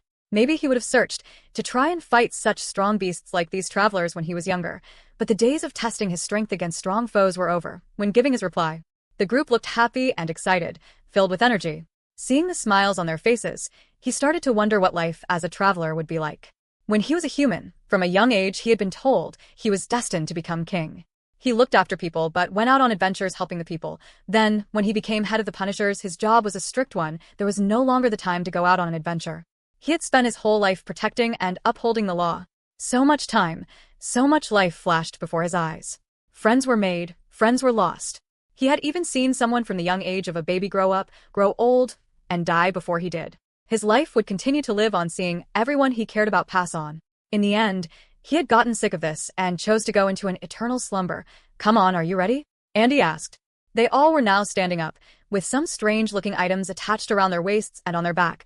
Crossing the small part of the river, they had placed some levitating platforms that they were able to jump across. The person at the end would have to pick them up though, as they carried on moving forward. Technology sure had come a far way. Even though the vampires were more advanced in their tech, Arthur was sure the humans would always catch up one day, innovating as their population grew. When reaching the other side, they were now in a new land, a new area that was expected to be full of different types of beasts. They walked and explored for a while, but it wasn't what they had expected. Unlike on the other side of the river, they hadn't encountered a single beast yet. So, to kill the time, the others wanted to make some conversation. "So, Arthur, what's with the big sword on your back?" Pyria asked. "You're a ranged user, right? So why have a sword, and why is it chained up? You won't be able to cut anything with that thing?" Arthur grabbed the hilt of the sword on his back for a few seconds, before taking it off his back and swinging it forward with a single hand. The sheer size and weight of the thing, just carrying it with one hand, looked like it would snap someone's wrist. Well, I'm not really skilled with the sword, so I don't like to use it too much. As for the chains, if you ever saw me unwrap the chains on this thing, then you should probably start running." The others chuckled a little bit, but it was a bit of a nervous laughter from some. They realized that after traveling with Arthur, he joked a lot, but when he was serious he said things seriously, and this time, just like the other times, he had spoken the words without smiling or laughing. "And if I was to ask what tier that weapon that was, you would tell me it was a demon tier, correct?" Pike said, sarcastically. "Of course not," Arthur smiled, putting the large sword back on his back. "This isn't even a beast weapon. If you tried using this thing to cut up those beasts back there, you wouldn't do much to them." With this statement contradicting his last one, the others felt a lot more at ease about the weapon. Still walking through the new lands, they no longer saw any rivers, but still had run into no beasts. So they decided that they would head to the closest mountain, and when they reached there they would rest before turning back. They had already spent a lot of time finding nothing, and maybe it was time to choose a different area. When approaching the mountain, leading the front was Pyria, And when she turned round one of the corners, she immediately turned back, placing her back against the mountain wall. Her eyes were enlarged, and she looked like she had just woken up from a nightmare. Priya, what did you see? Andy said, rushing over. Not even wanting to make a sound, Priya placed her finger on her lips and pulled him over to the side. She waited for the rest to reach her possessions, and when they did, they all peeked around the corner, and they could see it. A great grand fortress had been built at the base of the mountain. However, it wasn't just any regular fortress. The material that had been used was a hard black substance. The surfaces were uneven and had several bumps and spikes sticking out, yet they still were able to build structures such as towers and even had a large gate out the front. It looks like a vampire base. Arthur's first thought was, judging by the materials used. Although they were a little rough, similar to how the old ways vampires used to build their castles from the black material. Nowadays they had discovered a technique to smooth out the material and could build structures just as well as they could with brick and glass. At least from what Arthur had seen on his latest visit to the vampire's base. Have I finally found a vampire base outside of the vampire establishment? Is this where Eno is hiding? He never thought he would find something so soon, but then the words from one of the others had changed his train of thought. It's a Dalkey fortress. Andy said, we have to return. We have to inform everyone on this planet that the Dalkey have already established a fortress here, otherwise everyone could die. That's when Arthur could see what they were talking about. On the gate walls, he could see large figures, human-looking almost giant-like. However, they were far larger and muscular than humans, and the features of their faces and arms were almost beast-like. This belongs to those that are called the Dalkey and not the vampires? Why does their architecture look so similar to the old way of the vampires? Arthur thought confused. Well, I never thought we would have Vecito. RS. A deep snarled voice from behind was heard. It was hard to make out what the words actually were. Turning their heads, they could see it. There was a Dalkey standing right behind them, towering over. It smiled and showed its sharp teeth. At the back of the group was the shy black-haired healer. Out of fear, she closed her eyes and was about to yell. Jumping in front of her, Andy had his shield held up and ready. Don't scream, Andy said. If there's just one, we might be able to deal with it. Soon after saying those words, the Dalkey swung its arm, and the shield was destroyed, falling to the floor. It was sliced in half. His hopes of possibly getting out of this situation alive was suddenly lost. We're dead. We're all dead, Andy said, shaking and sweating nervously. Pike and Priya were too afraid to even jump in like Andy had just done, and were frozen with fear. This is boring. I thought you would at least provide some entertainment. The Dalkey spoke, raising its hand to throw another strike towards the couple. With its hand swinging and its strong claws, it should have been over for them, but they could see Arthur's long blonde hair in front of them. It started to change and blacken in color in front of their eyes. Am I dreaming? Andy said, falling to his knees full of tears. Arthur, with a single hand, was holding the Dalkeys by the wrist, having stopped the attack. I kind of like these guys, so do you mind leaving them alone? Arthur said. Chapter 765. The chains are off. What's happening right now? I've squashed bugs like this in the war before. So then why can't I move my hand against this guy? The Dalkey thought. It tried to summon all its strength, but the human in front of him had a tight grip held on his wrist. It wouldn't even budge. This was something the Dalkey had never felt before. With Arthur's right hand, he threw the stones right into the Dalkey's chest where the heart would be. 3 bangs were heard firing off like bullets, and crumbles were seen falling from the Dalkey's chest. Damn it, even Arthur's ability can't do anything, Pike said, hoping for a second that maybe Arthur being a AAA ranked traveler was true, but of course it couldn't be. Wow, you're the first person to survive my new stone flick technique, Arthur said as he started to chuckle at his own humor. Although the others behind weren't laughing. How could they when their deaths would soon be upon them? How can he be so calm, and why hasn't the Dalkey flinged him away yet? Andy thought. What was worrying him most was the number of spikes on the Dalkey's back. As they were a group of rank adventurers, they should have been able to deal with at least 1 spiked Dalkey, but not 2. And if they didn't take care of this one fast, then soon more would come. On his body, the Dalkey was wearing beast gear. Although the Dalkey were known for wearing beast gear, it was found out that they were unable to activate beast gear, meaning the extra power boost humans felt when wear. Such items, as well as the active skills, were not possible for the Dalkey. So they only wore beast gear as a form of protection. You blocked my stones. Now let's see how well you block this. Moving the Dalkey, leading it by the wrist, Arthur made it so the Dalkey's back was now facing the mountain. Then, not holding back, he threw out his other fist at full strength, hitting it in the stomach. The Dalkey was far too tall for Arthur to hit it in its head, but it didn't matter, for the Dalkey was slammed into the mountain, and he had gone in a few inches deep, creating a large crater behind it. Soon, it started to cough out green blood, and it appeared to still be alive. I guess I was right about what is stronger, a 3-spiked Dalkey or a demigod tier beast, Arthur said, impressed. What are you doing, Arthur? Andy shouted. You have to kill it now, while it's still weak. Arthur looked puzzled by Andy's words. What did he mean while it's still weak? It had just been injured, so surely it wouldn't suddenly get any stronger. Not knowing information about the Dalki was a mistake on Arthur's behalf. As he turned his head to look back at the Dalki in the mountain wall, it was no longer there, and instead a fist was pounded in his face, sending him flying away. And oh, Priya screamed. Arthur. He let his guard down. He was our only hope. Seeing a man who wore next to no beast gear get hit like that, no one thought he would have survived. It's a shame the interesting one had to disappear so fast like that, the Dalki said, while blood continued to drip from its mouth. It took a step forward and suddenly, it felt its legs sink into something and had fallen into the ground. All the Dalki could see as it looked beneath it were shadows. Huh, what happened? Priya asked. The Dalki was in front of us, and now it's gone. Soon after, they saw an object fly past and slam into the mountain once again. When the dust settled, they could see someone walking in the direction from where Arthur had been hit, and it was none other than Arthur himself. And his two hands, he was holding onto the Dalki's hands. They had been torn off from the Dalki's body. That freaking hurt, Arthur said, although he looked fine walking forward. Shadow sink. Once again, a shadow appeared beneath the Dalki's feet, and a shadow appeared above Arthur's head, dropping the Dalki onto the floor. With its arm missing, it was still alive. As it fell, it tried to kick Arthur, but he was too fast and avoided the attack.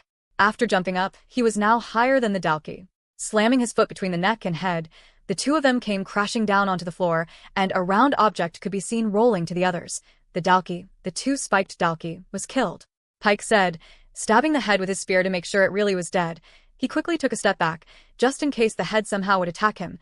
Green blood had been spilled all over the floor and the area they were fighting in, but not only that. A small amount had also gotten on his sword on his back. It started to shake slightly, as if it was alive. This blood works as well? Arthur said. I made a promise not to harm humans with it, but maybe I could use this instead. While everyone was busy celebrating, Andy had a concerned look on his face. He quickly picked himself up and went to look at the fortress, and it was as he feared. The guards on the gate wall seemed to be discussing something, and a few of them seemed to already be moving towards them. How many of them are in the fortress? Arthur asked. I don't know, the fortress isn't too big, so maybe around 15 of them. Andy replied. We have to hurry back to the shelter and ask the Bree family for help. We can't deal with all of these on our own. Otherwise, everyone could die. 15, huh? If they're all as strong as this guy, they could be trouble, although it seems like the single-spiked ones are more common among them. Besides, maybe I should play it safe and use this. Taking the sword off his back, the chain started to unravel from his sword and fell to the floor, which later went into a strange shadow. Soon, shadow appeared all over Arthur's body, and when it disappeared, a red and black armor could be seen in its place. Remember what I said about when the chains come off this thing? You can't be serious. Pike shouted. You'll die if we leave you. If you stay, you will die. Arthur replied. He proceeded to stab the Dalki's body underneath him with his sword.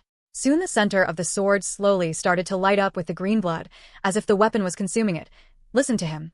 I'm sure Arthur has a plan to escape, Andy said, as he dashed off in front of the others, and soon they followed. Andy wasn't basing this off nothing. He had seen Arthur use the strange shadow ability on the Dalki to defeat it.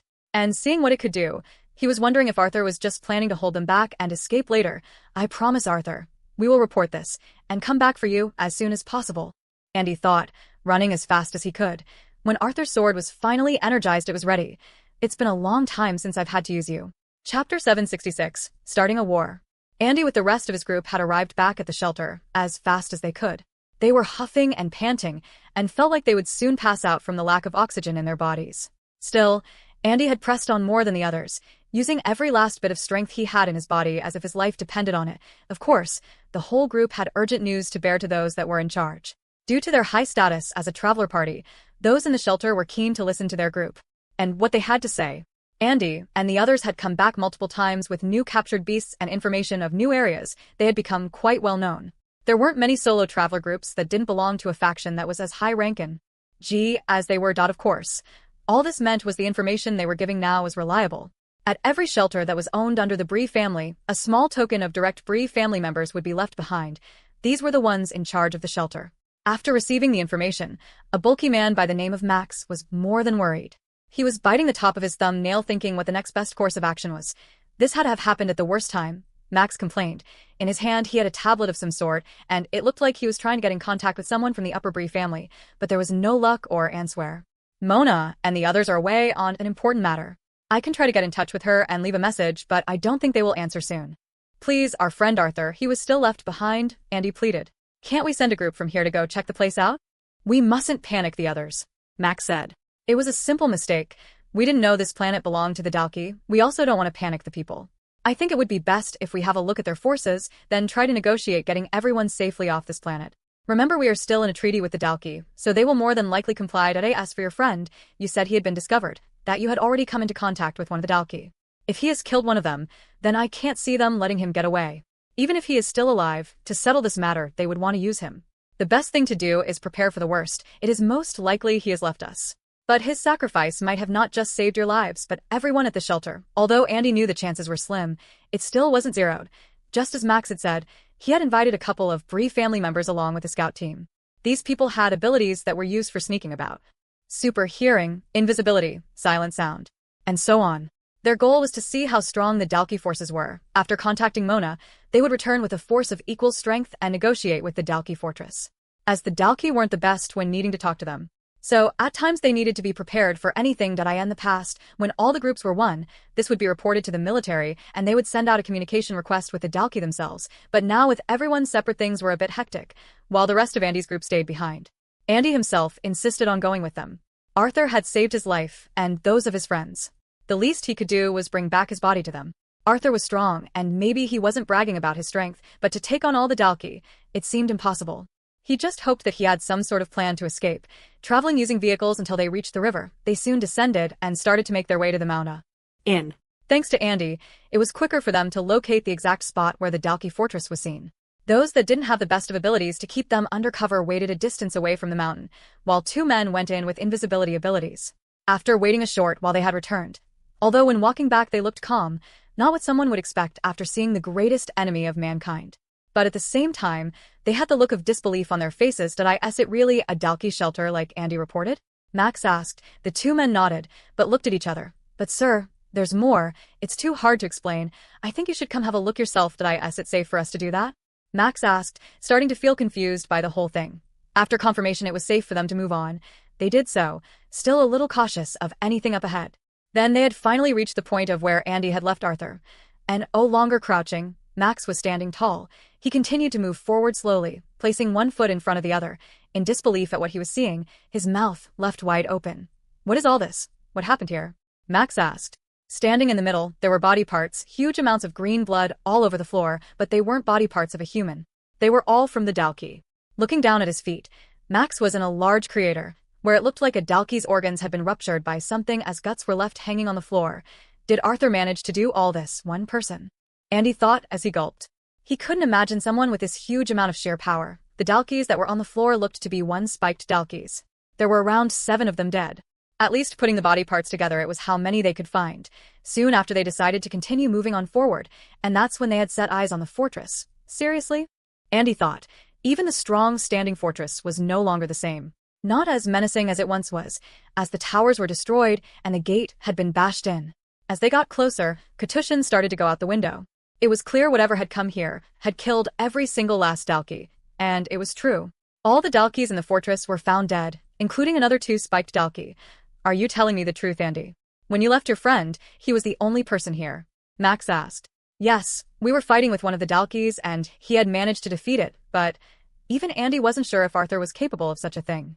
The 2 spiked Dalki he thought was strong, and Arthur hadn't completely overwhelmed him. Although there was a difference. Arthur had unchained that strange sword when he knew more were coming. Had he gotten that much stronger from using the strange sword? Was that what had done all of this damage? We need to run an investigation, Max said. Find out if there was anyone else involved in this. I can't believe this is one person's work. Also make sure the travelers only hunt in the safe zones near the shelter from now on. There is always the chance that the Dalki could have set up multiple fortresses on this planet if they deem it worthy enough for them. Another person? No, after looking at the scene himself, Andy could see all of these had been killed in a similar way. He was sure that all of this was the doing of one person. An unknown who was beyond the ranking of a AAA. Looks like you were telling the truth after all.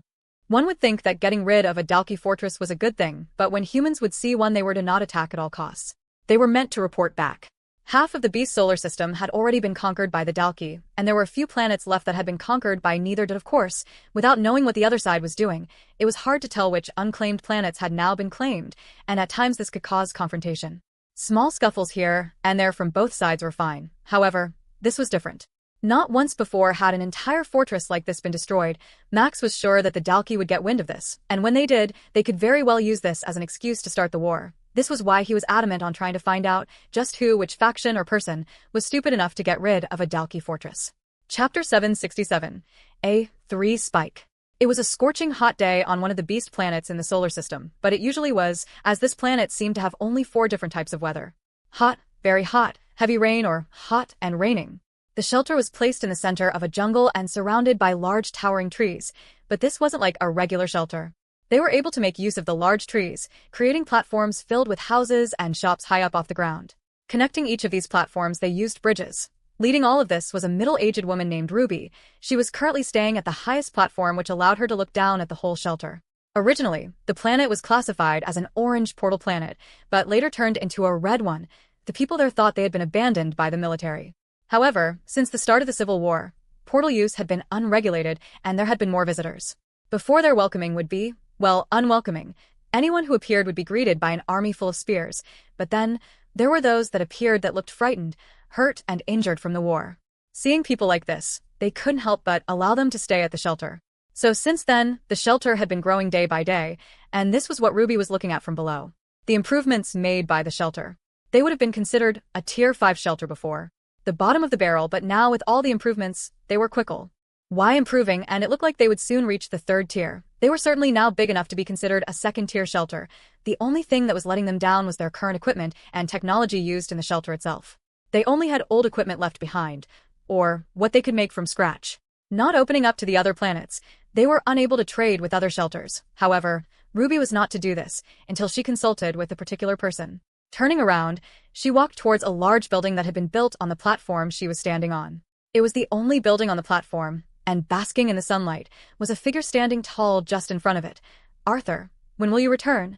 Ruby said as she looked at the figure and started to brush her fingers down its body. The figure seemed just like a real person, felt like one too, but she knew it wasn't him. Before Arthur left, not wanting to leave them defenseless, she had seen him create another one of himself out of shadows. Apparently, if there were any beast attacks they couldn't handle, then the shadow copy of himself would handle it, and if the shadow copy couldn't, he would be able to travel to it when he wished. "I wish you were here," she said to herself, looking down at the ground. "I am here," a voice said, as shadows looked to be leaving the body, and Arthur fell to the floor covered in sweat. Ruby's face had gone bright red. She knew that this was now the real Arthur she was speaking to, as the clone was unable to speak. She had to quickly disregard her embarrassment, as she could see something was wrong with him. "Does this planet always have to be so sunny?" Arthur said, and before he knew it, he had collapsed on the floor. When he next opened his eyes, he could see the rustic-looking roof above him, made from wood. Most of the houses were made from a mixture of earth and wood. Slowly getting up, Arthur was recalling what had happened. "Those Dalki were a bit of a harder fight than I thought they would be, still I managed to get rid of them all. But the human race has been going up against them this whole time. How did they survive? How many of them are there that are that strong?" His natural king and leader-like instincts were kicking in, as he was already planning in his head the things he needed to know and what would be the best course of action to take. But he soon stopped himself. "That isn't my job anymore." Thinking back to the fight, the reason for his unstable condition wasn't because of the fight itself. It was because of resisting the urge. Arthur was used to resisting the blood of humans. He had learned to control himself long ago, and he restricted himself from using blood abilities because of it. The more a vampire would use blood abilities, the hungrier they would get, and that power would need to be restored. However, during the fight, Arthur found himself resisting against something else. It was the green blood. He found it strange that the blood from the Dalki was able to power his blood weapon. Since blood weapons were made from blood crystals inside of vampires, they needed one thing to activate them: human blood. What he didn't expect was the green blood to actually have a stronger effect, and the smell to be more alluring. In the end, resisting against a taste of the green blood while fighting was what had tired out Arthur the most. When Ruby returned, she had given Arthur an update on the planets and shelter situation. She avoided asking what he had been up to this whole time. He could see how she was thinking, worrying about the shelter's future, but he couldn't agree to them opening up the planet to others just yet. "Just give me a week or so before you do that," Arthur replied. "There is something I still need to check out." The planet they were on was the planet Arthur and the Punishers had moved to, choosing to live underground and away from the council and all its troubles. What he didn't want was new people to go exploring the sacred place of his, and for more reasons than one. So before they would open up the place, he thought he would head down there to see if he could find anything, any clues about what had happened to his people, just one more time. He would also set up some countermeasures if certain people would try to venture their way down there, and he could always place some people as guards. The people at the shelter were very loyal to him after what he had done for them. Entering the underground city, a wave of emotions and memories had hit him. He hadn't really searched this place thoroughly since he had left. It was almost as if he was avoiding it. There were multiple destroyed houses made out of the black material, but the black tower could be seen standing strong and tall, shining bright from the blue crystals. Arthur searched and searched the area, but just like before, there really was nothing that gave any sort of hint at what happened, other than a sign of a battle. A note, a book, a monologue about what happened here. Wasn't anything left behind. Of course it wouldn't be that easy though. Walking towards the tower, he thought maybe in the tower itself there was something. At that moment, when he had entered the front open area, something surprising had caught his eye. Stepping out of the very tower he once stepped out of were two people. Two people wasn't the right word because he knew exactly what they were with their dragon-like features. For he had just fought off a bunch of them. The Dalki, what are they doing here? These Dalki also looked slightly different to the ones he had faced. For both of them had small wings sticking out of their back. Something the other Dalki did not have, and they also had 3 spikes. The highest Dalki Arthur fought with at the fortress was a 2-spiked Dalki. This was going to be a tough fight. When they exited from the tower, they simply went to the side and stood there straight. There was no communication, and they weren't wild like the others he had faced. They carried on standing there as if they were waiting for something. That's when Arthur could hear the sound of footsteps. Another person was also coming out of the tower. These footsteps were a lot lighter than the Dalki's, making the person smaller, a normal-sized human. And no human should know about this place or the tower. Arthur thought. What a surprise, the voice from inside the tower said. I came all this way hoping to awaken you from your slumber, and then I find that you are already awake. I never expected to step out of this tower, and for you to return here yourself. I hope that doesn't get the two of us off on the wrong foot. I have longed to see you, Arthur. Chapter 768. 30. To the Hun. Inside the cursed ship, Quinn was preparing for the grand hunt for the demon tier beast. In truth, he wanted to ask more questions while at the leader's table. All the questions he had when he was a student at the school. The things that just didn't make sense to him. He had already asked Fuel, but still wasn't satisfied, thinking they had to be a better way than what they had done. The reason why Quinn was a little desperate to ask this was because he wasn't even sure if there was a better way anymore. But the leader seemed to be in a great rush to go hunting for the demon tier. Even if Quinn had pressed for questions, they wouldn't have had time to give him a proper answer. Inside the ship, Quinn now had to select the 30 members from the faction that would be going on the hunt with him. However, he also had to make sure there was at least an adequate person protecting the ship. After all, the ship would be left behind, with all the other groups full of their people, and on a planet that had a demon tier beast, there was sure to be another high-ranking beast on the planet as well. Usually, in this type of situation, Quinn would have picked Peter, but Peter was no longer with them. Not dead, but just not on the cursed ship. He was busy healing in the vampire world. That was another thing that was annoying him. If it was up to Quinn, he wished to wait for Kaz's return. He was worried about what was going on with the others and wanted to wait for an update, but she seemed to be taking a long time. Also, it felt like this was something he should be a part of. I'll stay behind, Linda said. I can quickly use one of the teleporters and grab Wevel from the parasites. If I bring him along, we should have a strong enough force to protect the ship. Linda was certainly a good replacement for Peter. She was plenty strong, but perhaps a little weaker than Peter. She still had the option of evolving, and it was something Quinn would have to look into when he returned. She had more than enough time to get used to her new body, and she should have accepted her situation by now. For some reason Quinn could feel it. Maybe it was because of the sudden quest he had received Bifo. But he felt like they would be returning to the vampire world soon, and he would need to make sure everyone was ready for it. Now, with Linda being a vampire subclass, she would have to be brought along as well. They stood in the main hall of the ship, which would branch off to all the other rooms, and Quinn had told everyone to gather so he could pick who to bring with him. When Sam had arrived, it looked like he had some news. Quinn, there are a few people here to see you, Sam said. Following from behind him were 3 girls all sorts of different sizes and 2 more behind them. Quinn recognized these people well, as they had all been there at the fight. Seeing them, Quinn, without realizing it, his expression was an unpleasing one. Don't worry, Quinn. They're not here to fight. Sam said, I know we didn't meet with the best of circumstances, said Helen. That was right. Helen and her 2 sisters Ivy and Peach were the ones that had arrived, and next to them were the reporters Void and Bonnie. The leader said that nothing needed to be done until after the hunt, but I wanted to make my intentions clear. Helen continued. We of the Daisy Group wish to go under you. This may not be the wish of the other factions under ours, and we will speak to them, but all those who are part of Daisy wish to join the cursed faction. The 3 girls gave a little bow as a sign of respect. Seeing this did calm Quinn down a little, but he couldn't help but feel a little strange. Can I ask why not join one of the other families? Quinn asked. I will be honest with you, said Helen. Part of the reason I want you to select us three is to go on this hunt with you. This hunt can be a world-changing event, and we want to be a part of it. It was why we tried so hard to rise to the top. As for the second reason, you won that fight, you beat those that we couldn't beat. So I feel it's right to go under you, though we decided to be separate from the other families for so long for a reason. We never wanted to just be under someone, but now that we have no choice, I think it's best we at least go under those that are more deserving of it. Besides, I have always liked the story of the underdog, and I'm making a bet that you will become the one. Sam then scooted over and started whispering in Quinn's ear, telling him how he thought they would be a good asset to the team. While speaking, Quinn could see his face was a little blushed. He seemed more excited than he usually would be, as well. Don't tell me you've fallen for them. Quinn asked back. I knew Nate was like this, but you too. Sam glanced at the girls and he couldn't help but admire their beauty. Quinn, it might be the case, but know that everything I said was the truth. Sam replied, while straining himself to seem more professional. It should be fine, Quinn said. But don't you dare try anything against those in the cursed. For now you are outsiders just helping us. You will have to prove your worth. Quinn. Bonnie Shoda. Dee, can you bring us as well? I know we don't have permission to film this, as the other leaders have requested, but just like she said, this is once-in-a-lifetime opportunity and I feel like we can't miss this chance, seeing everyone working together again. Don't worry, you don't have to protect us. This is our decision, but we just want to be a part of your 30, and in doing so we promise to write a good report on you. After the two of them had shared an intimate moment, Quinn was finding it hard for him to say no, and he was struggling to decide who to bring along with him. In the end, this was a demon tier hunt. It was a place where anyone could lose their lives, but he had finally made his decision. These are the names of those that will be going on the beast hunt. Quinn shouted loudly. Quinn, Sil, Vex, Nate, Dennis, Sam, Paul, and Megan.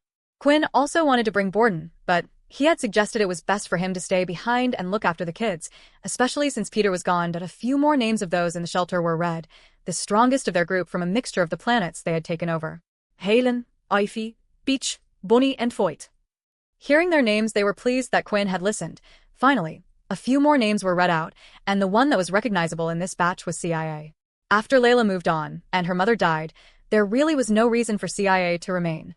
On her own, it was going to be difficult to get her memories back, and at this point, she wasn't sure if she even wanted them back. If she did, now her best chance was to get her memories back in the vampire world. Although her abilities weren't the strongest, Quinn wanted to bring her along for a different reason. If someone close to the family was in trouble, he thought that maybe she would be a warning signal. The Banshee screamed. It was finally time for the Demon Tier hunt to start. Chapter 769. The Strength of a Demon Tier. Once everyone was chosen, it was time for their group of 30 people to set off. Outside their ships, everyone had gathered and were preparing to leave. The military had brought 2 head generals with them, Duke and a head general named Sophie. On top of this, they had 10 sergeants, and then the rest were captains of their own squads. There were no weak members in the group the military had brought with them. Looking at the Greylash family, they too had selected 30 of their top-tier members, and finally, there was the Bree family. Mona still had her humanoid-looking spirit next to her, while there were 10 others in the group that carried beasts with them. What was fascinating was how the beasts had been taken off the ship, which meant they had to have been living with them or at least transported by them safely on the ship. Quinn wondered just how the Bree family ability really worked. Was it similar to how vampires made contracts with familiars, or did they actually control the beasts like his influence skill? Looking towards Sil, Quinn thought there was one person he could maybe ask if he could get a touch. Other than those with beasts, the rest of the group looked quite average and had no beasts at all. According to the information Quinn had on them, the Bree family had similarities to the True Dream family. They had many with different abilities in their family, but only the leader's power was taught to those trusted the most. When exiting from the ship, Quinn also managed to catch Logan, which meant he too would be coming on this trip. He didn't know whether to be happy or upset about this, as he was afraid Logan might just get hurt. Then there was finally Quinn and his group. If it wasn't for Helen and her sisters, they would have seemed quite lacking. Yes, they had strong members, but after that, the rest of the Cursed faction wasn't too impressive. They were even bringing along some of the B-rank members. Helen did offer to have some of those from Daisy to fill the slots if he wished, but Quinn had refused, saying he trusted these people more. When everyone was ready, the 4 small armies were off, and taking the lead was Mona, as she was relying on Logan to give them first-hand information on the beast with his special equipment. The groups traveled on foot, as nearly the whole planet was one that was unexplored, and they needed to be careful. Look at this, Nate said with excitement. The strongest people in the world are traveling together, and I'm with them. You need to hone in your excitement a little, Paul said. It will give others the wrong idea about just how serious they need to take this. None of you have ever faced a demon beast before, have you? I don't think even those from Daisy have. The three girls shook their heads. Did I ask there really that much of a difference in power? Sam asked. We can take on Emperor tier beasts without too much trouble, so it should be fine, right? Fex wondered. For a lot of those in Quinn's group, they had only experienced life in the military. In the past, there had only been 2 encounters that the world knew of with demon tier beasts, one of them with the military, and the other Pure had dealt with. There were no recordings of such events, so none of them knew how much power a demon tier beast really had. Think about it. Why, even with all the leaders' strength here, have they chosen to bring 30 people each? It isn't because we want to risk others' lives for no reason, it's because this is the bare minimum number of people needed to fight them. Even the Dalki don't bother fighting demon tier beasts due to how strong they are. Paul continued to explain.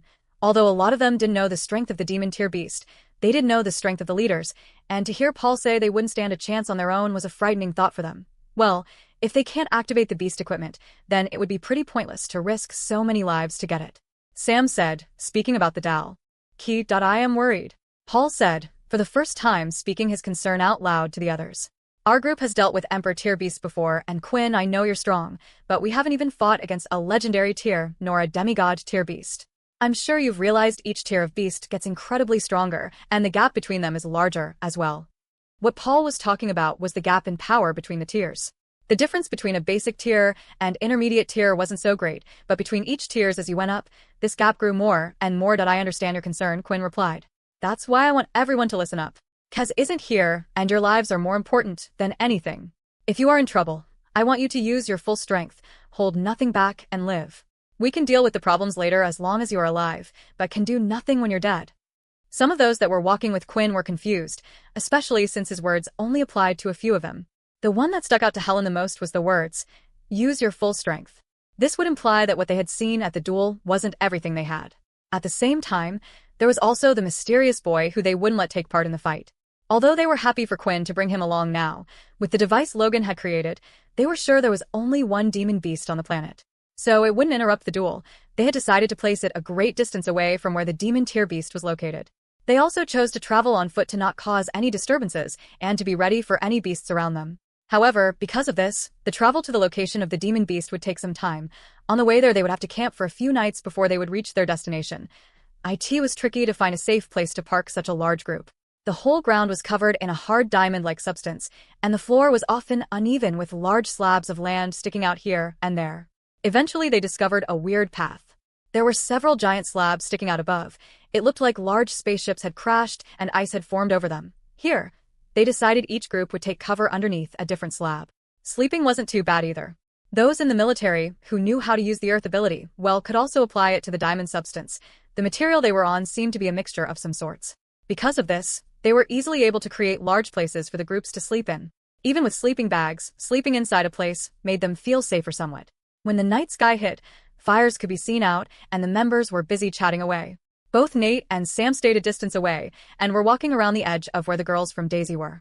It looked like they had been discussing for a while now what to say and how to introduce themselves. Looking at this, Quinn thought it would be nice for them to have this as their only worry. He wished one day that kids and people their age only had to worry about everyday normal things like this. That's when he heard large footsteps approaching from behind him. He pretended he didn't notice and continued to look at his members. Quinn, do you care to join us? Turning around, Quinn could see it was Oscar. He had his hand held out, and there was a separate fire, where all the leaders were sitting with raised seats made for them personally. That I think it will be important. There is something we need to discuss. Oh, and it would be best if we bring Helen into this too. Just then, Nate was ready to go in. He had waited long enough. Wait, what's happening? Where is Quinn taking her? He thought. No. Not another one. But when he saw where they headed, he knew it wasn't what he had first thought. Sitting around a campfire was Helen, Mona, Owen, and Oscar. The reason I wanted to bring everyone here is because I have the most experience fighting a demon tier beast before. I want to give you all an idea of what it's like to fight such a thing, and why we came to even give it the name demon in the first place. Let me tell you about the human race's first encounter with a demon beast, Oscar said, and responding to his words, it seemed like the flame flickered with sadness and anger. Chapter 770. Beast Gun. Oscar begun his great tale of the first encounter with a demon tier beast, and everyone sat around the campfire listening well. It was a tale that not many knew all the details of, and they would be hearing it from the very man who owned a demon tier weepo, and at the time, the human race were in the middle of the war with the Dalki. At this point, they were faring a bit better thanks to the introduction of ability users. The military were starting to learn the earth ability, and Oscar was one of the first people selected to learn about such an ability. Because of his talent with the ability, he rose up the ranks quickly and was put out on the battle more often than not. But still, the rollout of abilities to the military and general public was slow. They needed to do more to win this war, or at least give them a fighting chance. During this time, another man had been introduced into the war who would also be one of the few who people came to know as one of the heroes of war. This was none other than Leo. He was one of the first few people that were able to kill a Dalki without the use of ability. Due to the use of abilities, only those that had great power were able to kill the Dalki, which would destroy what was left of most of them. However, thanks to Leo, they were able to retrieve the bodies of the Dalki mostly intact. This was when they discovered the strange armor the Dalki wore. Testing it out, they soon found out the great power of beast equipment. Still, this could only increase the strength of a few. Not all Dalki wore beastie equipment, and it was hard to retrieve their bodies as the Dalki seemed to be actively collecting their fallen comrades as well. That's when another person, who would turn the tide, appeared: Richard Eno. He was the one that told the others of the ability of the beast equipment, and also claimed he knew where to find more beasts. After showing what the beast equipment could do, and how it could power people, there were those that started to trust him. The military were desperate and felt like they had no choice. Eventually, he was given access to everything the military had access to, most of it being destroyed parts of the Dalki's spaceships and more. From this, Eno introduced the introduction of portals. Porthawks that would transfer one to the beast solar system, and the introduction of beast planets would come into play. Out of course, a few testes were done with men before deciding anything, but times were getting desperate. Learning abilities took too long, and people were starting to hit their limit with certain abilities. Just because everyone could learn an ability didn't mean they would be as strong as another with it. The military then started to rely on their second plan more, relying on the beast planets with the beast gear. A small team of 50 people led by Oscar was made, and they were to travel to the beast planets, hunting for crystals. Back then, there were only portals and the colored portal system never existed. They had no clue what dangers they would face, but the group sent out were confident. They were all ability users, and Oscar was special, being the only one at the time in the group who could use a soul weapon. As expected, beasts were killed easily and crystals were obtained, but then they started to come across more difficult beasts. The crystals obtained slightly different. The expedition was a long one, and they would constantly send back crystals back to the military. Here, Eno had discovered, along with the help of others, how to turn the crystals into weapons. A report came back to the expedition team, stating that the clearer the crystal were, the stronger the weapons and armor created from them would be. This wasn't good news, as Oscar knew that the clearer crystal came from the more difficult of beasts they were hunting. However, at the time, Oscar was in a position where he was unable to go against his superior's orders, and he knew the dire situation Earth was in a way. They were being relied upon. Their hunt for clearer crystals put them into different areas on the planets. They started to learn that the Stornger beast were located in the same area, which made their progression slower. "Sir, we can't continue on like this. 10 of our men have already been injured, and the beast keep on getting harder as we press on," one of the sergeants said, voicing his concern. The group were resting after having defeated a group of strong beasts.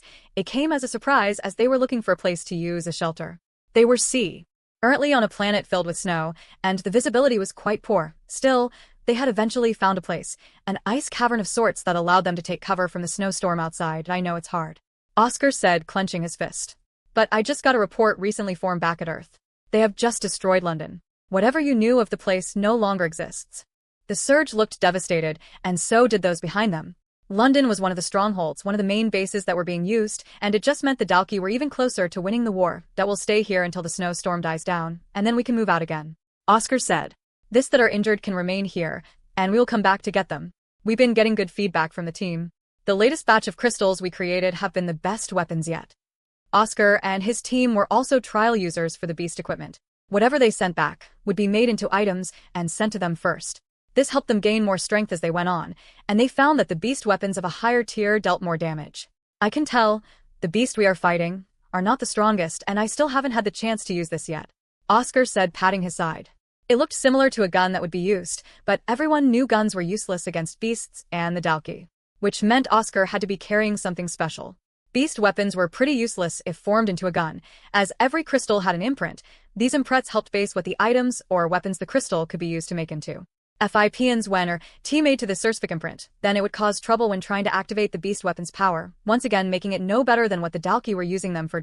An beast implement was suitable to be made into a gun. The second problem was, even if it was, then the next problem was what to supply it with, as standard bullets did next to nothing. However, when research continued, they found something. There seemed to be a beast crystal imprint that was suitable to be made into a bow, and then later they found one suitable to be made into arrows as well. If this could be done, there was soon hope for having a gun beast weapon along with a bullet, and many assumed that what Oscar had on his side was a one-of-a-kind weapon. The only beast gun and bullet in existence. While waiting for the storm to settle and in the cavern, the room they were in started to vibrate, the aisles on the roof were moving slightly, and pressing their hands up against the wall they felt like they could feel something. What was that, an earthquake? One of the men asked. Another vibration was felt, and this time listening carefully Sokar could hear it. It sounded more like a cry. A scream so loud that it had caused the whole room to vibrate. It's a cry of a beast, and a pretty loud one, Oscar said. The cries continued, and the vibrations in the room. Ware felt. When looking outside in the snowstorm they could see nothing, but also the vibrations seemed to lessen. When returning to the cavern, they quickly realized that it was coming from underneath instead. Did I end the room? There were several tunnels that looked to have led down, but afraid of where, or what they would lead to, they thought it would be too risky to investigate. Especially they were fighting. You're not thinking of going down there, are you?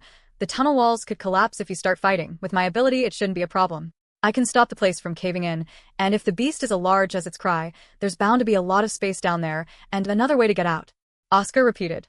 After much discussion, Oscar gave his squad the choice to either come with him or not, and that he would only be scouting. But other than the 10 who were injured, they all agreed to go with him. This was one of the biggest mistakes Oscar had made, as he would be the only one left alive to return. Chapter 771. Ice Walls. Heading down one of the tunnels together, the vibrations from the strange screams were getting louder and louder. They were starting to worry that the cave would collapse just from the loud screams alone, but the material that the cave was made from, although it looked fragile like glass, was far more robust than it appeared. Some of the men tried to chip away at the tunnel walls using the normal tools they had brought with them to send back samples to the lab. However, they were unable to, and only high-level beast equipment could break such a thing. Since the discovery of new planets, nearly everything new they found, minerals and materials, were to be sent back for research purposes. Proceeding with caution, the loud cries from the creature seemed to have stopped. Why do you think it was making so much noise? One of them asked. I've never heard a beast make a sound like that. I'm not sure, Oscar replied. Maybe that's just what it normally sounds like. Although Oscar said this as a joke, his men behind him gulped as they thought about the sheer size of a beast that could make a sound like that. Continuing through the tunnels, they found it a little strange that they only headed downwards. There were no signs of it being man-made, but at the same time it was consistent in its route. Then finally, it looked like they could see what could only be described as the end of the tunnel. It was a little strange as it had suddenly cut off, and it looked like they had gotten to the bottom of the floor. Do you think we should go back up and try to head through one of the other tunnels? It took us a while to get down this one, and we aren't sure how many others are dead ends either. Oscar replied. He then pressed his face up against the ice-cold surface of the wall at the very end, and gave it a knock a few times. Oscar continued to do this in different parts of the wall, as if he was searching for something. Ever since then, tearing the tunnel, there was something strange that had been bothering Oscar. His sole weapon was an enhancement type. It was one that people either saw as weak or strong depending on the situation, but it allowed him to use whatever his feet were on as a piece of earth. No matter what the material was actually made of, he could shape and form it at his will. However, he didn't understand how it fully worked, and it seemed to relate with the planet he was on. As long as the material belonged to the planet, he would be able to use it in some way. Which was why he was confused ever since they had entered the tunnel. If the ice tunnel they were in had naturally been formed by the planet, then using his abilities he should have been able to shift or chip away at the wall, but he was unable to. What does this mean? Oscar thought. Eventually, using a short sword he had equipped to his side, he pulled it out and proceeded to cut a rectangular shape, large enough for a man to fit through. The walls are thin here, and I think we've reached what we were looking for. Is everyone ready? Oscar asked. When they all nodded, Oscar immediately lifted his foot, kicked the ice wall, and the large slab of ice went sliding across the floor. Well, it looks like I was right, he said, smiling. Drawing their weapons, they all carefully walked out of the ice tunnel, and it looked like they had entered a giant cavern. They could hardly see the ceiling. The room they were in was as big as a football stadium. Look. One of them pointed. Did I end the large cavern? Several long ice tunnels, just like the one they had come out of, were leading right to the ceiling. It certainly was a strange thing to see, and was definitely unnatural. Duh. A man screamed as he fell to the floor. Looking at him, he had his finger pointed out and he was visibly shaking. He looked like he was nearly in tears. When the others went to see what he was pointing at, they all took a step back. What is that? What Oscar was starting to notice was the room was getting brighter by the second. When they had entered, there were dim blue crystals on the ceiling and walls, allowing them to see even though they were underground. Slowly, the crystals seemed to be getting brighter, and it had revealed the body of a giant beast. It had a large body covered with fur, and on its shoulders were 3 large wolf-like heads, with fangs as large as a human body protruding from its mouth. The beast was something far larger, and looked to be stronger than anything they had faced before, but as the crystals lit up more and more, they could soon see the whole body of the beast. It was bleeding, and one of its 3 heads had been severed from its body. On top of that, several large spikes the size of the tunnels were sticking out from its body. "The beast appears to be dead," said Oscar. "There is nothing to worry about." What was worrying him was the crystals lighting up in the room more than before. This reaction he had seen before but never at this level.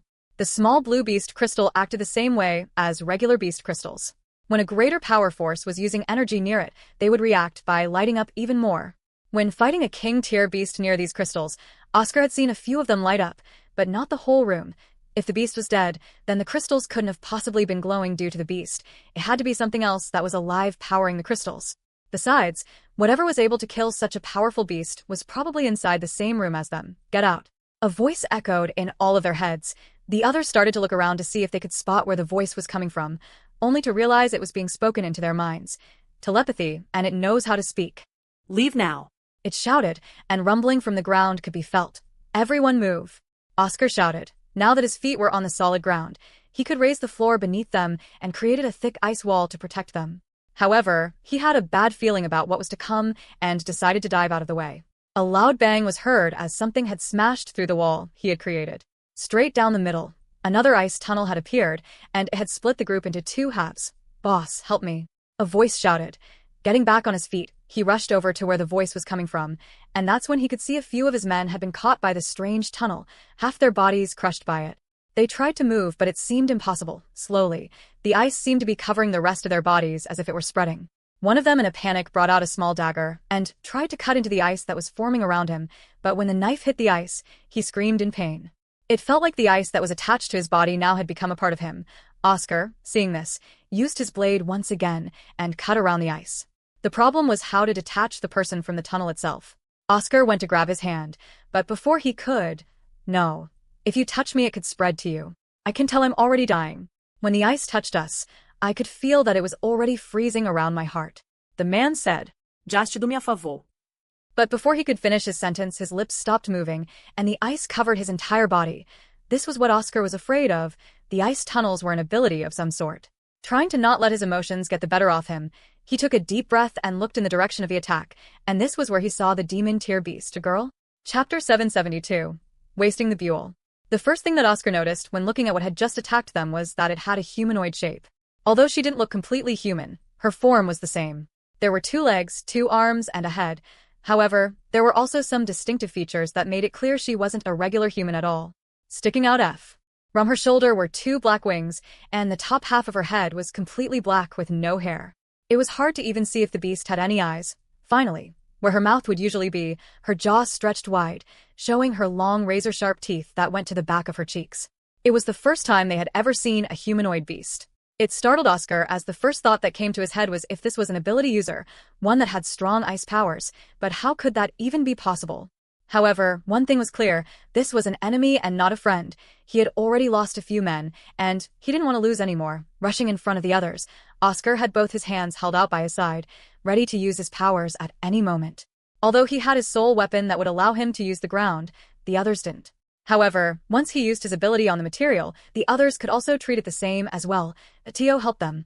Oscar raised a large thick wall of earth on both sides, allowing them to use it as they wished. The advantage was the ground on this planet was denser than Earth, on Earth, meaning it should be able to be more useful for defending and attacking. The other reason for raising the walls was so the beast only had one target to focus on: himself.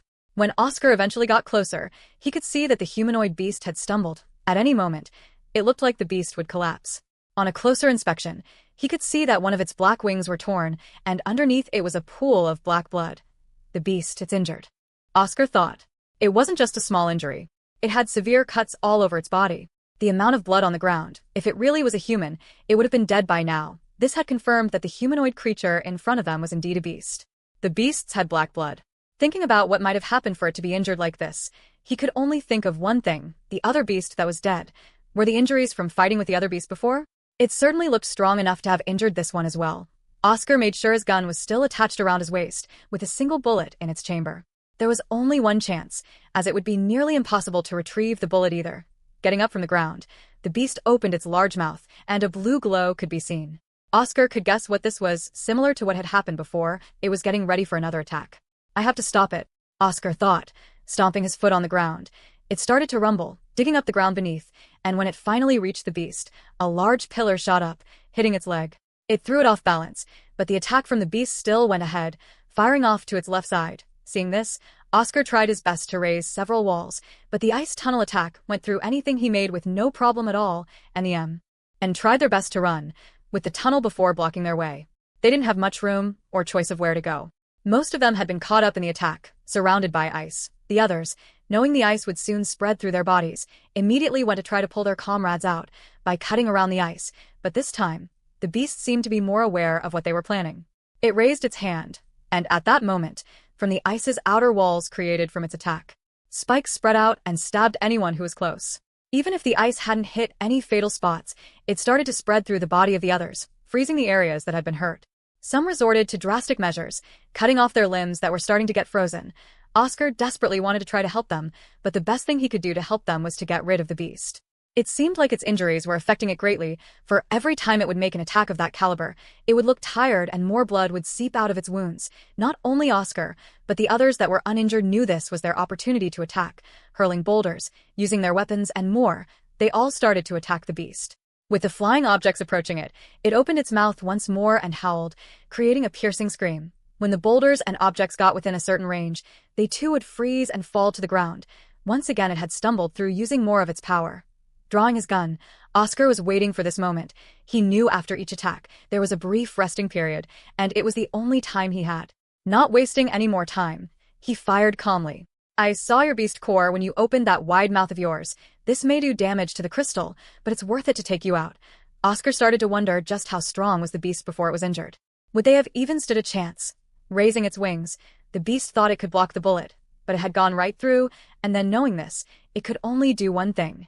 It tilted its head slightly downward, allowing for the bullet to go through the top of its head rather than the crystal itself. The bullet continued to travel and went through the walls behind them to be forever lost, the only beast bullet in existence. The beast had flinched, but not for long, as it opened its mouth, preparing for another attack. And oh, I wasted the opportunity. Everyone here is going to die. Oscar, a man shouted, standing in front of him. Those that were left alive stood in front of their leader. There's still one more thing. Remember, Ino said that the gun can also be used to fire out pure crystal energy. The beast from before, it looks to have only been killed recently. Maybe the crystal is still there. Running off, Oscar used his abilities to quickly help him travel to where the beast was. The sound of the other girl beast attacking was heard, and Diaz-Men's cries were heard behind him, but he continued to move on. Eventually getting to the beast, he tried to locate the crystals, carving out certain parts and ripping them to shreds with his ability until he had eventually found it.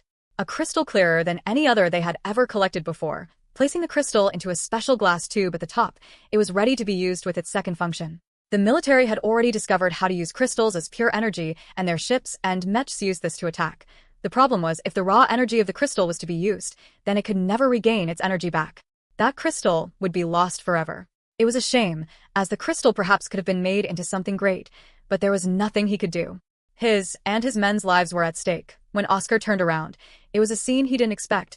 No one was moving, and the beast had nearly collapsed on the other end. Everyone had been hit by the strange ice abilities. Leave now. The voice spoke in his head again. Not listening, and out of sheer anger for all those that had died, Oscar lifted his gun once more and pulled the trigger. A large surge of power stronger than ever was shot out from the gun. It was unable to hold such power that the gun itself had shattered and fallen to pieces.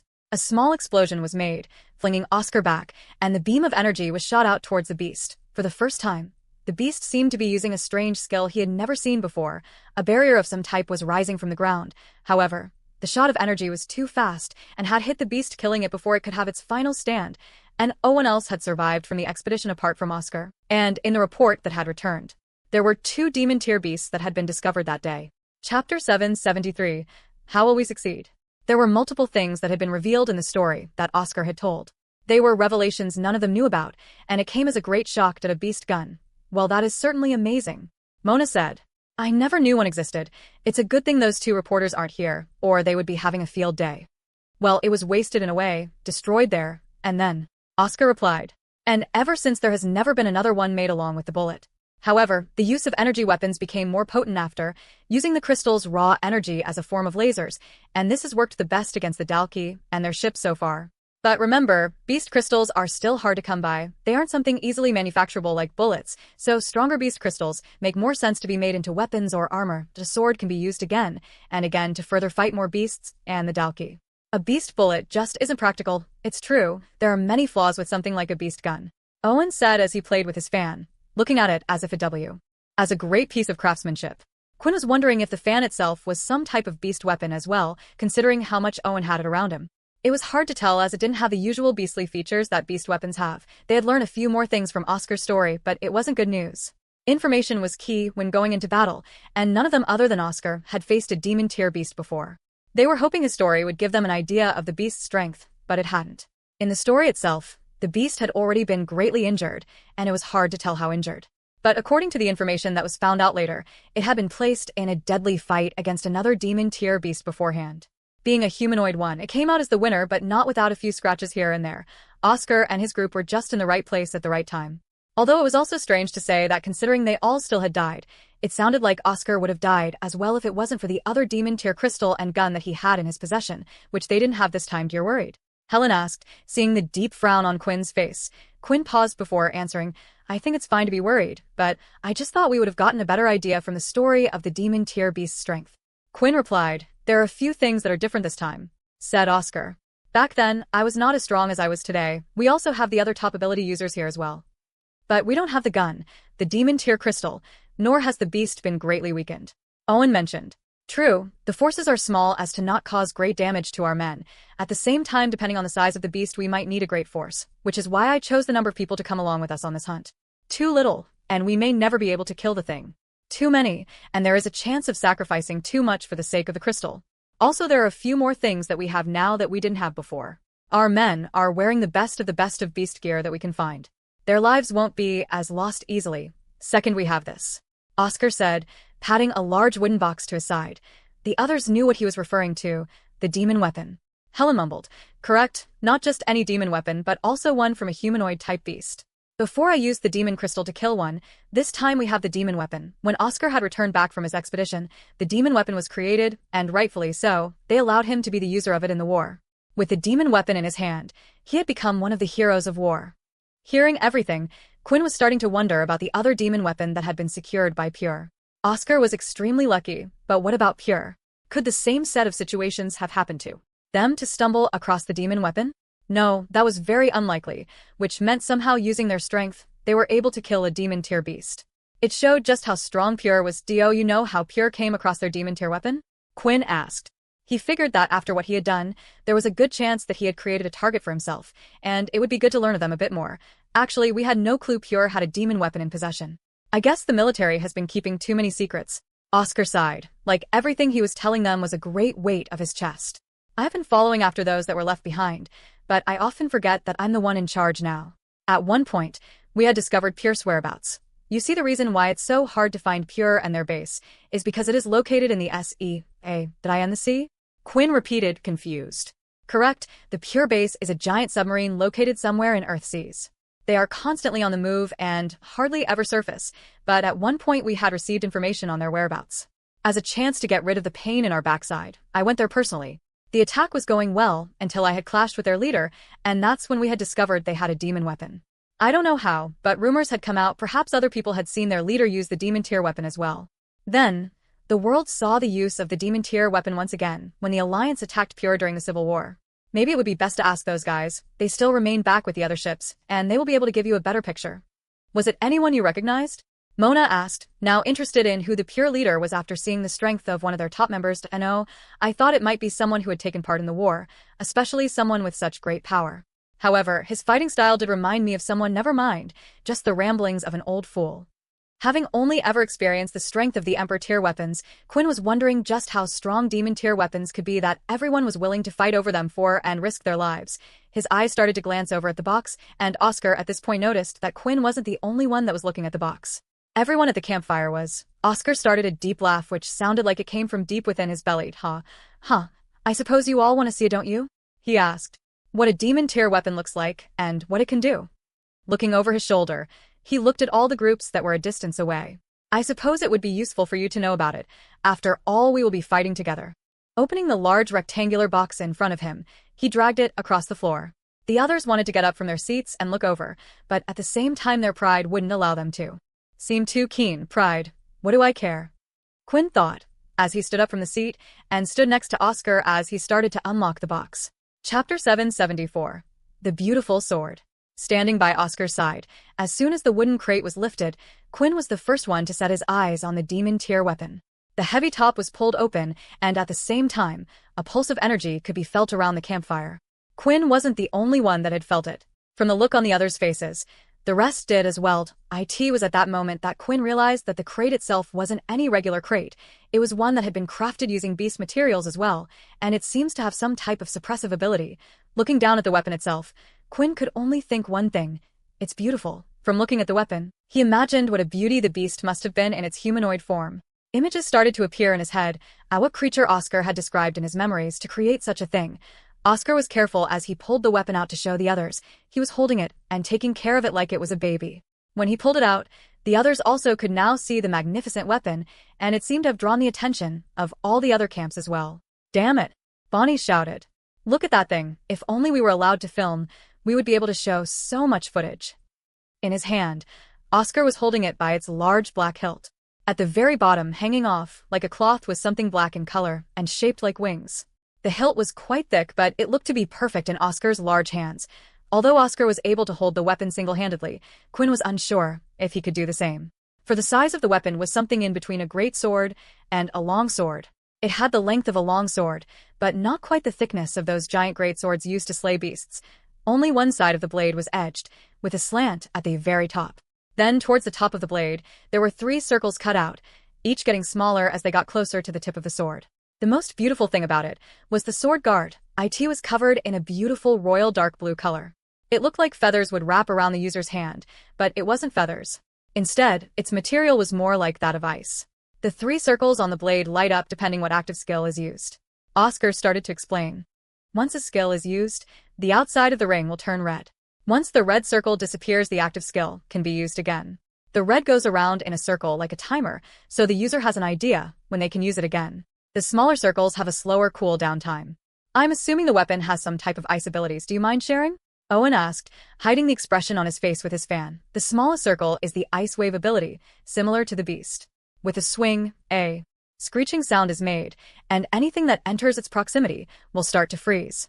However, the ability doesn't seem to be so effective on beasts or humans, and is more so for weapons or abilities. The second active skill is the ice tunnels explained in my stories, though not at the same power level. The tunnels themselves are far smaller than what the demon tier beast could produce, and it seems like the cooldown time is longer as well.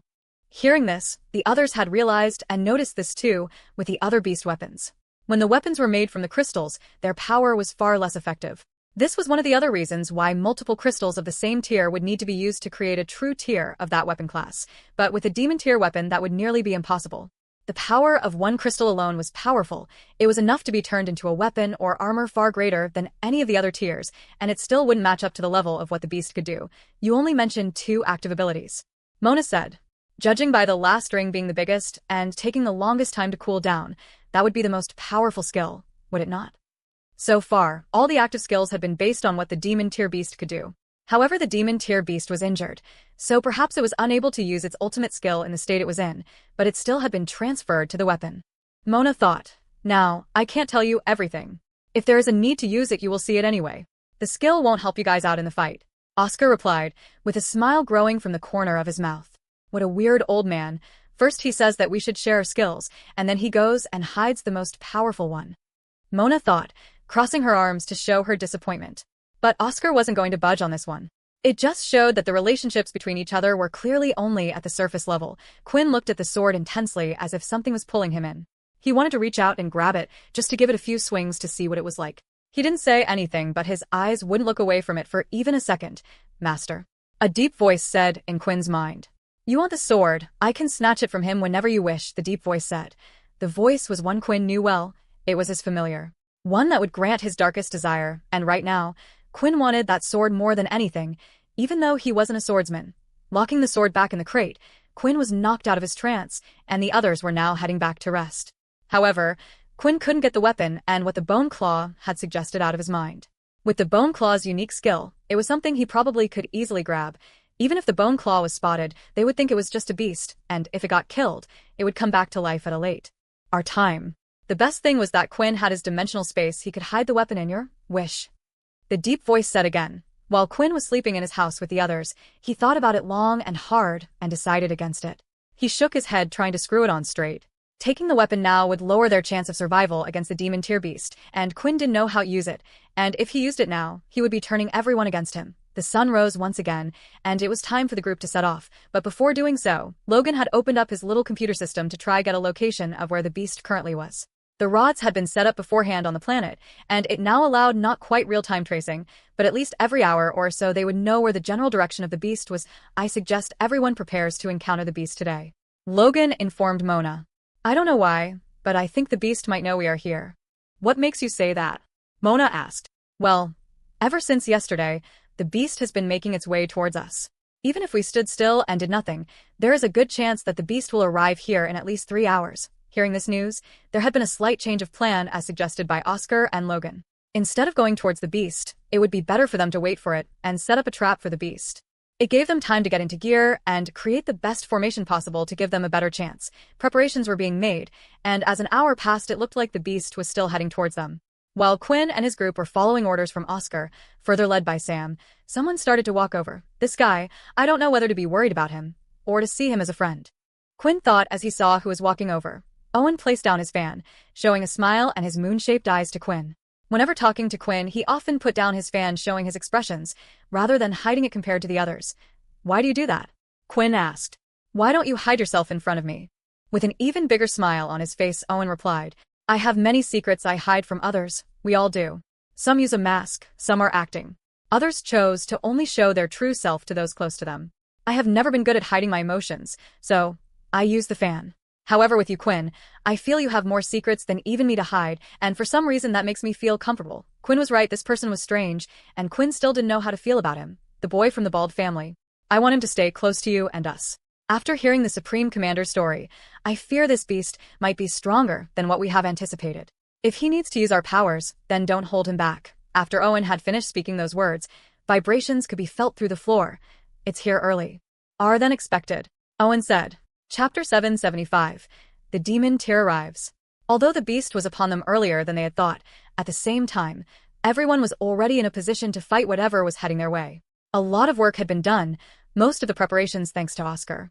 Due to his ability, he was able to move and change the terrain at will. Creating quite a wide valley, he had made 2 large cliff tops. Walls that went on for 100 meters, only allowing the beast to come down one direction, but on the top of the cliff tops themselves, there were also several smaller walls, so they could take cover from attacks. Then on the ground were the more vital members in the hunt, and behind them the support classes. The idea was those at the top of the 2 walls were ranged users. Judging by the reading Logan had received, the demon tier beast seemed to be a large one.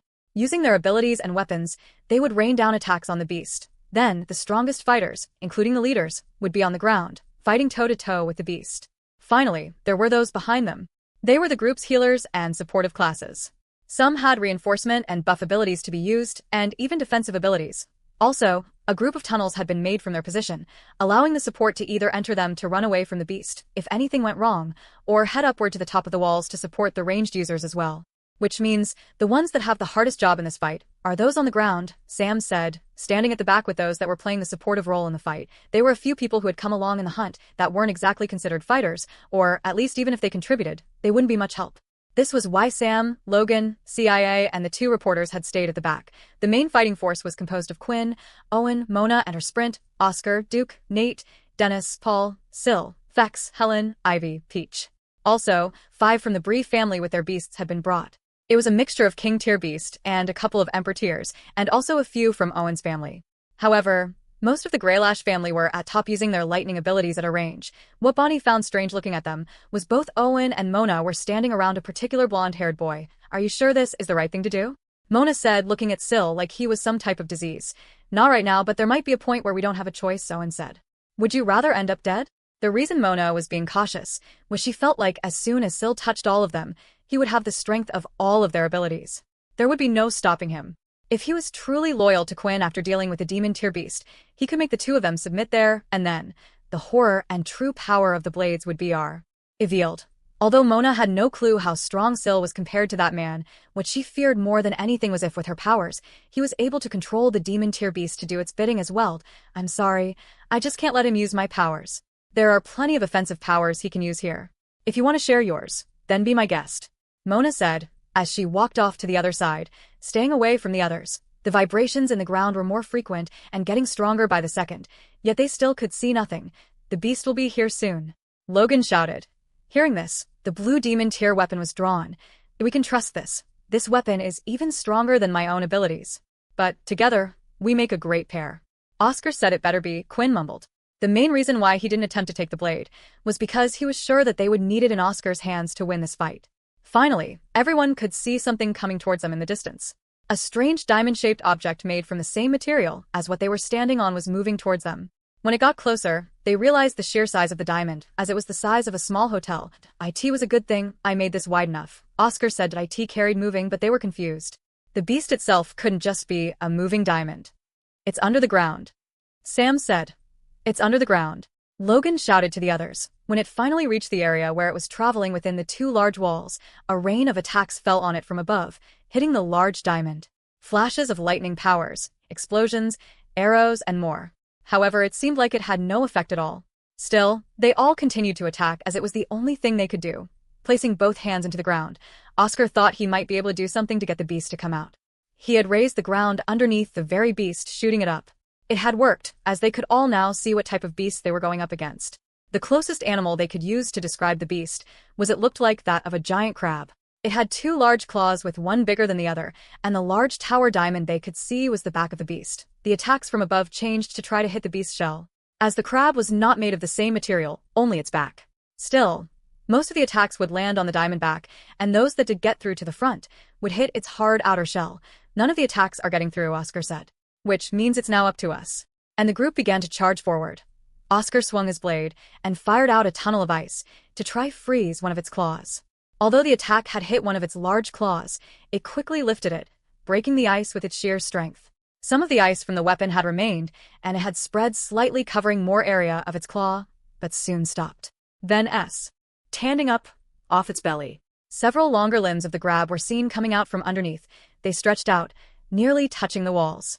In total, there were 16 powerful claws, thinner than the two large ones that covered its face, and had a sharp pointed end. One of these claws descended down on Owen, moving his fan at the right time. A powerful lightning bolt was shot out, knocking the thin claw away to the side, but it moved soon after, attempting to hit him again. Like a dance, Owen moved, flipping his body, avoiding the attack while hitting it away with bolts of lightning. Lightning doesn't pass through the shell? I thought I might be able to cook this thing, Owen said. The strange spirit that was being controlled by Mona was somehow repelling the attacks away from her, and it was as expected. Her ability was having no effect on the demon tier beast whatsoever. The others had to group up to defend against the claws, as it would quickly use its pointed end to stab down and up like a drill. Straight away, some groups of people were hurt. The main problem is its hard shell, Quinn thought. Then the only thing that might work. Timing it right, as a claw went down, Quinn stomped his foot and hit the claw with a hammer strike as hard as he could, swinging the claw off to the side. The large bang had caught the attention of a few others there. It still didn't break the shell, Quinn said. Although it didn't break the shell, it did cause a reaction out of the crab. It had jumped slightly back, and when it landed, the sheer weight had caused those on top of the wall to fall over. Retracting all its claws back into its body, it looked like it was preparing to make its next move. This is what I was worried about, Oscar said. The beast still hasn't used any skills. Everyone get behind me. They did as they were told, but just in case, Quinn was also ready to use the shadow. When looking at the demon tier blade, both the smaller circles were already glowing red. What Quinn also noticed was one of the claws from the crab had been damaged and was cut, which could have only come from the demon tier blade. Foam started to form in the crab's mouth as it was ready to fire out its attack. You wanted to see the last skill of this weapon, right? Well, I didn't think we would have to use it so soon, Oscar said, as the ring started to light up. Chapter 776, the final skill. Everyone could see the foam bubbling up in the crab's mouth, and judging by how it had made room and leapt back like so, they thought there was a high chance that it was about to unleash a powerful skill. Attempting to distract the beast, those above continued to hurl their abilities at it, but NC points weren't unlimited. The order was given for them to halt, as it was clear it would do no damage. Nothing was getting through the large diamond on its back. It was best to wait for the right opportunity to then strike together. All those that were on the ground floor now had to trust in whatever Oscar had up his sleeve. However, Quinn wasn't worried. There were multiple ways for him to get out of this. But what about the others? Firing out from the crab's mouth was a powerful jet stream of water. It looked like the crystals around its back were spiraling around the jet of water. Oscar then proceeded to stab the sword into the ground, which had gone through it like a hot knife through butter. Then the final large ring began to light up. In front of the sword, ice started to form, building up from the bottom layer, forming a barrier. That's it, Helen shouted, worried. The final skill was an ice barrier? If a wall made from the planet substance wasn't going to hold the attack back, she was wondering why Oscar thought an ice barrier would do the trick. This isn't just any ice barrier, Oscar said, picking up the sword from the ground. Now the barrier was formed. At the right moment, he proceeded to stab the sword into the ice itself. The ice started to light up so bright, some had to cover their faces and squint their eyes to see what was going on. The attack had hit the barrier, but unexpectedly, it was holding its ground. What happened next was the most surprising. For the attack was now going right back at the beast. The last skill is a reflective ability. It can reflect any attack back at its opponent, and that's not all. It also adds a little bit more power when it sends it back as well. Oscar explained. Back when Oscar was fighting against the demon tier beast in the ice cavern, he realized that when he fired the bullet, this was the skill it was trying to use. The only thing was that the ice barrier hadn't risen in time, probably due to how weak it was. With an active ability like that, it could turn the tide in any fight. Owen thought. Seeing its own attack sent back to it with added strength, the beast knew it was in trouble. There were two large walls on both sides, so it only had one option left. It started to burrow down in the ground. All of its claws that were positioned in its abdomen retracted inside itself and started to dig away at the ground. That's how it was traveling underground from before. Logan said, watching the whole thing from afar. Burrowing itself, it was able to hide its body, but not the large diamond on its back. The attack hit, and it sounded like a hard rock was grinding it. A screeching noise was made until eventually it had stopped. When they all looked at the demon tier beast, the diamond still remained undamaged. Burrowing itself out of the ground, it swung its two large claws enraged. And once again it brought back the other claws from underneath and started its charge towards them. Watching the beast come their way, the group were trying to think of a plan. Its outer exoskeleton was unable to be pierced, and the diamond on its back seemed to be even stronger. Perhaps if they were able to reflect the attack on the exoskeleton, it would have worked. At the moment, it was the only thing Oscar could think of. Then he felt a touch on his back. I will just be borrowing your strength, Syl said, as he walked out in front of the others. That's the kid the others didn't want to join in the fight. What is he doing? Oscar thought. Mona had still remained well away, not allowing for Syl to touch her. But it didn't matter. There were plenty of strong people to borrow their MC points off, and he had another great ability at his disposal. Holding out his finger like a gun, blue lighting started to run up and down his arm. That's the Greylash ability. Oscar said that IT was running up and down faster than the human eye could see. Aiming carefully and lifting his hand, a bolt was shot out. It looked just like the one that Owen would fire, so people seeing this didn't expect much. But when the bolt had hit one of the claws, it had snapped right through its shell and the claw had fallen off its body. How can an ordinary boy we have never heard of be stronger than the leader of the Greylash family? Helen said. Then she soon realized that there was a chance her and her group would have gone up against such a monster. Syl's attack was the first attack on the demon tier beast that was able to completely break off a limb.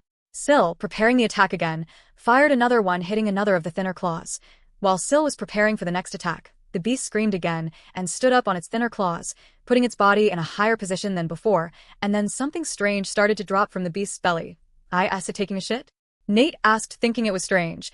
Large drops of diamond were falling out from its abdomen. Hundreds of them the size of a large tiger. One of the first diamonds began moving, and soon after all of the diamonds that dropped from the crab were moving. Everyone be careful, Logan shouted. These things are beasts as well. These smaller crabs weren't slow either, and when the group from above tried to hit them, they would burrow underground to only pop up and deal with those on the ground floor. Nate, hitting one of them with his full strength, expected it to be sent back flying. Instead, it had blocked the attack with its claws and then struck him back, piercing through his hardened skin. He was bleeding.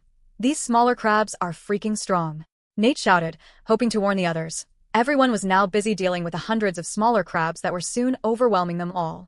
There were just too many, and being close range, those from above couldn't help without hurting their own team. The only good thing was that while the crab was dropping miniature versions of itself, it looked like it was unable to move. When Quinn went to punch one him with the added strength of his gauntlets, he had fared better than Nate moving it back, but it was by far not out of the fight as it quickly went to attack him again. And soon another three were on him after the first one. Using his fast body, he could move or block THE attacks, but the gauntlet's active skill, none of it was hurting the little creatures that were just as tough as the big one. It looked like only the other leaders or the strongest members could actually deal with the crabs, but they were soon tiring out. Using his shadow to block in a situation like this was just pointless, and his sole weapon required human blood. Quinn was unable to use it on a beast like this. Frustrated that nothing was working and at all the crabs coming his way, Quinn threw out a kick, but it wasn't just any kick. Using the power of chi, he had thrown out a blood crescent kick, and a sharp single red line of aura had come out. When it hit the crab in front of him, it had sliced through its shell, and the beast was dead. Emperor Tear Diamond, crab beast has been killed. The message coming up had worried Quinn even more. The system had just told him that these hundreds of smaller crabs dropping out of the demon tier were all Emperor Tier beasts. New quest received. The demon tier beast now sees your group as a threat. Retrieve the demon tier crystal. Quest reward? Does this mean the beast never saw any of it as a threat before? Quinn thought. The claws that had been shot off by Syl had regenerated back to normal, and finally the last diamond crab had dropped out of the demon beast, and it looked like it would be on the move again. Using his inspect skill, Quinn knew that the demon tier beast was never really injured by Syl, for his L status had remained green and healthy.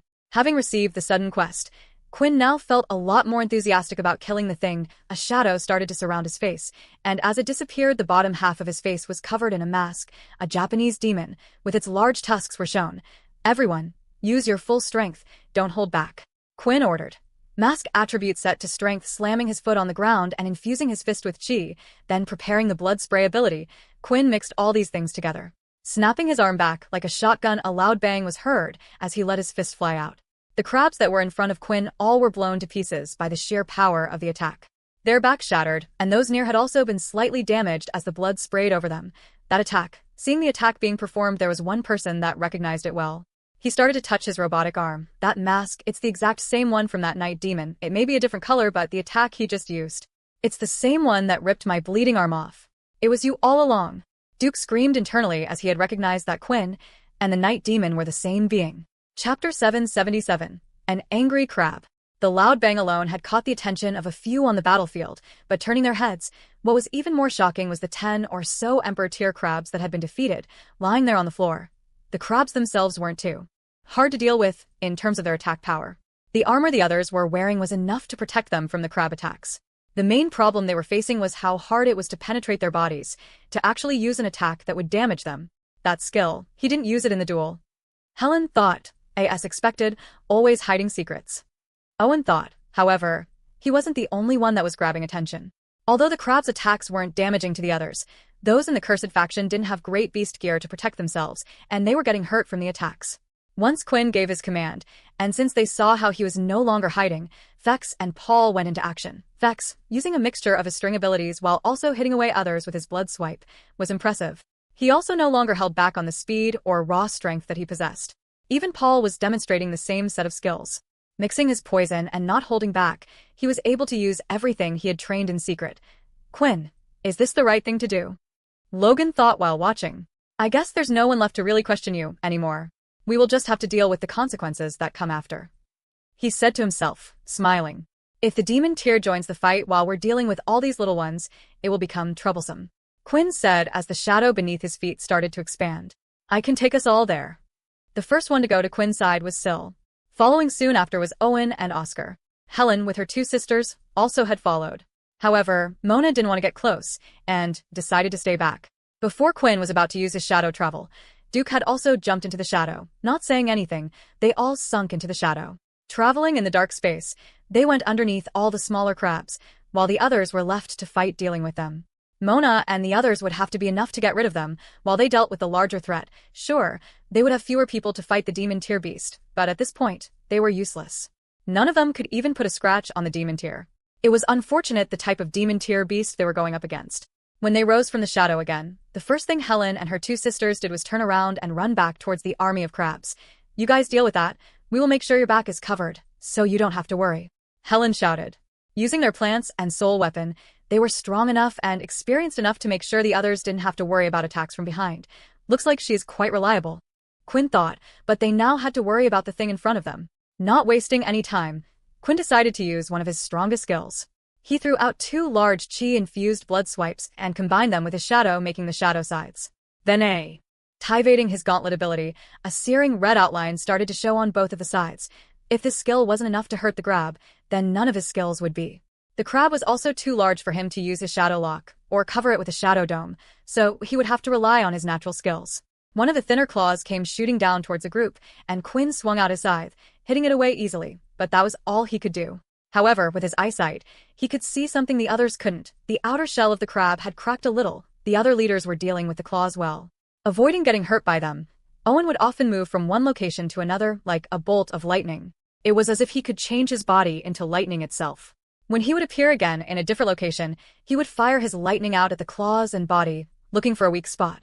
Oscar was also able to use the hard ground of the planet to knock anything coming at them, and it looked like he was attacking the same spot on the crab over and over again, hoping for a certain result. Duke had to stick close to Oscar for there was no earth, and he could only use the materials that Oscar had already used with his ability. This was also the reason why at the moment, Syl using the earth ability was useless. The planet they were on was one of the worst for earth users, unless they had a soul weapon similar to Oscar's. I hate to admit it, but even I'm not strong enough to kill this thing alone, Quinn thought. At the moment, there's only 3 people here that can damage it.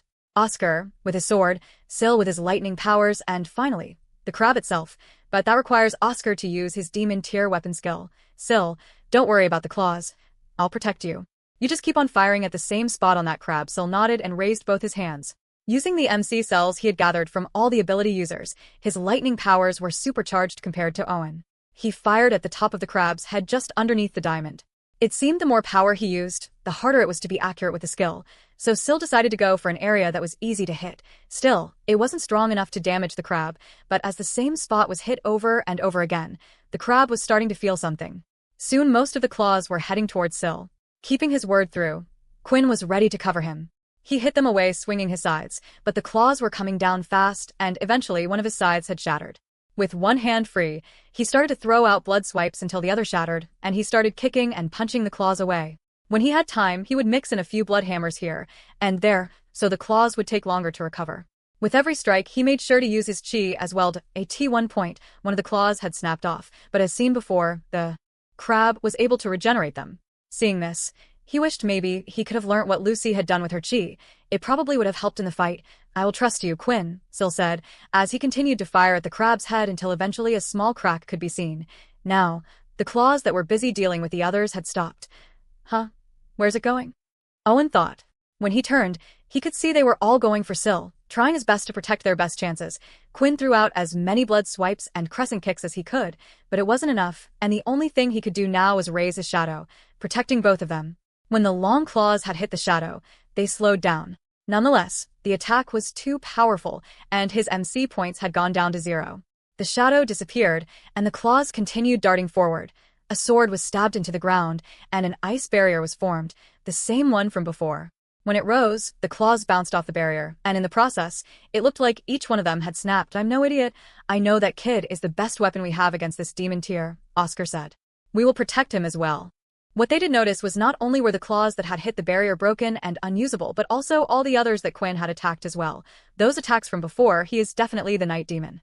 Duke thought, as he clenched his fist. Finally, a light could be seen to defeat the demon tier beast. Even though it could regenerate its claws, it would take some time, and with all of the small ones dealt with, now there were only the 2 large claws the crab had left. When the ice barrier went down, they were all ready to attack again. From the very back of the group, a loud, piercing scream continued to ring out louder than anything anyone had ever heard before. Some even thought it was one of a beast. But this was no beast. The screams continued, and when they went to look, they could see it was coming from a purple short-haired girl, the Banshee scream. Quinn said, "Everyone, we have to leave now, get out of here." Shouting, Quinn stumbled to the floor. He had used up more energy than he thought. Was I overusing the chi? In the past, if he would deplete his chi, his body would feel the effect greatly. Even if he had health, his stamina would take the brunt of it. Quinn was so focused on protecting Syl, he was unaware of what was happening. Quinn had no time to explain to the others what the scream meant, but he knew they were in trouble. Just go. Everyone leave now, everyone, Quinn said. Logan also knew what the scream meant, and he instructed the others along with Sam. When the cursed family started to move, all the others soon followed. This was for more reasons than one, as the crab was already starting to act. It lifted its large 2 claws, and the strange diamond on its back started to glow. A few seconds later, and the large claws sta. Root to crystallize. Trust me, Quinn said. One of my people has the ability to see the future. The scream was a warning. He didn't need to say any more, and with the strange actions the crab was doing, everyone was already running away. Those of the smaller crabs that were still alive started to scale the side of the walls, and then the large crab had dug its 2 claws into the ground. "What is it trying to do?" Sam said. Out of energy, everyone was running faster than Quinn, and he was now at the back of the group. "Come on, legs." He was pushing through the pain, but his speed wasn't there. Using its great strength, the crab's claws had ripped apart the ground, and a large fissure had been created down the middle. The crack reached to the center of the planet, and a dark crack was chasing after the group. The group had a head start thanks to the warnings and were nearly at the area where the tunnels leading up to the wall were. At this rate, they should all have been able to escape safely. Quinn, seeing the entrance in front of him, was ready to fall over as soon as he was safe. "No," a voice said, as the person in front of Quinn turned around and a large pillar of earth had hit Quinn in the stomach, sending him flying back. If Quinn was his regular self, if he hadn't used too much energy, he would have been able to protect himself, or if he hadn't been so trusting perhaps, he could have foreseen this. As he fell into the dark crack in the ground, the last thing he saw was Duke's face with a smile. "If I make it out of here alive, I'm going to kill you," Quinn screamed at the top of his lungs as he fell into darkness. Chapter 778. Bone Claw Protecto.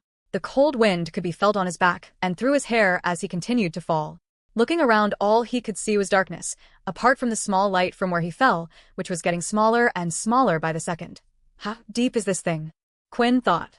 Soon his mind wandered to a certain individual, to the last person he had seen. "Duke, you ruined my life at school, ruined my friend's life and so many others, and now you attempt to get rid of me? I swear if I come back, I will drain every bit of blood from your body." Blood. Quinn had been free-falling for a while now, and not only had he used so much chi that his body now felt weak, he had also used a lot of blood skills. He attempted to grab at the wall as he fell, but his weak hands were unable to grip anything and the skin on his fingertips were just ripped to shreds instead. He didn't know why, but not only did he feel weak, it seemed like he was losing consciousness as he fell as well. "If I fall from this height, will I still die?" Hoping to give himself some type of chance, Quinn activated the blood bank. He knew it was unable to restore his stamina, which was completely depleted at the moment, but he hoped the refreshing taste would energize himself to at least do something. "Blood bank has been activated. Your HP is recovering, AW." Welcoming warm feeling was felt through his body, but it was having no other effects, and the last thing he saw before he completely passed out was his HP bar had maxed out. He continued to fall, and while doing so his body would hit the sides of the wall, at such a speed that it was sure to create bruises and break a few bones, but still he wouldn't wake up. "This is not your time to die," a deep voice said, as black smoke started to rise from Quinn's back. Soon a portal had opened, and a large claw was seen holding onto Quinn. The bone claw was able to create small portals that it could travel to. Usually it would use this for attacking purposes. However, in this case, with Quinn in its hand, it was using it to avoid the walls of the planet's crust. It was however impossible for it to teleport them up to the surface. They were simply falling down too fast. The bone claw managed to make it so neither itself or Quinn took any damage as they continued to fall, but eventually, a light could be seen at the bottom. When the two of them fell through, the sight the bone claw could see was unbelievable. There were hills, forests, trees, lakes, rivers, and even beasts could be seen flying through the sky. Everything was visible as the sky began to light up by the planet's blue crystal material. It was as if there was a planet within another planet. Still, there was one thing the bone claw was unable to do, and that was to slow down their descent. Even when going through the portals, they were still dropping down at the same speed, and that's when a large winged beast was spotted coming their way. It had a large pointed beak that was as long as its body, and it had set its eyes on the two falling objects, honing in on them fast when it got close enough.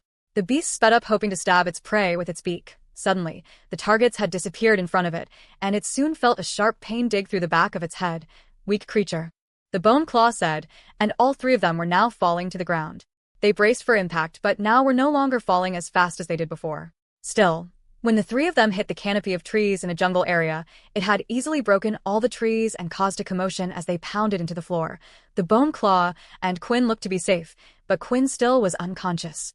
The bone claw remained outside protecting its master because the noise they had made was sure to attract others. It wasn't long before loud footsteps and the sound of trees tumbling to the ground were heard coming their way. The bone claw prepared itself, stretching out both of its long dangling fingers, and flicked one of its hands, throwing the black blood of the winged beast onto the floor. Some time had passed, and it looked like a horror scene around Quinn. The bone claw was quite hurt, covered in black blood. Whether it was its own or the beast's, it was hard to tell. Not too far from where the two of them were, countless beasts had attempted to take the bone claw on, and none of them had succeeded. However, it needed to rest. Now that it had signed a contract with its master, it was starting to feel weak.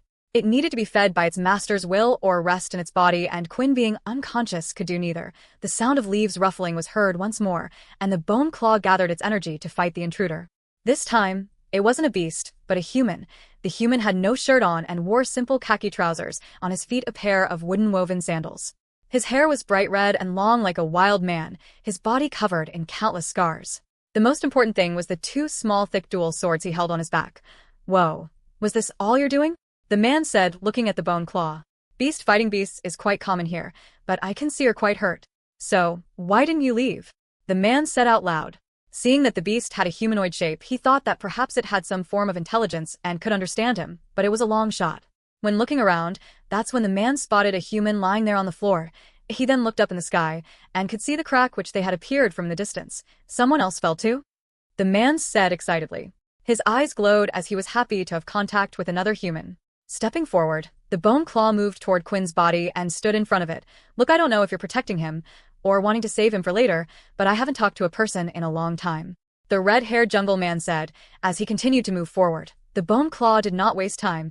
It teleported in and appeared behind the man, but before the bone claw could do anything else, his body was already disappearing and the sound of the man putting his sword back in its sheath on his back was heard. I would have loved to have fought you at full strength. It's a shame. The man said. Wait, what's happening? The man was now confused. He thought he had slain a beast, but instead the figure turned into black smoke and started to head towards the person on the floor. So you were protecting him? Well, it looks like someone special fell down here then. Chapter 779, Syl's Rage. Back on the surface of the planet, many of those that had been gathered to take on the demon-tier beast were standing on either side of the artificial giant walls that had been created by Oscar. They were looking down below at what had just happened. A large crack could be seen, and staring down into the void there was nothing but darkness. It was incredibly wide, stopping just short of the two walls. As for the demon-tier beast itself, after causing such a mess, it had already burrowed itself into the ground, and they had no clue where it had gone. Those that were on the ground floor had used the remaining tunnels that lead to the top of the walls. The idea was for the support users to use them, allowing them to travel in between. T was a good thing, otherwise a lot more of those on the ground would have been caught up and would have fallen in. When they arrived at the very top, they were unaware of what was going on. When the demon-tier beast had unleashed its small army of Emperor-tier crabs, some of them had scaled up the side of the walls and were busy fighting with the users up top. Some died, but as soon as the leaders had arrived, they dealt with those quickly. In the scuffle against the demon-tier beast, around a quarter of them had lost their lives. It would have been a better result than expected if they had actually killed the demon-tier beast. When they all had arrived at the top and had a moment to take in everything that had happened, that was when Sam noticed. Where's Quinn? Sam asked. What happened to him? Did anyone see what happened to him? Everyone looked around, but had no clue where he was. Duke remained silent. That was until someone started pointing fingers. You, Syl said with his finger pointed at Duke. You were behind me and Quinn was behind you. He should have made it. Scrunching up his face with his arms folded, it looked like a vein was about to pop out of his forehead. Are you accusing a head general of something? I know nothing. He was running behind me and was at the very back. Of course it would make sense for him to fall and out of everyone. Why? Did you think I did something? You know those that lie tend to over-explain things. Logan interrupted, as he continued to type away as if he was trying to find out something. All he said was he should have made it, and that you were behind him. The anger was rising in Duke, since when could just normal civilians, a bunch of nobodies, talk to him like that? You're a right smartass, aren't you? Duke said, as he threw out a pole made from earth towards Logan's head, but before it could reach him, a hand grabbed the pole that looked almost transparent. He is part of my group. What do you think you're doing? Mona said.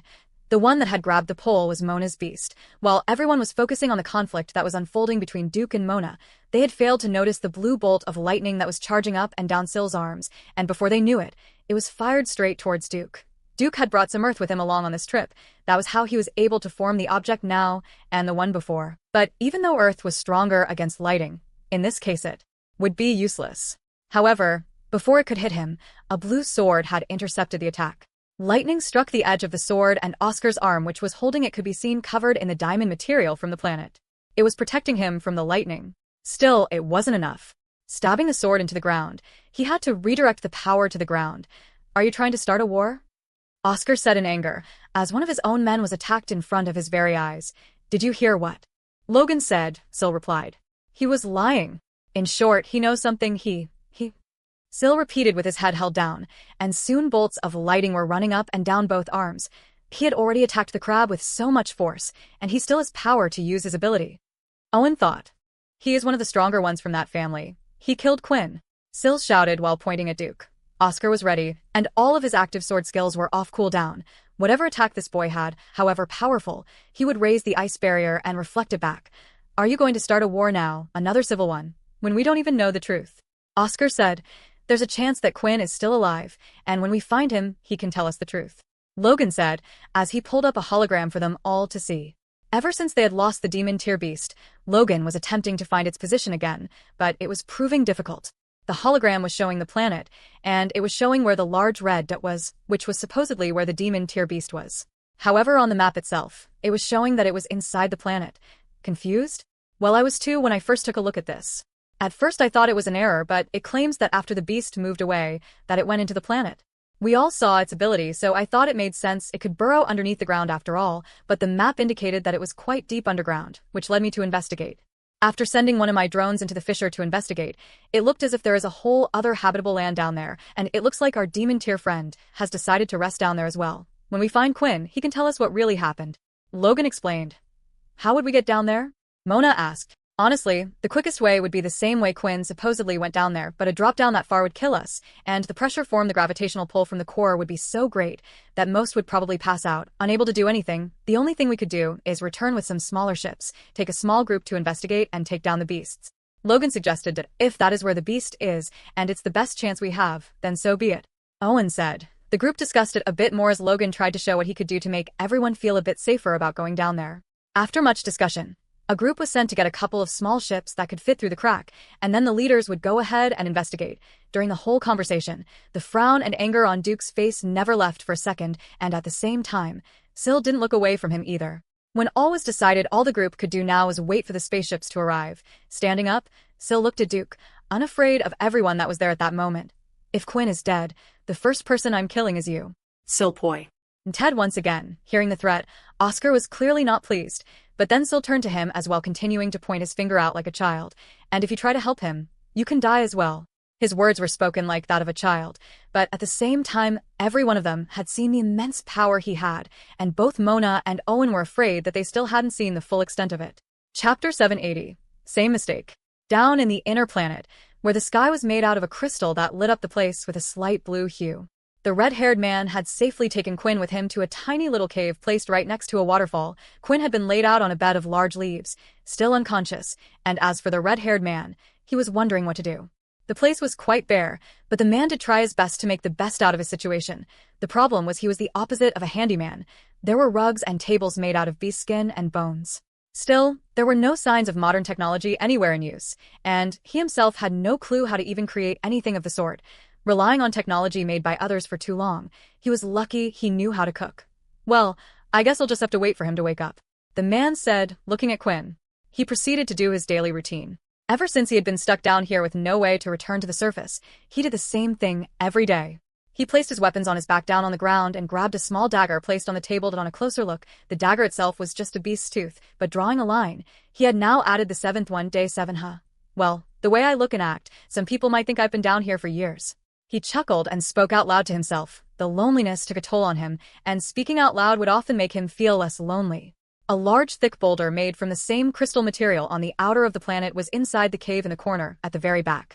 Grabbing onto it wide as if he was hugging it, the man proceeded to use all his strength to lift it. Then, after placing it on his back, he started to do some squats that let's go for 39% this time.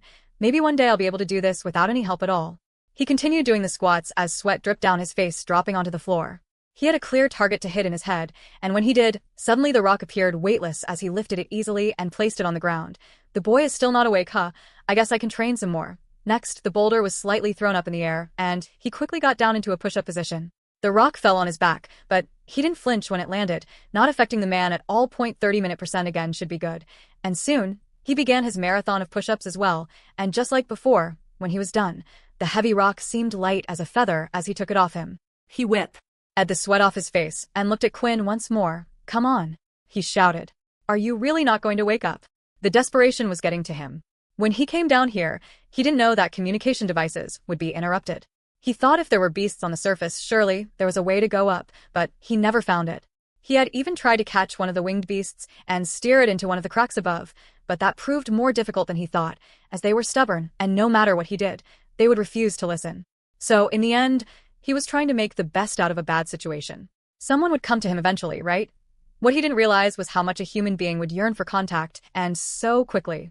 There were multiple times where he had gone weeks without seeing anyone, but that was when he had TV shows and the internet to communicate with people, with nothing to do at all but hunt. He was going crazy. He was no monk. However, he was well disciplined and kept up his training every day, hoping to improve his body. Frustrated that the only person he had found in the last week was just lying there, he decided to go over to Quinn and see just what was wrong with him. He had no physical wounds on his body, which was amazing. There wasn't even a scratch on him, considering he fell from such a great height. But then why wasn't he waking up? Maybe the problem lies somewhere else, he thought. As he reached out his hand to touch Quinn, the image of the strange creature that protected him popped into his head. So he decided to grab his dual blades from the wall and attach them along with Thyr's strap to his bareback. The weapons were quite thick for dual blades and were around 8 inches thick. Each part would be segmented and had a small tooth that acted as a sharp blade. These segments continued until the very top, where it was a flat edge. When touching Quinn, nothing happened and he now felt safe and started to close his eyes. Now that is unexpected. No wonder he's out for the count. This boy Chi is comply depleted. He must have gone over his limit. If he carried on fighting and used himself like that, it could have been very dangerous. It would have started to eat into his real-life energy. The thing is, the only way for someone Chi to deplete like this if they know how to use it. The man then took a look at Quinn's face. He looked young, too young. What a surprise to find someone this age that knows how to use Chi. I don't recognize him, do I? Have I really gotten that old, that now I can't even recognize the people I have met before? Even so, he knew the way Quinn currently was. If something wasn't done, then it would take a while until his natural Chi was restored. Well, let's share a little of my own. Sending his one Chi into Quinn, he could feel it passing through his body quite easily. The man wasn't using his life force, he was just using what his body would naturally produce. Although he wanted to talk to a person, he didn't want to talk to them that desperately that he would give up his own life. He continued to pass him Chi, and now there was sweat running down his face slightly. How much Chi does this person need, and not a fountain? What was surprising more so to him was the fact that the Chi in his body hadn't reached its limit yet. Then, Quinn's eyes started to slowly flicker open. He could see the cave around him and had a warm, pleasant feeling inside. He was becoming energized. Looking at the hand placed on his chest, he could tell it was Chi being passed on from the man. Someone who was doing this wouldn't want to harm him. "Thank you," Quinn gently spoke. Those simple words nearly brought a tear to the man's eyes. "You're welcome, kid. The name's Chris. I think me and you might be down here a while, so it will be good to get to know each other." At the moment, Quinn wasn't bothered about why this man knew Chi, or who he was. If he wanted to, this man could have killed him while Quinn was passed out, but then, a particular memory entered his head. In the past, there was another who tried to give Quinn his Chi, and it had ended in a terrible result. At that moment, Chris started to sense another power inside of Quinn other than the Chi. A strange red energy was swirling around, and it was heading straight for him. It had reached his arm, and was beginning to enter his body. Straight away, Chris pulled his arm away and off Quinn. He could tell the foreign energy was trying to take over. And oh, Quinn shouted as he realized what he might have done for a second time to his savior. Is he going to turn, just like with what happened to Leo? Chapter 781, Turning Back. Flashbacks of what had happened to Leo was going through Quinn's head right now. After that day, there were a few times where Leo had explained to Quinn about what happened, how inside his body there were 2 types of auras. The aura known as Chi, the aura that Quinn now knew as life force. This was something every human had, but then there was a second more sinister type of aura inside of him. That aura was the red aura. As soon as it latched onto Leo, it started to also latch onto his whole body, chasing his very cells inside. It was like a virus that multiplied quickly, trying to take over the body. With his Chi, he was able to slow it down, but that was it. In the end, there was nothing else he could do, and eventually, he ended up becoming a turned. Quinn didn't know who this was, but it was clear by everything around him that he was looking after him, and because of him, somebody was going to get hurt or was in the middle of getting turned. However, Chris was calm, and he looked at his hand for a few seconds then closed his eyes. This is certainly a nasty little thing, isn't it? Coming out from the surface of his skin was none other than blood, but when seeing this, or more correctly smelling this, it didn't have the same sweet fragrance it would when it came out of humans. This was more like vampire blood. Swinging his arm, he threw the blood out on the floor, and it looked like Chris was completely fine. There was no struggle on his face, no pain from being turned, absolutely nothing. Quinn checked out his system and used the inspect skill on Chris, but there was nothing out of the ordinary at all. Did this person manage to stop the turning? Was it with his Chi powers? But not even Leo could do something like that? Does it mean this person knows more about Chi than Leo? Quinn started to wonder, but now he was put in a tricky situation. Relax, Chris said. I can tell from the look on your face you didn't mean for that to happen. I don't know if you realize, but the energy inside you, it's infectious. I've never seen anything like it before. What exactly are you? While asking the questions, Chris decided to grab one of his makeshift chairs and sit down. He also grabbed what looked like an odd-looking apple and proceeded to eat while throwing one over to Quinn. It was clear he was utterly calm and not worried about Quinn in the slightest, even after what had happened. Placing the apple to his side, Quinn decided to answer back. It's related to my ability. I don't really understand it, Quinn replied, playing the fool as he gave a smile. I don't think that's right? Chris replied, taking another bite from the apple. If it were an ability, I wouldn't have been able to get rid of it with my chi just now. You're an interesting one, you know how to use chi, and then you lie straight to my face. I already know what your ability is. You do? Quinn said, wondering just how he could have known, although Quinn did become a lot more popular ever since the televised duel.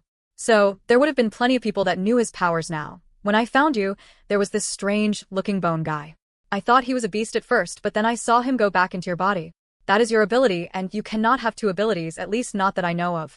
Chris finished eating the apple, including the whole core. While Quinn didn't know what to make of the situation, even though Chris was asking all these questions, it seemed to be more out of interest than an integration. Look, you don't have to tell me. Maybe you don't even know, but the reason I was telling you is because you saw what I did, right? I got it out of my body. There is a good chance that I can do the same for you if you want. Your chi is strong, but the red aura has already mixed in with it. So when I was only able to restore part of your chi, till it got involved, but if you got rid of it, you would probably be quite the talent in chi. Chris explained. Hearing this, Quinn could not hide the expression on his face. He could get rid of the red aura? What did he exactly mean by that? If this were true, did it mean it would stop him from becoming a vampire? Did Quinn even want that? More importantly, there could also be a chance for him to turn his Friday ends back to the way they were. Have you done it before? Quinn asked. Chris shrugged his shoulders. No, how could I? This is the first time I've even seen anything like this, but I'm pretty confident I could do something. Quinn didn't like the sound of that. The red aura was now a part of Quinn. Getting rid of it, there was a good chance that it could kill him, and Quinn didn't want to be the test subject for that, nor any of his friends. The conversation seemed to move on from there, as Chris was now bored of the first subject. Although he looked like a middle-aged man, he acted more like an impatient teenager moving on from subject to subject. At the moment, Chris was the only one asking the questions. Quinn was not getting a chance to ask his own. Chris had learned that Quinn had just fell through one of the cracks when fighting a certain beast. It was an accident. He didn't explain that he was on an expedition with the others. Assuming that this man was down here and had no clue who Quinn was, he could assess that he had to have been down here for a while, at least before the big duel had happened. Only someone living under a rock would not have known who the newest world leader was. After hearing everything Quinn had to say, Chris started to think for a bit.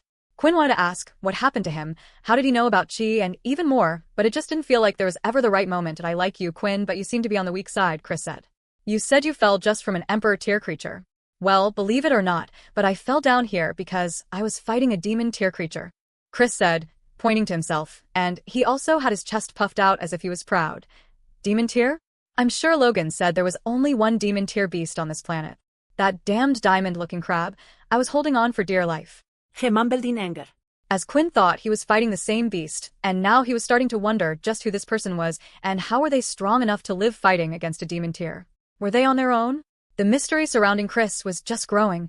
I've decided you have talent, and as we are the only two humans here, it would be a shame if you were to die. As I said, I think you and I are going to spend a long time down here. Underneath here, there are more high-tier beasts than you can dream of. It's a dangerous place, and I can't always be protecting you, so you need to get stronger. Now, it's going to be easier for you, since you already know the first stage of chi. A genius like me knows all 3 stages. It might take some time, but as long as you know the second stage, you should be safe down here. So what do you say, my apprentice? Chris asked. Thinking about it, it wasn't really such a terrible thing, Quinn thought. He wasn't arrogant enough to think he was better than others to not learn something from them, especially after seeing how strong a demon tier beast was. He knew he had a long way to go. Even before this, Quinn was interested in the other forms of chi after learning about them from Abdul and Lucy. Now he had the perfect chance to learn them. If Chris was willing to teach him without Quinn having to convince him, then why should he complain? This was a perfect chance to have one more skill in his arsenal. It's a deal, Quinn said as he went for a handshake.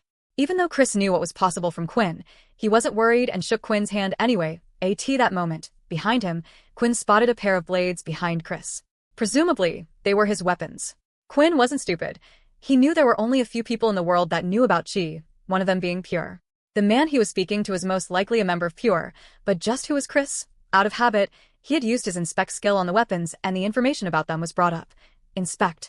Chapter 782. Second Stage of Qi. Quinn's wondering eyes didn't go unnoticed as Chris spotted him looking at the two blades behind him. Oh, so it looks like you're interested in them. Huh. Well, I can't blame you, Chris said as he walked over to the blades and picked them up. They were in their sheaths, but he pulled them out for Quinn to get a better look. After all, I bet you've never seen or set your eyes on a pair of demon tier weapons before. This will be a nice treat for you, pulling them out in spectacular fashion, slowly, as if there was some big reveal. He was expecting a grand reaction from Quinn, but it never happened. Placing his hands over his mouth, Quinn couldn't help but let out a little chuckle. He had tried his best not to smile, but Chris was just acting so confident. What, do you think I'm lying? Chris said, partly annoyed. How do you know they are even demon tier weapons? Quinn asked. Did you kill the beast yourself? Looking at the sword a few times, Chris was now starting to doubt himself. And oh, but I was given these, and the person has no reason to lie to me and using them. I know their strength, of course. Quinn knew the actual tier of the weapons held in Chris's hands right now, and although they weren't demon tier, they were certainly at the demigod tier. Something that even Quinn hadn't faced. Whoever the person was that had given him those blades, they certainly had to be strong. Who gave them to you? Quinn asked. Maybe if I knew that, then I would be more inclined to believe you. When Quinn asked this, the expression and mood on Chris' face changed, his eyes narrowed, and his face was emotionless. I'm afraid if you knew that, then I would have to kill you. Suddenly, his expression turned into a smile. Haha, but that's not going to happen, so don't worry. We're going to become good friends after all. It reminded Quinn that this person was most likely a member of Pure. What position? Who knew? If the weapons were at the demon tier level, then there was a good chance he was talking to the Pure leader D. Directly now. However, Oscar had claimed the leader of Pure used a demon tier weapon, which Chris didn't have, and Quinn just couldn't believe someone like Chris, who was so immature and easygoing, to be the leader of any organization. Pushing past the awkward moments, Chris decided to get right to work. He seemed excited about talking to someone, and that he was going to have a strong disciple. It looks like you already know how to use Qi, Chris started to explain. Which I call the first stage. From the way Chris was speaking, he would constantly say we, and change it to I. It was clear that Chris wasn't someone who found out how to use Qi naturally, and he had been taught by someone. No matter how badly he was trying to hide it, this is not bad because to learn the other stage, you would have to learn the first stage. Well, first, Chris said, scratching his head as if he was trying to remember everything. Now, in this stage, the most important thing is to increase your Qi output strength. It looks like you've already hit the limit and know how to utilize all your Qi, although part of that is because of the other force messing about inside your body, but there are other ways we can improve ourselves. Chris then started to walk over to the large boulder in the corner of the room and then proceeded to lift it with ease, as if he was some type of superhuman. Right now, I am using 100% of my Qi in my arms and body to help me lift this boulder. Without Qi, I would have never been able to do such a thing, but what if I could? This is why training the body and not relying just on Qi is just as important. Each day I have been lifting the boulder, using less Qi day by day, and at the moment, I can lift the boulder mostly myself. Training your body like so can make our bodies almost superhuman. Even a regular human, no matter how hard they trained, wouldn't have been able to lift something like this, but slowly using less Qi, our body tries to make up for what was missing before, and it changes us. So if you have already hit your Qi limit, then creating a super body to use Qi will make you even stronger. Chris said as he punched his own chest a little too hard, and he started to rub his pec a little that had now turned slightly red.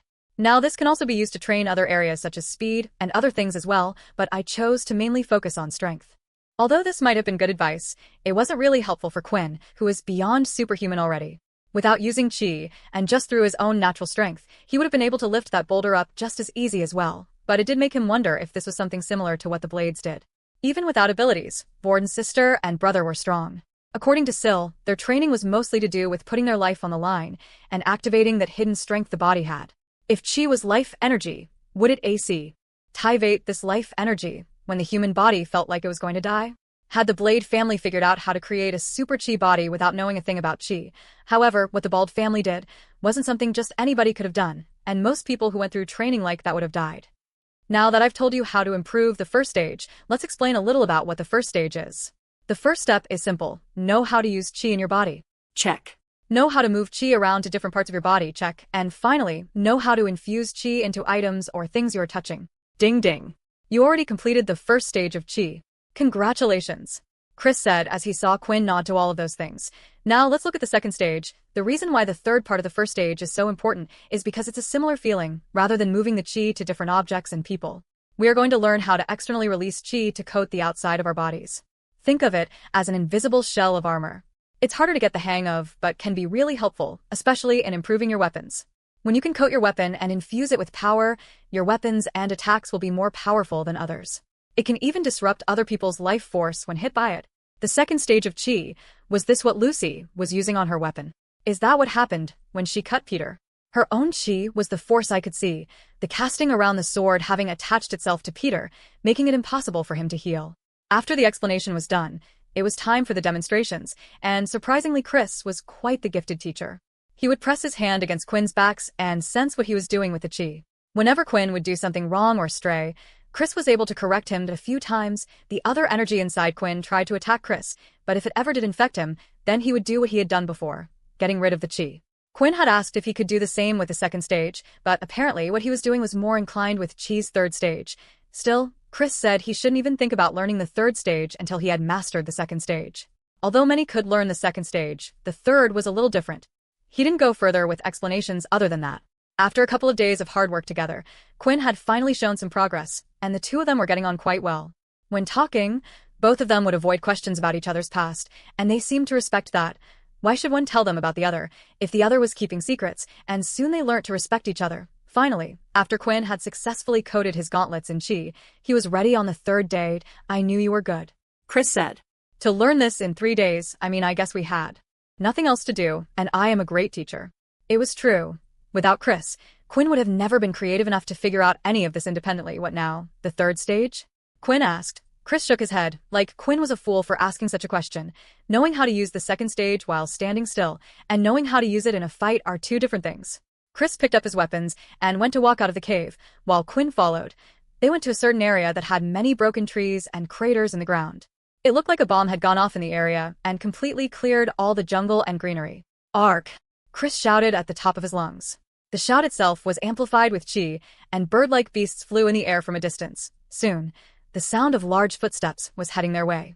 Chris went off to the side and sat down cross-legged on the floors and started to eat an apple again. Show me what you learnt, my great disciple, Chris said. When the loud footsteps grew closer, a large beast had jumped into the area they were in, shaking the ground as it landed.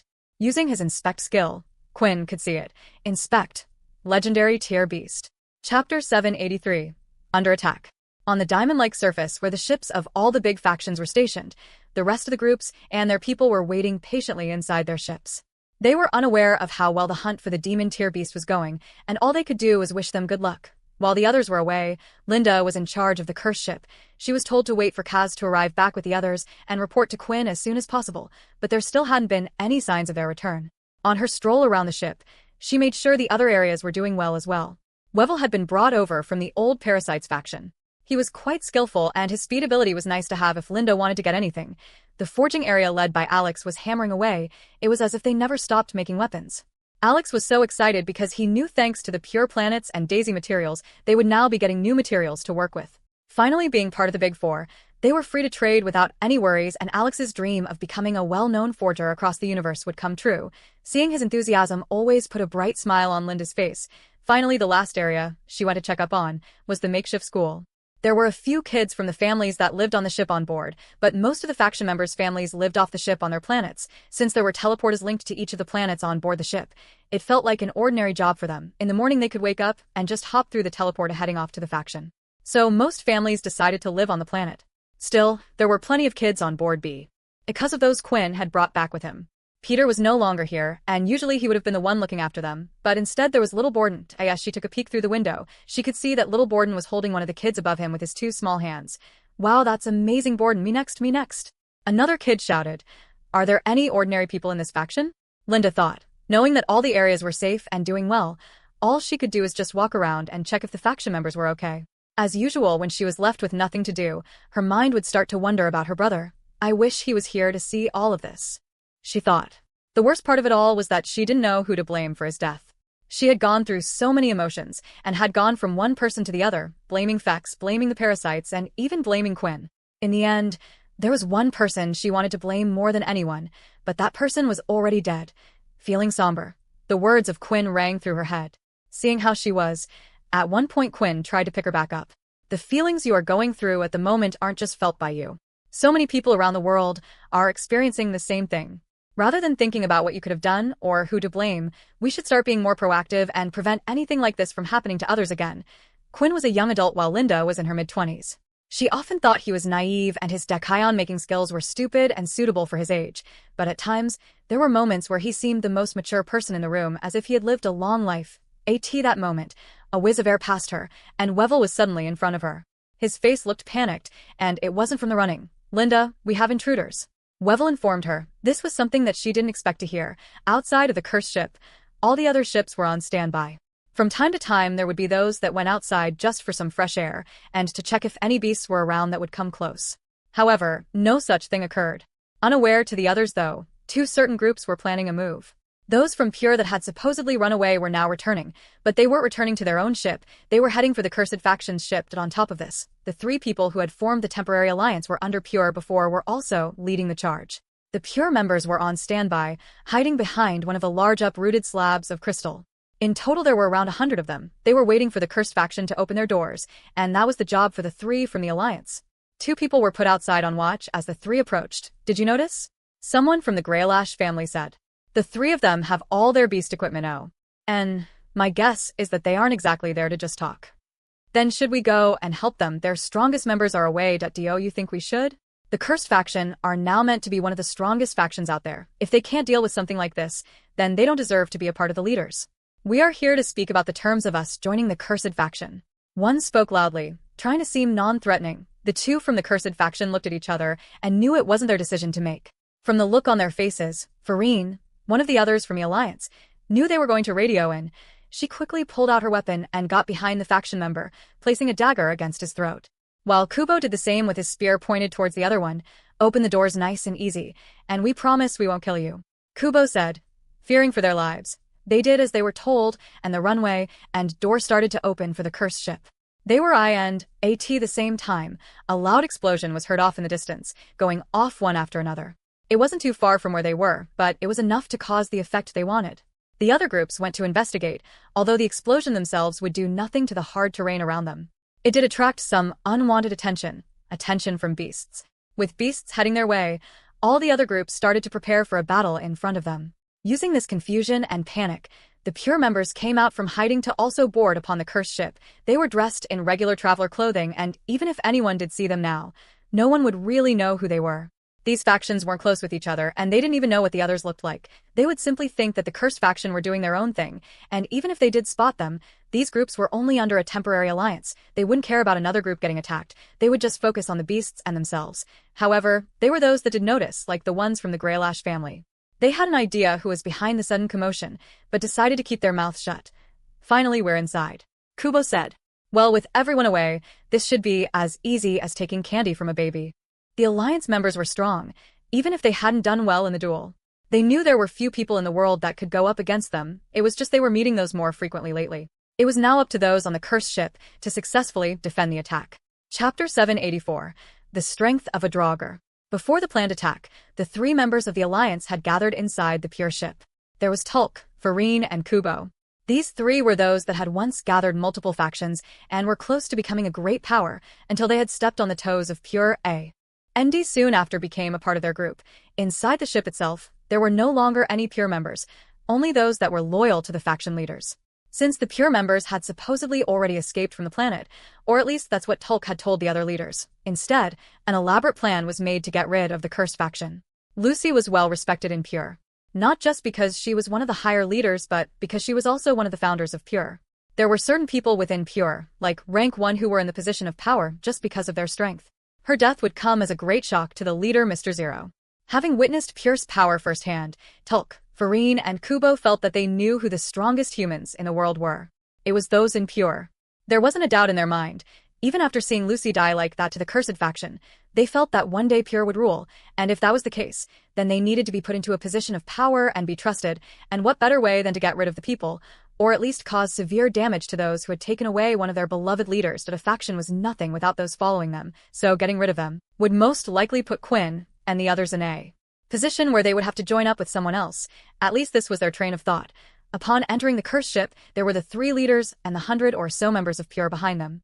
What had come as a surprise to them when first boarding was how empty the ship was, considering its size. This was because most of the members had no need to stay on the ship and were resting at home on their planets until they needed to be called upon. So only a token group of people were left behind. This only makes our job even easier. Let's take over this whole ship. Kubo shouted, and the three of them split off into 3 different groups, with 3 equal-size forces. Tulk had started his rampage in the main hall of the ship that led off to the different areas. They were engaged in combat with those from the Cursed faction, and Wevel immediately went to inform Linda of the enemy's presence. Simultaneously, Farine had gone to the left side of the ship, and Kubo to the right side of the ship, with their own little groups. The first thing going through Tulk's mind was that the fighting was proving a bit more difficult than he first thought. He thought those in the Cursed faction would be weak. They were a new faction, so they couldn't have good equipment, and most of them were from no-name factions. However, they had learned a lot being with the Cursed and surviving an attack from the Sun Shields, one of the strongest families to ever exist. Soon, Linda had arrived, and her blood started to boil as she saw who was behind the attack. Wevel, make sure no one dies. Help whoever is in the most trouble, Linda said as she continued to walk forward. Vil went where he could, using his super speed and dagger to stop fatal blows, and those that were already seriously injured he tried to carry and move off to the side for now. As for Linda, she carried on walking forward, not slowing down or speeding up. One of the members came forward with his blade, and she threw out her fist, not even caring if it cut her skin. The blade had barely scraped past the skin on her knuckles before her fist was planted in the Pierce member's face. He was sent flying across the room with one hit. Another fight going on nearby, she proceeded to kick the man, and his legs were shattered as his body spun in the air a couple of times before landing on the ground. Soon, the members, realizing what a threat she was, started to focus their attacks on her, but she dealt with them all with a single hit and carried on moving forward like a robot which had been given a command. We have just found peace as humans, and it's people like you that have to ruin it, she shouted. Finally, it looked like someone had successfully stabbed a sword into her back, but turning around she punched the blade in the center, snapping most of it off, before throwing it back at the person who had attacked her, then pulling out the blade from her body, as if it caused her no pain. The wound was healing, and at the same time a hunger was building up inside her, but her temper had already grown too much for her to care. You're a strong one, so your ability must be strength, I assume. But let me tell you, there is a reason why my name is Tulk. I was based off of a character who has an inhuman strength and is a little green, he shouted as he charged forward with his fists. Tulk's equipment was great, and he seemed to be slightly faster than Linda. He gave a solid, strong blow to her stomach. It was powerful, but she didn't flinch and proceeded to give her own punch back, hitting him in the stomach as well. I'm wearing legendary tier armor, and I can still feel her power, he thought.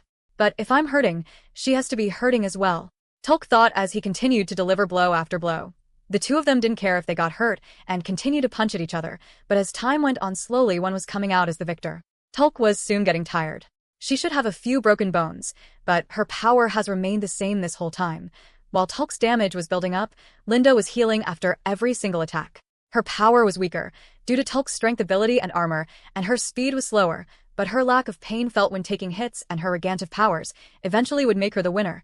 A last punch was thrown from Linda towards the battered and bruised face of Tulk.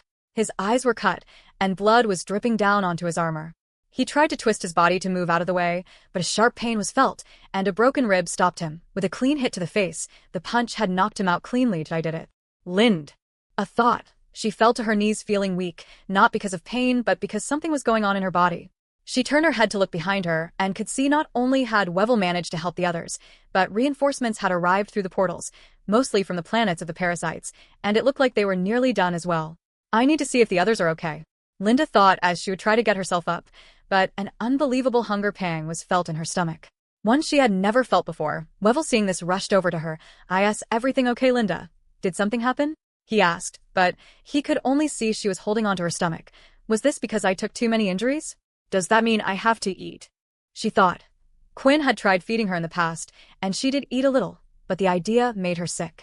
Just like Peter as a Draugr, she needed to eat human flesh, but unlike Peter, when he was a ghoul it wasn't compulsory unless she had taken on too many injuries. The problem was in the state she was in. She wouldn't be able to reach the kitchen. Wevel, get everyone out of here. She managed to squeal out, but how is that going to help you? Just do it. She snapped back at him, and a strange look could be seen in her eyes. After clearing the area, Wevel decided to stay behind, unknown to Linda. He could see her on the floor looking around, and then she started to crawl towards Tulk, who she had just beaten. What is she planning to do? Wevel thought. The next few moments, it was nearly impossible for Wevel to stomach. What he could see she was doing to Tulk's body, it was the only thing that would satisfy the pain, but soon the pain inside her body was replaced with a burning sensation. Unbeknown to her, she was evolving. Chapter 785, A Pure Blood Weapon. On the right side of the ship is where the Cursed Faction's hardest working members were. If one were to walk past, they would hear a constant clang that never stopped no matter what time of day it was. This was the forging section on the ship, a place rarely visited due to how hot it was. Here the forgers were led by Alex, each person being handpicked by him. The forging team consisted of 10 people and a few assistants, but the assistants would only come by occasionally, and no one really knew what criteria Alex was looking for when choosing a forger, but anyone he chose always stuck with it. Forging was a tough job. One would have to complete tasks repeatedly, and the slightest change, or wrong strike, could ruin the outcome of hours and hours of demanding work. So, it was a job few ever thought of doing, which was why Alex being able to select the right people was impressive. In return for them finding their passion, they thanked Alex and worked just as hard as him. The team grew and bonded together, and they all cared for each other. One of the forgers closest to Alex was called Nog, and he had noticed that recently, Alex had been able to work for longer periods of time without stopping as he was doing now. Is he even human? Nog pondered with a smile. He admired his work, but he did notice something strange. Lately, Alex had been touching his back increasingly as if something were sore, and he would often leave the forger's room claiming he wanted to rest. Even when Alex was tired before, he never left the forger's room. Still, it was something that he had just noticed, so it wasn't too much of a big deal. Bang bang, the entrance of the door was a wide, sliding one, and at the moment they could hear it being whacked upon multiple times. Turn off the furnaces, Alex ordered, and everyone did as he said. The furnaces generated a lot of noise, so it was hard to hear clearly just what was going on. This isn't a funny joke, you guys, Alex shouted, but the banging continued. Some of the other forgers started to panic, as it was clear something was going on. On the table in front of them were pieces of completed equipment. Usually, they would not wear any beast gear due to it being harder to work in, although they would have some things on their arms to give them a few extra stats and strength here and there. They quickly grabbed what they could and started to put on the equipment, and soon the door was pulled away and flung over to the side. A woman with short black hair walked in, and behind were the members of Pure. I knew this would be a gold mine, Farine said. Take what you wish from here. Members of Pure needed weapons more than anything, and what better place than the forgery? When those in Pure ran forward, the one in front was quickly greeted to a hammer in the face. It landed heavily, knocking the first person out. You think we're going to let you take our things? Nog shouted. Do you know how hard we work making these? You'll just beat us up anyway, so we might as well put up a fight. Soon, everyone, including Alex, were chucking the things on their table towards the Pure members. They weren't fighters, so they didn't really know how to use the weapons they had created. I was giving you guys an easy out, Farine said, as she lifted her hand, and soon all the weapons in the air and those on the table started to come together and towards her. A large ball of weapons had been made, and slowly she placed it down on the floor in front of her. Now go get them, fools trying to resist, Farine said, everyone running towards them. Alex was thinking about what he could do, and that's when he noticed out of all the peons that floated towards her, there was still a single short sword left on his table. Huh, isn't that the new weapon I created? Alex thought. This weapon was different to the others, for this one was created using his very own blood. Quinn had asked him to start putting his blood into weapons, but due to how weapons were made, the items would mostly be composed of glathrium, and only a small percentage of blood could be used. It made Alex wonder if a weapon with a higher blood content could be used. He knew Quinn wanted such a thing, so he set himself the task of doing so. Using more crystals and beast body parts as a basis would make it less durable, but he had eventually found a way to create a red-soaked blood fairy sword. A beast's eye in the center just above the hilt. By the sword guards several sharp beast teeth, and then instead of a silver or gray shine like normal swords, this one was blood red. Needing to do something, Alex rushed forward and started to engage in combat with the first person he could see. He swung his sword sloppily through the air while running, and the man laughed. The swings were clearly one of an amateur. The man from Pure was easily able to block it, but when he did, he felt the weight of the sword and the strength behind such a swing. What the hell? The man said, as the weight soon crashed down, and Alex went for another attack, stabbing him in the stomach. Alex was a forger, and if forger had one good thing about their bodies, it was their strength. On top of this, ever since becoming the Blood Fairy, his strength had improved beyond what a normal human was capable of. Farine, seeing this, tried to lift her hand and tried using her magnetic ability to pull the weapon towards her again, but there was no such luck. Now I want that sword, she spoke. Out of the pile of weapons, she would then repel each one towards Alex at a fast speed. Using his reflexes, he moved and avoided the attack. Looking behind him, the small dagger she had fired at him was stuck in the wall. An attack like that would kill him. She started to do this with the weapons multiple times, but Alex was faster than even he envisioned. He dodged, hit, and managed to miss all the attacks narrowly. The move still looked odd and sloppy, as he would curl up ducking, twisting his back in odd shapes. To everyone it was clear he wasn't a fighter, and it looked like pure luck that he was avoiding the attacks. Now I'm getting annoyed. Farine said. The weapons that were stuck in the wall now were also moving from behind, and that's when Alex noticed that one of the weapons being pulled was going for Nog. Alex thought. Nog was quite a distance away, and even with his fast movements, he wanted to make sure he would make it in time. That I have to move. My body, it needs to move faster. Thinking this, screaming at his body to try and block the weapon, a twitch was felt on his back like no other. Nog looked around him. He looked for anything to pick up and block the weapon. He could avoid one, but he could not avoid them all. Then, the sight of something red appeared in his vision. To off them spread wide. I'm sorry, Quinn. I couldn't keep it a secret. With his blood fairy wings out, everyone in the room could see them clearly. They were so powerful they had ripped through the uniform he was wearing, and he had moved faster than he had ever done in practice before. So this is why you kept touching your back. Nog commented. Chapter 786. Blood Fairy P. Hour. Standing in front of Nog, he couldn't keep his eyes off Alex. His eyes would sweep from one wing to the other. The red color was just so captivating. In a way they looked light and see-through. If a person were to touch them, he imagined his hands would just fall through. But at the same time they looked strong and alive, pulsing like a heartbeat. There were several lines that stemmed from Alex's body going to the very tip of the wings. Arg, this crap hurts. Alex shouted as he knelt over. He quickly grabbed onto a dagger that had pierced the top of his thigh and pulled it out, throwing it onto the floor. He had managed to avoid and block some of the weapons with his sword, but not all of them. A dagger had managed to hit him in the thigh, and it had pierced quite deep. Do me a favor. Try to use the workbench as cover. I'm going to try my best to get rid of these guys, said Alex. The workbench was large and solid, due to it having to be used to make weapons all day. It was the perfect tool for blocking attacks. Moving around it would help them avoid attacks from all directions. Now, all the forgers were bent low and taking cover. When he spoke, his words didn't sound too confident, but what else could they do? Gripping his sword tightly, he flew over to the person who was the cause of the problem, Farine. She tried her best to throw out weapons towards him coming from all sorts of different angles, but like a fly, he was able to quickly change direction, avoiding all of them. All that training I did, it seems to have been for something. Although Alex never trained in combat, when he had become a blood fairy there was one thing he did every day, and that was practice flying. How could he avoid the temptation? Humans wishing to fly were many people's dreams, and he could, so whenever he got the chance, he would practice. Lifting his sword above his head, he struck down, but creating a wall of weapons it was blocked easily. You don't even know how to use that thing, Farine said, as she moved the wall of weapons to act like a claw, grabbing onto the sword. Then picking it up, she struck with her own short sword, stabbing Alex in the stomach. From the pain, Alex let go of the sword and flew back in a hurry. He had never been hit like that before, and he soon realized he was filled with something. Fear. You are no fighter, I can tell. It's a waste of time trying to fight back, she spoke, continuing to walk forward and pulling the weapon stuck all over the room to her once more. Holding onto his stomach, blood was starting to fill his hands. The pain was one he hadn't felt before. It was no longer hurting, but just looking at the wound was causing him to worry. The others, they always get hit like this, but they carry on fighting. Who would go through this type of stuff? I don't want to do this. I can't.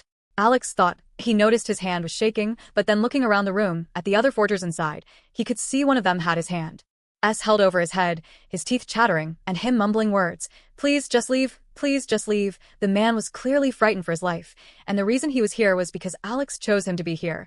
Maybe if I was Quinn I could have done something, Alex said, smiling, which soon turned into laughter. Farine thought Alex had gone mad. You guys are so sick, attacking while our leader and the others are away. All we wanted to do was protect what's ours, and you're trying to take it away. You're worse than beasts, Alex shouted as he flew towards her. Thinking that he was going for an attack, she placed the weapons in front of her, creating a shield again, but he had gone right past her and grabbed the sword on the ground. However, one of the Pure members, expecting him to do this, swung their axe down, hitting Alex's hand right in the center, just short before he could reach the weapon. Arg! Another scream at the top of his lungs. Farine then turned around and quickened her pace, walking towards Alex. She smiled as if she was enjoying this. Seeing that smile alone, something was building up inside. Anger. It was causing him to feel the energy clearer in his body. Grabbing the axe, Alex pulled it out from his hand and yanked it out of the Pure member, before grabbing his head with the other hand and chucking him off to the side. A display of strength just not possible for a human, especially one not wearing beast gear. Picking up the sword again, he charged forward. He wasn't going to make the same mistake twice. Now, when attacking, he would quickly fly in and out, hitting around her. Farine, using the weapons as cover, thought she was safe, but what she failed to notice was how worn out the weapons were getting with each attack, and how Alex's weapon was glowing. Then, with another strike, Alex had broken through her shield of weapons she had been using. Then, out of nowhere, he reached out with his other hand as if to grab her, but her movements were fast, and she had jumped back. If only I could reach her, he thought. At that moment, the energy that was building up inside him went to his left hand. A red form of aura, like a laser shot, came out, hitting her in the head. All the metal weapons fell from the ground, and so did she. Huffing and panting, Alex looked at her body. Maybe he should have been upset, as it was the first time he had killed a person, but instead, he just felt relief. I did it! I did it! He shouted as he too fell to the floor. Damn it, take all their weapons! A Pure member shouted. They were on the move, but it looked like Alex could do nothing. He was spent on energy. Leave the rest to us, Nog said, as he had his forging hammer in his hand. The other 9 were ready behind him to fight. Seeing Alex fight so hard for them, they couldn't just sit down. Now the biggest threat was out of the way. They had a chance. They would soon realize they didn't have to, as reinforcements had arrived from the portals to take care of T. He others. Thank you, Quinn. Thank you for giving me the power to protect these guys. Over on the left side of the ship, Kubo was also exploring the ship to see if there was anything interesting. He had attempted to contact the other 2 to see how things were going, but there was no reply. They're probably too caught up and excited in fighting. How come they get all the fun? Why haven't I found anyone yet? Kubo said, running his fingers up and down his spear. Out of the 3, he was quite the bloodthirsty type, and he didn't care whose life he would have to take to achieve his goal. Eventually, him and his group's search had led him to one of the training rooms. When they entered, they were surprised to see a room full of kids, and a really short little man the size of a small dog in front of them. The Pure members thought after seeing these, they would just turn around, but instead, Kubo licked his lips and started walking forward. What are you? A Pure member tried to call out, but his friend quickly covered his mouth. Are you crazy? If you say something to him, he could snap and kill us all. It's better you just leave him be. Pushing his friend's hand away, he just couldn't agree. Are you really going to just watch him do that to children? I agreed to help Pure, to create a world where our children can grow up safe, not to harm them. The Pure member took a step forward, but at the same time Kubo turned around, and with a single stare, the man froze and fell to the floor. Now kids, who wants to play a little game? Kubo said, as he spun his spear round and round. Moving in front of the kids was Borden. He looked up to Kubo from below, with his head tilted back. Are you trying to hurt my students? Borden asked. Chapter 787. Little Man's Strength. Kubo could hear a voice, but he didn't know where it was coming from, until eventually he heard the sound of someone's foot tapping. Hearing that, he looked down and could see a small blonde-haired boy. You look like a young adult but have the body of a... Kubo couldn't make up his mind. The boy was like a toddler but had the proportions of a normal-sized human. Why is a kid calling the other kids his students? Kubo chuckled, as he started to spin his spear around at great speeds. He twirled the spear above his head, threw it up in the air and caught it, placing it by his side, all while making the strange noises martial artists would do in those old cliché movies. A round of applause was made from the kids when they saw this. Whoa, I think he might be as good as Jerry with weapons. One of them said, Nah, this guy's a little better. Jerry's good, but not that good. What are you talking about? Give me a spear and I'll do the same thing right now. Another kid shouted in anger, What's with these kids? I'm here to attack them and they're all so calm. Do they not know the extent of the situation they are in? Kubo thought IT was making him feel sick. This was not the pleasure he wanted. He wanted them all to be scared, crying with fear and begging for their lives. Damn you! Kubo screamed as he thrust his sword fast towards one of the students that was closest. The attack was too fast for the student to react. Skimming just past the student's face, the spear was suddenly stopped and unable to be budged an inch, and when looking down he could see the little man holding onto it. These people are only kids, Borden shouted. His hand that was gripped around the spear was tense, his knuckles were white. The cries from the kid started as a small scratch had been made on his cheek. What do you think you're doing? Borden shouted. The spear had snapped from where it was gripped, and a spike had grown out from Borden's back. Not just one but 2. Scales on his face and arms started to grow as he couldn't contain his anger. Before he knew it, Kubo could no longer see the little man. Hardening Activate Max, Kubo activated his ability while he was mid-air and looking at the Pure members who were behind him. All of them were too stunned to even move to help, as they witnessed the small man lift Kubo in the air above his head, only to then slam Kubo into the ground. As his body landed, the arena floor tiles were smashed, and a vibration was felt by everyone in the room. Kubo was desperately coughing out blood. He had legendary tier armor on and used his hardening skill, but it was still useless. You're still alive. I guess that's where your confidence came from. Borden said, Oh crap. I transformed in front of the kids. Touching himself all over, Borden realized the kids were staring at his strange features. During his time teaching them, he had a lot of fun with them, and he showed his feats of strength but had never shown them his transformation like Quinn had asked. He knew if those on the cursed ship knew he was a Dalki, they would be afraid of him, and now Borden was afraid that the kids wouldn't speak to him again.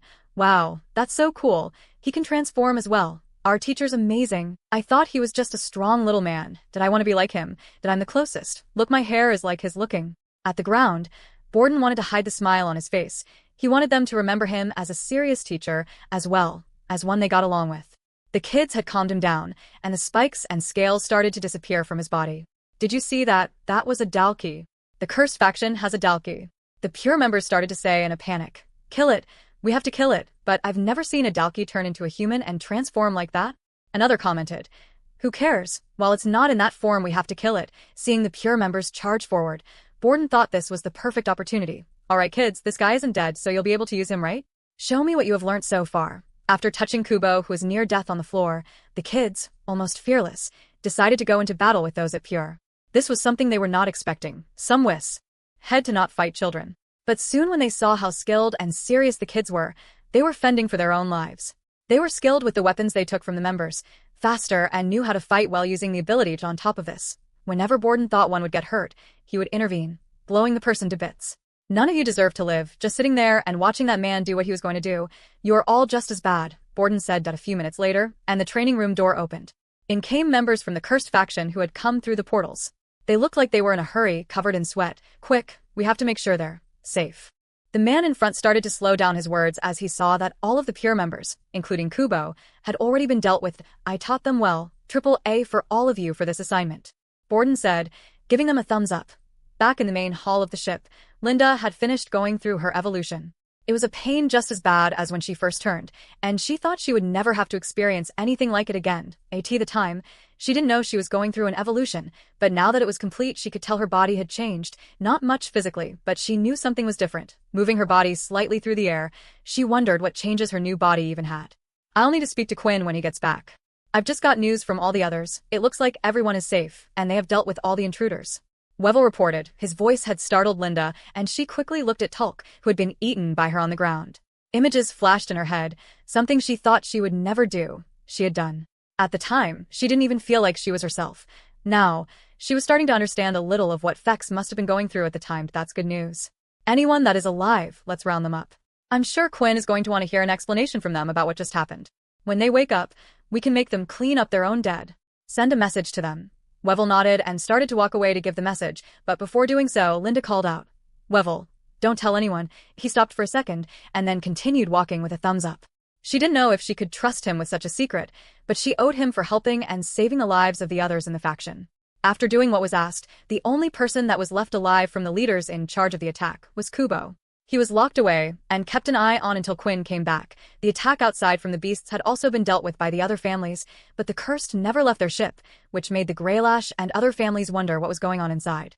However, they didn't have much time to wonder. They had all just received a call with an update of He Demon Tier Hunt. Chapter 788. Find Quinn. The ones that were sent out for a hunt were patiently waiting above the large crack that had been made in the planet's surface. They had called for smaller ships to come to their destination, and then they would go through the crack in search of Quinn and the demon tier beast. While waiting though, they had to make a few decisions. Only small ships could be taken, so a small team rather than the one they had brought with them needed to go down there, and they were now deciding who would go. We have to be honest with ourselves, Owen said. Nearly everyone here is pretty much useless when fighting against the demon tier beast. We knew it was going to be a large one, so we brought a big force, but we never knew it was going to be a defensive type. If we take more people down with us, then they will just get in the way, or there is a chance they might not return. The others that were listening in on the meeting nodded in response. It made sense after all. Now, it was just a matter of who to pick. From the cursed side, Syl was already adamant that he would be going. Fex had also agreed as well as for the others. Although Sam was a good strategist, it would be risky taking him down there, and Dennis and Nate knew they weren't really up for the challenge. Paul could do well, but he didn't have the right equipment with him to do much damage either. So the only two that were chosen were Syl and Fex. The military had chosen Oscar and Duke, Greylash family member Owen, and another member, while surprisingly Mona had said that she would stay above. My beast isn't strong enough to deal with that thing, Mona said. I thought when the smaller crabs came out I would be able to control them, but it seems to be linked to the demon tier beast. Besides, someone has to protect those on the surface. We will wait here, and if your ships are destroyed or you need help, we can easily send more support. The others didn't like this too much. As one of the family leaders, Mona would be getting a big reward out of this joint hunt. Not only that, but she had also kept the demon tier location device a secret from them all, which had put a sour taste in the others' mouths. Still, it was true that Mona didn't really do much. And the deal had already been agreed beforehand. I would like to volunteer to come as well, Logan said, raising his hand. I can help you locate and pinpoint the demon tier beast easier. Oscar looked at Logan, who had a small frame and a small digital device by his side.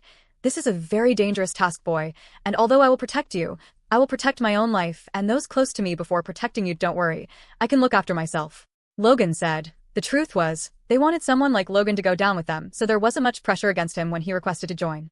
In the end, Helen and her two sisters also agreed to join, but their job would be a different one. They had done a good job protecting their backs from the beasts when the leaders went to attack. This time they would be in charge of protecting the ships that they would land in. Their guess was this secondary inner planet could be filled with dangerous creatures. Finally, there were two more people who had volunteered. Bonnie and Void. You do know you still won't be able to record anything, said Oscar. Why risk your lives? We need to make a report on this. I know this will be a big turning point for the whole world, Bonnie said. Through her determination and sheer willpower, the others knew she wouldn't take no for an answer, and so those that were to go down to the inner planet had been decided. Finally, the ships had arrived, but due to how little of them were going, they only needed one ship. However, the other two that were brought as well were left on standby, protected by Mona in case they needed more help. Once everyone climbed on board, they were wished good luck, and they were on their way. Once on the ship, everyone took a seat and Logan was in charge of controlling the ship, claiming to have the most experience. When they saw he was able to control it with just putting his hands on the control panel, they quickly allowed him to take charge. Everyone strap in, hold your gut as much as possible. We will be dropping down at a speed greater than the ship can fly. Your insides will feel like they're being pulled out from you. With me being at the front, if you throw up, then the sick will be going all over me. The ship was ready and it soon started to descend into the black crack. Diving deep down. At first it was a steady, slow ride as they used their lights to navigate through the crack, making sure they wouldn't hit any of the walls. Is this it? Feck said. I thought it was going to a lot worse than Dash. Once the ship got past a certain point, it felt like a strong force was pulling them down. Their stomachs felt like they were sinking into themselves, right down to their toes. Arg. I'm going to be sick, I'm going to be sick. Feck shouted. Don't you dare, pretty boy. Ivy shouted, as she was the one that was sitting in front of him. I will tie you up and whip you until you're raw, if you're sick. The group continued falling at a great speed, and then, they could see a light. Going through it, they continued to drop, and at the right time, Logan activated the thrusters to counterbalance the ship. It was a hard stop, and this was where the real pain for the others would come. Eventually, when all was settled, Fex quickly undid his strapping and headed straight for the onboard toilet, but just shy, he managed to throw up all across the floor. The group quickly landed and left the ship as the smell was too much for them to bear. What the hell do you eat? Ivy asked. Honestly, Fex didn't know how to answer that one. Looking around them, they could see the forest area, and immediately Syl was looking for any signs of Quinn nearby, but couldn't see any. There will have been a set dis. Tance where he could have fallen from. He couldn't have gone too far from here. Logan said. What are you doing? Duke asked, as he walked over to Logan. Pull up your machine, and let's look for that demon tier beast. Logan looked at Duke for a few seconds. There weren't many interactions with the two of them at school, but he still had a dislike for this man, based on the trouble he had caused. No. We are here to find Quinn first, and then locate the demon tier beast second. Logan said. Did you just see how far we dropped from? Duke replied. You think that Brad is alive, you're just wasting our time. And why do you care about him? Remember, Mona's not here to protect you. But I am, Syl said, as he fired a lightning bolt, hitting just ahead of where Duke was standing. He was inching his way closer and closer to Logan, and it was clear if he had moved any closer it would have hit him. Oscar was about to give Syl another lecture, but they all soon heard the stomping of a loud beast. The ground was vibrating, and the sound of tree branches breaking were heard. Then, peeking over the trees, a long-necked beast could be seen, and when it finally appeared out of the greenery onto their area. Its large body, similar to the dinosaurs of the old. Quickly pulling out one of the scanners, Logan quickly scanned the beast in front of him. Careful, it's a legendary tier beast. Logan warned them. The rest got ready for battle, Oscar drawing his sword and Owen ready to fire. Then a streak of blue lightning went past all of them, hitting the beast in the neck, causing its head to fall and hit the floor. The beast was dead. When they turned around, they all could see that it had come from Syl. Do we look for Quinn first? Syl said. Chapter 789, A New Hun. Returning to the cave, Quinn was covered in cuts and bruises all over his body.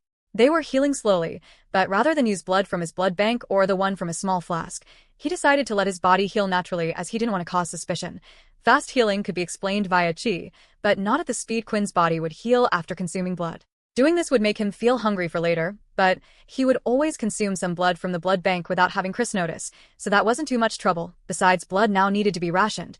Otherwise, Quinn would be feasting on the closest human next to him, and he was sure Chris wouldn't want to be a volunteer, not without an explanation first. Another one added to the pile, Chris said, as he placed the clear crystal on the table. Now, there were 5 crystals of the same clarity next to each other. Don't worry, Chris said. You did all the work and got beat up for them. You can keep the crystals. Besides, I have no need for them anyway. I have my demon tier weapon, he said, putting an emphasis on demon and making sure Quinn had heard him. He did this often, as if he was gloating about the weapon. He thought that Quinn didn't believe him due to him being jealous. Quinn had given up trying to convince him otherwise. There was no way for him to really explain how he knew it wasn't the case. Still, he was glad Chris had been a nice guy, so far at least. Between the two of them, they had collected 5 legendary tier crystals, which was above a rank of any gear that Quinn had, especially since his Emperor tier equipment was only good for defense and not much else other than that. The planet was a gold mine for high-level tier beasts. So far he hadn't met anything under the Emperor tier. I wonder what they will do with this planet after defeating the demon tier beast, Quinn thought. Since now the families are in an alliance, will it go back to the way it was before, where different shelters belong to all the leaders on a single planet, and there would just be a routine tax? Or maybe this planet and the others were too close to the Dalki. As days passed, it always felt like the big threat over their heads was getting closer, whether they wanted to admit it or not. Building new shelters and sending a force out to protect them wouldn't be the best of ideas. You did really good, Quinn, Chris said as he sat down next to him and started to go through what went well and what had gone bad. On their latest outing, so far Chris had been helping Quinn learn the second form of chi. Quinn knew how to use it, but using it in battle was a different story, and the way Chris made Quinn know this was by pitting him up against legendary tier beasts. It was strange at first, as Quinn realized that he would have to quickly shift his chi over to different areas of his body during a fight more often than before. There was only a limited amount of chi one could have, and using a weapon while also enhancing it with chi would use up quite a lot. It was critical to have absolute control of how much you would use and where you would use it. Quinn was learning fast, faster than usual, although Chris never told him that. The reason for the fast learning was because controlling the chi in this manner was similar to him using the shadow. Usually people would struggle with controlling 2 forces at the same time. It would be like trying to separate your mind into 2, or when one learned the piano, making their left hand and right hand do different things. These skills to do well would take years, but Quinn was learning fast. However, he was unaware of this because his fights with the legendary tier beasts had been tougher than he had expected. When fighting, Quinn did use his body to its full extent, speed, strength, and stamina. But he didn't use his shadow nor vampire powers. Not because he was worried about Chris, but because Quinn himself wanted to get better at using chi, and thought this was a great way to do it. He managed to still defeat the beasts, but not without getting quite badly hurt in a few scuffles here and there, which was why he was in the condition he was in now. Right now, Chris would analyze everything he had done in the fight, telling him what he should have done differently, or what he could have improved on. Even though Chris said he was a bad teacher, honestly Quinn had never been taught better by anyone else. It was perfect and allowed him to focus on the correct things each time. After taking everything in, Quinn wondered how he would implement this second stage of chi with his current set of abilities. The hardest part of it all will be when using the shadow. Controlling 2 different things and thinking of the fight is hard enough, but then using the shadow. Is it even possible? The problem was he didn't really have the time to practice it either. Alright, I think that's enough for today. We should rest up, we have a big night tomorrow, Chris said, as he went to his own bed of leaves and went to sleep. The next morning, Chris was already awake before Quinn. Or, at least Quinn couldn't see him in the bed next to him. Usually Quinn would be the one to wake up first, due to him not needing much sleep in the first place. The sound of something passing through the wind was heard, similar to when one would swing a fast skipping rope. Trying to check out what the sound was, Quinn stepped out of the cave and could see that Chris was standing on top of the rock and facing the waterfall. He had his demigod tier weapons in his hands, and were swinging them against the waterfall. The strikes from his weapons were so clean that it cut through the stream of water perfectly. There were no droplets of water. Even though he was attacking the waterfall, it continued to flow as if it was never hit by anything, uninterrupted. Oh, you're awake, Chris said with a smile, looking over at Quinn. I thought I would warm up for today's event. Warm up, Quinn thought. For all the times they had gone out before, Chris had never warmed up once. Why was he warming up now? With a great jump, Chris managed to leap across the pool of water created from the waterfall and landed on the land beside Quinn. Seeing things like this had become normal for Quinn, and he had to remind himself that the man in front of him had no ability. He was a superhuman and wasn't even a vampire. Your face looks confused. My disciple. Don't you trust your teacher? Chris spoke with the great smile he usually had. My wounds are all good, so if you want to go out hunting we can, Quinn said, not too bothered. He was getting a little bored of hunting legendary tier beasts. He would have left in the middle of the night by now and tried to find a way back to the others if it wasn't for the fact that Chris still hadn't explained or shown what the third stage of Chi was. Whenever Quinn would bring it up, Chris would just mention that it was too soon to talk about it. In Quinn's head, this didn't mean he wouldn't teach Quinn the third stage, just that he wasn't ready. He kind of liked this feeling of being a student. In the end, Quinn was only 17, and he hardly got to experience this in his life. He had grown up too fast to enjoy those parts of life and just appreciate the quiet moments. In addition, there was someone that Chris reminded him of: Vincent. When Vincent left the system, Quinn never thought he would feel strange without him, but it did affect him, and he did feel slightly lost out of course. Even I'm going to have to warm up for what we're going to do today, Chris said. Today is your final day of second stage Chi training. Me and you are both going to hunt a demigod tier beast. Chapter 790. A final test. A demigod tier beast. A tier of beast that was just under that of a demon tier. How strong it was, Quinn had no idea, but he wasn't too afraid. One of the main reasons for not being scared was because his system made him believe it wasn't a reason to be. After defeating the legendary tier beasts, even with the first kill reward, Quinn wasn't even close to leveling up to the final stage. There were times when they were out on their training and a demigod tier beast was approaching them. Using his inspect skill, he knew so, and somehow Chris would know as well, as he had warned them, and the two of them were running before it arrived. The thing was, even after using his inspect skill on the demigod tier beast, he still didn't receive an instant level up reward. Which meant as long as Quinn used all of his powers and abilities, the system believed it should have been something Quinn could deal with. Right now, it looked like obtaining the demon tier crystal was the only thing that could level him up. Still, Quinn was conflicted with how strong a demigod tier beast would be. There was one thing that did worry him slightly. Maybe the demigod tier beast Quinn had seen at the time wasn't strong enough. If they ran into a humanoid one, or maybe something similar, then it would definitely be a problem. Will I be taking it on my own? Quinn asked. He wondered if there was a chance he would have to use his shadow abilities to get out of this one. Chris started to laugh, a deep laugh from within, and fell to the floor punching the ground. Quinn felt like it was an overreaction, but Chris was often this way. Come on, man. You can barely beat legendary tiers, and honestly, I've never really fought a demigod tier beast myself. Even I don't think it's something I can deal with on my own. Of course I will be joining you on this one, and I will be using the demon tier weapons as well. Gulping, now Quinn was worried. Was Chris just bluffing about this? Perhaps he thought due to him having the demon tier weapons there was no chance he could lose. Still, Quinn had no idea of the extent of Chris's full power. He hadn't seen him use the third stage, nor what the third stage of Chi was capable of, and Chris hadn't seen Quinn's abilities. Maybe it won't be too dangerous, Quinn thought. He did have one thing to worry about: how much time had passed being down here. The others might have already left the place, or they were busy looking for him. Quinn would hate it if the cursed faction came down and were suffering trying to find him. The only thing that didn't make him worry so much was Syl and Sam. With Syl's strength they could deal with anything apart from a demon tier beast, and with Sam's smarts they would never risk bringing everyone down to a place like this. Come on, what are you daydreaming about? Let's go looking for that beast, Chris said with a big smile. While the two of them were walking around the jungle with Quinn following Chris' lead. Quinn wanted to ask Chris some questions he hadn't asked before. Chris, have you tried to look for a way out of here? And I mean recently? Quinn asked. I already told you everything. I tried, but even if I found a way out I don't think I would leave yet, he replied. Not until I taught that damn crab a lesson. Apparently, Chris still had a grudge towards the crab for bringing him down here in the first place. Through their time together, Quinn had found out a little bit more about him. He didn't say if he came with others or not, but did say he tried to take on the crab demon tier beast.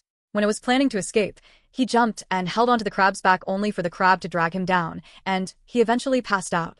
Later on he woke up and found himself in this place. The two of them had been walking around for a while now, and what was strange was, like the days before, they hadn't run into a single legendary tier beast. There were, though, a couple of emperor tier beasts that had approached them. These were beasts similar to horses in appearance that had bodies made of a stone substance and green plants growing from their bodies.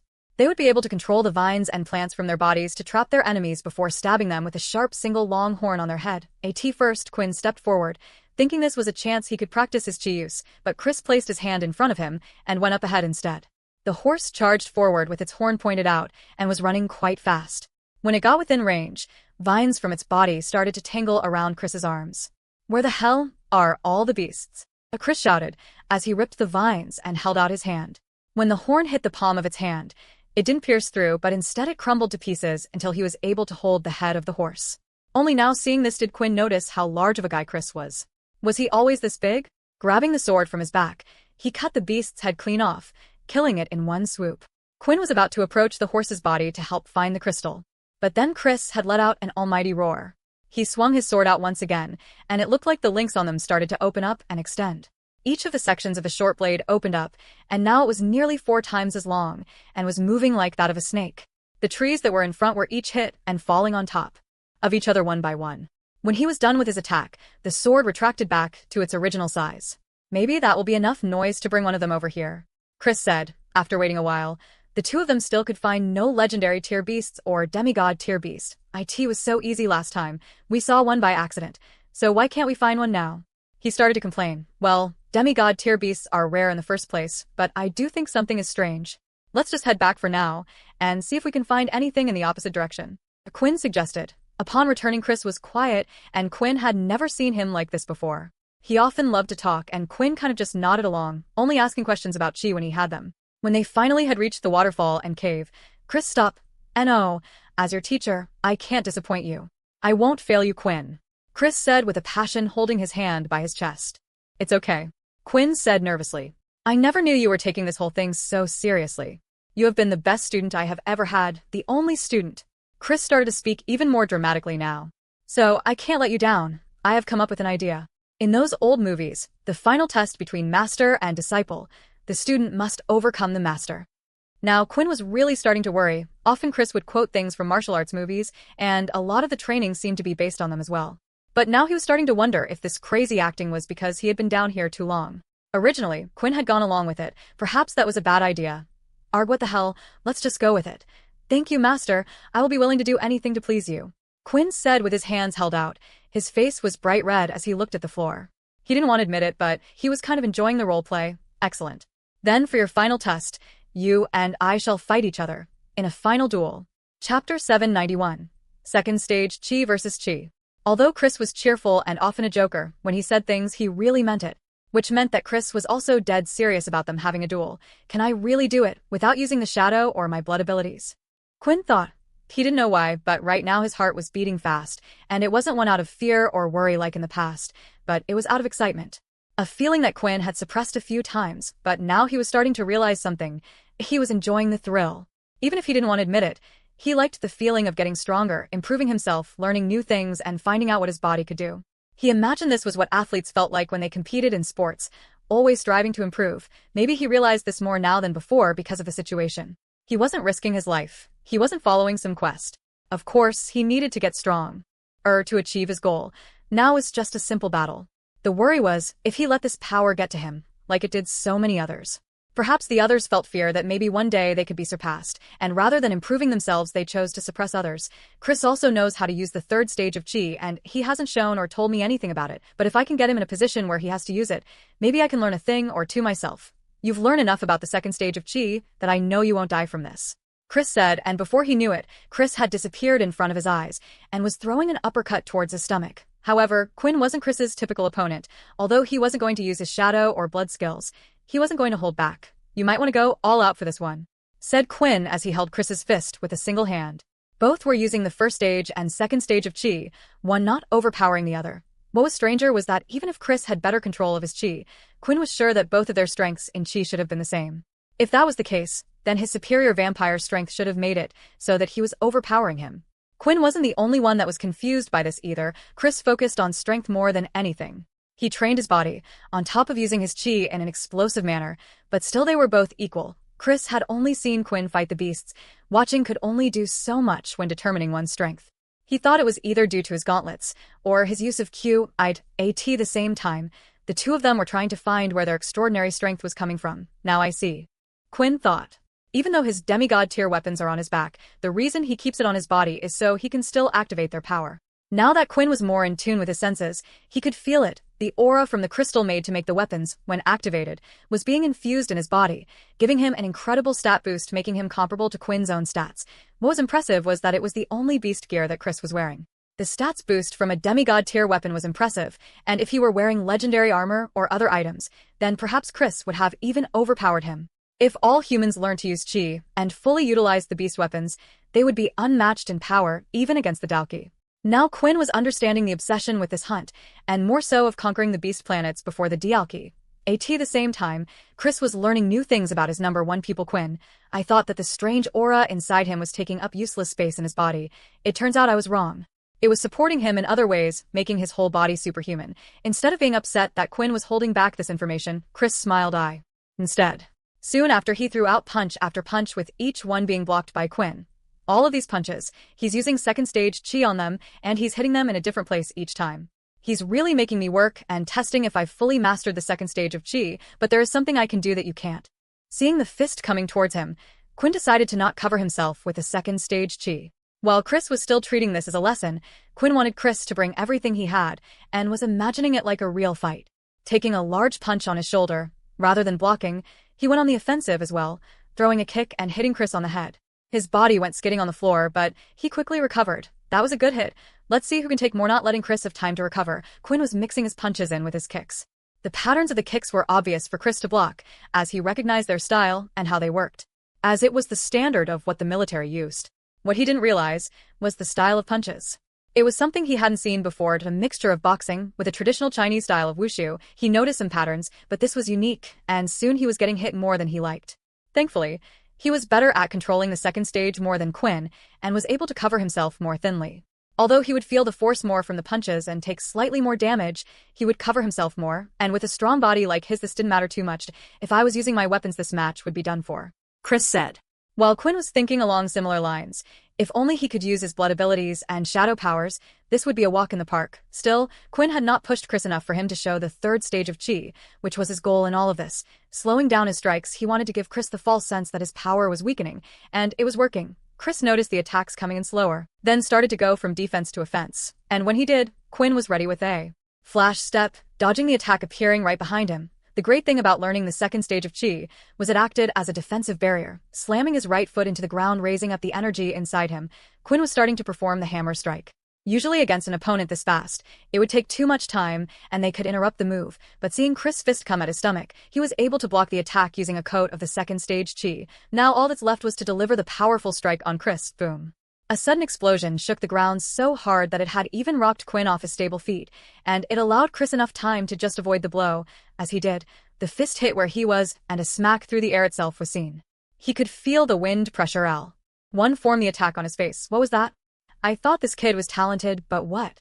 In the middle of Cherz's thoughts, another loud explosion happened, and the ground was shaking again. In a distance not too far away from the two of them, winged beasts could be seen flying away from the scene. It was clear something was going on. You want to go check it out? Chris asked. Yeah, it wouldn't do any harm to check at least. Quinn replied. The two were soon off to explore just what was causing the strange explosion. Chapter 792, Unknown Man. It didn't take long for Syl and the others to find out just how dangerous the place they were in was. Syl had already dealt with a legendary tier beast with ease before, a single strike even. However, while searching for Quinn, they soon found themselves coming across more than they bargained for. It had been a few days since they landed and began their search. Due to Syl's persistence, they agreed that they would look for Quinn first. According to Logan, the demon tier beast was remaining still in one place and unmoving, and it seemed to stay that way for the entire duration. This was one of the reasons they eventually agreed. The other was because they didn't want to get on Syl's bad side. It was clear he had a short temper, and the level and strength of his powers were hard to gauge. Of course, with each day, after 24 hours had passed, Syl's ability would reset, although the others wouldn't know this. Resetting meant Syl no longer had the ability stored, and he would have to touch the others again. Touching Owen was easy as he would allow this, and the same could be said with Logan. Helen and her two sisters had been left to look after the ship, but each day the group would return to the ship after searching. Therefore, touching them was still rather easy for Syl, a lot easier than he imagined. It was a strange feeling when the girls saw him, a powerful person who even caused fear in the leaders, but at the same time, very childlike. The girls found him quite cute, and often would play with his hair, or pinch his cheeks, so there were no problems there. Still, after displaying his powers in front of everyone, there were two people who were cautious of him, and that was Duke and Oscar. They would keep their distance from Syl so that he couldn't get anywhere near. There were no secrets about this child, as Duke knew his ability well from the files they had received when he was in school, but they didn't know the in and outs of the ability. Regardless, they didn't want to be anywhere near him for now. Because of this, Syl's attack power was significantly weakened compared to before. But it was still strong enough for him to defeat the beasts with ease. The group were standing in a dark, muddy field. It was strange as there was no greenery, while the rest of the place was filled with jungle. All their problems with the beasts seemed to stem from when they stepped foot in this area. A giant silver gorilla, with a tail of a scorpion, came out from the jungle to the clearing they were in. When it got in range, multiple plants would pop up and start firing away at the gorilla. It was the thorns from Helen's skill. Unfortunately, he didn't have their soul weapon, so it was basic. By the time it got close, Syl was able to finish it off with his lightning bolt. That was now the 5th beast that had attacked them while they were there. They didn't know why, but it was as if something was radiating off them. All the beasts were now starting to make their way towards the group, and that included the strong ones. Why do they keep coming? Bonnie asked as she was starting to panic. As soon as she finished saying those words, another beast had come into view. There was a problem though. Syl couldn't keep doing this forever. His MC points and level would have been above everyone there, and it was true, he could combine the levels to make an almighty attack, but the stronger the attack, the more MC points it would still use, and Syl was starting to grow tired. It looks like they're doing this on purpose. Logan thought as he was observing both Duke and Oscar. The two of them haven't done much in terms of helping fight the beasts. Even Owen is firing his abilities. You would think they were just preserving their strength, but that's not it at all. They're afraid of Syl. Logan's hunch was on the ball. Both Duke and Oscar didn't want to help Syl, and were glad he was getting tired out. They felt like he was a loose cannon that they couldn't control. Because of him, they were wasting time and effort when the demon tier could be escaping for all they knew. They wanted him to weaken, soon. A loud rumbling was heard, and the ground was felt shaking from underneath them. Bonnie and Void fell off their feet, the shaking was that rough. It went on for a good few minutes, and it was only getting stronger. When the shaking stopped, they realized that the beasts had stopped coming from the jungle area. Was that an earthquake? Bonnie asked, finally. With a moment's rest, Logan could pull out his computer to check something. Hey. A voice was heard shouting in the distance. When Syl and the others turned around to look, they could see Quinn walking forward with a red-haired man behind him. Quinn, you're safe. Syl thought, and a giant smile beamed on his face. However, Quinn's mood soon turned sour, and his facial expression had changed when he looked at Duke. It was so intense that even Chris, who was standing next to him, could feel his chi building up. Whoa, Quinn must really hate one of them. Chris thought. When he looked over, that's when he recognized just who Quinn was waving over to. Wait a minute, isn't that the military supreme commander Oscar, and Owen the head of the Greylash family? What the hell are they doing here? And this kid knows them. I really shouldn't be here. Chris thought, as he started to turn away and hide his face. When he did, that's when Oscar spotted the two wee pawns on his back, and his eyes widened. Back on the surface where the others had fallen through the crack, Mona had begun to make herself comfy. She had brought out a nice comfy levitating seat with her, and the others were busy chatting away. It turned out that there weren't many beasts on the surface of the planet. For what reason she didn't really care. This has turned out quite nicely. While they're doing all the work, I still get my part of the deal, having access to the demon weapon on request. Even if it isn't successful, I can always build up a force later on and try for the other demon tiers thanks to Logan. The only thing I didn't really calculate was the strength of the demon tier. Who would have thought that they were that strong? I'll have to prepare more in the future, but I'm sure I'll be able to do something if I pick and choose my battles, she thought. While relaxing away with her eyes closed and deep in her thoughts, she felt her eyelids darken even more as a large shadow was cast over her. Opening her eyes, she could see a large spaceship, but it was not one that she recognized, and it definitely wasn't one of the ones belonging to any of the others. Could it be Pure? Miss Bree, what should we do? A man shouted. Prepare yourselves, this could turn into a nasty battle, she said as she prepared her beast by her side. All groups were ready and standing behind Mona, waiting for her command. The ship slowly landed, and the ramp started to defend first. Let's see how you deal with this, Mona thought, as she commanded her beast that was like a spirit to head over to the entrance of the ship. When the doors lifted, a large dark red fire hand was seen grabbing onto the beast, and it was turned into ashes in a second. What do we do? Miss Bree, Mona. They shouted, but she wouldn't respond. They thought it might have been due to how easily her beloved beast was killed, but it wasn't. It was because of the 3 people seen walking out of that ship and heading towards them that I heard there was a demon tier beast on this planet. A deep voice said. When the person in front got close, Mona immediately got down to her knees, and tears were running down her face. What is he doing here? Why is he here now? Why did he leave that island? She screamed inside her head, as she feared for the whole world as they knew it. Chapter 793. Strong Rumbling. Looking at the weapons on the red-haired man's back, Oscar's memory flickered of when he last saw them. He instinctively grabbed his own blade, which was by his side. However, his grip around the hilt loosened when he looked at the man closely. Who is that? I've never seen that person before, he thought. Regardless, even if they didn't know who Chris was, he was already on his way out of there. That was until he saw a black smoke of mist. Isn't it the kids? The strong anger inside Quinn still hadn't settled. He promised himself that if he saw Duke again, for attempting to take his life, that he would finish him the next time he saw him, and through that, his desire was summoned, and someone or something was there to complete it. Although the smoke appeared behind Quinn, when Chris turned his head to have a look, he could already see the large deathly claw of the Bone Claw appearing behind Duke. A large swipe of its hand slashed the back of Duke, carving a large scratch across his whole back. Arg! He screamed in pain as he fell to the floor and landed on his knees. The long fingers were strong, and Duke never saw it coming. They had sunk in quite deep into his body. Oscar, who was usually keeping an eye on Duke, was too busy looking at the red-haired stranger who was by Quinn's side. He was distracted and was unable to help Duke in time. Seeing such a creature, he thought it was a humanoid beast, and went forward to strike, but by then the beast had already teleported away from Duke's behind, making his sword hit nothing but air, and the next place the bone call appeared was directly in front of Duke to finish him off. Why is Quinn attacking them from the way he was acting before he seemed to be on friendly terms with them? If I'm not wrong, that's the same beast that I saw that was protecting him before. Can he not control it? The initial blow on Duke's back was worse than he thought. It had ripped through his chest armor, although it was weaker on one's back, which meant he could only think that it was a high-level beast. The only thing to do now was to activate his soul weapon and cover himself with the earth, but it would be too slow. All these thoughts went through his head as he saw the claw dangling in front of his eyes, but then, slowly it started to freeze, as a large tunnel of ice came out and froze the death claw in place, soon after a slice with the demon tear sword dealt with the beast. Instead of the black blood one would see, they only saw it turn into a black mist that slowly went over to where Quinn was. However, it would be hard for them to relate that the beast was something to do with Quinn despite this. The only reason Chris had figured it out was due to the beast's strange actions beforehand. What was that? Bonnie asked. I think it was some type of beast. Is it still alive? The attack had startled most, and they were now on guard for what was about to happen next. Turning his head, Oscar could only assume it was one person, especially after seeing the smoke head their way. That damn red-haired. Oscar thought.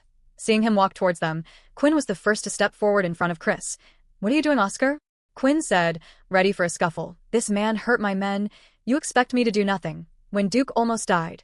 That man doesn't deserve to be protected by you. Quinn replied, still upset. He tried to kill me.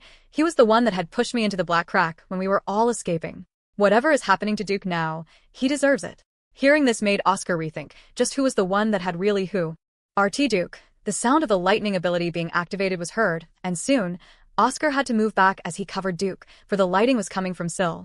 This isn't a good situation. The Curse faction are too strong. There is that blonde boy over there, and there is also Quinn and the other man, 3 against 1 or 2 if I include Owen being on my side. It isn't a good matchup for me, Oscar thought. How could you? Duke shouted. I saw one of the Emperor tier crabs coming from the side, so I decided to push you back before it clawed your head off. I knew no one would buy my explanation, so I kept it in. Now that you're alive, you should be thanking me. How could such a person claim a thing, Duke? S words were only making Quinn more angry. What an obvious lie. Quinn replied. You try to save my life? Why would you ever even think of doing that? You have been scum ever since your days at the academy. Quinn, hear him out, Oscar said. And I have to say, I'm not really on trusting sides with you right now. It seems like the rumors are true after all. The Cursed faction really are working with Pure. He said as he pointed his finger towards Chris. This was something Quinn expected, but the certain situation wasn't one he thought that he would be in now. Quinn, I'm sorry for putting you in this situation. Chris said. I should have told you I was in Pure, but people tend to act this way when they find out. Don't worry, Quinn replied immediately. I was the one that actually started this mess, and I might not be the best judge of character, but that man on the floor is a lot worse than you. Quinn, tell me who you want me to deal with. I'm ready when you are, Syl said, still standing there with bolts of lightning running up and down his arm. With the Demon Tier's third active skill, Syl had to be careful, and Quinn knew this as well. Essentially, that single skill was what made the demon weapons so deadly. The stronger one was, the more powerful effect that skill had. Quinn, if you're going to fight, then I will be happy to help out my disciple for this one. Chris said. This is not how a leader of the world table should act, Oscar said, as he placed the sword down by his side.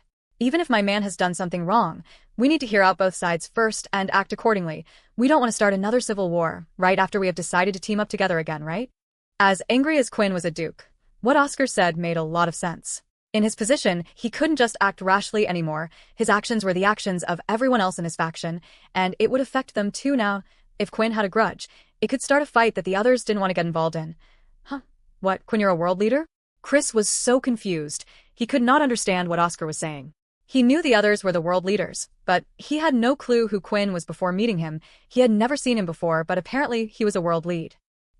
This situation is getting wilder by the second, Quinn thought, and it would have been better for the two of them to have been honest with each other first. Guys, Logan said, interrupting everyone, even though he hadn't said a word so far.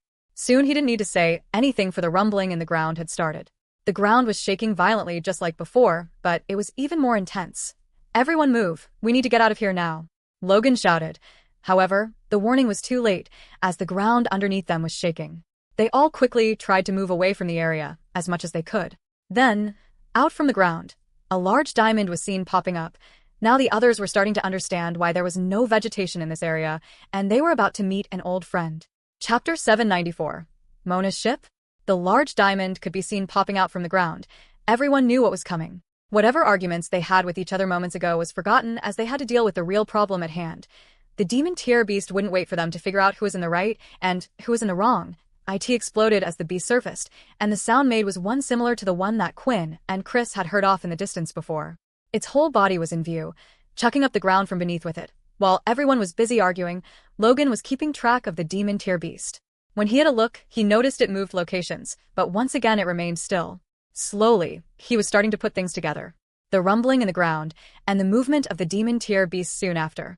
The ground they stood on, why there was no vegetation in the area, simply put, the area they were standing in now, was one of the spots the demon tier crab visited frequently. Still, he couldn't work out why constant beasts were making their way here. However, a memory returned to Logan when they were underground, on a particular orange portal planet. The beasts seemed to communicate with each other, and were all influenced by the great power of the king tier beast. They're a lingering power that we humans can't see? Is that what was attracting the beasts here? As interesting as this thought was, he now needed to get out of the way, along with Bonnie and Void, for the others had a great beast to defeat. Thank you. Duke managed to cough out, as he was still injured. Right now, he was being carried underneath Oscar's arm. The injury wasn't too bad, and usually one would be able to still move, but for some reason the pain was lasting a while after the attack. If you're too weak to join this battle, then you don't have to fight, Oscar said, before rushing in to fight the crab with his weapon drawn. I was going to leave you guys be, Chris said, but now that damned crab is in front of me, I'm going to have to teach it another lesson. Drawing his two blades, Chris was not holding back this time when he went against T. He demon tier beast, AS for Syl. Quinn had managed to throw his shadow to the ground and use his sync skill to drop Syl inside his shadow and reappear him by his side. Syl had great power using his abilities, but in terms of speed and reflexes, he was better than top humans, but nothing compared to all these monsters here. Watching Oscar take on the carb, Quinn realized something. He didn't notice it in the last fight, but Oscar only had the earth ability. He didn't utilize chi, yet he was able to move faster than the crab, and it was all because of the demon tier sword. Not only that, but Quinn soon realized that he was even moving faster this time compared to before. Was he holding back? Maybe from fighting a demon tier beast before, he knew the crab hadn't shown everything yet. So, he didn't want to use his full strength. Quinn thought. Syl, you're tired, right? Quinn asked. I can see the sweat on your face. Quinn, I can still help you fight, Syl said, as he grabbed onto Quinn's arm. Don't worry, I'm not going to die, and I have a few tricks at my sleeve. You recover with Logan and the others, and protect them if you see anything coming. We can't have you dying, and we still need to get Vorden and Ratton back. Quinn said. It was safe to say that the crab had made a full recovery from the last fight. The beast of a higher tier did heal faster, and they had seen its impressive regeneration abilities. Still, each person seemed to have also learnt from the last fight and was much more cautious, apart from Chris, who was swinging his large blades at the large crystal on the crab's back. But then Quinn noticed something. When one of the thin claws came to attack him, without even looking at the claw, it was knocked away, as if by some invisible force. That's the same thing Lucy did. Is that the third stage of chi? Quinn thought. The second stage could only block. Maybe third stage of chi was an external strike of chi. Now knowing this, even if he were to never see Chris again, it was something he could try to progress on his own. Finally, Quinn too had come and joined in the fight, wasting no time. The first thing he did was use a hammer strike against one of the crab's legs, blocking another one of its thinner claws, raising up a blood wall. He had used only 10 points of HP to create the wall. He knew this would not be enough to block the attack of the demon tier, but he needed to only slow it down. While touching the blood wall, he was able to coat it with the second stage of chi. Then when one of the other claws came towards him, he prepared himself to use a hammer strike or a hammer kick, kicking one of the claws and slightly cracking the crab's outer shell. His blood wall was shattered, but he was fine now. Flash stepping out of the way. Jumping after the damaged claw, Quinn threw out a blood swipe, catching it with his shadow, creating the scythe, then striking it down. He finally cut the limb off. This was something Quinn was able to do before, but this time was different. The limb wasn't regenerating back. Thanks to him using his second coat of chi, when attacking with a shadow scythe, he was able to leave a little bit of his own chi in the attack to disrupt the beast's natural healing process. Seeing this, Chris went back as he found attacking the large crystal useless and stood in front of the crab. This is going to tire me out, Quinn, so I might need you to take care of me for a while. Not allowing Quinn to reply, Chris started to extend his two swords and slashed, swinging at full strength at all the claws around the area. They whipped around out of control like a snake. He didn't care if he was to hit Oscar or Owen, but the two of them were able to avoid the blade anyway. The strong attacks managed to cut each of the limbs off, and they were now no longer regenerating. The weapon itself was impressive, as it ripped apart each of the hard legs like a chainsaw. Even Oscar's demon tear blade was not able to do that. However, as soon as he was done, Chris was covered in sweat and on the floor. Take that, you stupid crab. I couldn't do that last time because I was on my own. Quinn, make sure I'm safe. There was one easy way for Quinn to do this. Shadow Lock activated. Chris had suddenly disappeared, but there was no chance of him getting hurt anymore. I hope he's smart enough to not try and break out of the place, Quinn thought. The diamond on the crab's back started to shrink, and soon its two large claws that remained near its face started to crystallize just like before. It started using them like two giant hammers, slamming them down. When Owen, lightning bolted himself away, he appeared on the crab's back. It was still partly made of diamond, but now he could see that a section of it was no longer covered in diamond. The crab's back is now open. It looks like it can only move part of the diamond around to different parts of its body. Hearing this, Owen was striking the back, and Quinn started to help him while Oscar was left with at the front. It was better this way, because occasionally, the crab would shoot a jet of water out of its mouth, and when it did, Oscar was able to use his weapon's active skill.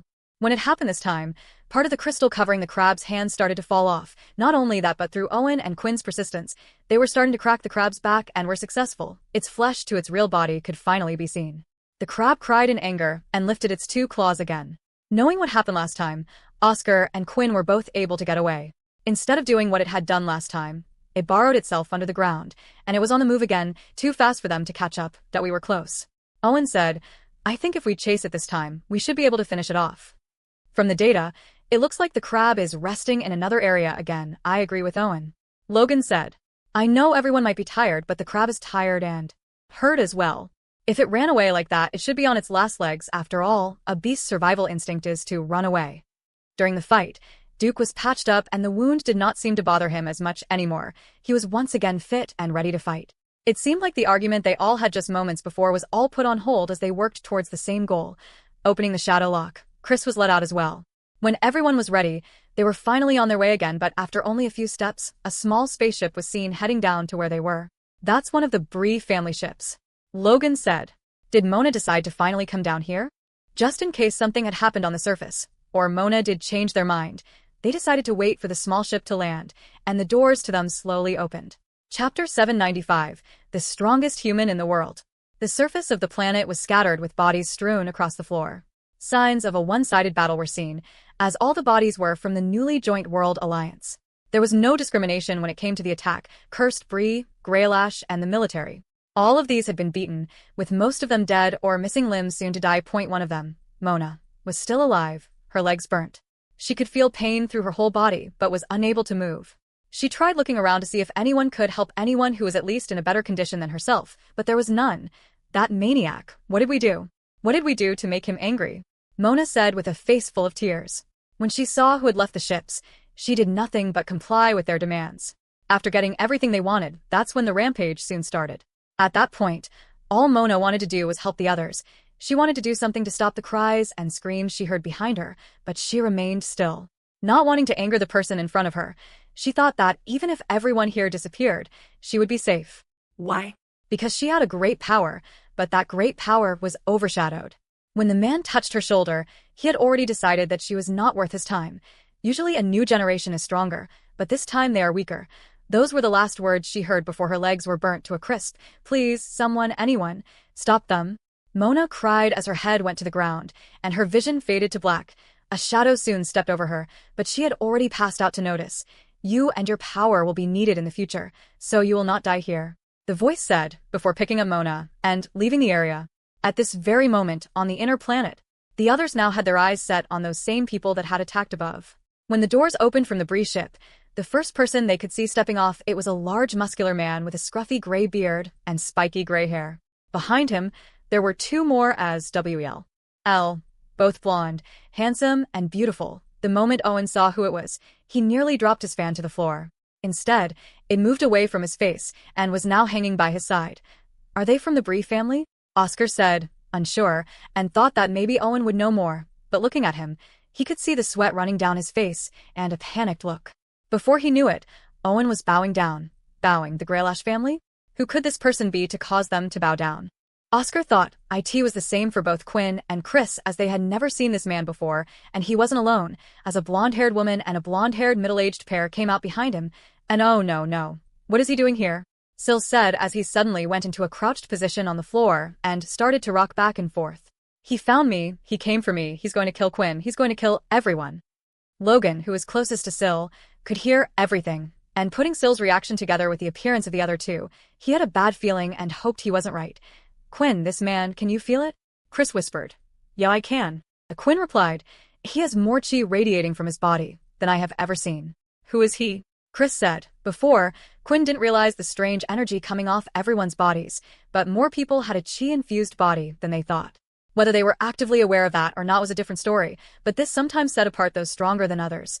Some people could sometimes feel this as a certain type of aura, but what they actually felt was the chi, as chi would often shape and react to a person's emotions. Knowing how strong the chi this man had, and the sheer amount in his body, Quinn thought that maybe it was the pure leader who had arrived, but Chris would have surely known what the pure leader would have looked like, so it couldn't have been him, that I came here to collect what is mine.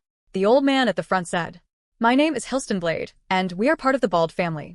Saying those words made Logan, Quinn, and Chris act differently in that precise moment. Chris had heard this name before, but it was passed around more as a myth within Pure.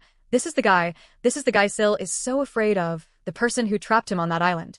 Quinn thought, gripping his fist. Inspect failed. No quest has been given, no threat detected at that moment. Quinn wasn't fighting him or trying to live, so it made sense for the system not to have a quest for him. Still, for his inspect skill that was now a high level just to fail, that was surprising, but there was something else that it did show him. Although it failed to bring up basic information, it didn't fail on bringing up the equipment stats for the gear he was wearing. This was why Sil had acted like he had when first seeing Hilston. He knew what that equipment was before Quinn did. An armor colored in a black and gold trim, almost demonic looking in design. It looked impressive on his body, and it didn't just look impressive. Every single piece of equipment he has is at the demon tier level. How is that possible? Quinn thought. Seeing that alone was telling him to try and get out of here, but could he even if he tried? Although he had no demon tier weapon, did that even matter? According to Sil, Hilston was somewhat of a superhuman, and now sensing the chi from his body, Quinn could tell why. If he also had the added stats of the demon tier equipment and Sil's ability, this person was the strongest human to exist. My grandson, if you wanted to run away and hide, you should have done a better job. Your face was blasted all over from those reporters over there. Hilston said with a chuckle. Hearing Hilston speak provided more clues to both Chris and Oscar of who this man was and why Owen was bowing down. If the family's blonde boy could do something like that, then the head of the family should be something special. I'm sorry. Sil kept repeating. Now seeing the person they were all afraid of acting like that, they knew it was a serious problem. This bastard, look at Sil. How is it normal for your own family member to be that afraid of you? Quinn thought, but these were just thoughts as he knew he wouldn't be able to do anything. He was happy that the bone claw was still recovering, because if it could read his thoughts right now, it might have come out for an attack. I see that you guys are in the middle of a hunt. I know there are a few of you here who might not know me, but we are the ones that have controlled the Bree, Sunshield, and Greylash family from behind the scenes for a few generations now. We have hidden ourselves in secret, but a certain someone wanted to show off a little. Hilston said, looking in Sil's direction. We have finally decided that we should have more of a presence around here. You too. Hilston said, pointing at Bonnie and Void. You are the reporters that filmed everything earlier, correct? Turn your camera on. It's time that everyone knew of the Blade family around here. Record everything you can. Although the words spoken by Hilston were calm, they felt like they needed to listen, and Void started turning on the camera. If they are here, did Brock come along with them, or is he still on the island? Logan thought. Brock was one of the key workers on the Blade Island that had let him go free. If it wasn't for him, he wasn't sure they would have ever escaped that place. He also had told Logan to keep looking, as if he was close when asking about Richard Eno. Well, what is everyone waiting for? Why don't we go on this hunt together? Hilston said, smiling. Chapter 796, A Fool Never Learns. It was a weird reaction to say the least, but the only reason why it was working out between everyone and these two groups was due to how quiet Chris and Quinn were being, and how cautious Oscar was. Owen, he was the tiebreaker between all of this. Oswin as Hilston sich. Estade going on a hunt. He stood forward, bowing just like before. It would be great to have you help us on a hunt, Owen said. Oscar had noticed Owen's change in demeanor. Owen was a confident young person who spoke freely whenever at the leader's table, but he wasn't doing so now, which made Oscar act cautious as well, on top of knowing that he was released to the blonde-haired boy somehow. The whole group was on the move just like before. This time, Bonnie and Void were filming the whole thing. They were unable to go live where they were underground on the inner planet, but they would be able to post a video about it after. Although Bonnie and Void felt like they were forced to film, at the same time, she couldn't thank them enough for allowing them to film such a turn of events. After witnessing Syl's power, she became curious about his family background. She never expected them to turn up. The two of them were walking off to the side filming everything, while the Blades were traveling at the back. This included Syl, who was walking along dragging his feet with his head down, standing next to his mother and father. No one asked him to do this. He just naturally fell into place, and seeing Syl like this was just upsetting Quinn even more. I've worked so hard, I've improved so much, but still, everything is telling me that if I try to save Syl from them, I'm going to lose. I need to think of a way to bring back Syl with us. I can't lose him again. Logan was now traveling closer to Quinn and Chris. He felt more comfortable next to them, especially after the new people appeared. Quinn, I think it's best if we stay away from Syl for now, pretend we don't really have a relation to him. We don't know how much they know about Syl, or why he left the island. They might not even care. I just feel like maybe part of the reason they are here is because they're looking for the people who helped him escape from there, and if he finds out what we did, I'm sure he will have a great grudge. Logan explained. Quinn agreed, but he was pretty sure that they had already been made a target, especially if they found out that they had taken in all the other kids from the island as well. After fighting Syl's siblings, Quinn knew how strong the Blades were, so he thought he had a clear idea of the others' strength. What he did not expect was Hilston, Syl's grandpa, or technical father, had 4 pieces of Emperor tier gear on him, and the other 2 by their side were not weak either, with each of them wearing demigod tier armor. The atmosphere was heavy in the group, as they soon realized that in the end, all these people were a group of strangers working together. The signal is not too far up ahead. It still hasn't moved. It probably is quite injured from the last fight. Logan said. It shouldn't take much to finish off the demon tier beast. As they were getting closer to the beast, Oscar needed to make things clear. Hilston, being so strong, I was wondering why. You never chose to show yourself to the military? Oscar asked. I understand you said you have come out now to look for your beloved grandson, but it seems like all the great power users knew about you apart from us? Chris was also interested in this. Pure had very little information on the Bald family. They just knew a greater power existed beyond the big 4 families, and nothing else. All their attempts in getting an insider had failed. You should see it as a blessing you didn't know about us. Hilston said while laughing. All of these only knew our family due to the pain of choosing us, the pain of trying to overthrow us, so in return they were punished for it. I hope you don't do the same. When speaking his words, Hilston sounded so calm, but at the same time, they were a threat, and Owen knew what Hilston was talking about. Due to the big families all at one point trying to defeat the Blades, they had been bound via a contract to have their stronger members become chained. If these Blades were so powerful, then my real question is, why didn't they join the war and try to help us fend off the Dalki? Oscar thought with anger building inside him. Even the other big 4 families, as arrogant as they were, had tried to defend Earth. Yet, the Blades just sat back and did nothing. Finally, they had left the jungle like green, and were now walking through tall grassy fields. Then, up ahead on a large hilltop just like the area they were in before, a giant mud patch, where grass didn't grow. The large back of the crab could be seen. Its wounds still had not healed from before, and black blood was pouring out from them. Still, it was a distance away, but due to its sheer size, they could see it. Thank you for leading us to the demon tier beast. It will be nice to add another one to the collection, Hilston said, and the 3 of them picked up their pace and walked ahead of the others. Wait, Oscar said. We still haven't discussed the terms. I know you are powerful. I can see that, and I would be happy to invite you along to our hunt, but we have already made an agreement between the world leaders as to what to do with the demon tier weapon to be made. If you would like, I would be happy to add you to that agreement as long as everyone agrees, but we need to agree to these things beforehand. Immediately, Hilston started to laugh. You expect me to be part of some deal? Have you gone mad? The Blade family take what they want from who they want. That demon crystal, once we kill the beast, is ours. I thought you would be smarter than this, Oscar. I thought you were complying when you were leading us here, but now I see it was all just a big misunderstanding. You crazy old man. Duke shouted at him. You really think that we would just let you have the demon crystal? Why would we agree to such crazy terms? Maybe all of that hiding has made you go crazy. Duke had been holding it in for a while. He hated when others disrespected the military, and even M.O. So when they did to Oscar, a family they never heard of before, they couldn't be that strong, was what was going through Duke's head. Oscar was just a cautious person and sometimes too nice. Crazy? Hilston repeated, and the mother and father Blade stepped back, pulling Syl with them. Owen was now sweating even more than before. This is it. This is what I feared.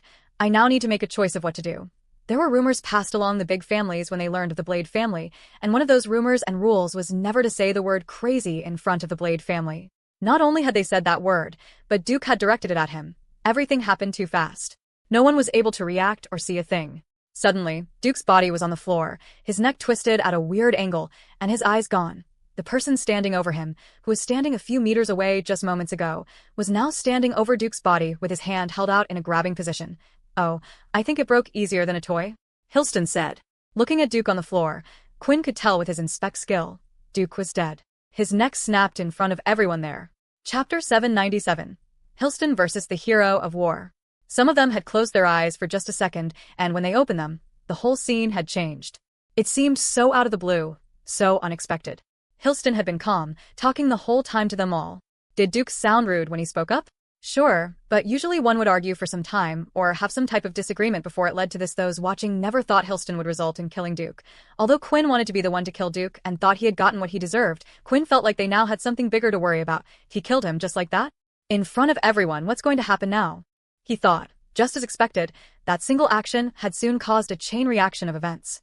The ground was lifted where Hilston was standing, two large walls holding and trapping him in place. Soon after, Oscar had swung his sword and activated the first skill. A tunnel made of ice came beaming out towards Hilston. Expecting him to dodge or avoid this attack, Oscar was watching carefully, ready to strike with his sword. Instead, Hilston stood there, and as the ice had gotten extremely close to his body, it started to melt by the second until there was just a pool of water where the tunnel would have been. The fire ability from the Sunshield family. They're still alive? Oscar said. He had received information on the Sunshield's demise, but had no clue what had happened to them. Now, knowing what type of ability the kid and his family held, all sorts of thoughts were running through his head. Still, even if Bernie had been captured by the Blade family, the question was, how was Hilston's fire ability so strong that it was even able to overpower his demon tier active skill? That idiot's ability has become quite handy. And more ways than one, Hilston said. That fool is also considered one of your leaders, correct?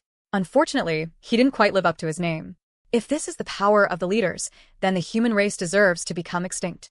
From the start, Oscar wanted to avoid this conflict if possible, but from this man's actions, which were so rash, even killing Duke, he knew if a person like this was placed near the top, it would be doomed for the human race. His words just then had convinced him even more. This wasn't just a fight to avenge Duke's death, this was a fight for the whole sake of humanity. Gripping his demon sword tightly, it was the only thing he could safely rely on at this time. Oscar took a step forward, planning to move in, when he saw a spark of blue light coming towards him. At the last second, he was able to twist his sword and take the attack. Now coating his sword in blue streaks of lightning, he could see it was the Greylash's power. However, Oscar was unprepared. He hadn't coated his arm in earth, and from the sword the power was running up and down his arm, but he stood there as if it didn't affect him and allowed the ground to slowly cast over him. This person is just like that kid, but he should be more experienced, so I have to be careful, Oscar thought. When the lightning died down from the sword, Oscar moved again, ready this time. Even if Hilston was in a secret position of power, hardly anyone knew the weapon's abilities, and Oscar wanted to use this information against him. When the lightning attack came towards him again, this one was more powerful and larger than before. Two huge lightning bolts came towards him at light speed. The first one a warning shot to see how I deal with it, then the second one to show me your true strength. That's just perfect, Oscar said as he placed his sword on the ground, activating the third skill. The ice barrier. It raised up in time and started to glow as the sword was stuck into the barrier. When the lightning bolts hit the barrier, it stayed there for a few seconds before being reflected back. Now the powerful attack was being used against Hilston, and it would be slightly stronger than before. Following up the attack, Oscar moved in, thinking that it wouldn't be enough to finish him. I didn't activate all of the demon tier weapons aura before, but I'm going to need every bit of your power, so please help me, Oscar said, as he went from one side of the field he was on to the other faster than before. The bolt of lightning had hit Hilston first, and rather than being flung back or trying to avoid the attack, Hilston just stood there. However, Oscar didn't care as he swung his sword down with his full strength and speed. Before his sword had struck Hilston, his eyes widened and his sword was stopped as it was grabbed by Hilston's bare hand. He's completely fine, even though he was hit directly by his own strike. I saw it, but he looks unhurt. Now that Oscar was closer, he could see black and gold armor better, and seeing how well he took the attack, there was only one thing running through his mind. It can't be. He's wearing demon tier armor. This weapon is strong, but it seems you rely on its power too much, Hilston said. You have neglected training yourself, and at the same time you forget that abilities are king. A heavy blow from Hilston was delivered right into Oscar's stomach. It was so strong he had expected to go flying, but instead his back was hit against a wall, and he sent through not one but multiple, slowing him down. It also allowed the punch to do far more damage than usual, as the full force of the punch had been received. This person, they're not human. was the thought running through Oscar's head as he was sent flying. When his body did finally land on the floor, it didn't stay there for long as a pillar made from earth rose from the ground and hit him on the back, lifting him up above the ground. Before he knew it, a large fireball was in front of him, chasing him back down to the ground. Using his strength, Oscar managed to activate the second skill of the sword. The fire started to slightly freeze, but it was stronger than he thought and had still hit him. The fireball slammed him into the ground before the flames eventually diminished. He was hurt, badly hurt, but Oscar was a strong one. He dug his sword into the ground and used it to lift himself up. How can I beat him? If he uses lightning, then my earth ability should give me the edge, but he has multiple abilities. He can switch to fire, which is strong against ice, and can even use the earth skill better than me. On top of that, he is physically stronger, and the other two by his side haven't even joined the fight yet. Watching the whole thing, Bonnie and Void's eyes were filled with tears. They were capturing everything they could, expecting it to be a fight of high skill. Void had upped the frame rate on his camera, and later he could capture as much as he could. The reason their eyes were filled with tears, though, was because of Oscar. The war hero of Earth was being toyed with. Even if they didn't like what the military had done, everyone had to thank Oscar for what he had done in the war. They had seen recordings of how he fought against the Dalki, and now for him to be treated like so, barely able to do anything against another, was devastating. Why are you guys just standing there? Bonnie said, watching with your eyes wide open. I know this is selfish and stupid of me to say and ask, because me and Void can't do anything, but you guys are the strongest Earth has to offer, right? Then do something, can't you see? If nothing is done by that man, then, please just help him, she said, falling to her knees. So far no one else had joined in. Oscar was the only one that had acted so soon after Duke's death. They were overwhelmed by the power they had seen. Armor skill, activate, Oscar said, and his chest piece started to glow green. This will help me heal, but it will take some time. But time was something Oscar didn't have, as two even larger lightning bolts were sent his way. He was too injured to move, and the active skill of his chest piece hadn't healed him enough yet. Looking at his sword, he could see the red ring was only halfway being off cooldown. He raised an earth wall, but the lightning bolt went right through it, not slowing down. I finally made my decision. A voice over Oscar's shoulder was heard. A metal fan was seen pointing outward from a hand, and out of it came another strike of lightning hitting Hilston's and slowing it down. Owen, thank you, Oscar said. Recover, and we will fight him together. I had planned to do this at some point, and I can't see any other time where we have a better chance of beating the brute. Still, even with Owen's lightning power and Oscar's earth from before, he was being overpowered. That was until someone else had joined in, attacking the same spot Owen did, increasing his power. A large bang of sparks erupted, and all of the lightning had disappeared. Oh, Sil, Hilston said. I couldn't have been happier. It looks like what Vicky and Pi said were true. You have finally gotten your powers back. But I didn't think you would be using them against me. Oscar didn't know what was happening or why the blonde-haired boy from before was fighting against his own family, but he was welcoming it. I never thought I would be helping the military. Another voice said. But I have a feeling if we don't kill that guy, he's going to snap all our necks like he did to that other dude. Chris said as he stood by Oscar's side as well. It seems like Bonnie's plea had hit a lot of them, and they had all come to their senses. As everyone was willing to join in the fight, all except for one, which was Quinn.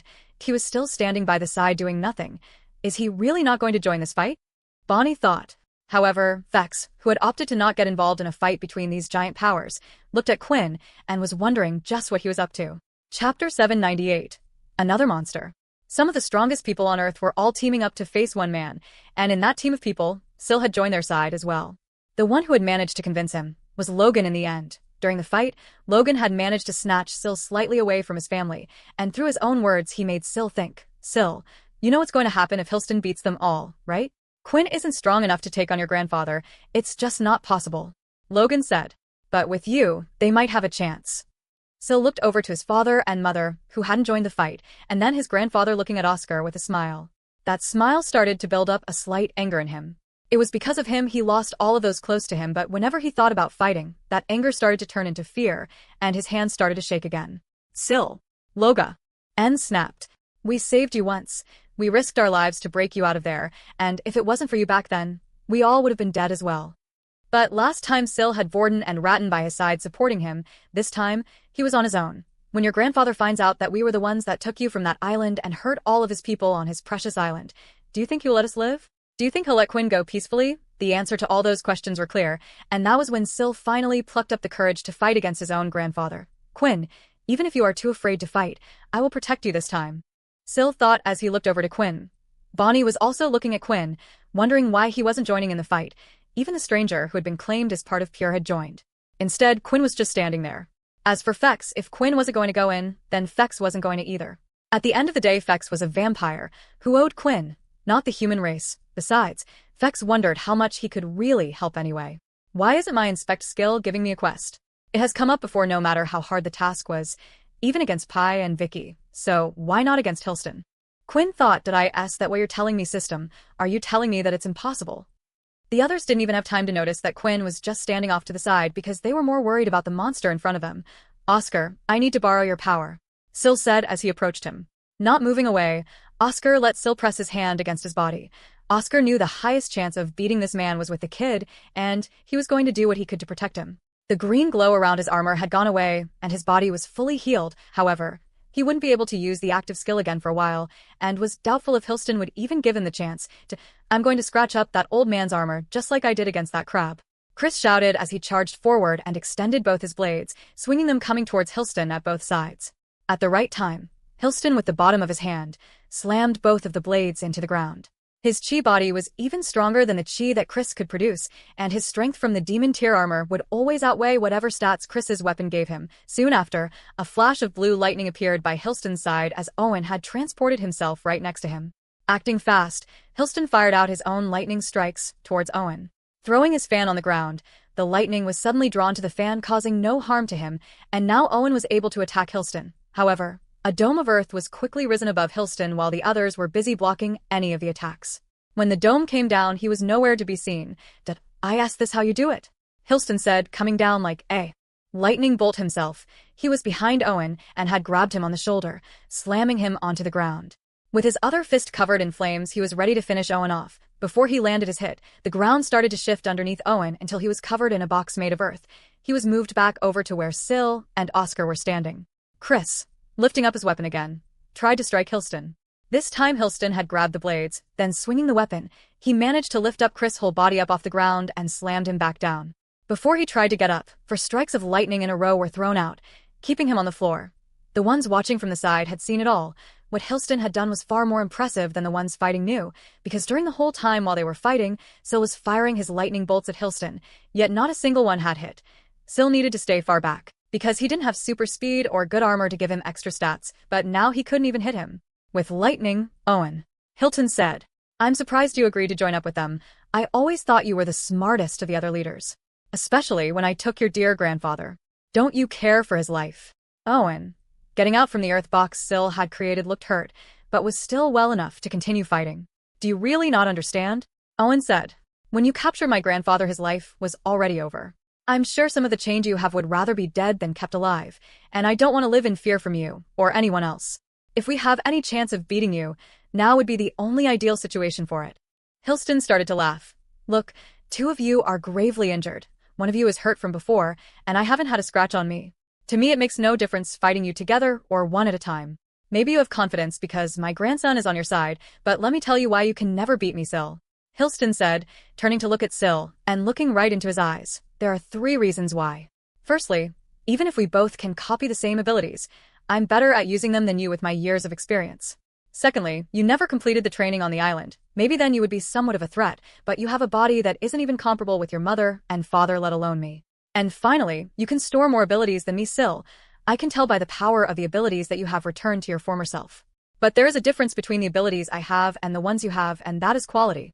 After his speech, he fired off a large blue lightning bolt more powerful than any others, and Syl, out of reaction, had done the same. When the 2 hit, though, there was a clear winner as it continued to push forward against the other lightning strike. Before the strike had hit, the ice barrier was raised up once again, but it was only a repeat of last time. Even when the strike was returned, it had hit Hilston's chest piece and had no effect whatsoever. Now, what was the point in that?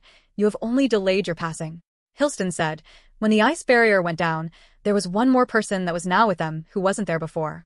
A kid with black curly hair. Oh, and who is this?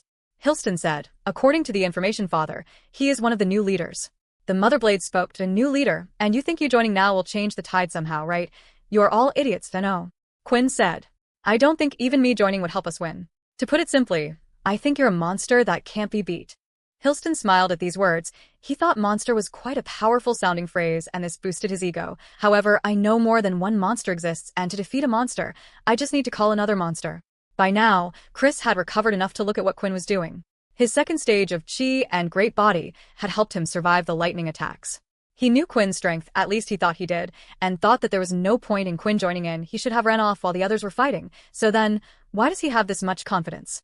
Placing his hand on the ground, a shadow started to spread out on the floor. While observing, Quinn also noticed something else about Hilston. He would give the others plenty of time to show their power. This man was crazy. All he wanted was a strong opponent, which was why he was always waiting for them, and he knew that Hilston would now do the same. When the shadow was spread out across the floor, it started to bubble up, and soon a figure could be seen rising through it. A tall, long, black-haired man, who wielded a chained sword on his back. Seeing this, Fex fell over on his backside. Arthur. Chapter 799. You Have to Live. Bodies of those from the great families were scattered on the surface. All of it done by the one and only Blade family. Some of them, upon seeing the old man, didn't know it would be the last thing they saw before they moved on from this world. They were fighting for peace, fighting against the Dalki, but they never expected to be fighting against an unknown enemy. When attacking those on the surface, Hilston was sloppy. Some would think this wasn't in line with what the Blades did in the past. The truth was, Hilston was always sloppy, leaving traces of the Blade family behind wherever he went. There were plenty of witnesses that had seen his power before, yet no one outside the big families knew who the Blades really were. Why? Because someone was always there to cover their tracks, to silence those that knew about them. The problem was this time it was too big to silence, too many people were involved, and the Blades were making it clear they were now getting involved in this mess.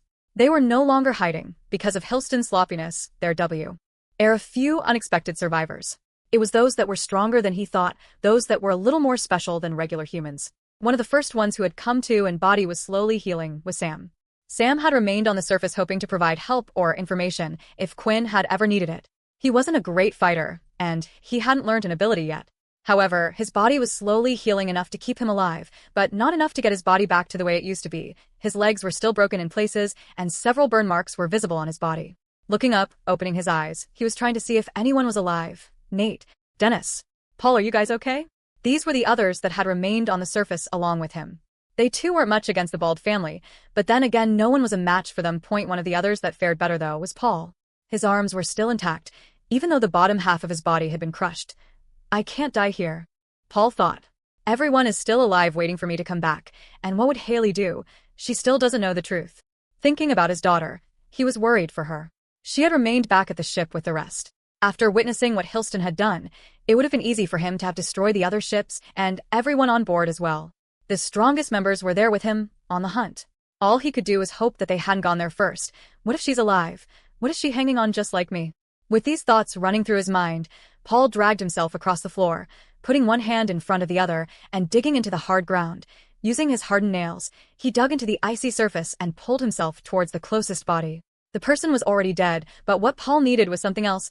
He had never taken blood directly this way before, but he had no choice. Digging his fangs into the veins of one of the dead bodies, he started sucking the blood into his throat. A tingly sensation was felt all over his body, and from there it didn't take long for his legs to heal. His legs were only crushed, and his limbs weren't torn. Still, if he was a regular human, he would have already died from blood loss. When his body finally healed, he looked around and could see someone nearby who was struggling, trying to lift themselves off from the ground. That person was none other than Sam. Grabbing another body, Paul brought over another body and dropped it in front of Sam. Drink up, you're like me, right? So, it should heal you, Paul said. I don't know where my flask went, and I'm guessing you lost yours in the fight as well. It didn't take long, and Sam didn't really have to think about it before he had dug his fangs into the body in front of him. Just like Paul, his body was soon healing, and he was able to walk like before. My flask was completely destroyed. Sam said, "What about the others, Have? You checked if they are okay?" The cursed faction members that were around me at the time, well, they were all dead. But I haven't had the time to check everyone here yet, Paul replied while looking at all the bodies. It was reminiscent of scenes he saw during the war, something he didn't expect to see here too, especially not done by another human. With their search for any survivors, they found a few, but their conditions were always unfavorable. They mostly were in so much pain they were asking to be killed, or would soon die anyway. For those that were like this, Paul, using his poison ability, was able to give them a painless death. When Sam was searching, he had his best friend in mind. When they first had gotten off the ship, Nate had managed to grab onto Hilston's arm and activated his soul weapon slowly, solidifying it with his hardening ability. They soon found out that Hilston allowed that to happen. Even with his arm heavier than usual, the old man was still able to move it just as fast, and had hit Nate away. From that single punch, Sam didn't see him get up again. He was hoping that maybe he had activated his hardening skill in time and would still be alive, but it was difficult to tell. Multiple craters from different abilities being used were all over the place, and if Nate hadn't recovered, he could have been hit by one of those as well, the same as what happened to Sam. The only difference was, Sam wasn't human. Eventually, the two of their searches allowed them to find the two curse members they were looking for, Dennis and Nate. They were still alive, but were in horrible conditions. Moving them and carrying them to the side, they were wondering if there was anything they could do, but just like the others, they were soon to both die. I think the only thing I can do is make them pass away peacefully, just like the others, Paul said with regret. At first, he didn't really care for the cursed faction, but they did start to grow on him as he spent more time with them. In particular, he was close to Dennis, who was closer to his age. They had a lot more in common. This my fate, to always let people down at the last hurdle. He thought. Sam was equally feeling as bad. He had tried talking to Nate, but his jaw from where he had been punched was shattered, and it looked like he was hardly responsive at all. If it's the only thing we can do, then I guess we should do it, Sam regretfully said as tears fell from his cheek and onto the floor. There is one more thing the two of you can do, a voice said. They both turned their heads to try and see where the voice was coming from, but they couldn't see anybody. They both knew from their reactions that they were hearing the same thing, so it couldn't have been in their heads. Just like someone did to you, to make your body stronger, you can do the same to them.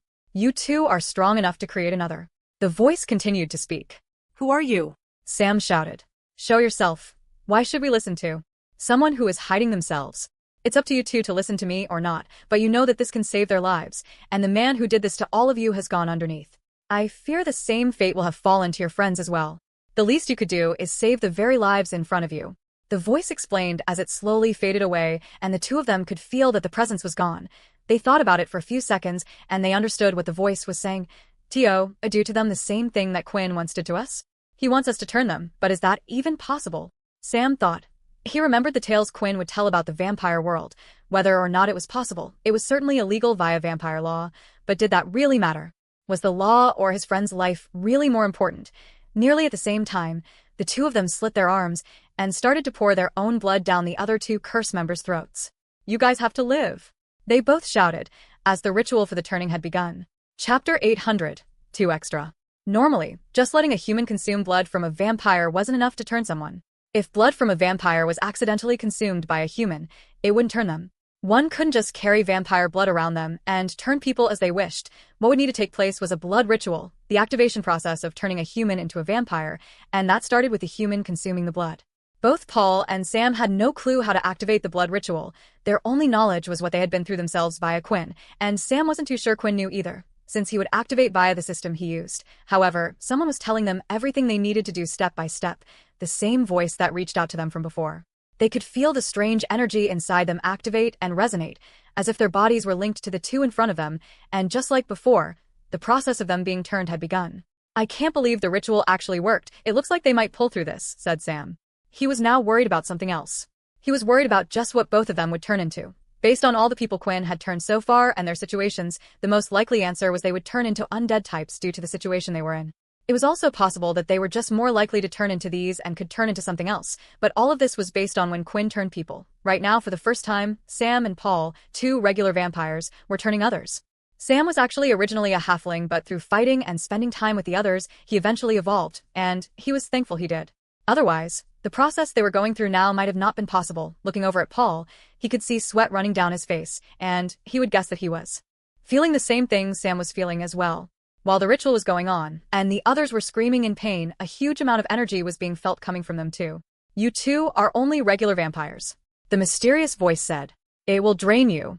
You are not a vampire leader or a direct descendant. Most likely turning one person will be your limit. Thinking about this, when Quinn turned others, he seemed completely fine. As a vampire leader, just how many people could he actually turn before he felt like these two right now? Another question was, what of the people they turned? Would they be loyal to Quinn like Sam and Paul were? Or would they now be under their command? These were questions Sam wanted to ask, but he was afraid of relying on the mysterious voice too much, and whether this whole thing would eventually be a trap of some sort. There was a risk and reward to doing this, and Sam had calculated it was worth the risk to save their lives. Nate, I know you would never have wanted Quinn to turn you. You would have thought of it as outside help. You might even lose your precious ability you worked so hard on perfecting your whole life. But you will forgive me, right? You will understand that living is a much better life than death. You still have a lot to do, not just by helping Quinns but helping make your own legacy in this world. Nate thought. Finally, after a good while, The strange energy the two of them could feel that was sapping away from their bodies was gone, and the screams and turns from Nate and Dennis was starting to fade. Eventually, when the pain through their bodies was no longer there, they could feel that their wounds had healed from before. Slowly the two of them were coming to, and they could see the others in front of them. They could remember everything that happened moments before. They were conscious for the whole thing. Nate even remembered trying to talk to Sam, but now he was completely fine. What magic is this?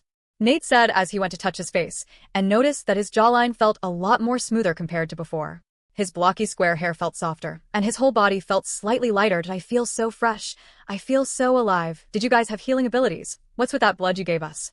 Nate asked. Rather than asking questions, the first thing that Dennis did was get on his knees and placed his head on the floor. Thank you for saving my life. I thought I was okay with dying, but when I felt there was a way to live again, I grabbed on and pulled onto it. Thank you. Thank you. Dennis said that I guess I should thank you too, man. Nate said. Sorry, I was just so shocked I forgot to show my appreciation. You two might want to hold you thanks for now, Sam said. Both Paul and Sam went into a brief introduction of what had just happened to them and what they now were. They were shocked, surprised, but at the same time had thought something was up for a while. They just never thought T would be something like this, a whole secret race separate from humans hiding in the dark.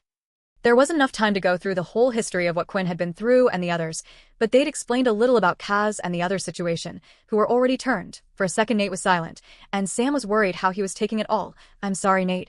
I know you didn't want any help, said Sam. Placing his hand on Sam's shoulder, he looked up and had a gentle smile. Don't be sorry, you idiot. You saved my life. Why would I be ungrateful and hate you for something like that? I'm not an idiot. Would I have liked to have accomplished things myself? Of course. But how the hell am I meant to do that if I'm dead? And I couldn't die before getting a date, you know that. Hey, wait a second. Nate suddenly shouted as if he was excited. He touched his face again and ran his fingers through his hair. He then turned to look at Dennis. It's true, his clear skin, his robust facial features, his soft, gentle eyes. He's gotten more handsome, Nate said with excitement. Does it mean? Nate said as he continued to point at himself. Haha, Sam chuckled. I'm not really the one to judge you on that, but you can see for yourself when we get a mirror. I do have a question to ask, Dennis said. You said they were different types of vampires, so what are we? Sam tried to look at them to see if he could figure it out. They weren't any standout features, but one could never be too sure. In the end, they would have to wait for Quinn to let them know. Now, with everything explained, the group needed to decide what to do next. They were unable to turn others, and everyone they had found was now dead. They were the only survivors of the whole thing. Who was that guy from before? Sam asked. I don't know. Paul replied. But could you smell it? He had the same smell as us. Whoever was helping us through that whole thing, they were a vampire as well. Other than the smell, Sam already knew that the person seemed to be quite the knowledgeable one as they explained everything very clearly to the two of them. The question was, why or who was trying to help them out, and why did they leave and not show themselves? They both knew that vampires had very strict laws, and surely them too. Not being vampire leaders turning people without permission from the leader was against a type of law, not that Quinn would have said no or not given them permission anyway. What should we do now? Nate asked, still touching his new smooth face. I guess we have two choices. There are still two smaller ships here that were brought over from the main group, said Sam. We can either use them to go down and search for Quinn, or head back to see if the others are okay. You guys can do what you want, Paul said. But I have to head back to the others first before doing anything else. I know Quinn might be in trouble, but there might be others like you too that need us. Aveng. I'll go with you. Dennis said. Don't worry, we will all go. Sam said. Honestly, I know Quinn might need our help, but I don't know how much we could even do to help him. Who is that monster? Will Quinn even be okay against them? Nate asked. I'm not sure, but Quinn usually has a few things up his sleeve that he even hides from us from time to time. I just hope what he has is something big enough.